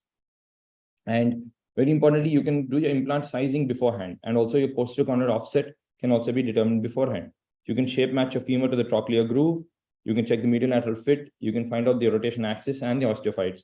And sagittal plane, you can see the slope of the tibia, and as well as the, as I mentioned earlier, the PCO. And as mentioned earlier, it can be moved in 6 degrees of freedom. So you take the femur and the tibia in all the different planes, it can be moved around just to make sure that you get a better balancing. So can we do severe varus cases with the robot? A lot of people said, yeah, we can do the same thing with a regular knees, but what about severe varus, severe deformities? Can they be helped with this or not? So first you have to understand the concept of pre-balancing. It's the ability to move the implant position to achieve balance, just like Dr. Milind Patel sir has mentioned, before the bone cuts. So before cutting itself, you're able to balance just by adjusting the implant. So if you see in pre-balance, in robotic TKR, you plan, assess, balance, and then cut. Unlike in manual where you plan, cut, then you assess, and then you balance it out. So this is called as pre-balance.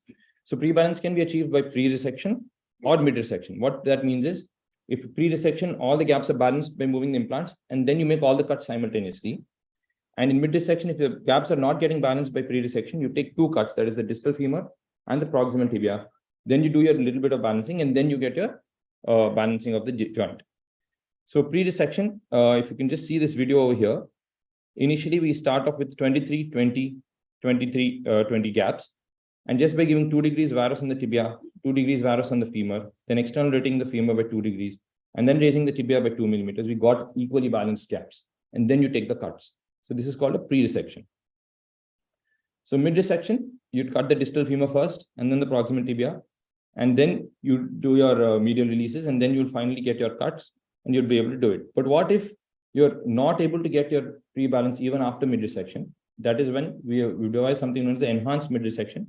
You take a provisional cut of the posterior femur, then you take out the osteophytes at the back, get a bit of opening up over there, and then you get your pre-balancing.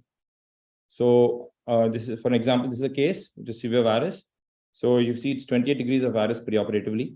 By removing the initial osteophytes, you brought that down to 19 degrees of varus, but your gaps are still different. The medial is only 14 and lateral is 23. So then what we do your functional positioning of the implants. So we have given 3 degrees varus, 1 degree varus on the femur, and 3 mm raise the tibia. So now you've got the deformity down to 11 degrees, and the gaps have come a little closer. From 1823, they've come to 1419, but they're still not balanced. So then you do your provisional cut, you bring your femur down, just take a 4 mm cut, remove your osteophytes in the back, and then your deformity is come down to 4 degrees and almost equal to 17, 18 gaps. And of course, finally, you check your extension gap is balanced, and then you can do a provisional cut. It also allows you to put your knee tensioner and balance your femur. inflection, and the rest of the cuts are completed. And finally, you get a nicely balanced 20-20-20 with an 11 poly. So this is how we manage with the enhanced mid-dissection workflow. So then you go about valgus knees. The most important word is here, the trochlear matching. So what we can do is, now you see this case, it's 28 and 23 mm gaps with a valgus deformity of 24 degrees. So first we proximize the tibia, right, and we distalize the femur. So you bring down the gaps, you put valgus on the femur by 2 degrees, and we're almost there, 1915, 1915. Then of course you do your regular steps like doing posterolateral corner release, and then ITB pie crusting, etc. And you manage to balance out your extension gaps, 19-19, but your flexion gap on the lateral side is still tight. So then we do something which you would never think of doing in a conventional case. We actually internally rotate the femur by 2 degrees, and then we've actually balanced out your gaps. But we would never think to do that because you'll get patella maltracking, right? But if you see here, we can actually match the trochlear groove, and we can see whether we are maltracking or not. So even without, if you're not maltracking, we can actually put that 1-2 degrees of internal rotation without any issue at all. You see, it's nicely matching the trochlear groove.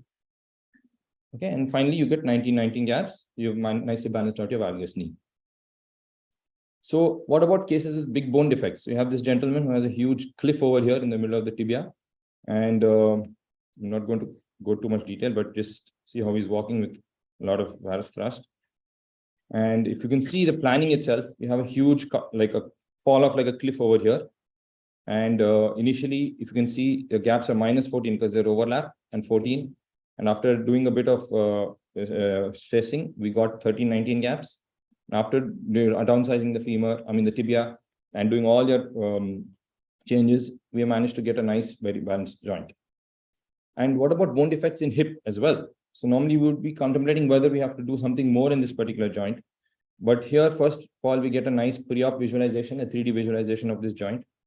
And we can find that there's a very good fit with a regular primary cup. We don't even have to go for highly porous coated anything here.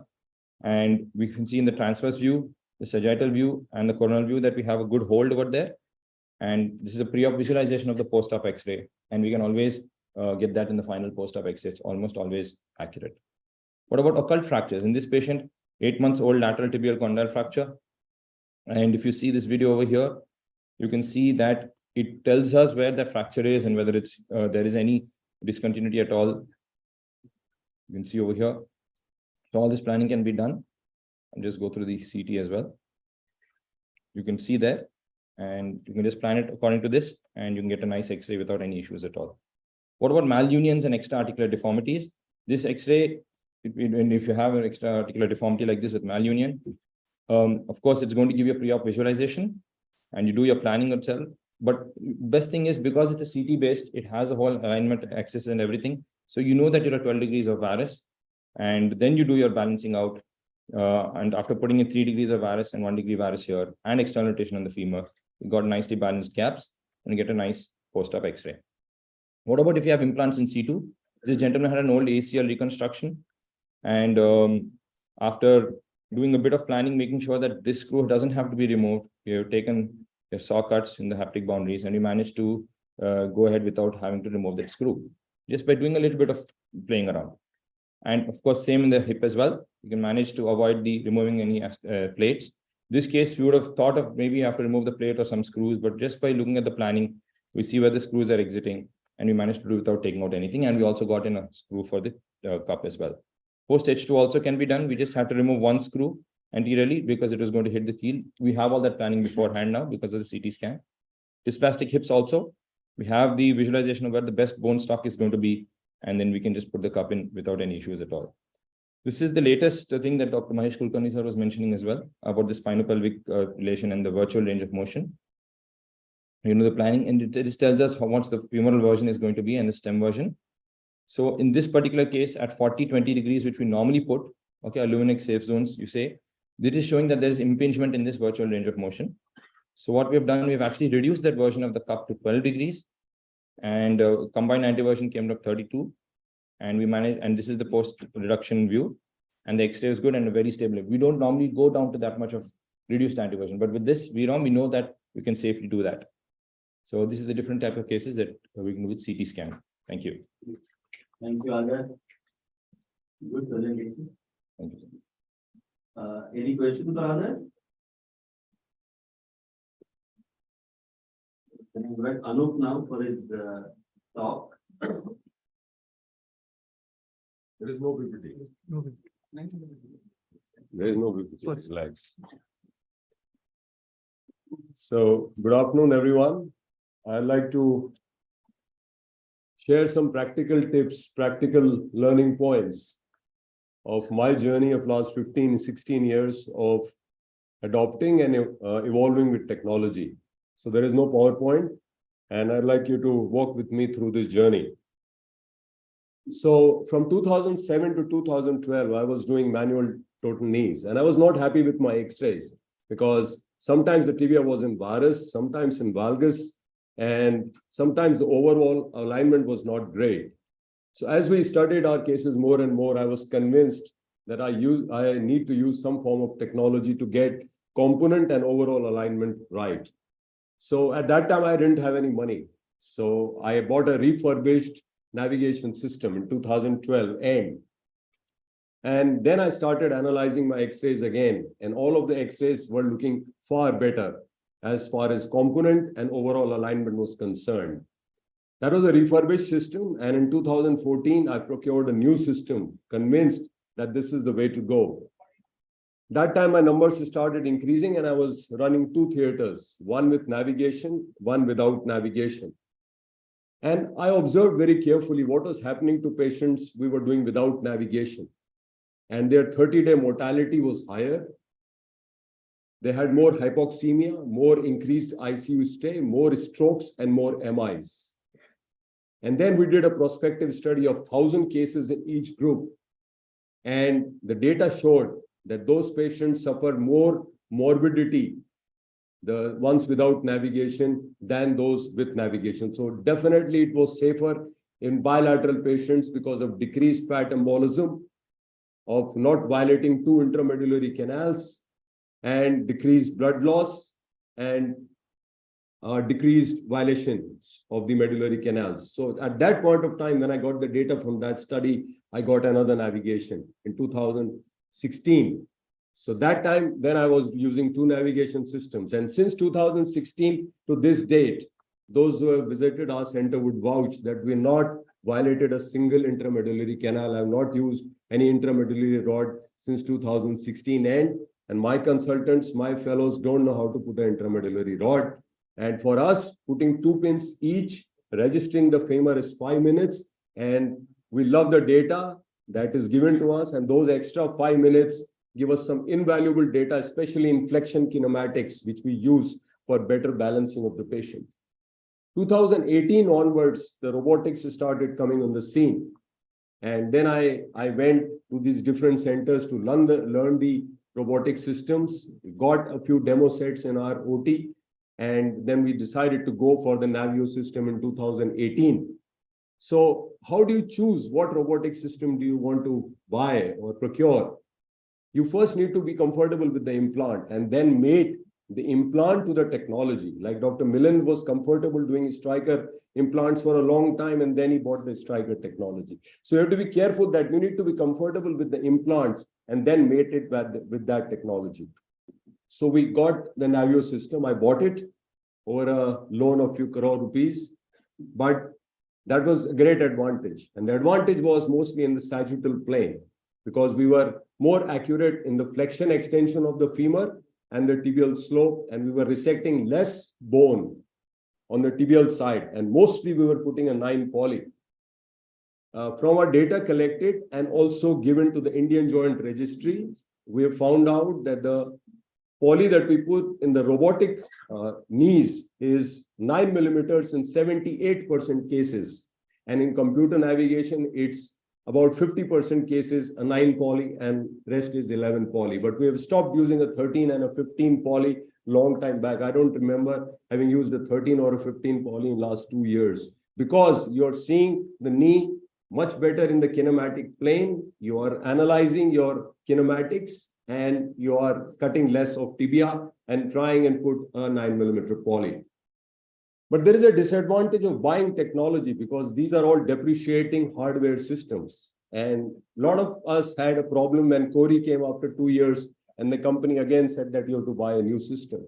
So never buy these systems. They are depreciating assets. Lease them out. So now I started leasing them out on an annual lease for 1 year. And when the lease is over, then you re-sign that lease. So now we upgraded to CORI last year.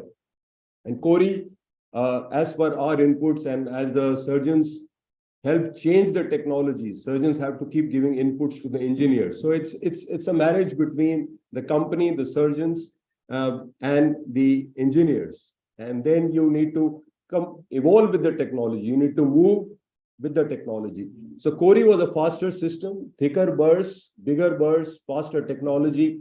And we gradually are now doing all our cases with CORI and with navigation. So one OT runs with navigation, one OT runs with CORI. And to answer Dr. Malhotra's question, about 30% of our cases are with robotics and 70% with navigation.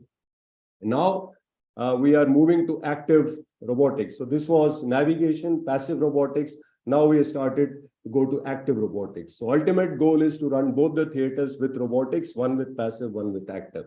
So that's the journey so far. But what we have learned on the kinematic side, most of us describe deformities as varus, valgus, FFD, and hyperextension. Friends, it's not so. It's usually a combination of these. So it's varus with FFD, varus with recurvatum, valgus with FFD, and valgus with recurvatum. And as we saw in this live surgery, when you correct the coronal plane deformity, that is varus or valgus, you also correct the sagittal plane deformity, which is FFD or recurvatum. So in recurvatum with varus, you really have to resect less of distal femur. So that interplay and association of correction of coronal deformity and its implication on correction of sagittal plane needs to be understood. And technology gives us a great assessment of this fine interplay of correction of coronal deformity and its effect on the sagittal plane. We have done some work on the prevention of periprosthetic fractures. So our periprosthetic fracture rate initially was 1%. 1 in 100 cases used to have a distal femur fracture. So we reduced the size of the pins from 3.5 to 3. I got 3 millimeter Schanze screw made. And we started putting the pins as distal as we could on the femur side and as proximal as we could on the tibial side. And then we put triangular sclerotic pieces of bone in all 4 holes under vision and impact them. And that has decreased our periprosthetic fracture rate to almost 0.25%. So 1 in 400 cases gets a periprosthetic fracture now. So that's some work that we did to decrease our complications. Couple of words on the business aspect of it. I think that's also important because we keep talking of financials. So as I said, never buy this technology. Always lease it out on an annual lease. So you are free. The company takes care of the CMC and you are free to change the technology a year or 2 later.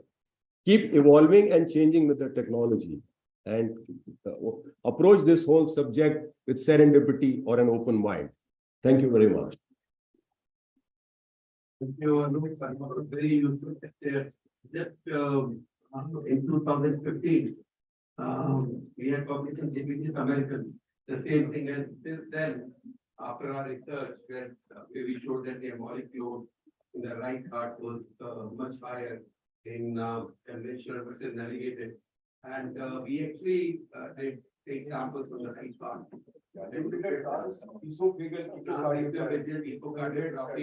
And also the samples from the right heart. And the only catch was that ethically we were not allowed to take anybody, worse than KFC grade 1. So we had to extrapolate that when you're doing bilateral and when you're doing in patients with comorbidity, this could possibly be exaggerated. So we have continued to have that practice that anybody who's very elderly, 75 or 80 plus or comorbidity, we do only navigate it and not conventional. I think the 30-day mortality drops down substantially in bilateral cases especially. Look, what would you prefer now? You've done so many navigation robotic means you're one of those who have got. X-ray बता दें तो उनको जब तक अपन करते हैं उधर वो Most people from conventional have gone to robotic because they were all navigation. But what would you prefer if you or one of your close relatives requires a TTJR, navigation or robotics? I would do passive robotics as of now. In elderly patient with comorbidities, I would like to save those 10 minutes and do navigated. So it depends on the ASA grade of the patient. But ideally, if it was my relative and a fit patient, I would like to do passive robotics. But I'm open to doing active robotics. I'm still learning active robotics. Okay. Yeah, okay. Yes. Case now. We'll start. Elaine, can you hear us? Hello, everyone. We'll Yeah, just, sorry. yeah, hi, this is Deba. And you can, Rajiv, you can start showing my x-rays. We'll put the pins because we don't want to waste time here. You can start talking about the x-rays. Rajiv? Yes, sir. Yeah. So we'll do a limited release. You can see that it's a bilateral, bicompartmental osteoarthritis, ideal indication for TKR. This doing a limited release here. So I call this a clock concept. For this, I would, if this is a 6 o'clock here, I would only release up to 3 o'clock here for this knee. So 3 to 6 is the release that I'm doing. The only difference that I have done from conventional to robotic is to remove all the osteophyte in the very start.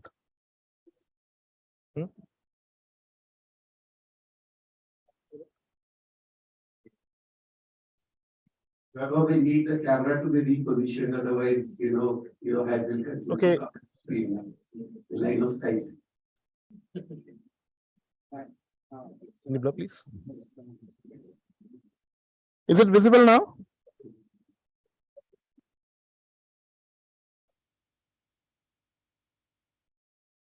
Okay.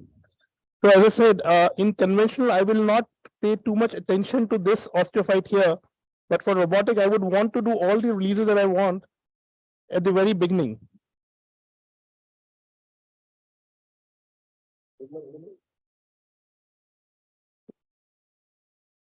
No, I will tell you.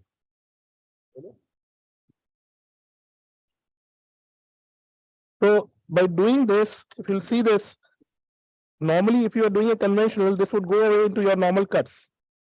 But for robotic, you would want to do the releases that you feel would be adequate before you start judging how the knee is.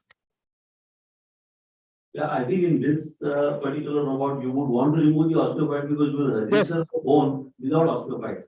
As opposed to the previous one, what they did, which was an image based, the osteophytes were required for registration. Some point to be on the osteophyte as well. And you will see that the moment you have done that, the knee can be almost brought up to the neutral. Okay, so the camera, you see, we can get back to neutral once I've removed the osteophyte. So it's almost balanced at the very start. Okay.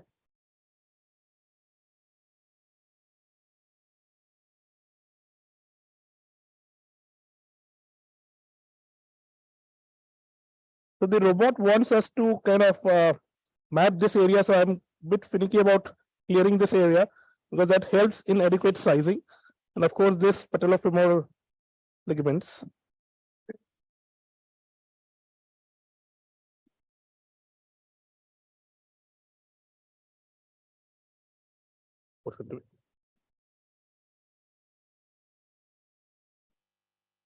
So this area here, normally I would not do this in conventional. So I'm just telling what difference have I done for robotics. So you want to kind of ensure that this area is available for you to map.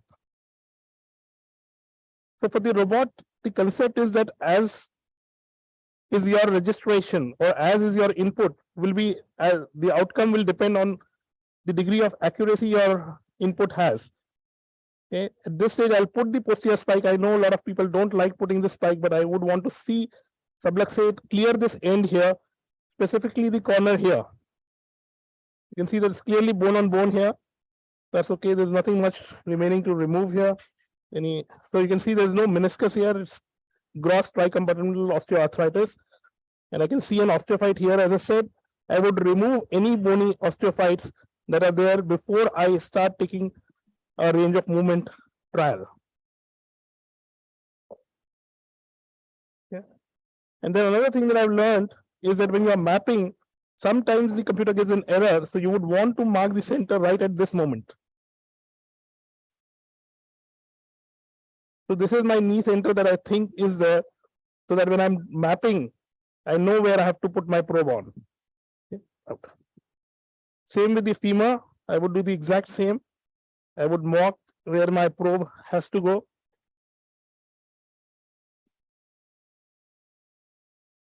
Having done that, now I'll come to the superior gutter and clean this. I personally like to put pins from the incision itself. Push it.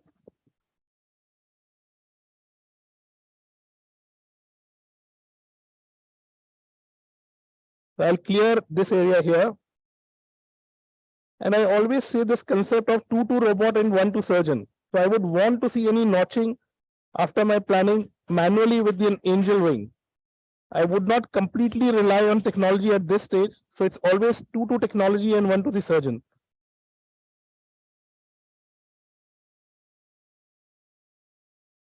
Ashish, you'll put the pins. So the first checkpoint, pins ready, please. Yeah. So my checkpoint, again, I would feel for the medial epicondyle, go slightly above it. It's a surrogate indicator where the, yeah, so that's my first checkpoint. Pins, please. So again, the direction is here. I would want 1.5 to 2 centimeter above the anterior flange. It has to be bicortical, not transcortical. No, the other way. So this also acts as a retractor. Yeah. So the assistant on the other side will put it there. Pins. So we are doing as a team. So 2 people are working together. I am putting the pin here.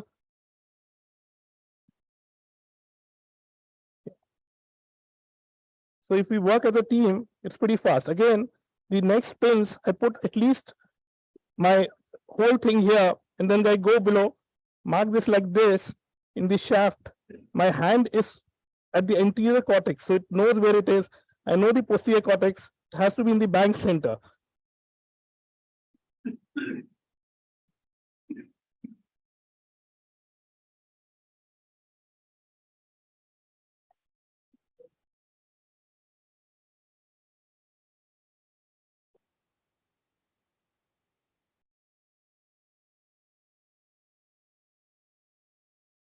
So again, the concept is that you have to go bang perpendicular to the tibial shaft, go bicortical but not transcortical. So just engage in the opposite cortex.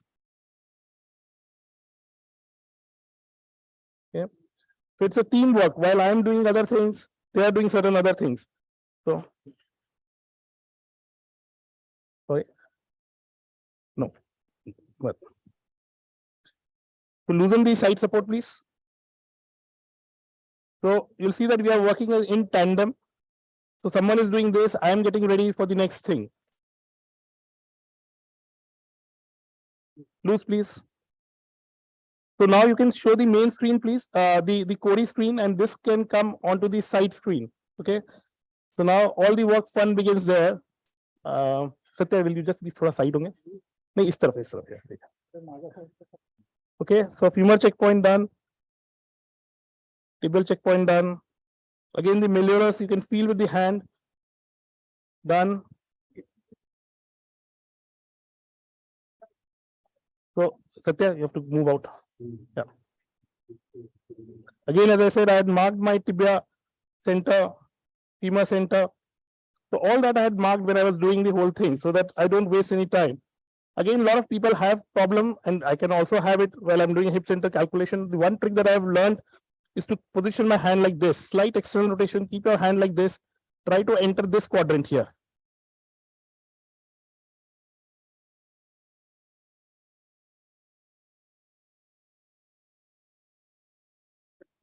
If you do that, you are usually okay. Again, put some pressure at the heel here, take a stressed view. Okay, done. Side support tight, and then the range of movements. Okay, so that's done.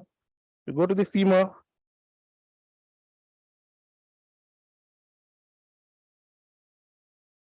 Ashish, piche.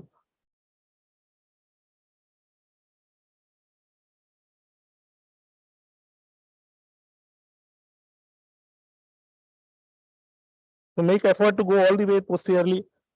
The beauty of this system is that it also turns intuitively to the area where you are mapping.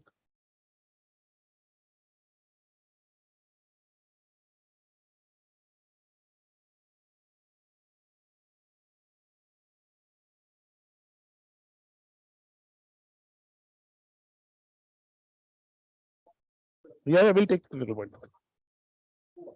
Yeah, we will.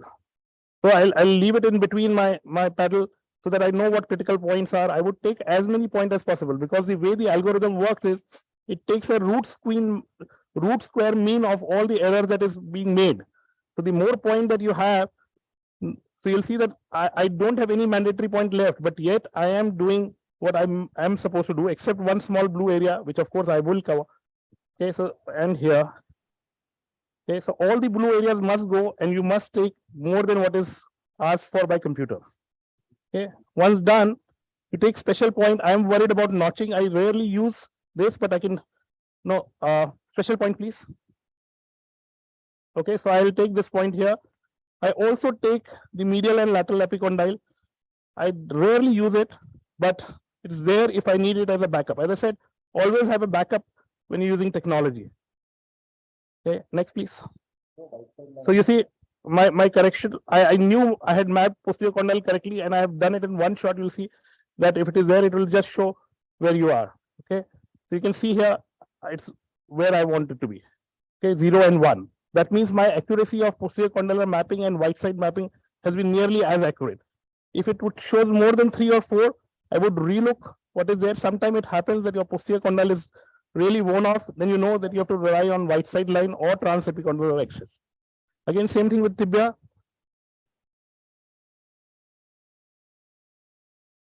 Pretty much fun here. You will just paint like a kid.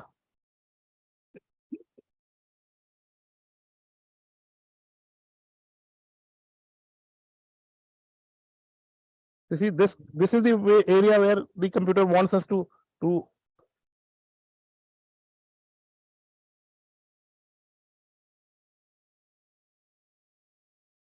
the blue area, that's one tiny blue area, but as I said, even when the blue area is gone, you still keep collecting few more points. Okay, that's just for the accuracy. Okay, at this stage, I play a game. I ask my colleagues, what do you think the size is? So Shyam, what do you think the size is? So Satya, what do you think size is? So everyone in the theater says 3. Let's see what the computer says. Okay, 3 it is. So I think everyone agrees with the computer even before the computer started. Okay, so this is the warm-up screen. This is the screen where you can make adjustment 1, whether you want CR or PS, whether you think that there is a gross change in sizing. So I'm happy with this. At this stage, I'll just go with this warm-up screen. This tells me how the pitch is. Okay, then I move to the core of the operation, which is, I think the next few steps are important. So next, please. So unstressed range of, so I'm just putting slight pressure at the heel and taking a sort of a weight bearing thing. So you see here, so what it is showing is that it is tight even without a stress. It's tight medially, slightly loose in extension laterally. Now this is the Z spoon I'm putting here in this medial compartment. What it will do is to distract both medial and lateral. But since it's medial, we would assume that it is the medial space which will open up more. But let's have a look. So you see, even though I'm putting it on the medial side, yet the lateral side has opened up. This is paradoxical, but it is because you have put a spoon, you're distracting the joint. And now, once we do it laterally, okay, so you'll see that it's opening up even further. Okay, so this is a typical parasny. You'll see that the lateral gaps are much more than the medial gap. So continue. Now, this is where the heart of the entire operation is. So you see here that there is a gross mismatch between the medial and lateral side. Medial side and lateral side has almost 10 millimeter of difference of tightness, which is very huge. So let's look what can we do. So what I'll do is I'll start tackling the flexion 5.2, which is a wallet. So I'll see, just have a look, that is a 4 a good size for it. I think it's a good size. Let's make it 4, please. Okay. Now let me have a look at the sagittal cut. So I'll ask them to give me a sagittal cut. Okay. How's it looking? Can I notch it a bit? Yeah. So I want it shifted posteriorly. Okay, it's notching. I'm not happy. Okay, go back again. Okay. Go back to the rotation screen. I still, as I said, my non-negotiable and negotiable. So I can rotate the femur by a couple of degrees. Let's do that. 2-degree rotation. Okay. Let's remove the notch. No, 2-degree rotation, please. 2-degree rotation. Yeah. Remove the notch. Cutting just 7 millimeters of posterior condyles. So the posterior condylar thickness of this implant is 9 millimeters. Would you like to go to size 3 and see it again and decrease the tibial cut to tighten? No, if you see here, there's a lot of wear on the posterior condyle itself. So it is taking from the bone. So it is not necessary that it's only cutting this, because it's cutting the unhealthy bone. So we do not have to bother about absolute numbers here. Okay. Okay, so now here we are. We have got 1.6 on the flexion gap. Okay. So that also I want to reduce. So I would dial in a couple of degrees of virus at tibia. Okay, that looks good. Now, but I'm still unhappy about a very large flexion extension gap on the lateral side. So let's take a poly of 11. Okay, so this is there. Can we increase the slope of tibia to 4 degrees, 5 degrees? Okay, so you see I'm close to balancing the flexion. All the residual laxity that is there, minus 6.9, I either have to release or some of it will get released on its own. Now I'm coming to the other screen where I have to balance the extension. So let's look at the distal femoral cut now. Okay, I think if I look at the wear, and if you look wear, we don't need 9 millimeters. So I would get it to 7, please. 8.5 to 7. Okay, great. Can I have tibia reduced to 1.5? Perfect. Okay, now I would want you to go back to size 3. Let's see what it does. Okay, it's still showing a lot of things. Okay, poly 11. Let's do it 1. Let's get tibia to 1. Okay, so my extension is now balanced. Now I go back to sagittal femur. Okay, shift slightly posterior. Component is 5 degree. One notch I'll accept. Please go 1 notch. Okay, that's it. I still am loose in flexion on the lateral side. So I have to debate whether I want a femur 4 or I have to still juggle with this thing. We have to increase the femoral flexion. It's already 5 degree. I can do it to maybe 6 degree, but not more than that. I think it doesn't work beyond that. I'll give 1 more degree rotation or maybe 2 degree rotation, 4 degree rotation, external rotation. Okay, getting there, getting there. What about tibia? How is my tibia looking now?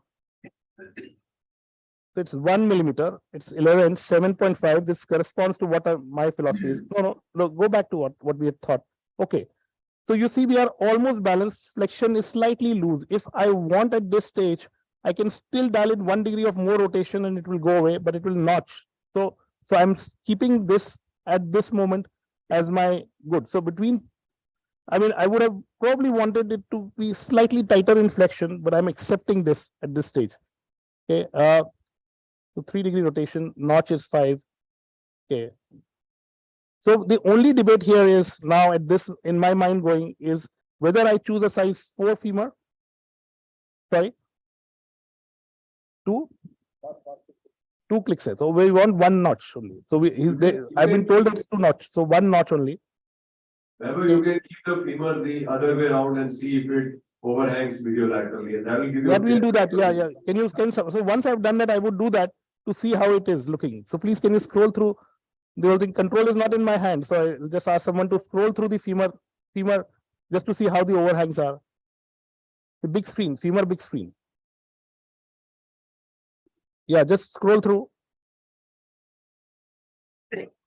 Okay. Scroll karo, please. No, just scroll up and down so that I can see how it is going. Okay, and the sagittal cut.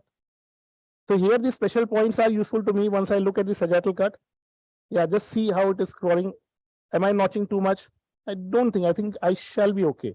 It's just above my pink points, the special point. So I think I'm happy there. Let's go back. Sorry?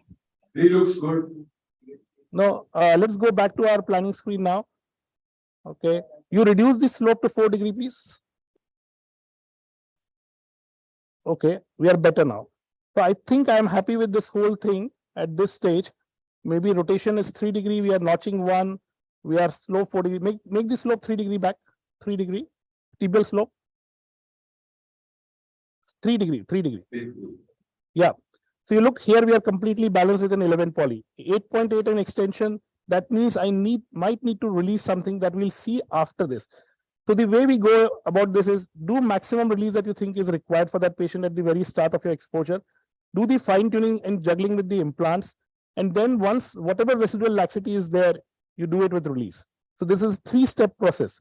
The primary release, the component adjustment on the screen, and then final execution, and then checking for the gaps again. And if there's any need for residual releases, you do. Most often in my experience, up to 4 millimeters of tightness, especially in females, get absorbed once you take your tibial cuts. And every millimeter of cut, you are getting a 2 degree release. So that's usual thing, but it's different for each patient. Some knees are tight, some knees are lax. So we'll go ahead with this plan. We'll see the extension is completely balanced. The flexion is 0.2. The medial side is tight, which we expect in a varus knee. So we'll go ahead with our execution.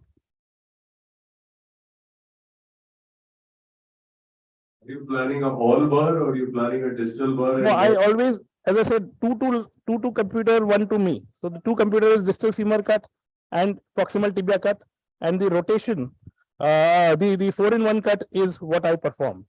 I always cover the tibia side here, keep one here. So all of these are basic housekeeping necessities, but are very easy to make your life simple.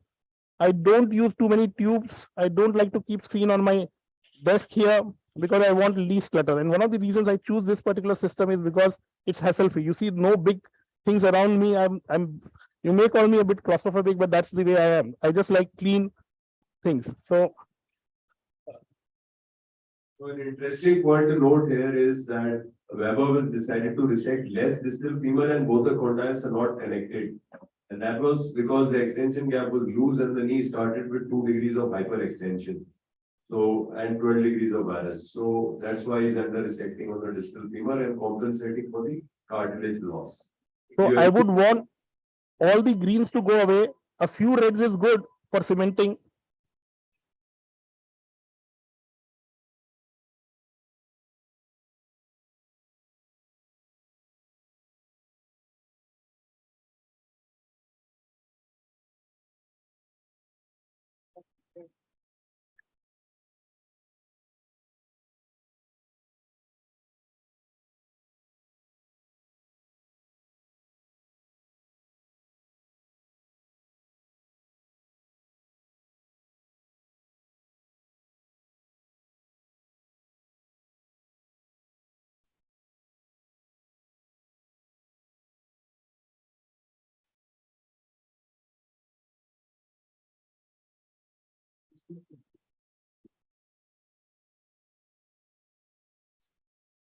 As I said, I don't want any green. I'm okay with a few reds.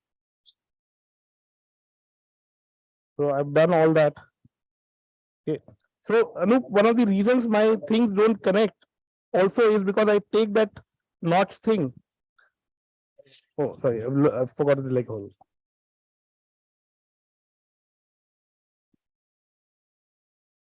Yeah, come again, come again. You were saying something, Raghu. So as I said, I take a nibbler and clear the notch at the very beginning to mark my point. So if you'll see that I had done this step, both on the tibial side here and on this side here, so that the bone goes away. So when we map, it kind of doesn't show up. So you see, it's almost 0.3, 0.2, 0.00. So I'm happy with this. Okay. So the rotation is set with these leg holes. It's a teamwork. So someone puts this here when I'm.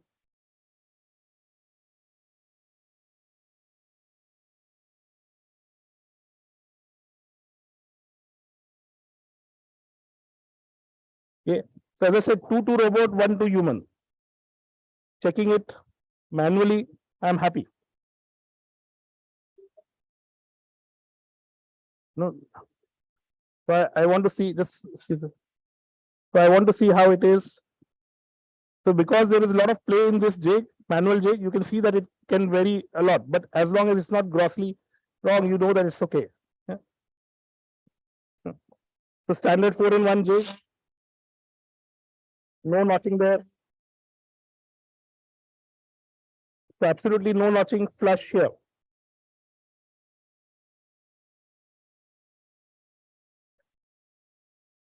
This is size 3, right? Yes, back to 3.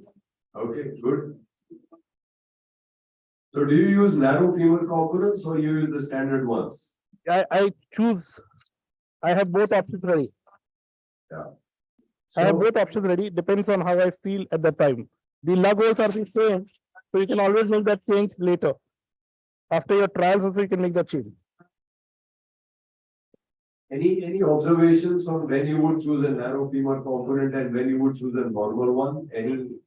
Any surgical tips, tricks? So we have actually published a study comparing the AP and the medial lateral for different populations, and we have found that it is quite variable for each subgroups. So I would probably trust my eyes here. I mean, the robot has no criteria as of now to define which is medial or lateral. We keep it manually and see how it is. So can you show us both large, narrow as well as standard femur so we can see, because it's an important question. Okay. Yeah, observation. Yeah, go on, please. Yeah. So a lot of people would take a bar and do a fine tuning here. I don't do that. I just go straight with tibia now. Okay.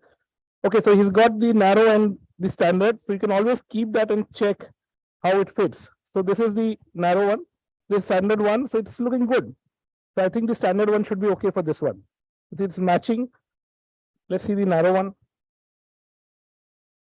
The narrow will have a lot of uncovered areas. You can see that on the medial side.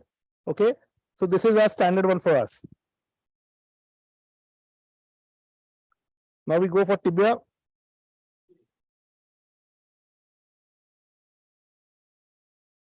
So we'll remove a little bit of meniscus that is there in the block. You're doing a PS knee, if I'm not mistaken. No, I'm doing CR. I use deep dish for all my cases. All right, okay.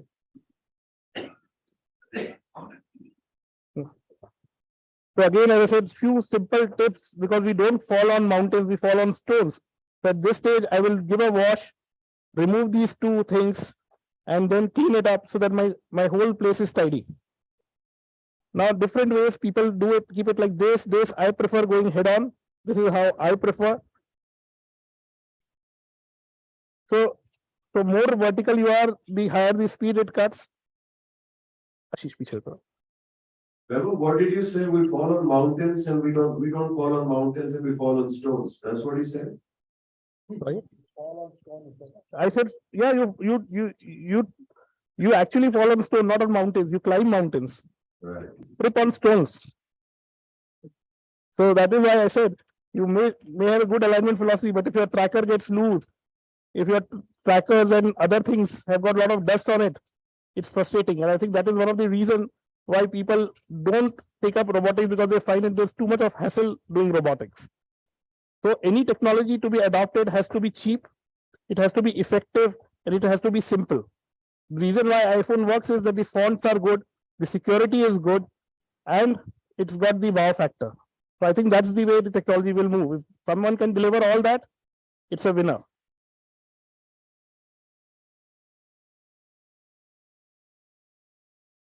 As I said, irrespective of the robotic system that you use, that the heart of operation was the screen.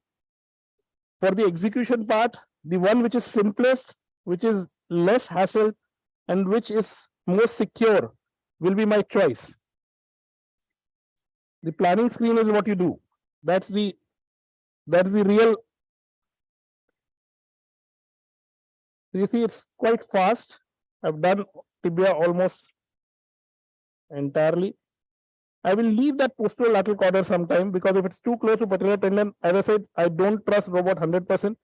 And it is not because it will not stop when the tissue is touched, but because the speed with which it works, and I like to keep it full throttle, is that even the residual speed will cause it to if it touches the soft tissues, by the time the birth stops, there is a micro-millisecond difference and it can injure the tendon. So this thing is what I like to remove myself.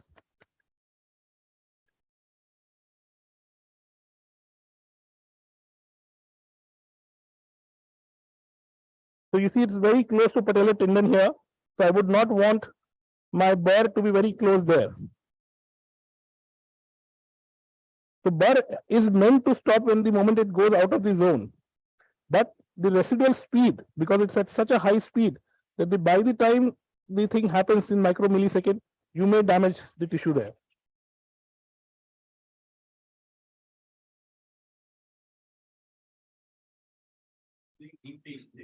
Yeah. Okay.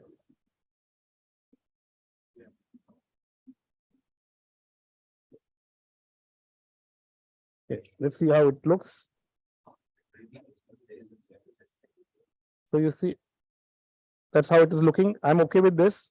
0.5, 0.1, 0.6. I'm happy. Yeah. You dialed 2 degrees of variance from the tibia, right? Yeah. So it is telling from the planned alignment. Yeah. So I think it was 2.6 degrees or it was 1.4 degrees, whatever. I think. No, it is from the planned alignment. Okay. I'll just remove one posterior osteophyte that I can feel.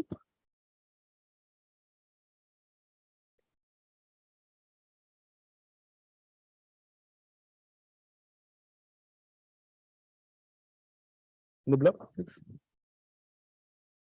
Cautery. Cautery.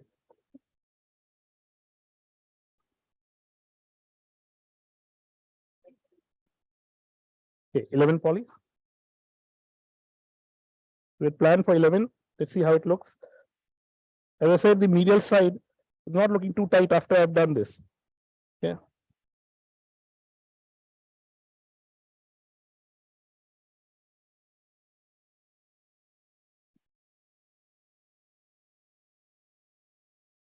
Some more hammer medially.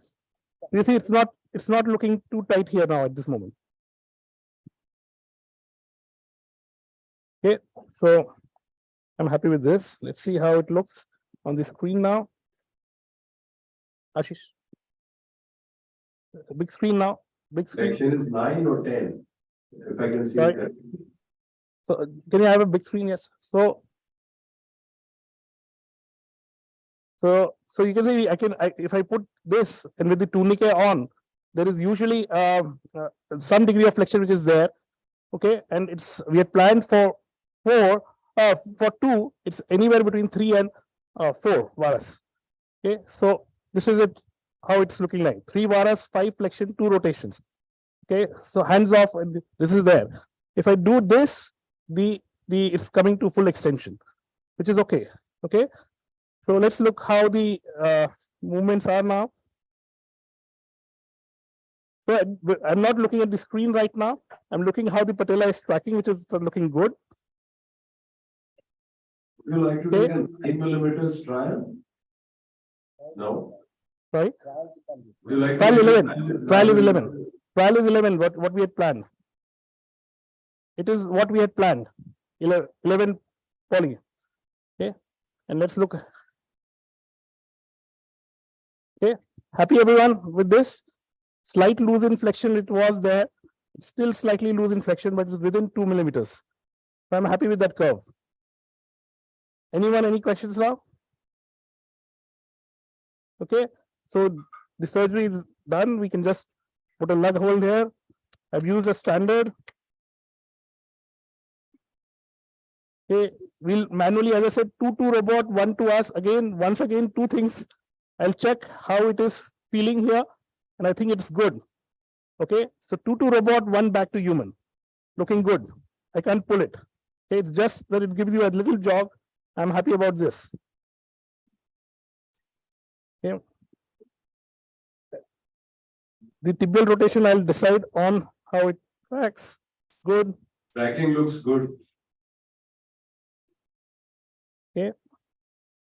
So I don't keep trackers till the very end. I will remove it at this stage so that I don't forget anything. So yeah, so I will.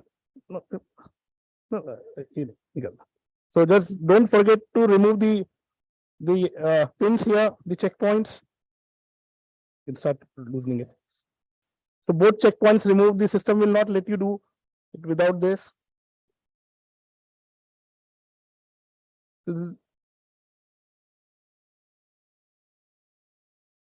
It's a teamwork. Yeah. So everyone in the team is involved so that we can make it faster. Someone is removing the pin, someone is doing this. And once you have done around 100 cases, I think the entire team gets on board, and I think that's when it makes it fun to do robotics, not a pain. I think robotics should be that. It should be fun. Just a practical tip for everyone, you should send a photograph of this to the patient's attendant and keep a hard copy of this document in the file, so that the document is there that you did actually robotics. So because some people may go and say that you say but you don't do. So this evidence should be there in the file of every patient. Yes, so I've decided my tibial rotation from there, marked it. You just pin it here. Tibia is 1 or 2? Two. 2. Again, 2 to robot, 1 to human. So we put this, our conventional thing, and see how it is. Okay, happy with the alignment? You can zoom out, please. Zoom out. Yes. Okay, so it is showing around 1 to 2 degree bias, which I think is what we have planned. So we'll go ahead and do preparation. Cementing can be started. So if any questions, happy to take them. So Vaibhav, I think you answered everything with a lot of clarity, and thank you very much. Now Thank you. give you a big applause. Thank you very much. Thank you. Thank you. Thank you, sir. So we'll start with the remaining Drill, talks. please. Drill. I would like to invite Dr. Sanjay Londe for his talk, pre-planning and registration.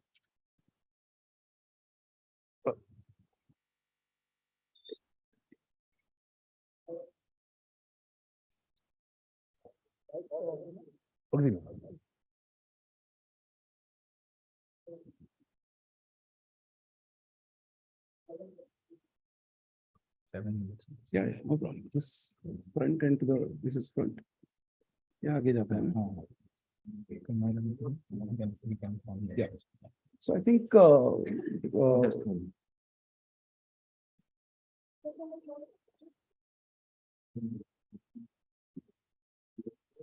Thank you. Thank you. Huh? I don't know.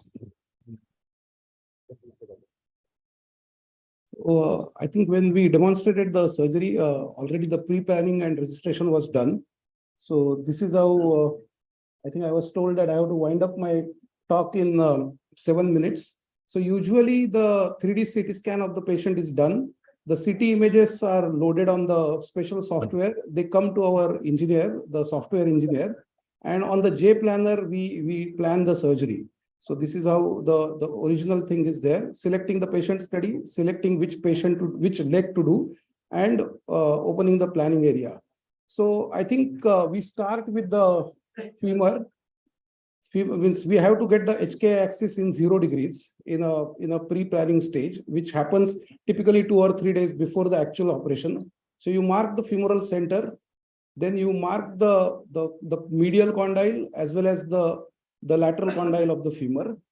These are the points which are done at the highest point, and medial epicondyle we usually mark just below the highest point of the medial epicondyle into the sulcus.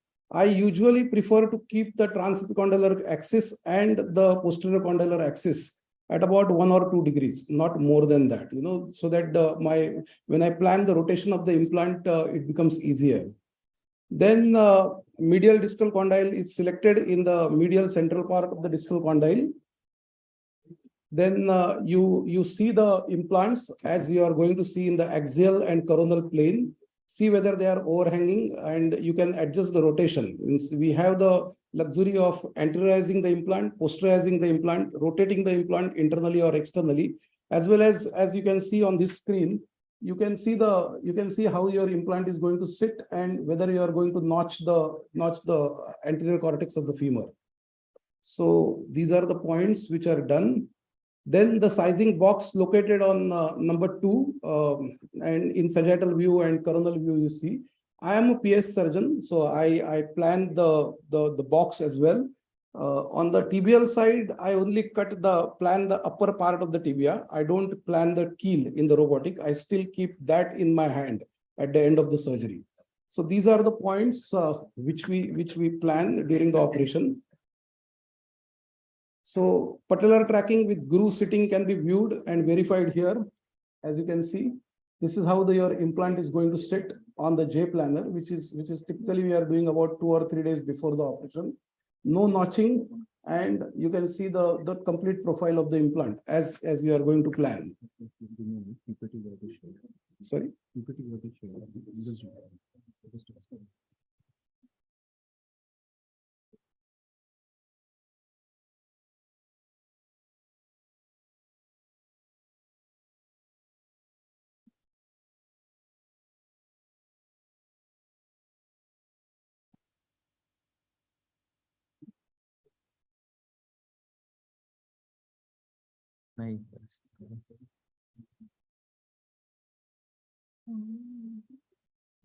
Yeah.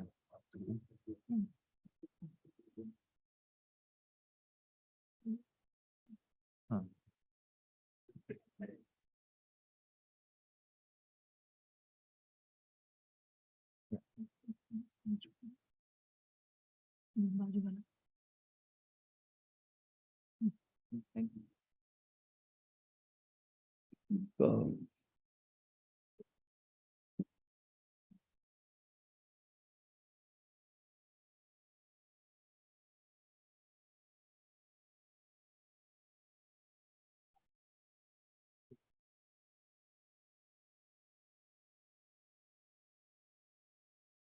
Again, the medial distal condyle, lateral distal condyle on the femur. Not going to.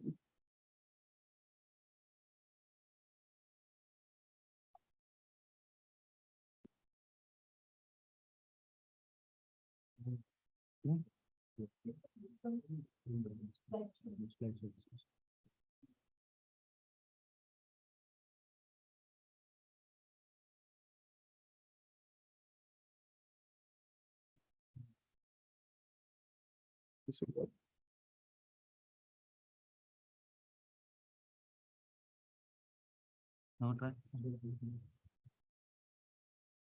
Yeah, I think we'll skip that. It's already.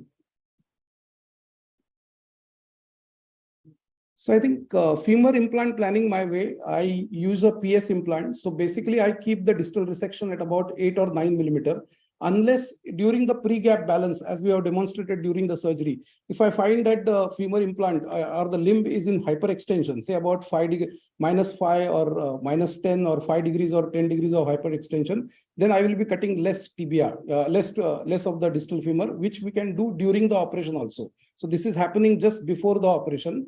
Usually I keep the posterolateral resection equal to the posterior condyle thickness of the intended implant. So I use a Cubis system is locked for max. So if I'm using a size A implant, it will be 7.2 millimeter for the posterolateral and 7.7 millimeter for the size B implant, and so on, so far and so on.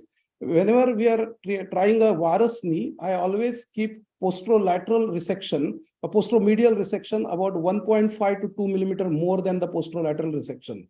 Because in a varus knee, the medial side is always tight. So to get a rectangular gap and not a trapezoidal gap, I usually keep 1.5 to 2 millimeter more on the posteromedial side as compared to the posterolateral side. Whereas in valgus knee, I keep about 1 to 1.5 millimeter more on the posteromedial side as compared to the posterolateral side. So that is how we get the rectangular gaps in the pre-planning phase.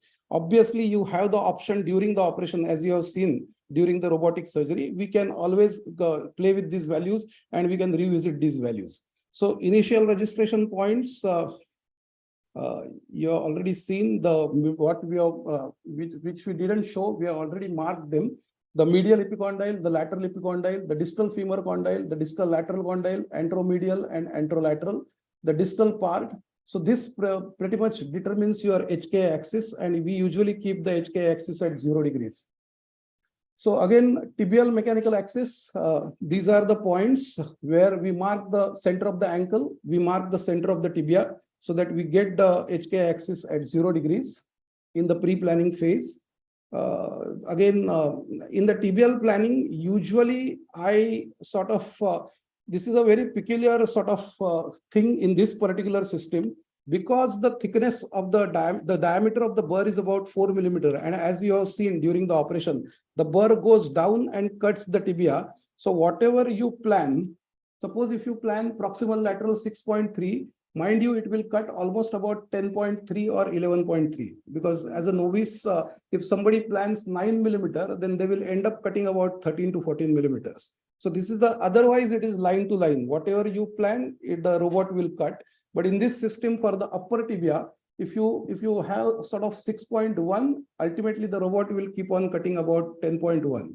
So again, if the patient has a hyperextension during the pre-gap balance, you can always cut the tibia less. You can you can get the tibia proximal. You have the option during that. Posterior slope, since I am a PS surgeon, I usually keep about 5 to 6 degrees. And you have the option of preparing the keel in this particular robot, but I usually don't do it. I usually keep it to myself at the end of the surgery, so I can adjust the rotation. So this is how it looks in the pre-paling phase. You can see the implant is quite good. You want some bone at the back as a safety mechanism, because there are important structures. You can see in the AP plane, in the lateral plane, the implant is looking quite well. Again, from the lateral side, it should not be too posterior, it should not be too anterior, because otherwise it will impinge the posterior tissues, as well as the patellar tendon is also at the risk. One important point there, the burr goes like this from the medial side. Medial side, as you have seen, we have put the pins and it is all free. But the lateral side, the patellar tendon is always here. So when you plan, always make sure that there is some bone left here. Because one of our patients, we were fortunate, the burr had actually touched the patellar tendon, but we were lucky and we stopped the robot there. So nowadays, therefore, we put a radius ulna spike or something to protect the patellar tendon here, because the approach of the burr for cutting the lateral side of the upper tibia is like this, not like this in this particular case. So always use a spike and be vigilant. You be there, not your assistant or not the company scrub person. So these are again, tibial registration points. There are points on the medial side. There are points on the lateral side, anterior, then proximal medial and proximal lateral. As has been shown, the crude RMSE, when you register the initial points, the crude RMSE should be less than 10, root mean square error. And when you register about 40 points on the tibia and 40 points on the femur, the final RMSE should be less than 1. If the final RMSE is about 1 to 1.2, that means your own body's anatomy is matching with your CT scan anatomy. And you can go ahead with that means the morphed model, which is there on the CT scan, actually mimics whatever the anatomy of the patient is there. So at the end, what you get is this plan. As I have told you, I am a PS surgeon. So basically PS implant, C, posterolateral, the C size implant, the thickness of the implant is 8.2. So I usually keep about 1 millimeter or 1.5 millimeter more on the posterolateral side to get a rectangular gap rather than a trapezoidal gap, because in the varus knee, it is always more tight on the medial side. The distal resection is about 8 or 9, 7.5 or 8, depending on whether the patient has a flexion deformity or extension deformity. You can play with the flexion of the implant, flexion extension. External rotation, again, once you sort of play with the external rotation, these values change. So optimal external rotation you need to get a more thickness or increased value in the posteromedial side than the posterolateral side. As I have told you, I keep slope of about 5 degrees for a PS implant. I have kept proximal lateral 3.5. So actually I will be cutting almost about 7.5 from the proximal lateral of the tibia and minus 2.1 in the proximal medial. So I'll be cutting almost about 2 millimeter from the upper tibia. So this is the actual live patient. This is what we get during the planning, all angles from various sides, how the implant is going to sit. Sorry for the interruption. Sir, yeah. Sir, PPT is not visible. I'm sorry. Now? It's from the Zoom or? Yeah, oh, I'm sorry. From the Zoom. Now?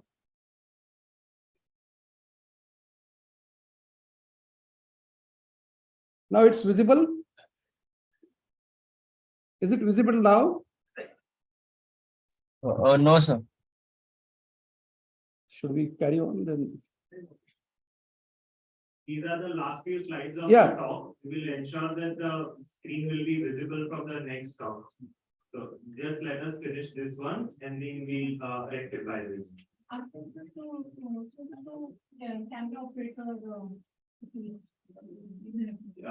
Can you switch to the camera operator feed, please? So this is the pre-planning report. It's not moving now. No. Actually, we wrote it up in the Indian Journal of Orthopedics. It is published.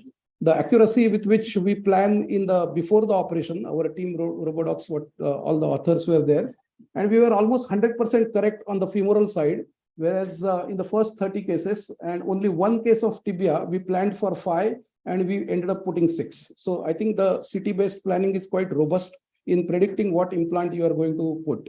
In fact, we are very happy to share that it's not moving. I'm sorry.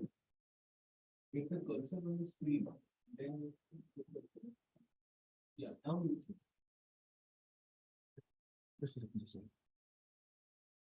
yeah, we presented this in the ISTA conference in Hawaii on the obviously on the online mode, and it got accepted, and we have presented this particular research in USA ISTA conference as well.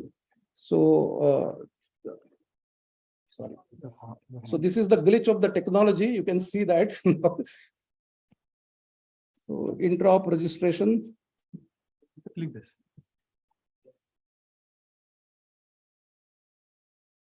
So intraoperative workflow, I'll be very quick. The knee is exposed in a routine manner. No osteophytes are removed. Minimal medial soft tissue envelope reflected. Insertion of tibial and femoral tracker pins. Usually prefer to penetrate the 3 cortices to prevent stress fracture. Till to date, we have none. I don't know about tomorrow, but we don't go through and through. Only when it hits the second cortex, we stop. Nowadays, some surgeons, they put the pins through the incision to minimize this incidence of stress fracture. Aim is to prevent transcortical insertion of the pins. So these are the registration points. This is what pre-cap cut gap balance is. I'm happy with this medial 7, lateral 10, because I know when I remove the medial osteophytes, as you can see there, it will become 10-10 after the removal of the osteophytes. So robot positioning you have seen, femur resection you have seen, how it cuts. This is the post-gap balance. Once we remove the osteophytes, we should have the picture like this. If there is some discrepancy, I will release the soft tissue and get the balance correct and see whether there is, as you can see, the varus is 0, limb is in 90 degree of extension. This is the patient, which the plan I had shown. This is the plan 8 and 9.1 for the same lady, because there is a varus deformity. This is the actual capture what we had during the operation. Extension 12, lateral and medial 12-12, flexion 12-12. These are the values of the cut. This is the limb alignment during the operation, and this is the final post-op X-ray. So I think that should suffice. I'll stop here. Thank you. Thank you for the talk. Next, I invite Dr. Arthroplasty for his talk on robotics. Is it your to stay? Okay sir नहीं नहीं नहीं नहीं इसको थोड़ा नहीं करते हैं rectify करते हैं तो ये मेरा 1 मिनट इसमें बैठ जाओ मॉड्यूल 3 शुक्र नहीं module I guess I better say yes to that question, otherwise I'll get module 1 This talks about robotics mobile 1 side. That's my thought. शुक्र Gopal and sure. Just give me a minute. After the stop, we won't be taking a break. We'll move to module 4, that's technology in TTJR, and we'll be continuing with our sessions of the talks. Just give me a minute. And I request the speakers for the next session to stick to time and keep it at 6 to 7 minutes, please.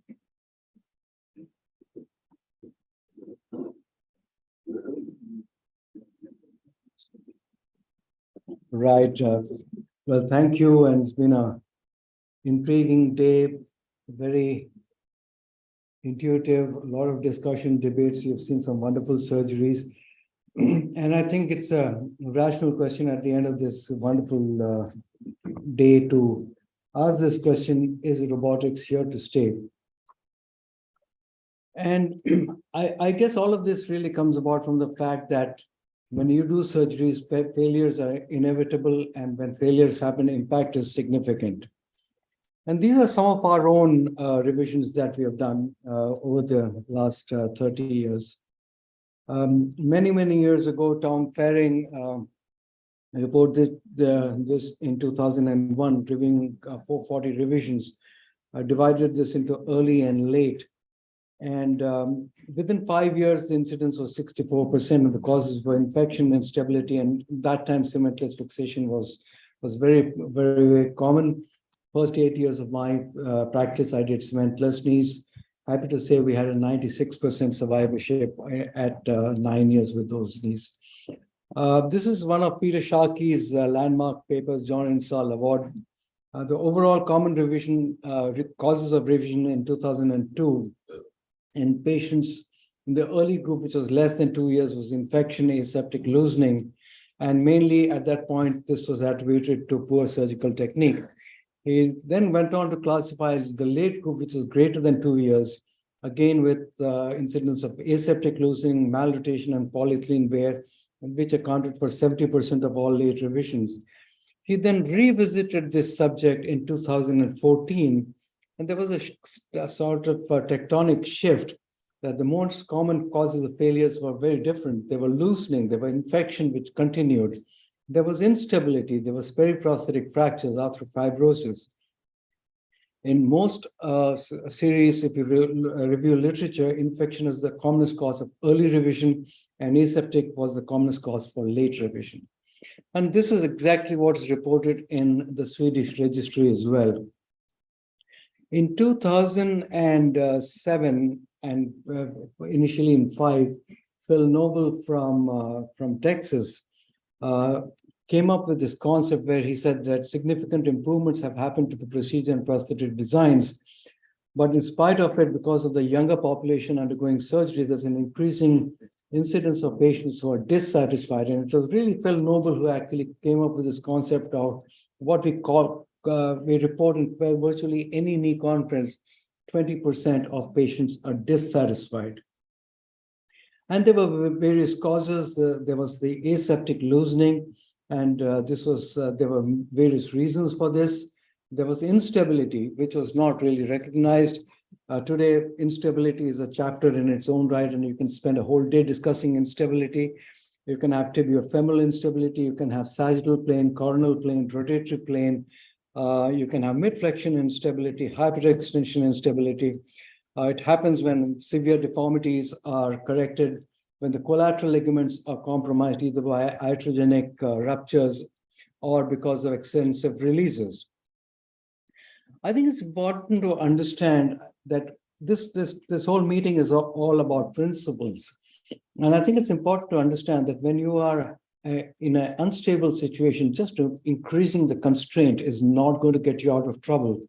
Because even with constrained implant, this is a patient who was referred to me. It had 4 revisions. You can see that this patient also had a intraosseous approach to remove a previously fully cemented stem. But the challenge here was that the soft tissue balancing was not adequately achieved, and this LCCK dislocated. So malalignment is something that we are recognizing increasingly, and instability, and malalignment by itself leads to aseptic loosening, polyethylene wear, osteolysis, and maltracking. And when you have malrotation, it leads to patellar instabilities. And the commonest reason for patellar instability that we see are patients who've had patellar dislocations go through an arthroscopic type procedure where we realign the medial MPFL, and these fail. CT scans are particularly helpful. Whenever you see maltracking, look for malrotation. And the answer to that is revision of the surgery to correct the malrotation, not realigning the patellar tendon. Which brings us to the topic that we have been discussing since the morning. Robotics is the newest kid on the block. I've been a part of most development procedures, right from the gender knee, the MIS quad sparing techniques, all the way through the various iterations of development. Most of them have fallen by the wayside, and I do believe that this is a stage in evolution, and I'm pretty convinced in my own mind that robotics is here to stay.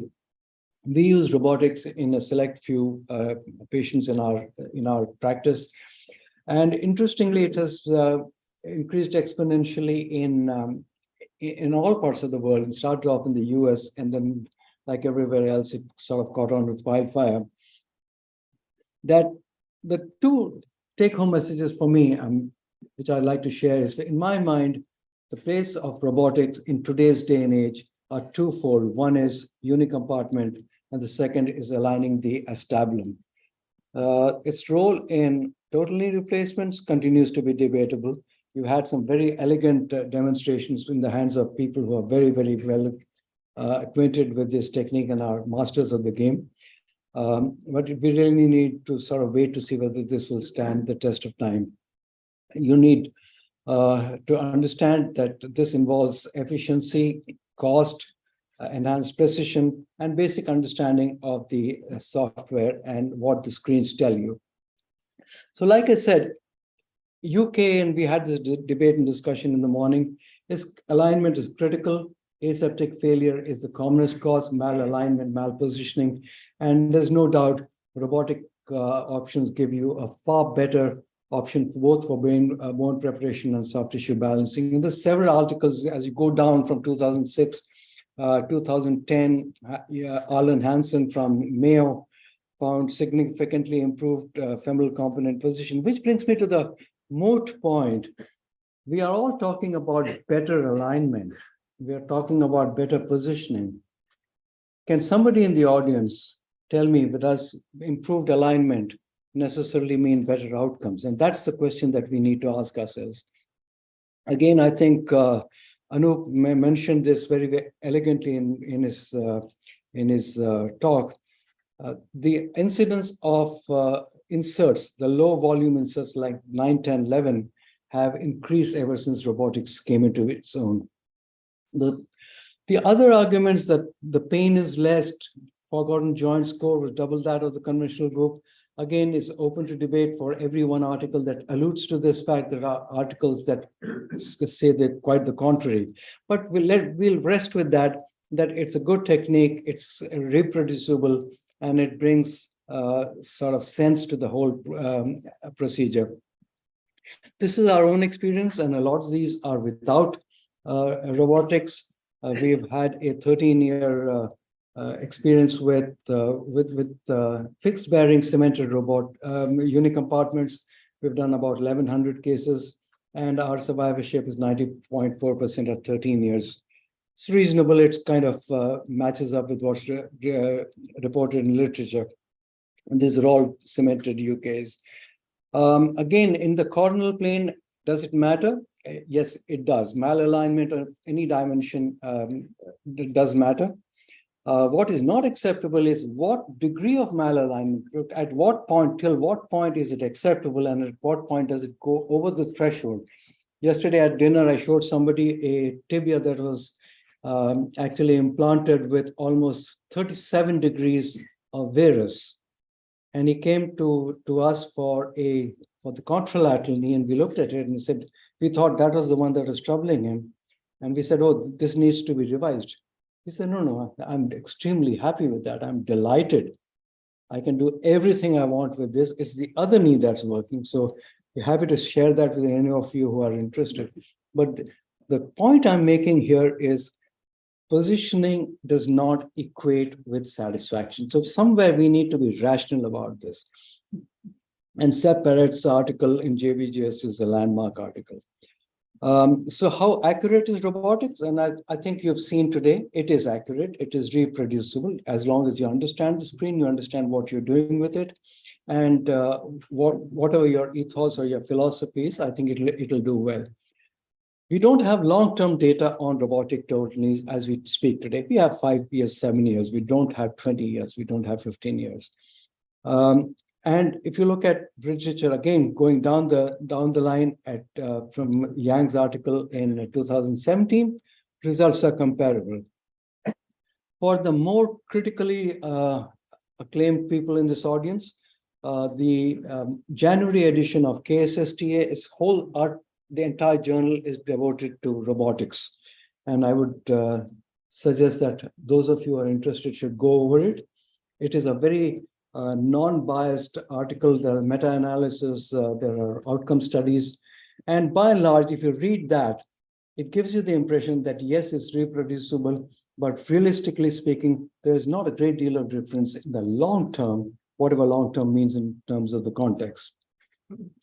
So we have all of these downsides to robotics, the cost, and Anup very elegantly alluded to that, the exposure with CTs and so on, pin tract infections, neurovascular injuries, and these have all happened, injuries to the patellar tendon and so on. So you have a learning curve.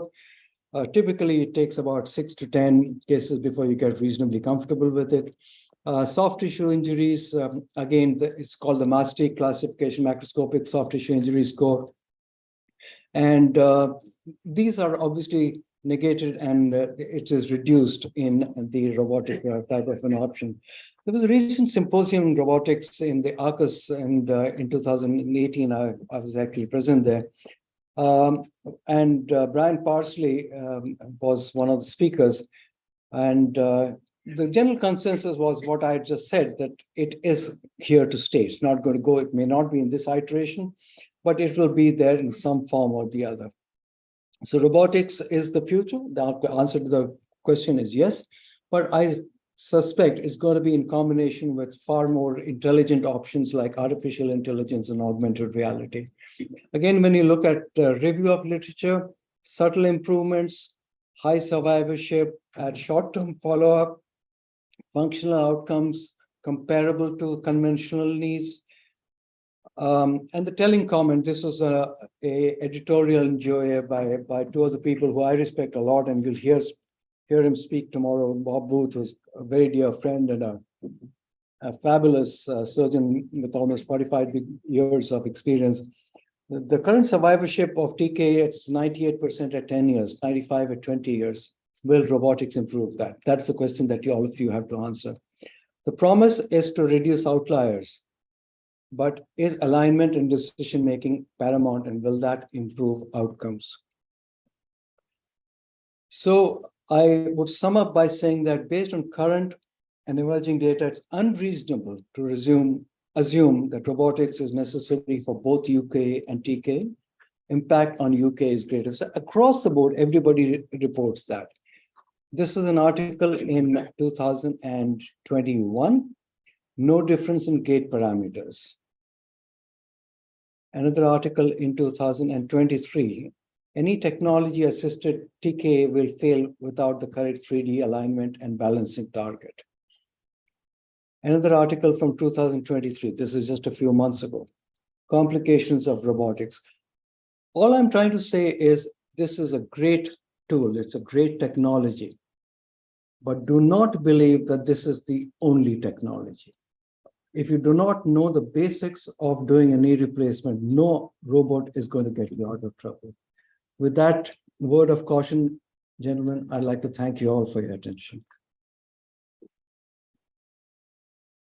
And sorry, just before I wind up, I didn't realize I had this. This is a patient, one of my earliest patients. I did this patient in 1990. This is one of my earliest cases. This is a Freeman Samuelson knee. This is uncemented.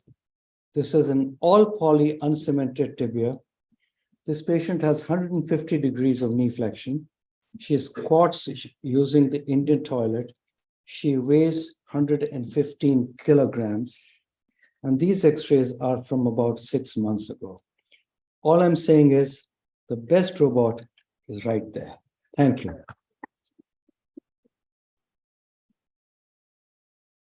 Thank you, sir, for such an enthralling lecture. With that, we come to the end of the module 3, which was focused on the robotics platforms. Thank you, Dr. Rajesh Malhotra, for chairing this session, and Dr. Milind Patil, who's not with us now. We move on to the next module, that's on the ancillaries, technologies that we can use in and around the surgery. We start with Dr. Akash Saraogi, talking on through Tranexa, drains, tourniquets, steroids. Do they matter? Can I request Dr. Sanjay Dal and Dr. Jean-Claude to chair the session? Thank you, Dr. Weber Bagaria, sir, and TTJR for this opportunity. I hope everybody had an interesting session today. So we are going to talk about things that matter in total knee replacement. Small things, but they really matter. So we're going to cover four aspects. One is tranexamic acid, the drains, the tourniquet, and the steroids. So let's discuss some facts and not just our beliefs. First, about the tranexamic acid, we have three types of combinations. One is IV, one is topical use, and one is IV plus topical. So for those who use intravenous, the most common doses are 10 to 20 milligram per kg. Typically, we use ki bhai anesthetic 1 gram de do, Tranexa. Okay, some of us definitely repeat this after 3 hours of giving the first dose. Some cases where anesthetists are not very comfortable are cases which had previous stroke, they had an MI, or particularly DVT. If you look at the literature, there is no literature which suggests that tranexamic acid can increase the risk of DVT or PE in our patients. So it's a very, very safe option. When it comes to intra-articular, we use about 2 to 3 grams is the literature recommended dose. 2 grams is more commonly used than 3 grams. It has been proven to have no interaction with the betadine. 2 grams of intra-articular dose is equivalent to 600 milligrams of an IV dose. So they are not the same. So most of us would use it after final component placement. This is the most commonly used combination now, which is both intra-articular as well as intravenous. We use 1 gram IV plus 3 grams topical. Now, some studies suggest that it gives a better outcome. So systemic plus oral has got encouraging results, and we have sufficient literature for the same. There is one interesting finding which is coming in the literature, that intramedullary cytokines of the femur, which gets released with the intramedullary drilling, potentiate the action of tranexamic acid. Does that mean that in our robotic cases, the Tranexa is not going to act as effectively? So for those who do not want to understand that what dosing should I use, what not, the simplest way to use Tranexa is to give at least 1 gram of IV dose, single dose in all your TKRs. Talking about the drains, it comes only in one slide, which is no drains, and no drains. If you look at any literature after 2015, all talk about not using drains. The chances of hematoma formation, even after drain removal, is as same as with the drain, or whether you have used it or you have not used it. Now, if you look at the various papers, this is a very good table which shows what are the benefits in terms of blood loss, range of motion, pain. So if you look, no differences found in most of the papers. And in papers in which you have got few differences, the one without drains are seen to be better than the ones with the drains, whether it is wound complication, length of stay of the patient, pain, or range of motion. Talking about tourniquets, for those who want to use it, it is for good visualization. So they say it would take shorter amount of time. For those who don't want to use it, they would say that there would be lesser post-operative pain, better wound healing, not delayed healing, and lesser chance of vascular complications happening. So definitely, if you look at any literature around 2010 to 2014, they will talk about tourniquet and lesser blood loss. This is a BJJ article from 2013. And of course, they would advocate that you would not have any complications if you respect the time of the tourniquet and the pressure of the tourniquet. In any of your complicated cases, if you have exceeded too much time, definitely we might end up with a complication. But if you look at present literature, which is after 2020, so pain and serious complication with no decrease in blood loss, even with the use of tourniquet. longer hospital stay, increased risk of infection happening. Now, this is the latest article in 2022 by Faris Haddad saying that tourniquet will increase the risk of infection. This is a meta-analysis. We all are worried that how will be our cementation if we are not using the tourniquet. So this is an article which shows that it does not really improve your fixation or really improve your cementation. Talking about the last thing, which is your steroids. So it has been proven that all our patients who develop some amount of nausea after the surgery, they will have lesser nausea if we are giving Dexa 8 milligram on the day of the surgery and next day of the surgery, 24 hours apart. So this is one thing to ponder upon. It also decreases the rate of postural hypotension. A lot of our patients, after getting up from the ward the same day, they might feel a little bit giddy. So steroid is, there's a 2023 article from Journal of Knee Surgery which says that it will reduce the occurrence of postural hypotension. The active SLR is definitely proven to be better if we are giving intra-articular infiltration of steroids or even IV steroids. So active SLR is earlier as compared to not using steroid. There is no increase in wound complication observed in any of the studies. So tranexamic acid clearly is the winner. There is no rules of drains as per the present literature. We are weaning off from the tourniquet. So I would say 2 years ago, there were more surgeons using tourniquet as compared to today. And definitely yes to the steroids. At the end, we all want our knees to be happy knees. Thank you so much.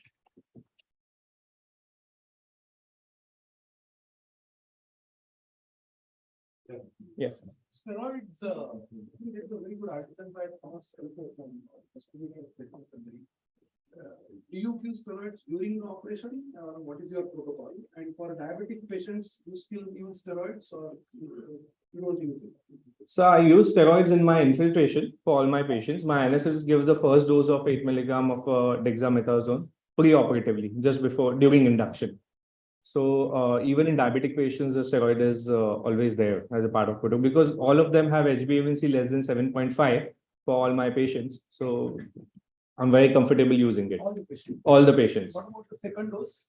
So I have still not started using the Dexa 8 milligram IV second dose. I've just stuck to the pre-op dose. Even that seems to have affected lesser chances of post-op nausea. What about local infiltration of local anesthetic and adrenaline? Do you recommend that? So I divide my local infiltration into two parts, 60 ml and 40 ml. The 40 ml is for the subcutaneous tissue without adrenaline, and the 60 ml, which is deep infiltration, it is with adrenaline. Why is that? Why To avoid any subcutaneous necrosis of the tissue. If the skin is too thin, there are reports of subcutaneous necrosis happening if you're using adrenaline for subcutaneous infiltration. So 40 ml of subcutaneous infiltration without adrenaline and 60 ml with adrenaline. Like, do you only knee replacements without tourniquet? I do all my knee replacements without tourniquet. Okay, because some people they inflate the tourniquet when they cement to, So- to avoid the bleeding during the swing. Do you do that or not? So it depends actually a lot on my anesthetist as well. If the patient's blood pressure is spiked to 160, 170, and if the field is too messy, those are, I would say, 1 in 25 cases where I would use a tourniquet while cementation. What's the anesthetic you recommend then for knee replacement? But about 100 systolic. Yeah, well, that's the blood pressure. Anything you get regularly spinal anesthetic Spinal anesthesia, yes. and general anesthetic. No, only spinal anesthesia, no general anesthesia. Okay, thank you. Thank you. Intra-articular steroids, what is the current indication? What is the current view? Whether we should put intra-articular in our run-out cocktail or whether we should be pulled it? So as I told you, I'm using it for all my patients, even intra-articular steroids, Even diabetics. even diabetics. Regarding this cementing, what does the literature say about this during the cementing?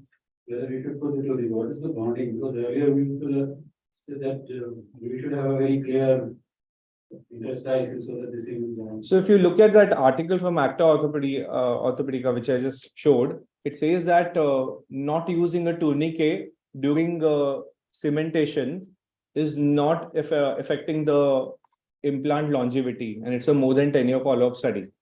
So, I mean, sir, I have not used a tourniquet since 2007. So that is quite a number of years. No, not even during the 70s. No, it's not applied only. Once I had a vascular injury, which I could not pick up because the tourniquet was on. And from that day, I said, whatever I do, I'm not going to use a tourniquet. So since that day, I have not applied a tourniquet, and I'm not seeing as many revisions or loosenings as I should have if it was an issue. And the second thing is with the tourniquet, one of the arguments that they give is that as the whole field is avascular, the thermal necrosis due to the cement polymerization is actually higher. And that also is a factor which can lead to loosening in the longer run. So that, and compare that with the bloody field, they kind of equalize themselves.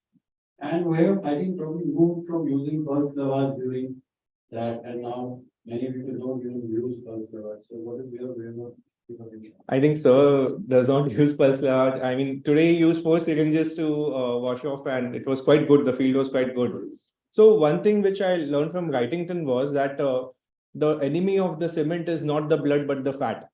So use your syringe or use your pulse lavage to remove the fat but not the blood. That's what they used to teach us. Thank you. Thank you. Can we move to the next lecture? Dr. Manan Shah.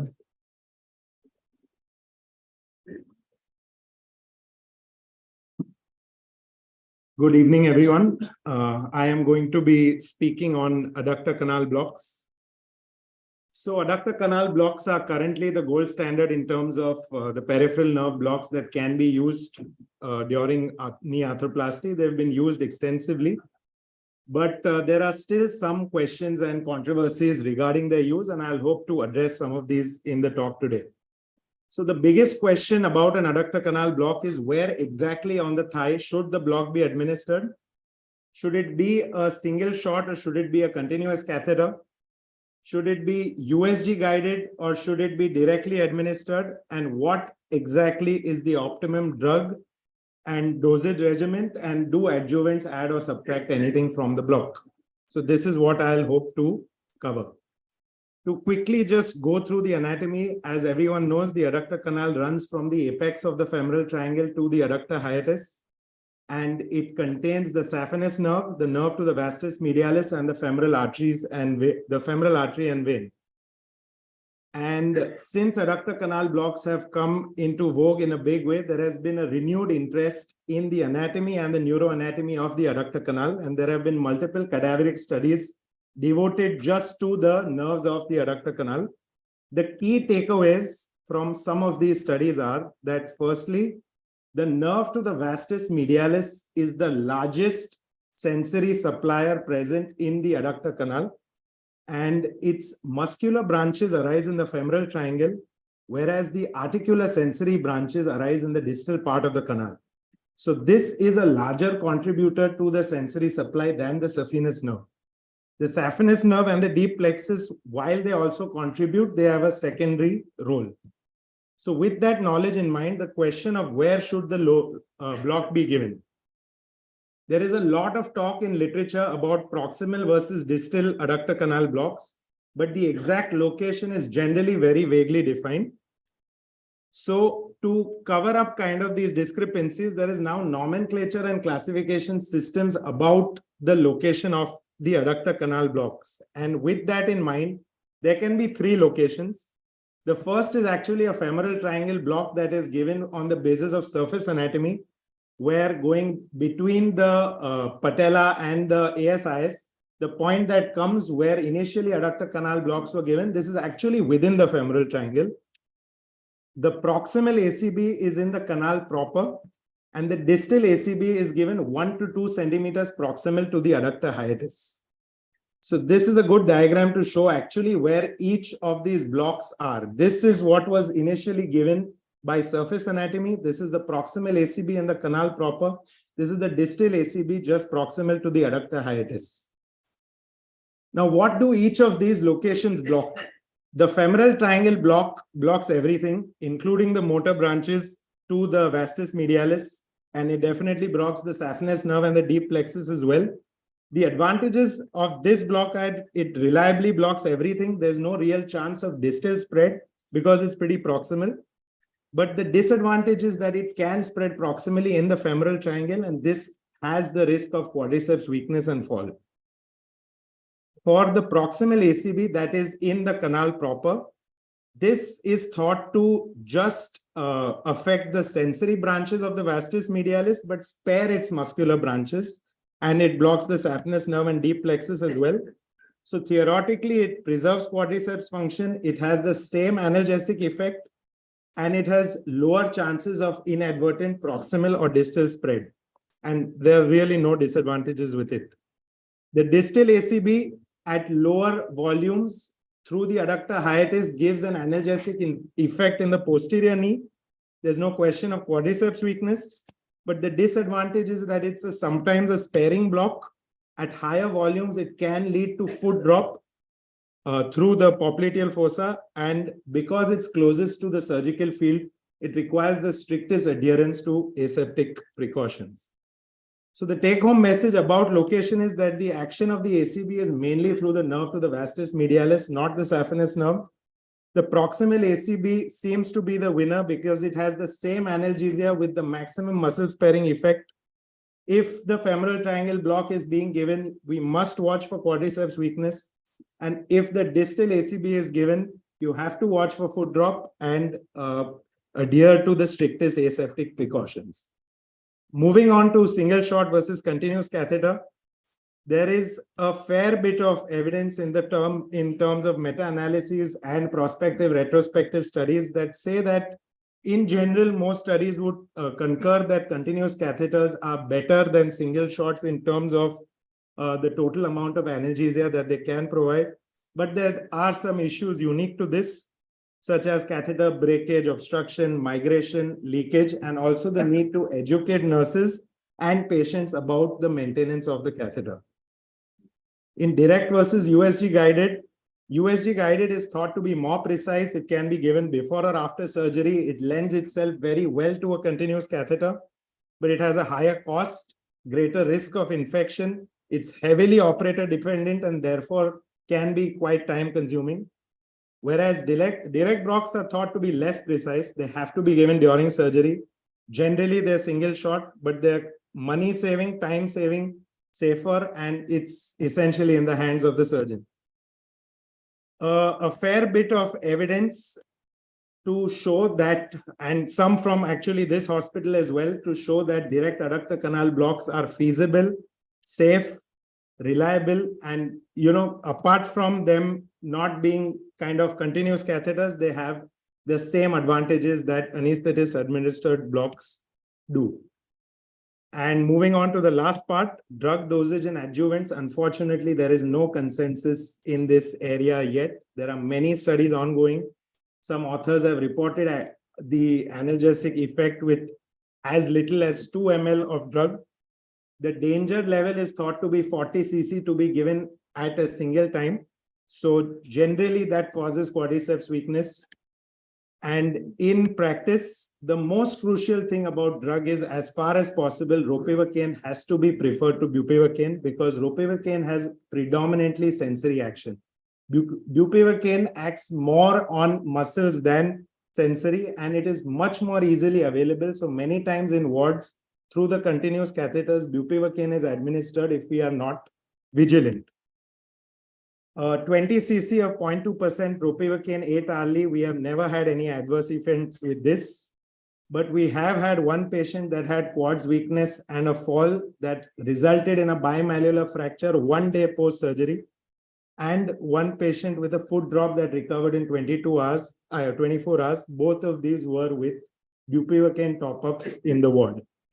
So the take home from this would be use ropivacaine as far as possible and don't use bupivacaine at all. To summarize, in terms of location, the proximal ACB and the canal proper is probably the best bet. Continuous seems to be better than single shot. Direct blocks are equivalent to USG guided blocks. and use ropivacaine only as far as possible. Thank you.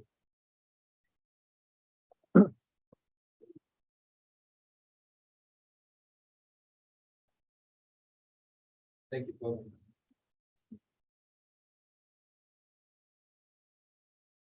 Very good presentation. Any questions from the audience? We also had a couple of patients with a foot drop.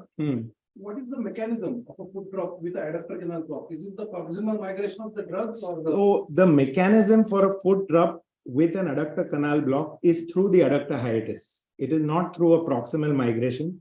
The drug can theoretically track into the popliteal fossa if A, the volume is large, or B, the block is proximal to the hiatus. So this is a reasonably well reported event in literature, and this is greatly exacerbated by bupivacaine.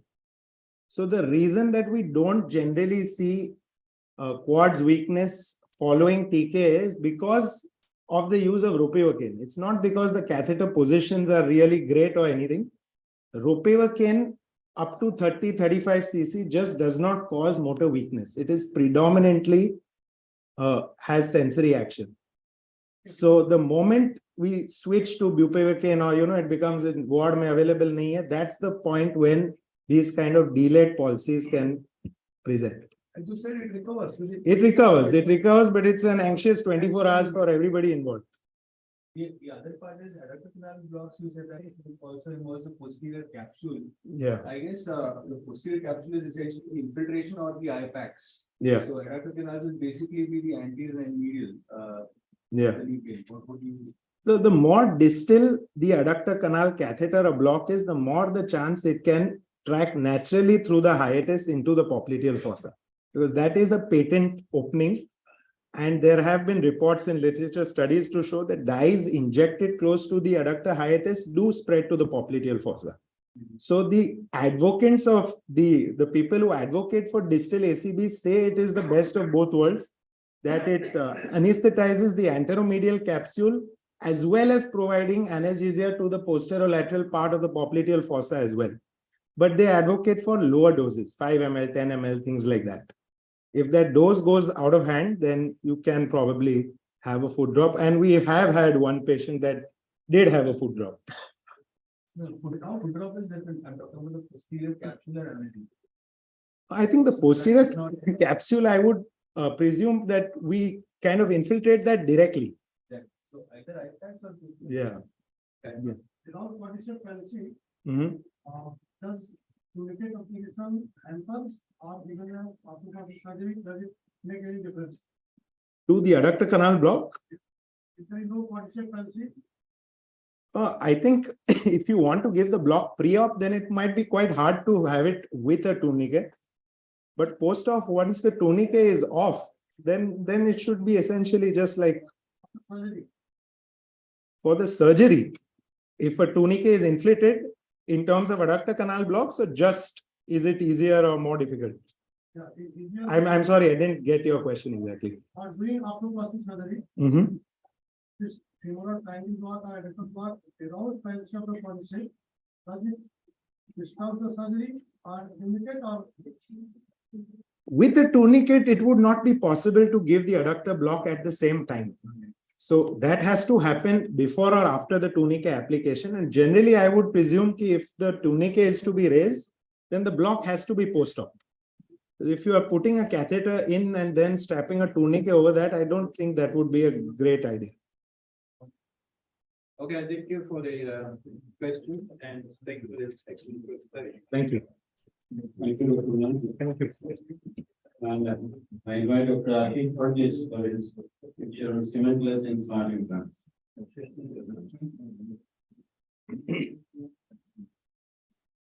Go to the first slide. Yes.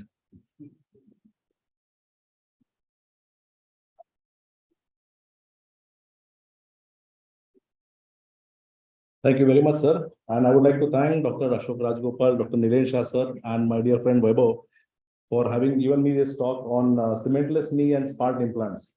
So in preparation for the talk, I came across so many things that I was not aware of or which are being done across the world. It almost felt like, reading through a science fiction novel as to what we are going to probably have in the next decade or so.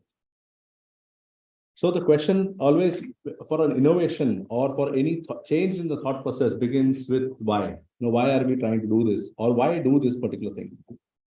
So we know that we are using cement in our knee replacements, but there have been certain issues with sort of bone and cement interface, which leads to certain problems and which have prompted the question of what if we do away with the cement. So cementless knee replacements have been around for a while, though I haven't used them, but the literature is replete with reports of cementless implants being used, particularly in the young patients. And they have got a checkered past. So some of them have not done very well. Some of them are doing reasonably well. So we'll see what is the current thought process amongst our fraternity's attitude towards the towards a cementless knee replacement. So what has happened in the past few decades is that there is an improvement in the component fixation due to direct osseointegration. Our knowledge of hydroxyapatites, of sintered beads, of sort of plasma spray porous coats have improved. Metallurgy has improved. Our surgical efficiency has slightly improved. We are moving towards preservation of the bone stock, and we would all like to reduce our complication because of the cement impaction or wear debris. So in principle, these cementless components all have osteoconductive component surfaces. We have learned from the failures from our the RSA studies or the biomechanical studies which were pertaining to the cementless implant in the early cementless design. And these sort of failures have been subverted or changes have been incorporated in the modern designs, which have sort of developed a resurgence in the interest of our community towards the cementless implant. So currently, the main indication of a cementless total knee arthroplasty is a patient who has a good bone quality and which has got a potential for a good osseointegration. So that if you look at the trends across the joint registries, not much has changed in the last quite a few years. But currently, the literature is replete with more and more reports which are coming in favor or sort of more interest in various centers towards cementless knee replacements. However, these interests are not significant enough to sort of create a change in our usages. The salient features of cementless knee replacements are the bone resection have to be performed absolutely accurately, so that these press fit components have to be received very well. They do offer the advantage of a shorter operative time.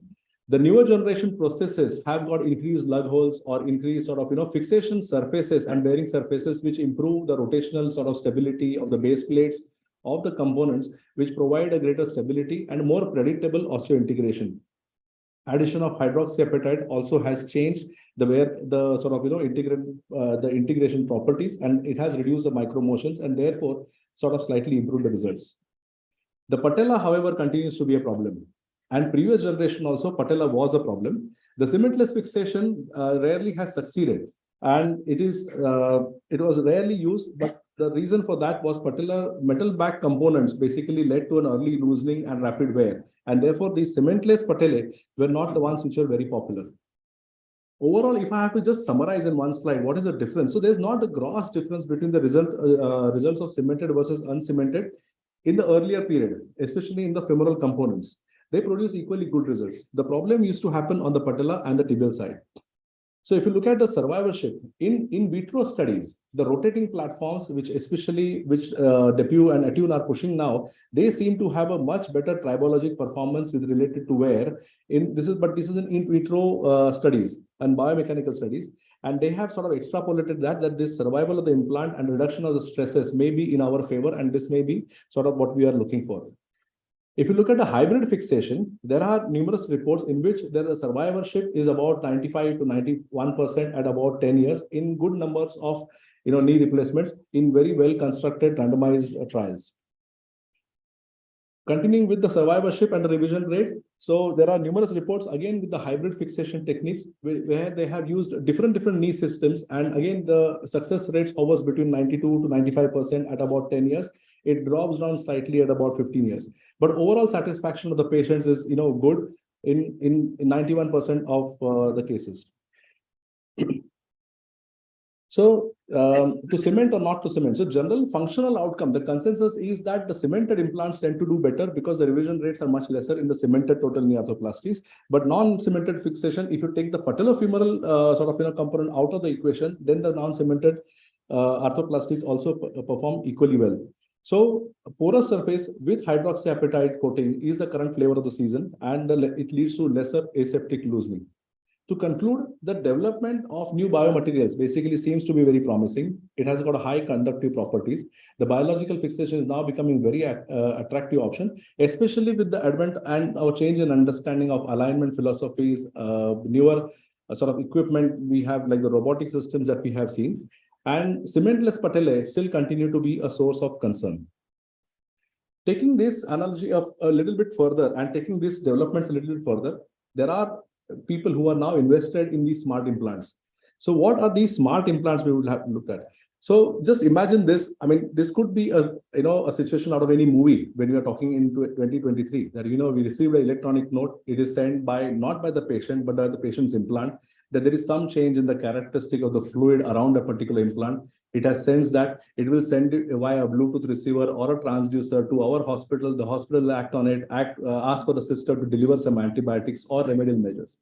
So this all seems like a fantasy or seems like a fancy, but this actually is being done by a lot of people. There are a lot of startups which are there.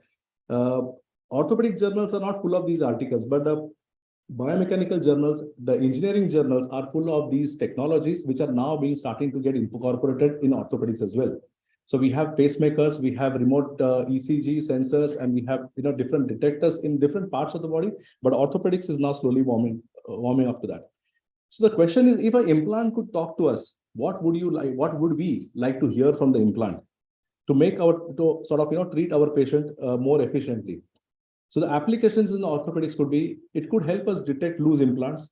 We would want to know what the force measurements in the knee replacements are. We see our balance is very good, our ranges are very good, but whether the patient is using that to sort of improve his gait, stair climbing ability, the cadence, number of steps he takes, the velocity with which he walks, the confidence with which he walks. In cases of fracture, to assess the bone healing, whether there is a non that is brewing, whether there is increased mobility at the fracture site. If you want to correct orthopedic structural deformities, these nails are there. The magic rods or the magic nails which are there, they are working on the same sort of principles. We can understand the forces in places like the shoulder joint replacements.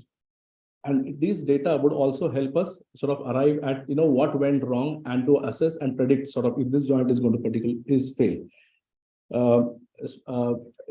These smart implants have been used in spine surgery on a sort of experimental basis to monitor the spinal fusion and the movement across the spine. So there could be 4 waves in which these smart orthopedic implants could be used. Currently, we are on the wave 1. So we've got smart tools in our operating theaters. I mean, we personally have not used them. Some of the robotics, they incorporate that, but you have those sensor trials where there are these pressure sensors, and these pressure sensors will give a feedback to the surgeon. These smart tools would sort of be intuitive, and they would give the surgeon sort of feedback as to what he should be doing next. There could be a second wave or smart diagnostic on demand. For example, if an implant could talk to us, this could be accessed by the doctor. If there is a transducer in the patient's tibia, like for example, that is being done by Zimmer and the persona knee, they have a sort of extension. This extension is implanted into the patient, and this talks to the cell phone or a smartphone via Bluetooth or via a transducer. It tells us information about what the patient has been doing in all those interim follow-ups. The third way, where we are not there yet, but this is all in a research or this is in an experimental stage, is that if there is a smart diagnosis by exception, that means the implant or the sensor over there could continuously be monitoring the environment around the bone implant interface or the biology or the environment around the bone. And if there is some change, let's say, for example, there is change in the pH of the fluid around the implant, or there's a change in the temperature, or there's a change in the vibration which is being picked up by the implant, then this could be sent to the surgeon. Now, all this data could be sort of gotten by the surgeon. It could be compared to a known standard, and then the surgeon could act on it. So this is, we are talking in quite a few years in advance. And the last thing is treatment by exception. When the implant could be sort of programmed to act on it. Let's say it picks up a change in the pH, which would mean that there is an infection which is brewing over there, and immediately there could be a mechanism that would release sort of the antibiotic which is stored in the implant at that particular moment in time, or we could have a drug delivery system over there which could sort of prevent any complication.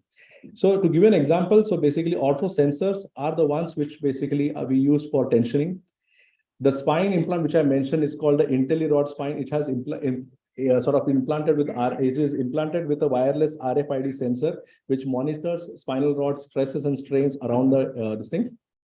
The smart diagnostic, which I mentioned, is currently being launched by Zimmer, but all the other companies, including Smith & Nephew, Dept, Biomed, they're all working on the similar lines. And this currently gives information regarding implant positioning, the load bearing data, range of movement, and even the gait analysis. But what we would like to know in the future is basically if there is a bone ingrowth, if there is a particle around a particular implant that we could see from the pH, or it can have a link to the osteolysis. The temperature, there are temperature sensors which are in the femoral sort of neck or the femoral, stem, which are implanted, and they could be sort of measured, the pH, lactate, glucose level. So all these things could be seen, and these are the technologies that are existent. They are being married to the implants, and this will probably result in spine implants. Or the implants that we are using. So these all studies are there from biomechanical journals where they have got these models. They are being used in animal models, and there are very, very few reports where they have used in particular patients. The essential principles, I'll just give you a gist of it. It basically works on either vibrometry. So they have got a particular behavior of an implant. Let's say you have a hip replacement, and this vibrometric basically measures the resonance and frequency around the implant. So if that is, extrapolated, gotten into your computer system, and you see that if there is a particular acoustic behavior, then this is a well-fixed implant. But if the acoustic behavior changes, then it could mean that there's a osteolysis or there is a loosening on the implant. Secondly, you have those blood flow ultrasound probes. So you can see that if the blood flow or the fluid is flowing in a particular manner around the implant, it tells you that, this is a well-functioning joint. But if there are eddies or if there are different currents which you can pick up, then it is something wrong with that. These oscillators, basically, they align to a magnetic field. So if you have a magnetic field, you align these oscillators to a particular frequency or to a particular field, then this could be again used to see if it behaves the way it was behaving when it was implanted or the behavior has changed. For research purposes, there are these force measurement tools which are being put into the tibial polyethylene, and these use basically real-time force measurements. They can be put in individual compartments, and they work on a wireless piezo-resistive strain sensors. So these are all complex technical terms. I sort of understood it briefly while I was reading through it. But what it tells us is basically it will tell you exactly where the strain is, what the normal strain pattern should be, and what the strain pattern the patient particular has. So there are numerous studies which are showing these incorporation of these implants in different sites. To give you a perspective, how big are these implants? So this is one particular company, and I actually had to go to LinkedIn to find the size of this implant. So this is the finger, and that's the actual size of the sensor that can be implanted and that can be talking outside the patient's body. So these are tremendous developments which we see. The micro batteries, the other question that came to my mind, that these joints are going to stay in for like 10 or 20, 15 or 20 years. And are these batteries going to last that long? But then apparently these batteries are a different kind of batteries. They have a potential to charge themselves as the patients are walking with the changes in the pH, with the changes in the current of the fluid which are there. And therefore they look very promising. These are the gauges which measure the temperature. These are completely sealed within the tibial sort of, the stem. So these are actually smart implants. The challenges that the community foresees is whether these implants could be biocompatible, whether we could actually use them. That is one. The wireless interface, and basically lastly, how to power these implants to last for a patient's lifetime. So all in all, the smart implants are here and they will help us. It is up to us to make sense of what this data is going to give us. Like I think there was a recent editorial by Dr. Graichen who said that this robotics, what it is doing currently, it is just giving us a lot of data. It is churning out a huge amount of data, and it depends on us and the intelligence and the sort of machine learning what to do with this particular data. And what we do with this data is only going to determine what the next generation of robots is going to do. Thank you.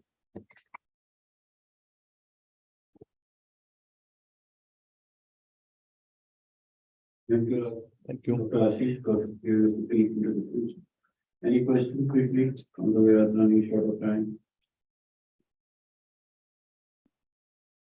Now I invite Dr. Murli Kodawar, AI and prompts, leveraging machines learning.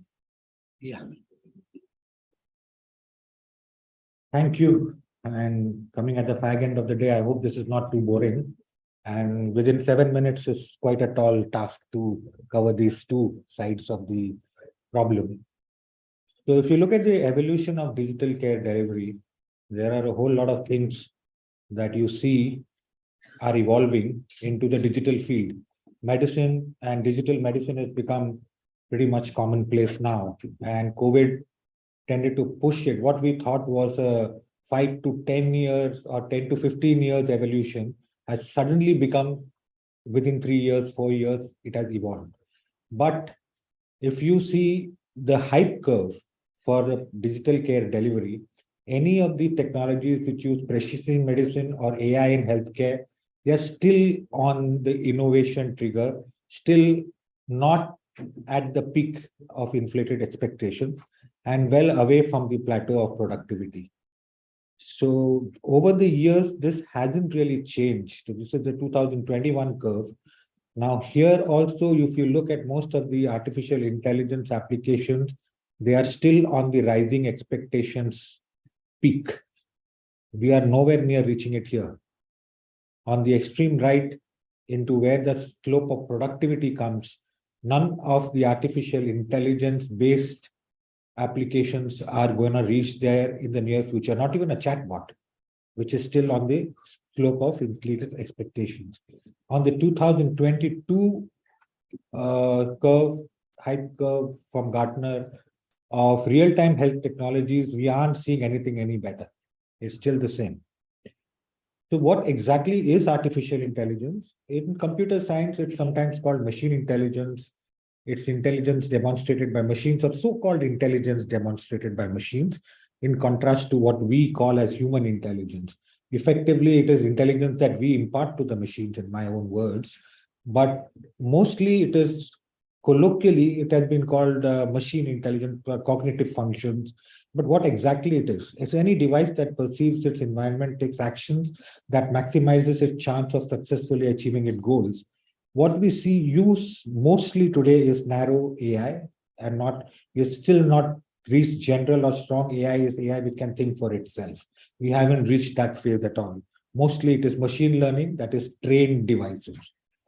So this has a whole lot of spectrum that it's covered under this broad, non-specific term of artificial intelligence. But what I really prefer to use with surgery is augmented intelligence. This is intelligence from machines that is going to augment our intelligence, not substitute for our intelligence. Therefore, augmented intelligence.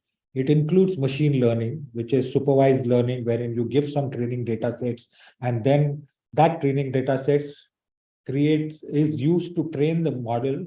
And beyond that, then you use a test data set to validate whether it is working or not as per your hypothesis. And finally, you apply it to an unknown data set. So that is supervised learning. Sometimes you may use unsupervised learning, that is typically what is called deep learning, where the model is given a set of parameters, it learns for itself, classifies for itself, and comes out with an output by itself. And what lies in between is semi-supervised learning. Now, there are other methods too, like transfer learning. But then as the field grows, one doesn't really need coding skills. Much of these models come inbuilt into programs like Python, and you can use those ready libraries to actually do it. So one doesn't need to be a computer programmer to practice deep learning or to practice artificial intelligence. Other areas include natural language processing, expert systems, computer vision, which we are quite familiar with now, especially those who are photographers amongst us. We must be using tools like, there's a tool which has completely revolutionized my photography. It's called Denoise AI. I just put a picture into it, which I had taken in 2003, and it looks as fresh as I had taken it yesterday with my latest DSLR. It's absolutely brilliant. So these kind of tools will come up now, and they're getting better and better. Then we have speech to text and text to speech. I'll give you a little example of how we are using it. Automated surgical planning is very much here. We've seen many, many examples of that today, wherein semi-automated surgical planning has been used. Dr. Sanjay also very elegantly demonstrated that some time ago. And of course, robotics. So where do you see the applications of AI? Now, very broadly speaking, if you just put it into all the various areas, instead of me putting one slide and 10 references for each of these, I just put a number of bullet points there. Most important to me is medical imaging, which I think is the nearest frontier, because this is already coming into place where deep learning is being applied not only to diagnose osteoarthritis, which everybody seems to be doing. A number of papers are coming out in diagnosing osteoarthritis, but also most important in identifying some implants, which we are otherwise not able to identify, especially in revision situations. So we also have a paper in publication now, along with Dr. Bagaria, where we have talked about identifying the manufacturer for hip implants from by using a transfer learning methodology. And there's some other work also going on that work. Implant design is another area where I heard this in a few talks today about the amount of data being churned out by the use of robotics and navigation. Now, this has created a huge data repository for us. And I see these becoming something like digital twins, wherein we can create a model, a huge statistical model. What was traditionally being used by, large number of CT scans are used today to design our implants. We could be using digital twins of joints with the humongous amount of data that we have now to actually design an implant and even to prognosticate on a given procedure. So predictive analytics is next where it comes in. Can you predict which patient is going to be good for a daycare? Can you predict which patient is going to stay for 5 days? Can you predict which patient is more likely to give you a bad PROM? Now, these kind of predictive analytics are now very much possible. And rehabilitation is already a space where we are using a lot of data. So you can probably prescribe the right kind of exercise. We have some work on that to patients based on their personality types, on their ability to tolerate exercise. So all that can also be done with the help of a digital twin. Now, long-term follow-ups. Can we use medical imaging and deep learning to actually follow up these implants? Can there be an automated system wherein an automated text goes out to a patient, get an X-ray done, they upload the X-ray comes into the registry, is auto-analyzed, and if there is a problem, there is a radiolucent line, an automated text goes out to the physician, keep a watch on this guy, and he goes into an indefinite follow-up. So these kind of things are now becoming possible. And even with this very, very, very rough overview, the possibilities are immense. But where are we running into trouble? We are running into trouble because there is something called the black box of artificial intelligence, wherein we do not know how it takes a decision. And if we know how it takes a decision, if we can map out every part of how it makes a decision, then it no longer is deep intelligence, it no longer is deep learning, then it becomes a rule-based approach. So some kind of explainability is being brought into it. So that is called generative explainable AI. And that might help us in some of our decision-making tools, which we are developing for the future. But as of now, nothing of this is clinical reality.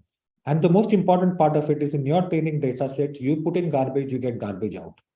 The principle of garbage in, garbage out is extremely important when it comes to deep learning algorithms.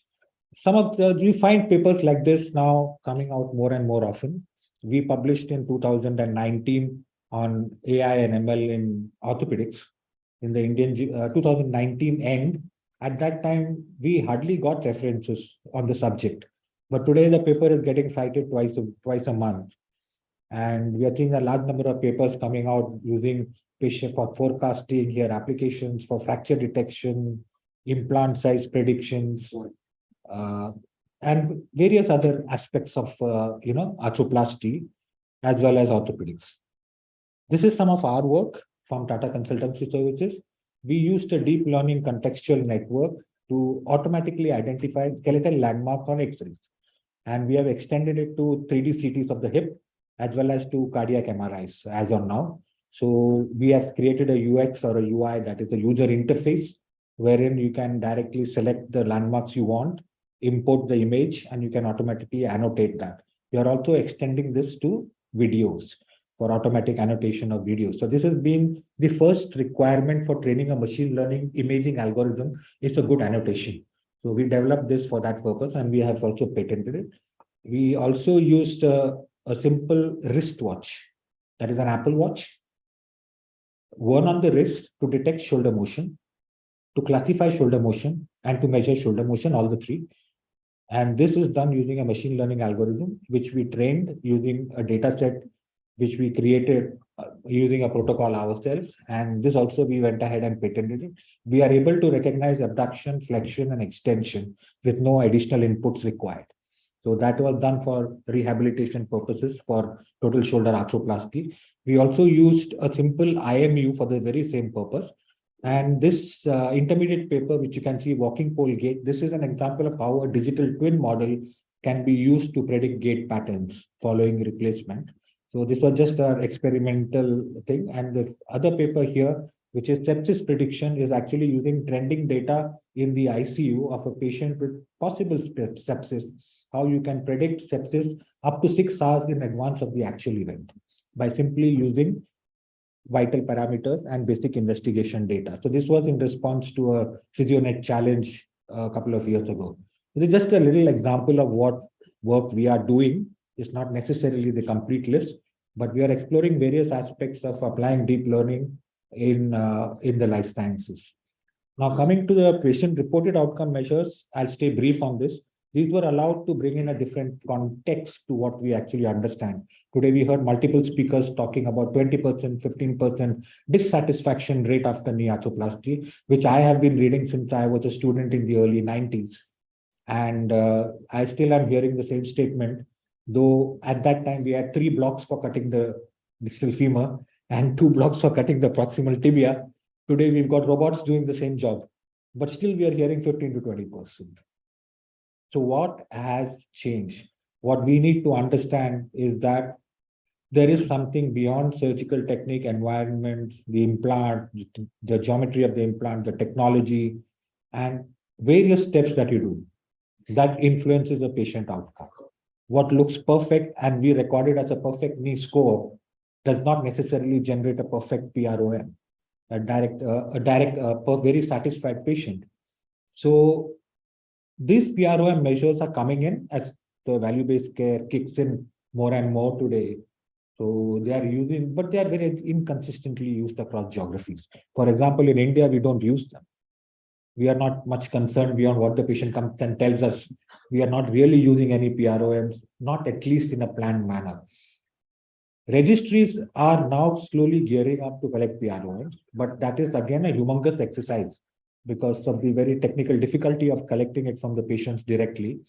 There is more value to PROMs than the subjective evaluation of joint score. The certain joint scores themselves, which can be administered by patients, can be used for PROMs.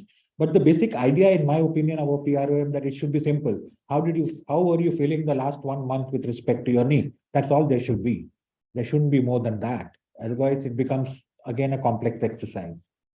So there are multiple factors which influence PROMs, and we decided to take a closer look at it. So we engaged in a design thinking exercise with, along with our behavioral sciences research team in Tata Consultancy Services and a service design team. And we interviewed a large number of orthopedic surgeons, a large number of patients who underwent knee replacement, anywhere from 6 months to 2 years prior to the interview.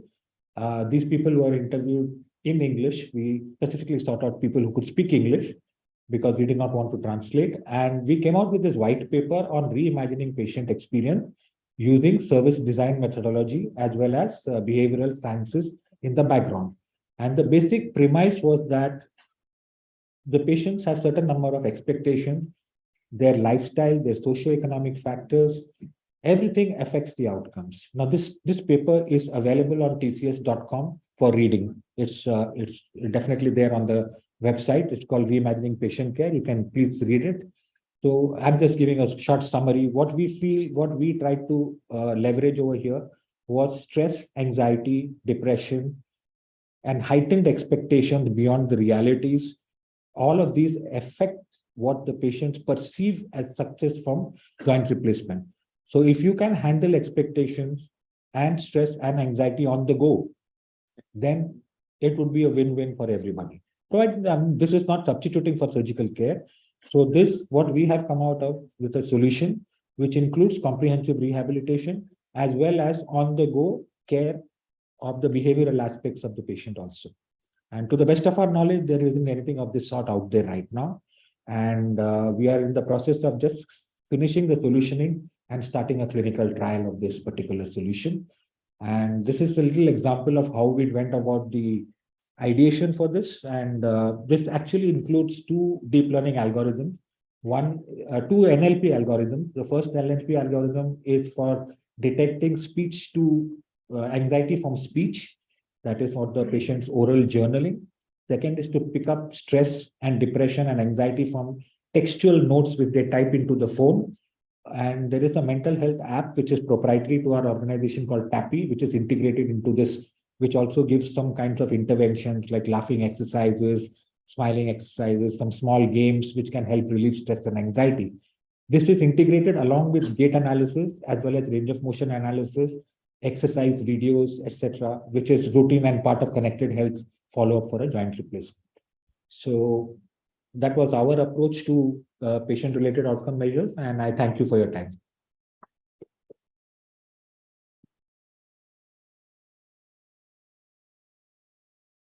Dr. Modi, any question? Very new and interesting topic.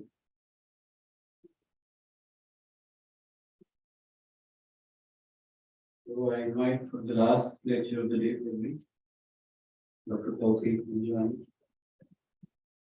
for remote monitoring wearables. Good evening, everyone, and thank you. Being the last speaker of the day is interesting because there is less expectations from the topic itself. So I'm Dr. Taufik Panjwani, and these are my disclosures. So everybody probably remembers this year. This is 2007. Steve Jobs introduced the iPhone to the world, and we are now here about 15 years down the line, and Apple has sold about 2.2 billion iPhones. So just to keep this in perspective, that last 15 years, our world has changed by leaps and bounds. Everything that we know is connected to each other. Our cars, our air conditions, including the light bulbs in a bathroom is connected to the internet, right? So it's not just the devices which are connected. The way we travel, the way we eat, and the way we transact with each other financially is also changed. But our post-op rehab is still 15 years down. Okay, we have now started to give instead of paper handouts, we've started giving PDFs of exercises to the patient, and the home physiotherapist still visits the patient at home for rehabilitation and post-operative care. So nothing in terms of post-operative rehab and nothing in terms of post-operative care has changed in the last 15-20 years. Why remote patient monitoring? Why do we think that we need to remotely monitor our patients? The reason is, what is the most important question the patient and the relative asks before surgery? Is recovery mein kitna time lagega? The most important question is, how much time and what will be the process of recovery? Okay. Majority of the period of recovery, 90% of the period of recovery is basically out of sight from the treating team. The patient is at home. We don't know what is happening to our patients right now, who we have operated about 3 weeks back. So it's really a big black box that we don't know of how the patient is recovering after surgery. Also, the current rehab protocol is very, very intermittent. The physiotherapist visits home maybe once, twice, or thrice a week. The visit lasts for about 45 minutes to 1 hour. And rest of the times, what is happening with the patient, how's the patient doing, whether the patient's walking or not walking, we don't know exactly what is happening with the patient. So Dr. Paduwal mentioned about PROM data. Do we really need to collect PROM data? Can't we just passively collect data from whatever the patient is doing in their daily lives? Don't you think passively collected outcome measures would make more sense than PROMs? Also, in the current, in the current care, where is the patient feedback? Where is the patient engagement? We don't know what is happening with the patient. There's no back and forth between the patient as well as the treating team, and that's where the gap is. The most important, most important concern of the patient is how will their recovery be after surgery, and we really don't know what's happening with the patients when they are at home. So last 3 years, we've just been scratching the surface in terms of research in patient monitoring after surgery. I'll not go through a lot of details. This is all available in Journal of Arthroplasty. So this was Zimmer, which has introduced the My Mobility app. They give an Apple Watch to patients who are recovering from total knee arthroplasty. and follow them up for their recovery from surgery. What is important is that a smartphone based, an app based, or a technology based recovery plan reduces the cost, improves patient outcomes, and communication and engagement with the healthcare team. I think what is more important here to note is that it improves patient engagement, and that is where I think we have to understand where it is. This is again for primary total hips. For the sake of time, I'll not go into the details. So let me introduce Recover Right to you. Okay, this is something that we've been working on for the last 2 years. It's a smart knee sleeve with sensors, and it looks something like this. So this is the prototype of what it is. So this is version 1 of the whole thing. And what we do is we give this to the patients post-operatively to wear. The patient is wearing them, and this is connected seamlessly with our servers. So everything that the patient is doing at home is being recorded and is being transmitted to our servers. And the treating team will have access to all of that data. What data do we have access to? We have access to how much is the patient walking, what is the exercise the patient doing, what is the range of motion, is there any fixed flexion deformity, what is the maximum flexion is the patient achieving. Also, this also improves that the connect between the patient and as well as the treating team. So the treating team knows exactly what is happening with the patient, and they can intervene at the right time and not wait for the patient to come to the ED or call to the hospital regarding whatever is the recoveries, what the recovery is going on. So this is our testing. So this is currently in testing mode, and this is what we are doing. So we can collect how much is the patient walking, what is the number of steps, the range of motion, the amount of staircase the patient is doing, and all the data related to the knee. Effectively, the idea is to create a virtual avatar of the operated knee. So we know exactly what the patient has done in the last week, in the last 1 month after surgery, and we know how the patient is progressing in due course of time. So we all are talking about unhappy knees. We all are talking about 15-20% unhappy knees. I think the idea is to identify those unhappy knees in time and take appropriate remedial action before they really become unhappy for the long run. And I think this is where we need to collect data. So a device like this, a remote monitoring device like this, will help us to collect and analyze the data first. All of this data will give us will be able to correlate with what is happening with the patient, and then all of this is to identify and optimize outcomes. So the idea is that, of course, this is in the beta testing stage right now, but the idea is to have a dashboard like this, okay, of all our patients that we've been operating in the last, say, maybe 1 month, and have a flagging system. So we know that if some patient is unflagged and the patient is doing well based on the data that our system has received and the machine learning algorithm that the system is running, we know that these patients don't need any active intervention for now, but we know that there is a red flag for one of our patients, and that is the patient that we need to go after, really see what is the cause of that problem and then try and resolve that issue. Okay, so that's there. Just to end with, this is the kind of conversation that I think we'll be having 5 years, 1 year down the line with our patients.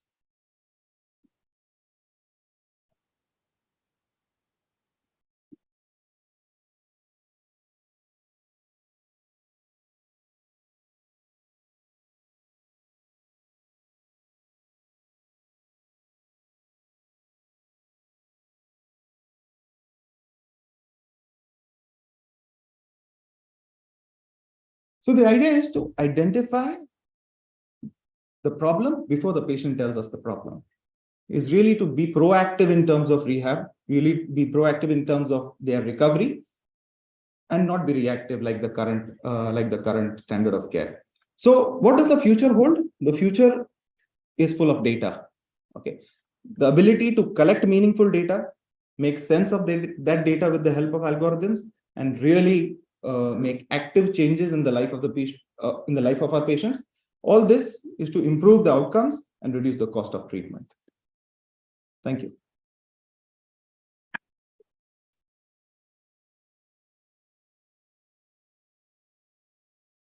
Thank you for your excellent presentation. Are there any questions? I know it's. How long you are doing this monitoring? So this is currently in the beta testing mode. We are testing in healthy volunteers right now. And usually we want to keep it for 3 months because that's the usual recovery period. Yeah, another question there? Operated at IMU or It's IMU based. No EMG. Yeah. Are you developing only for knee or spine or for other varieties? Right now it is for knees. Okay, that's the low hanging fruit that we are targeting right now.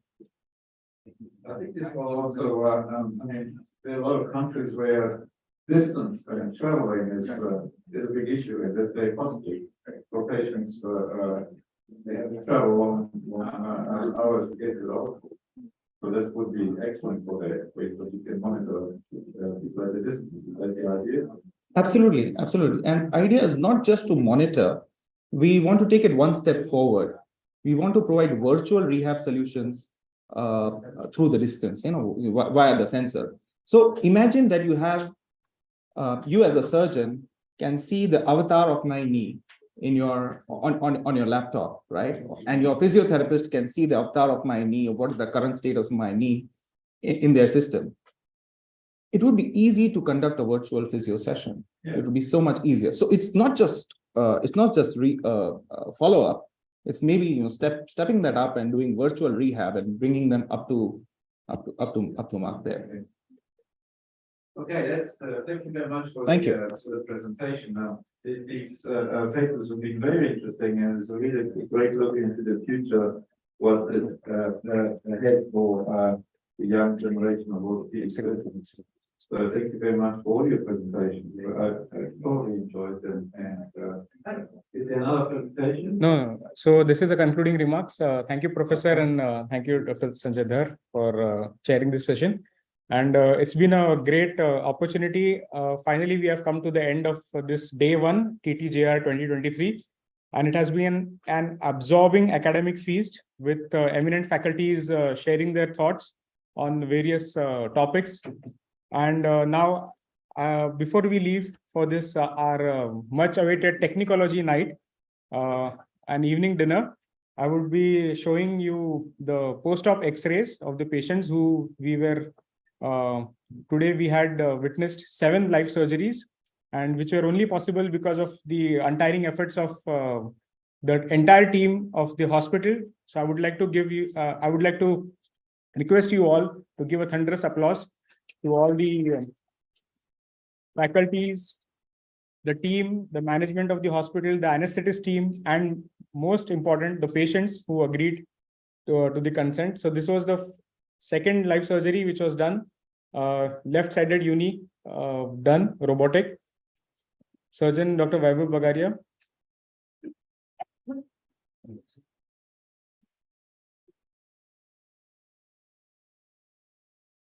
He's a 57-year-old male.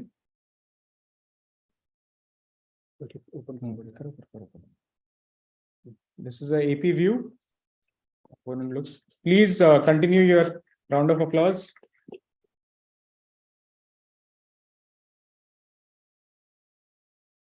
Same. Just a second. Back. This is a walking video of the patient, just 3 hours post surgery, supervised.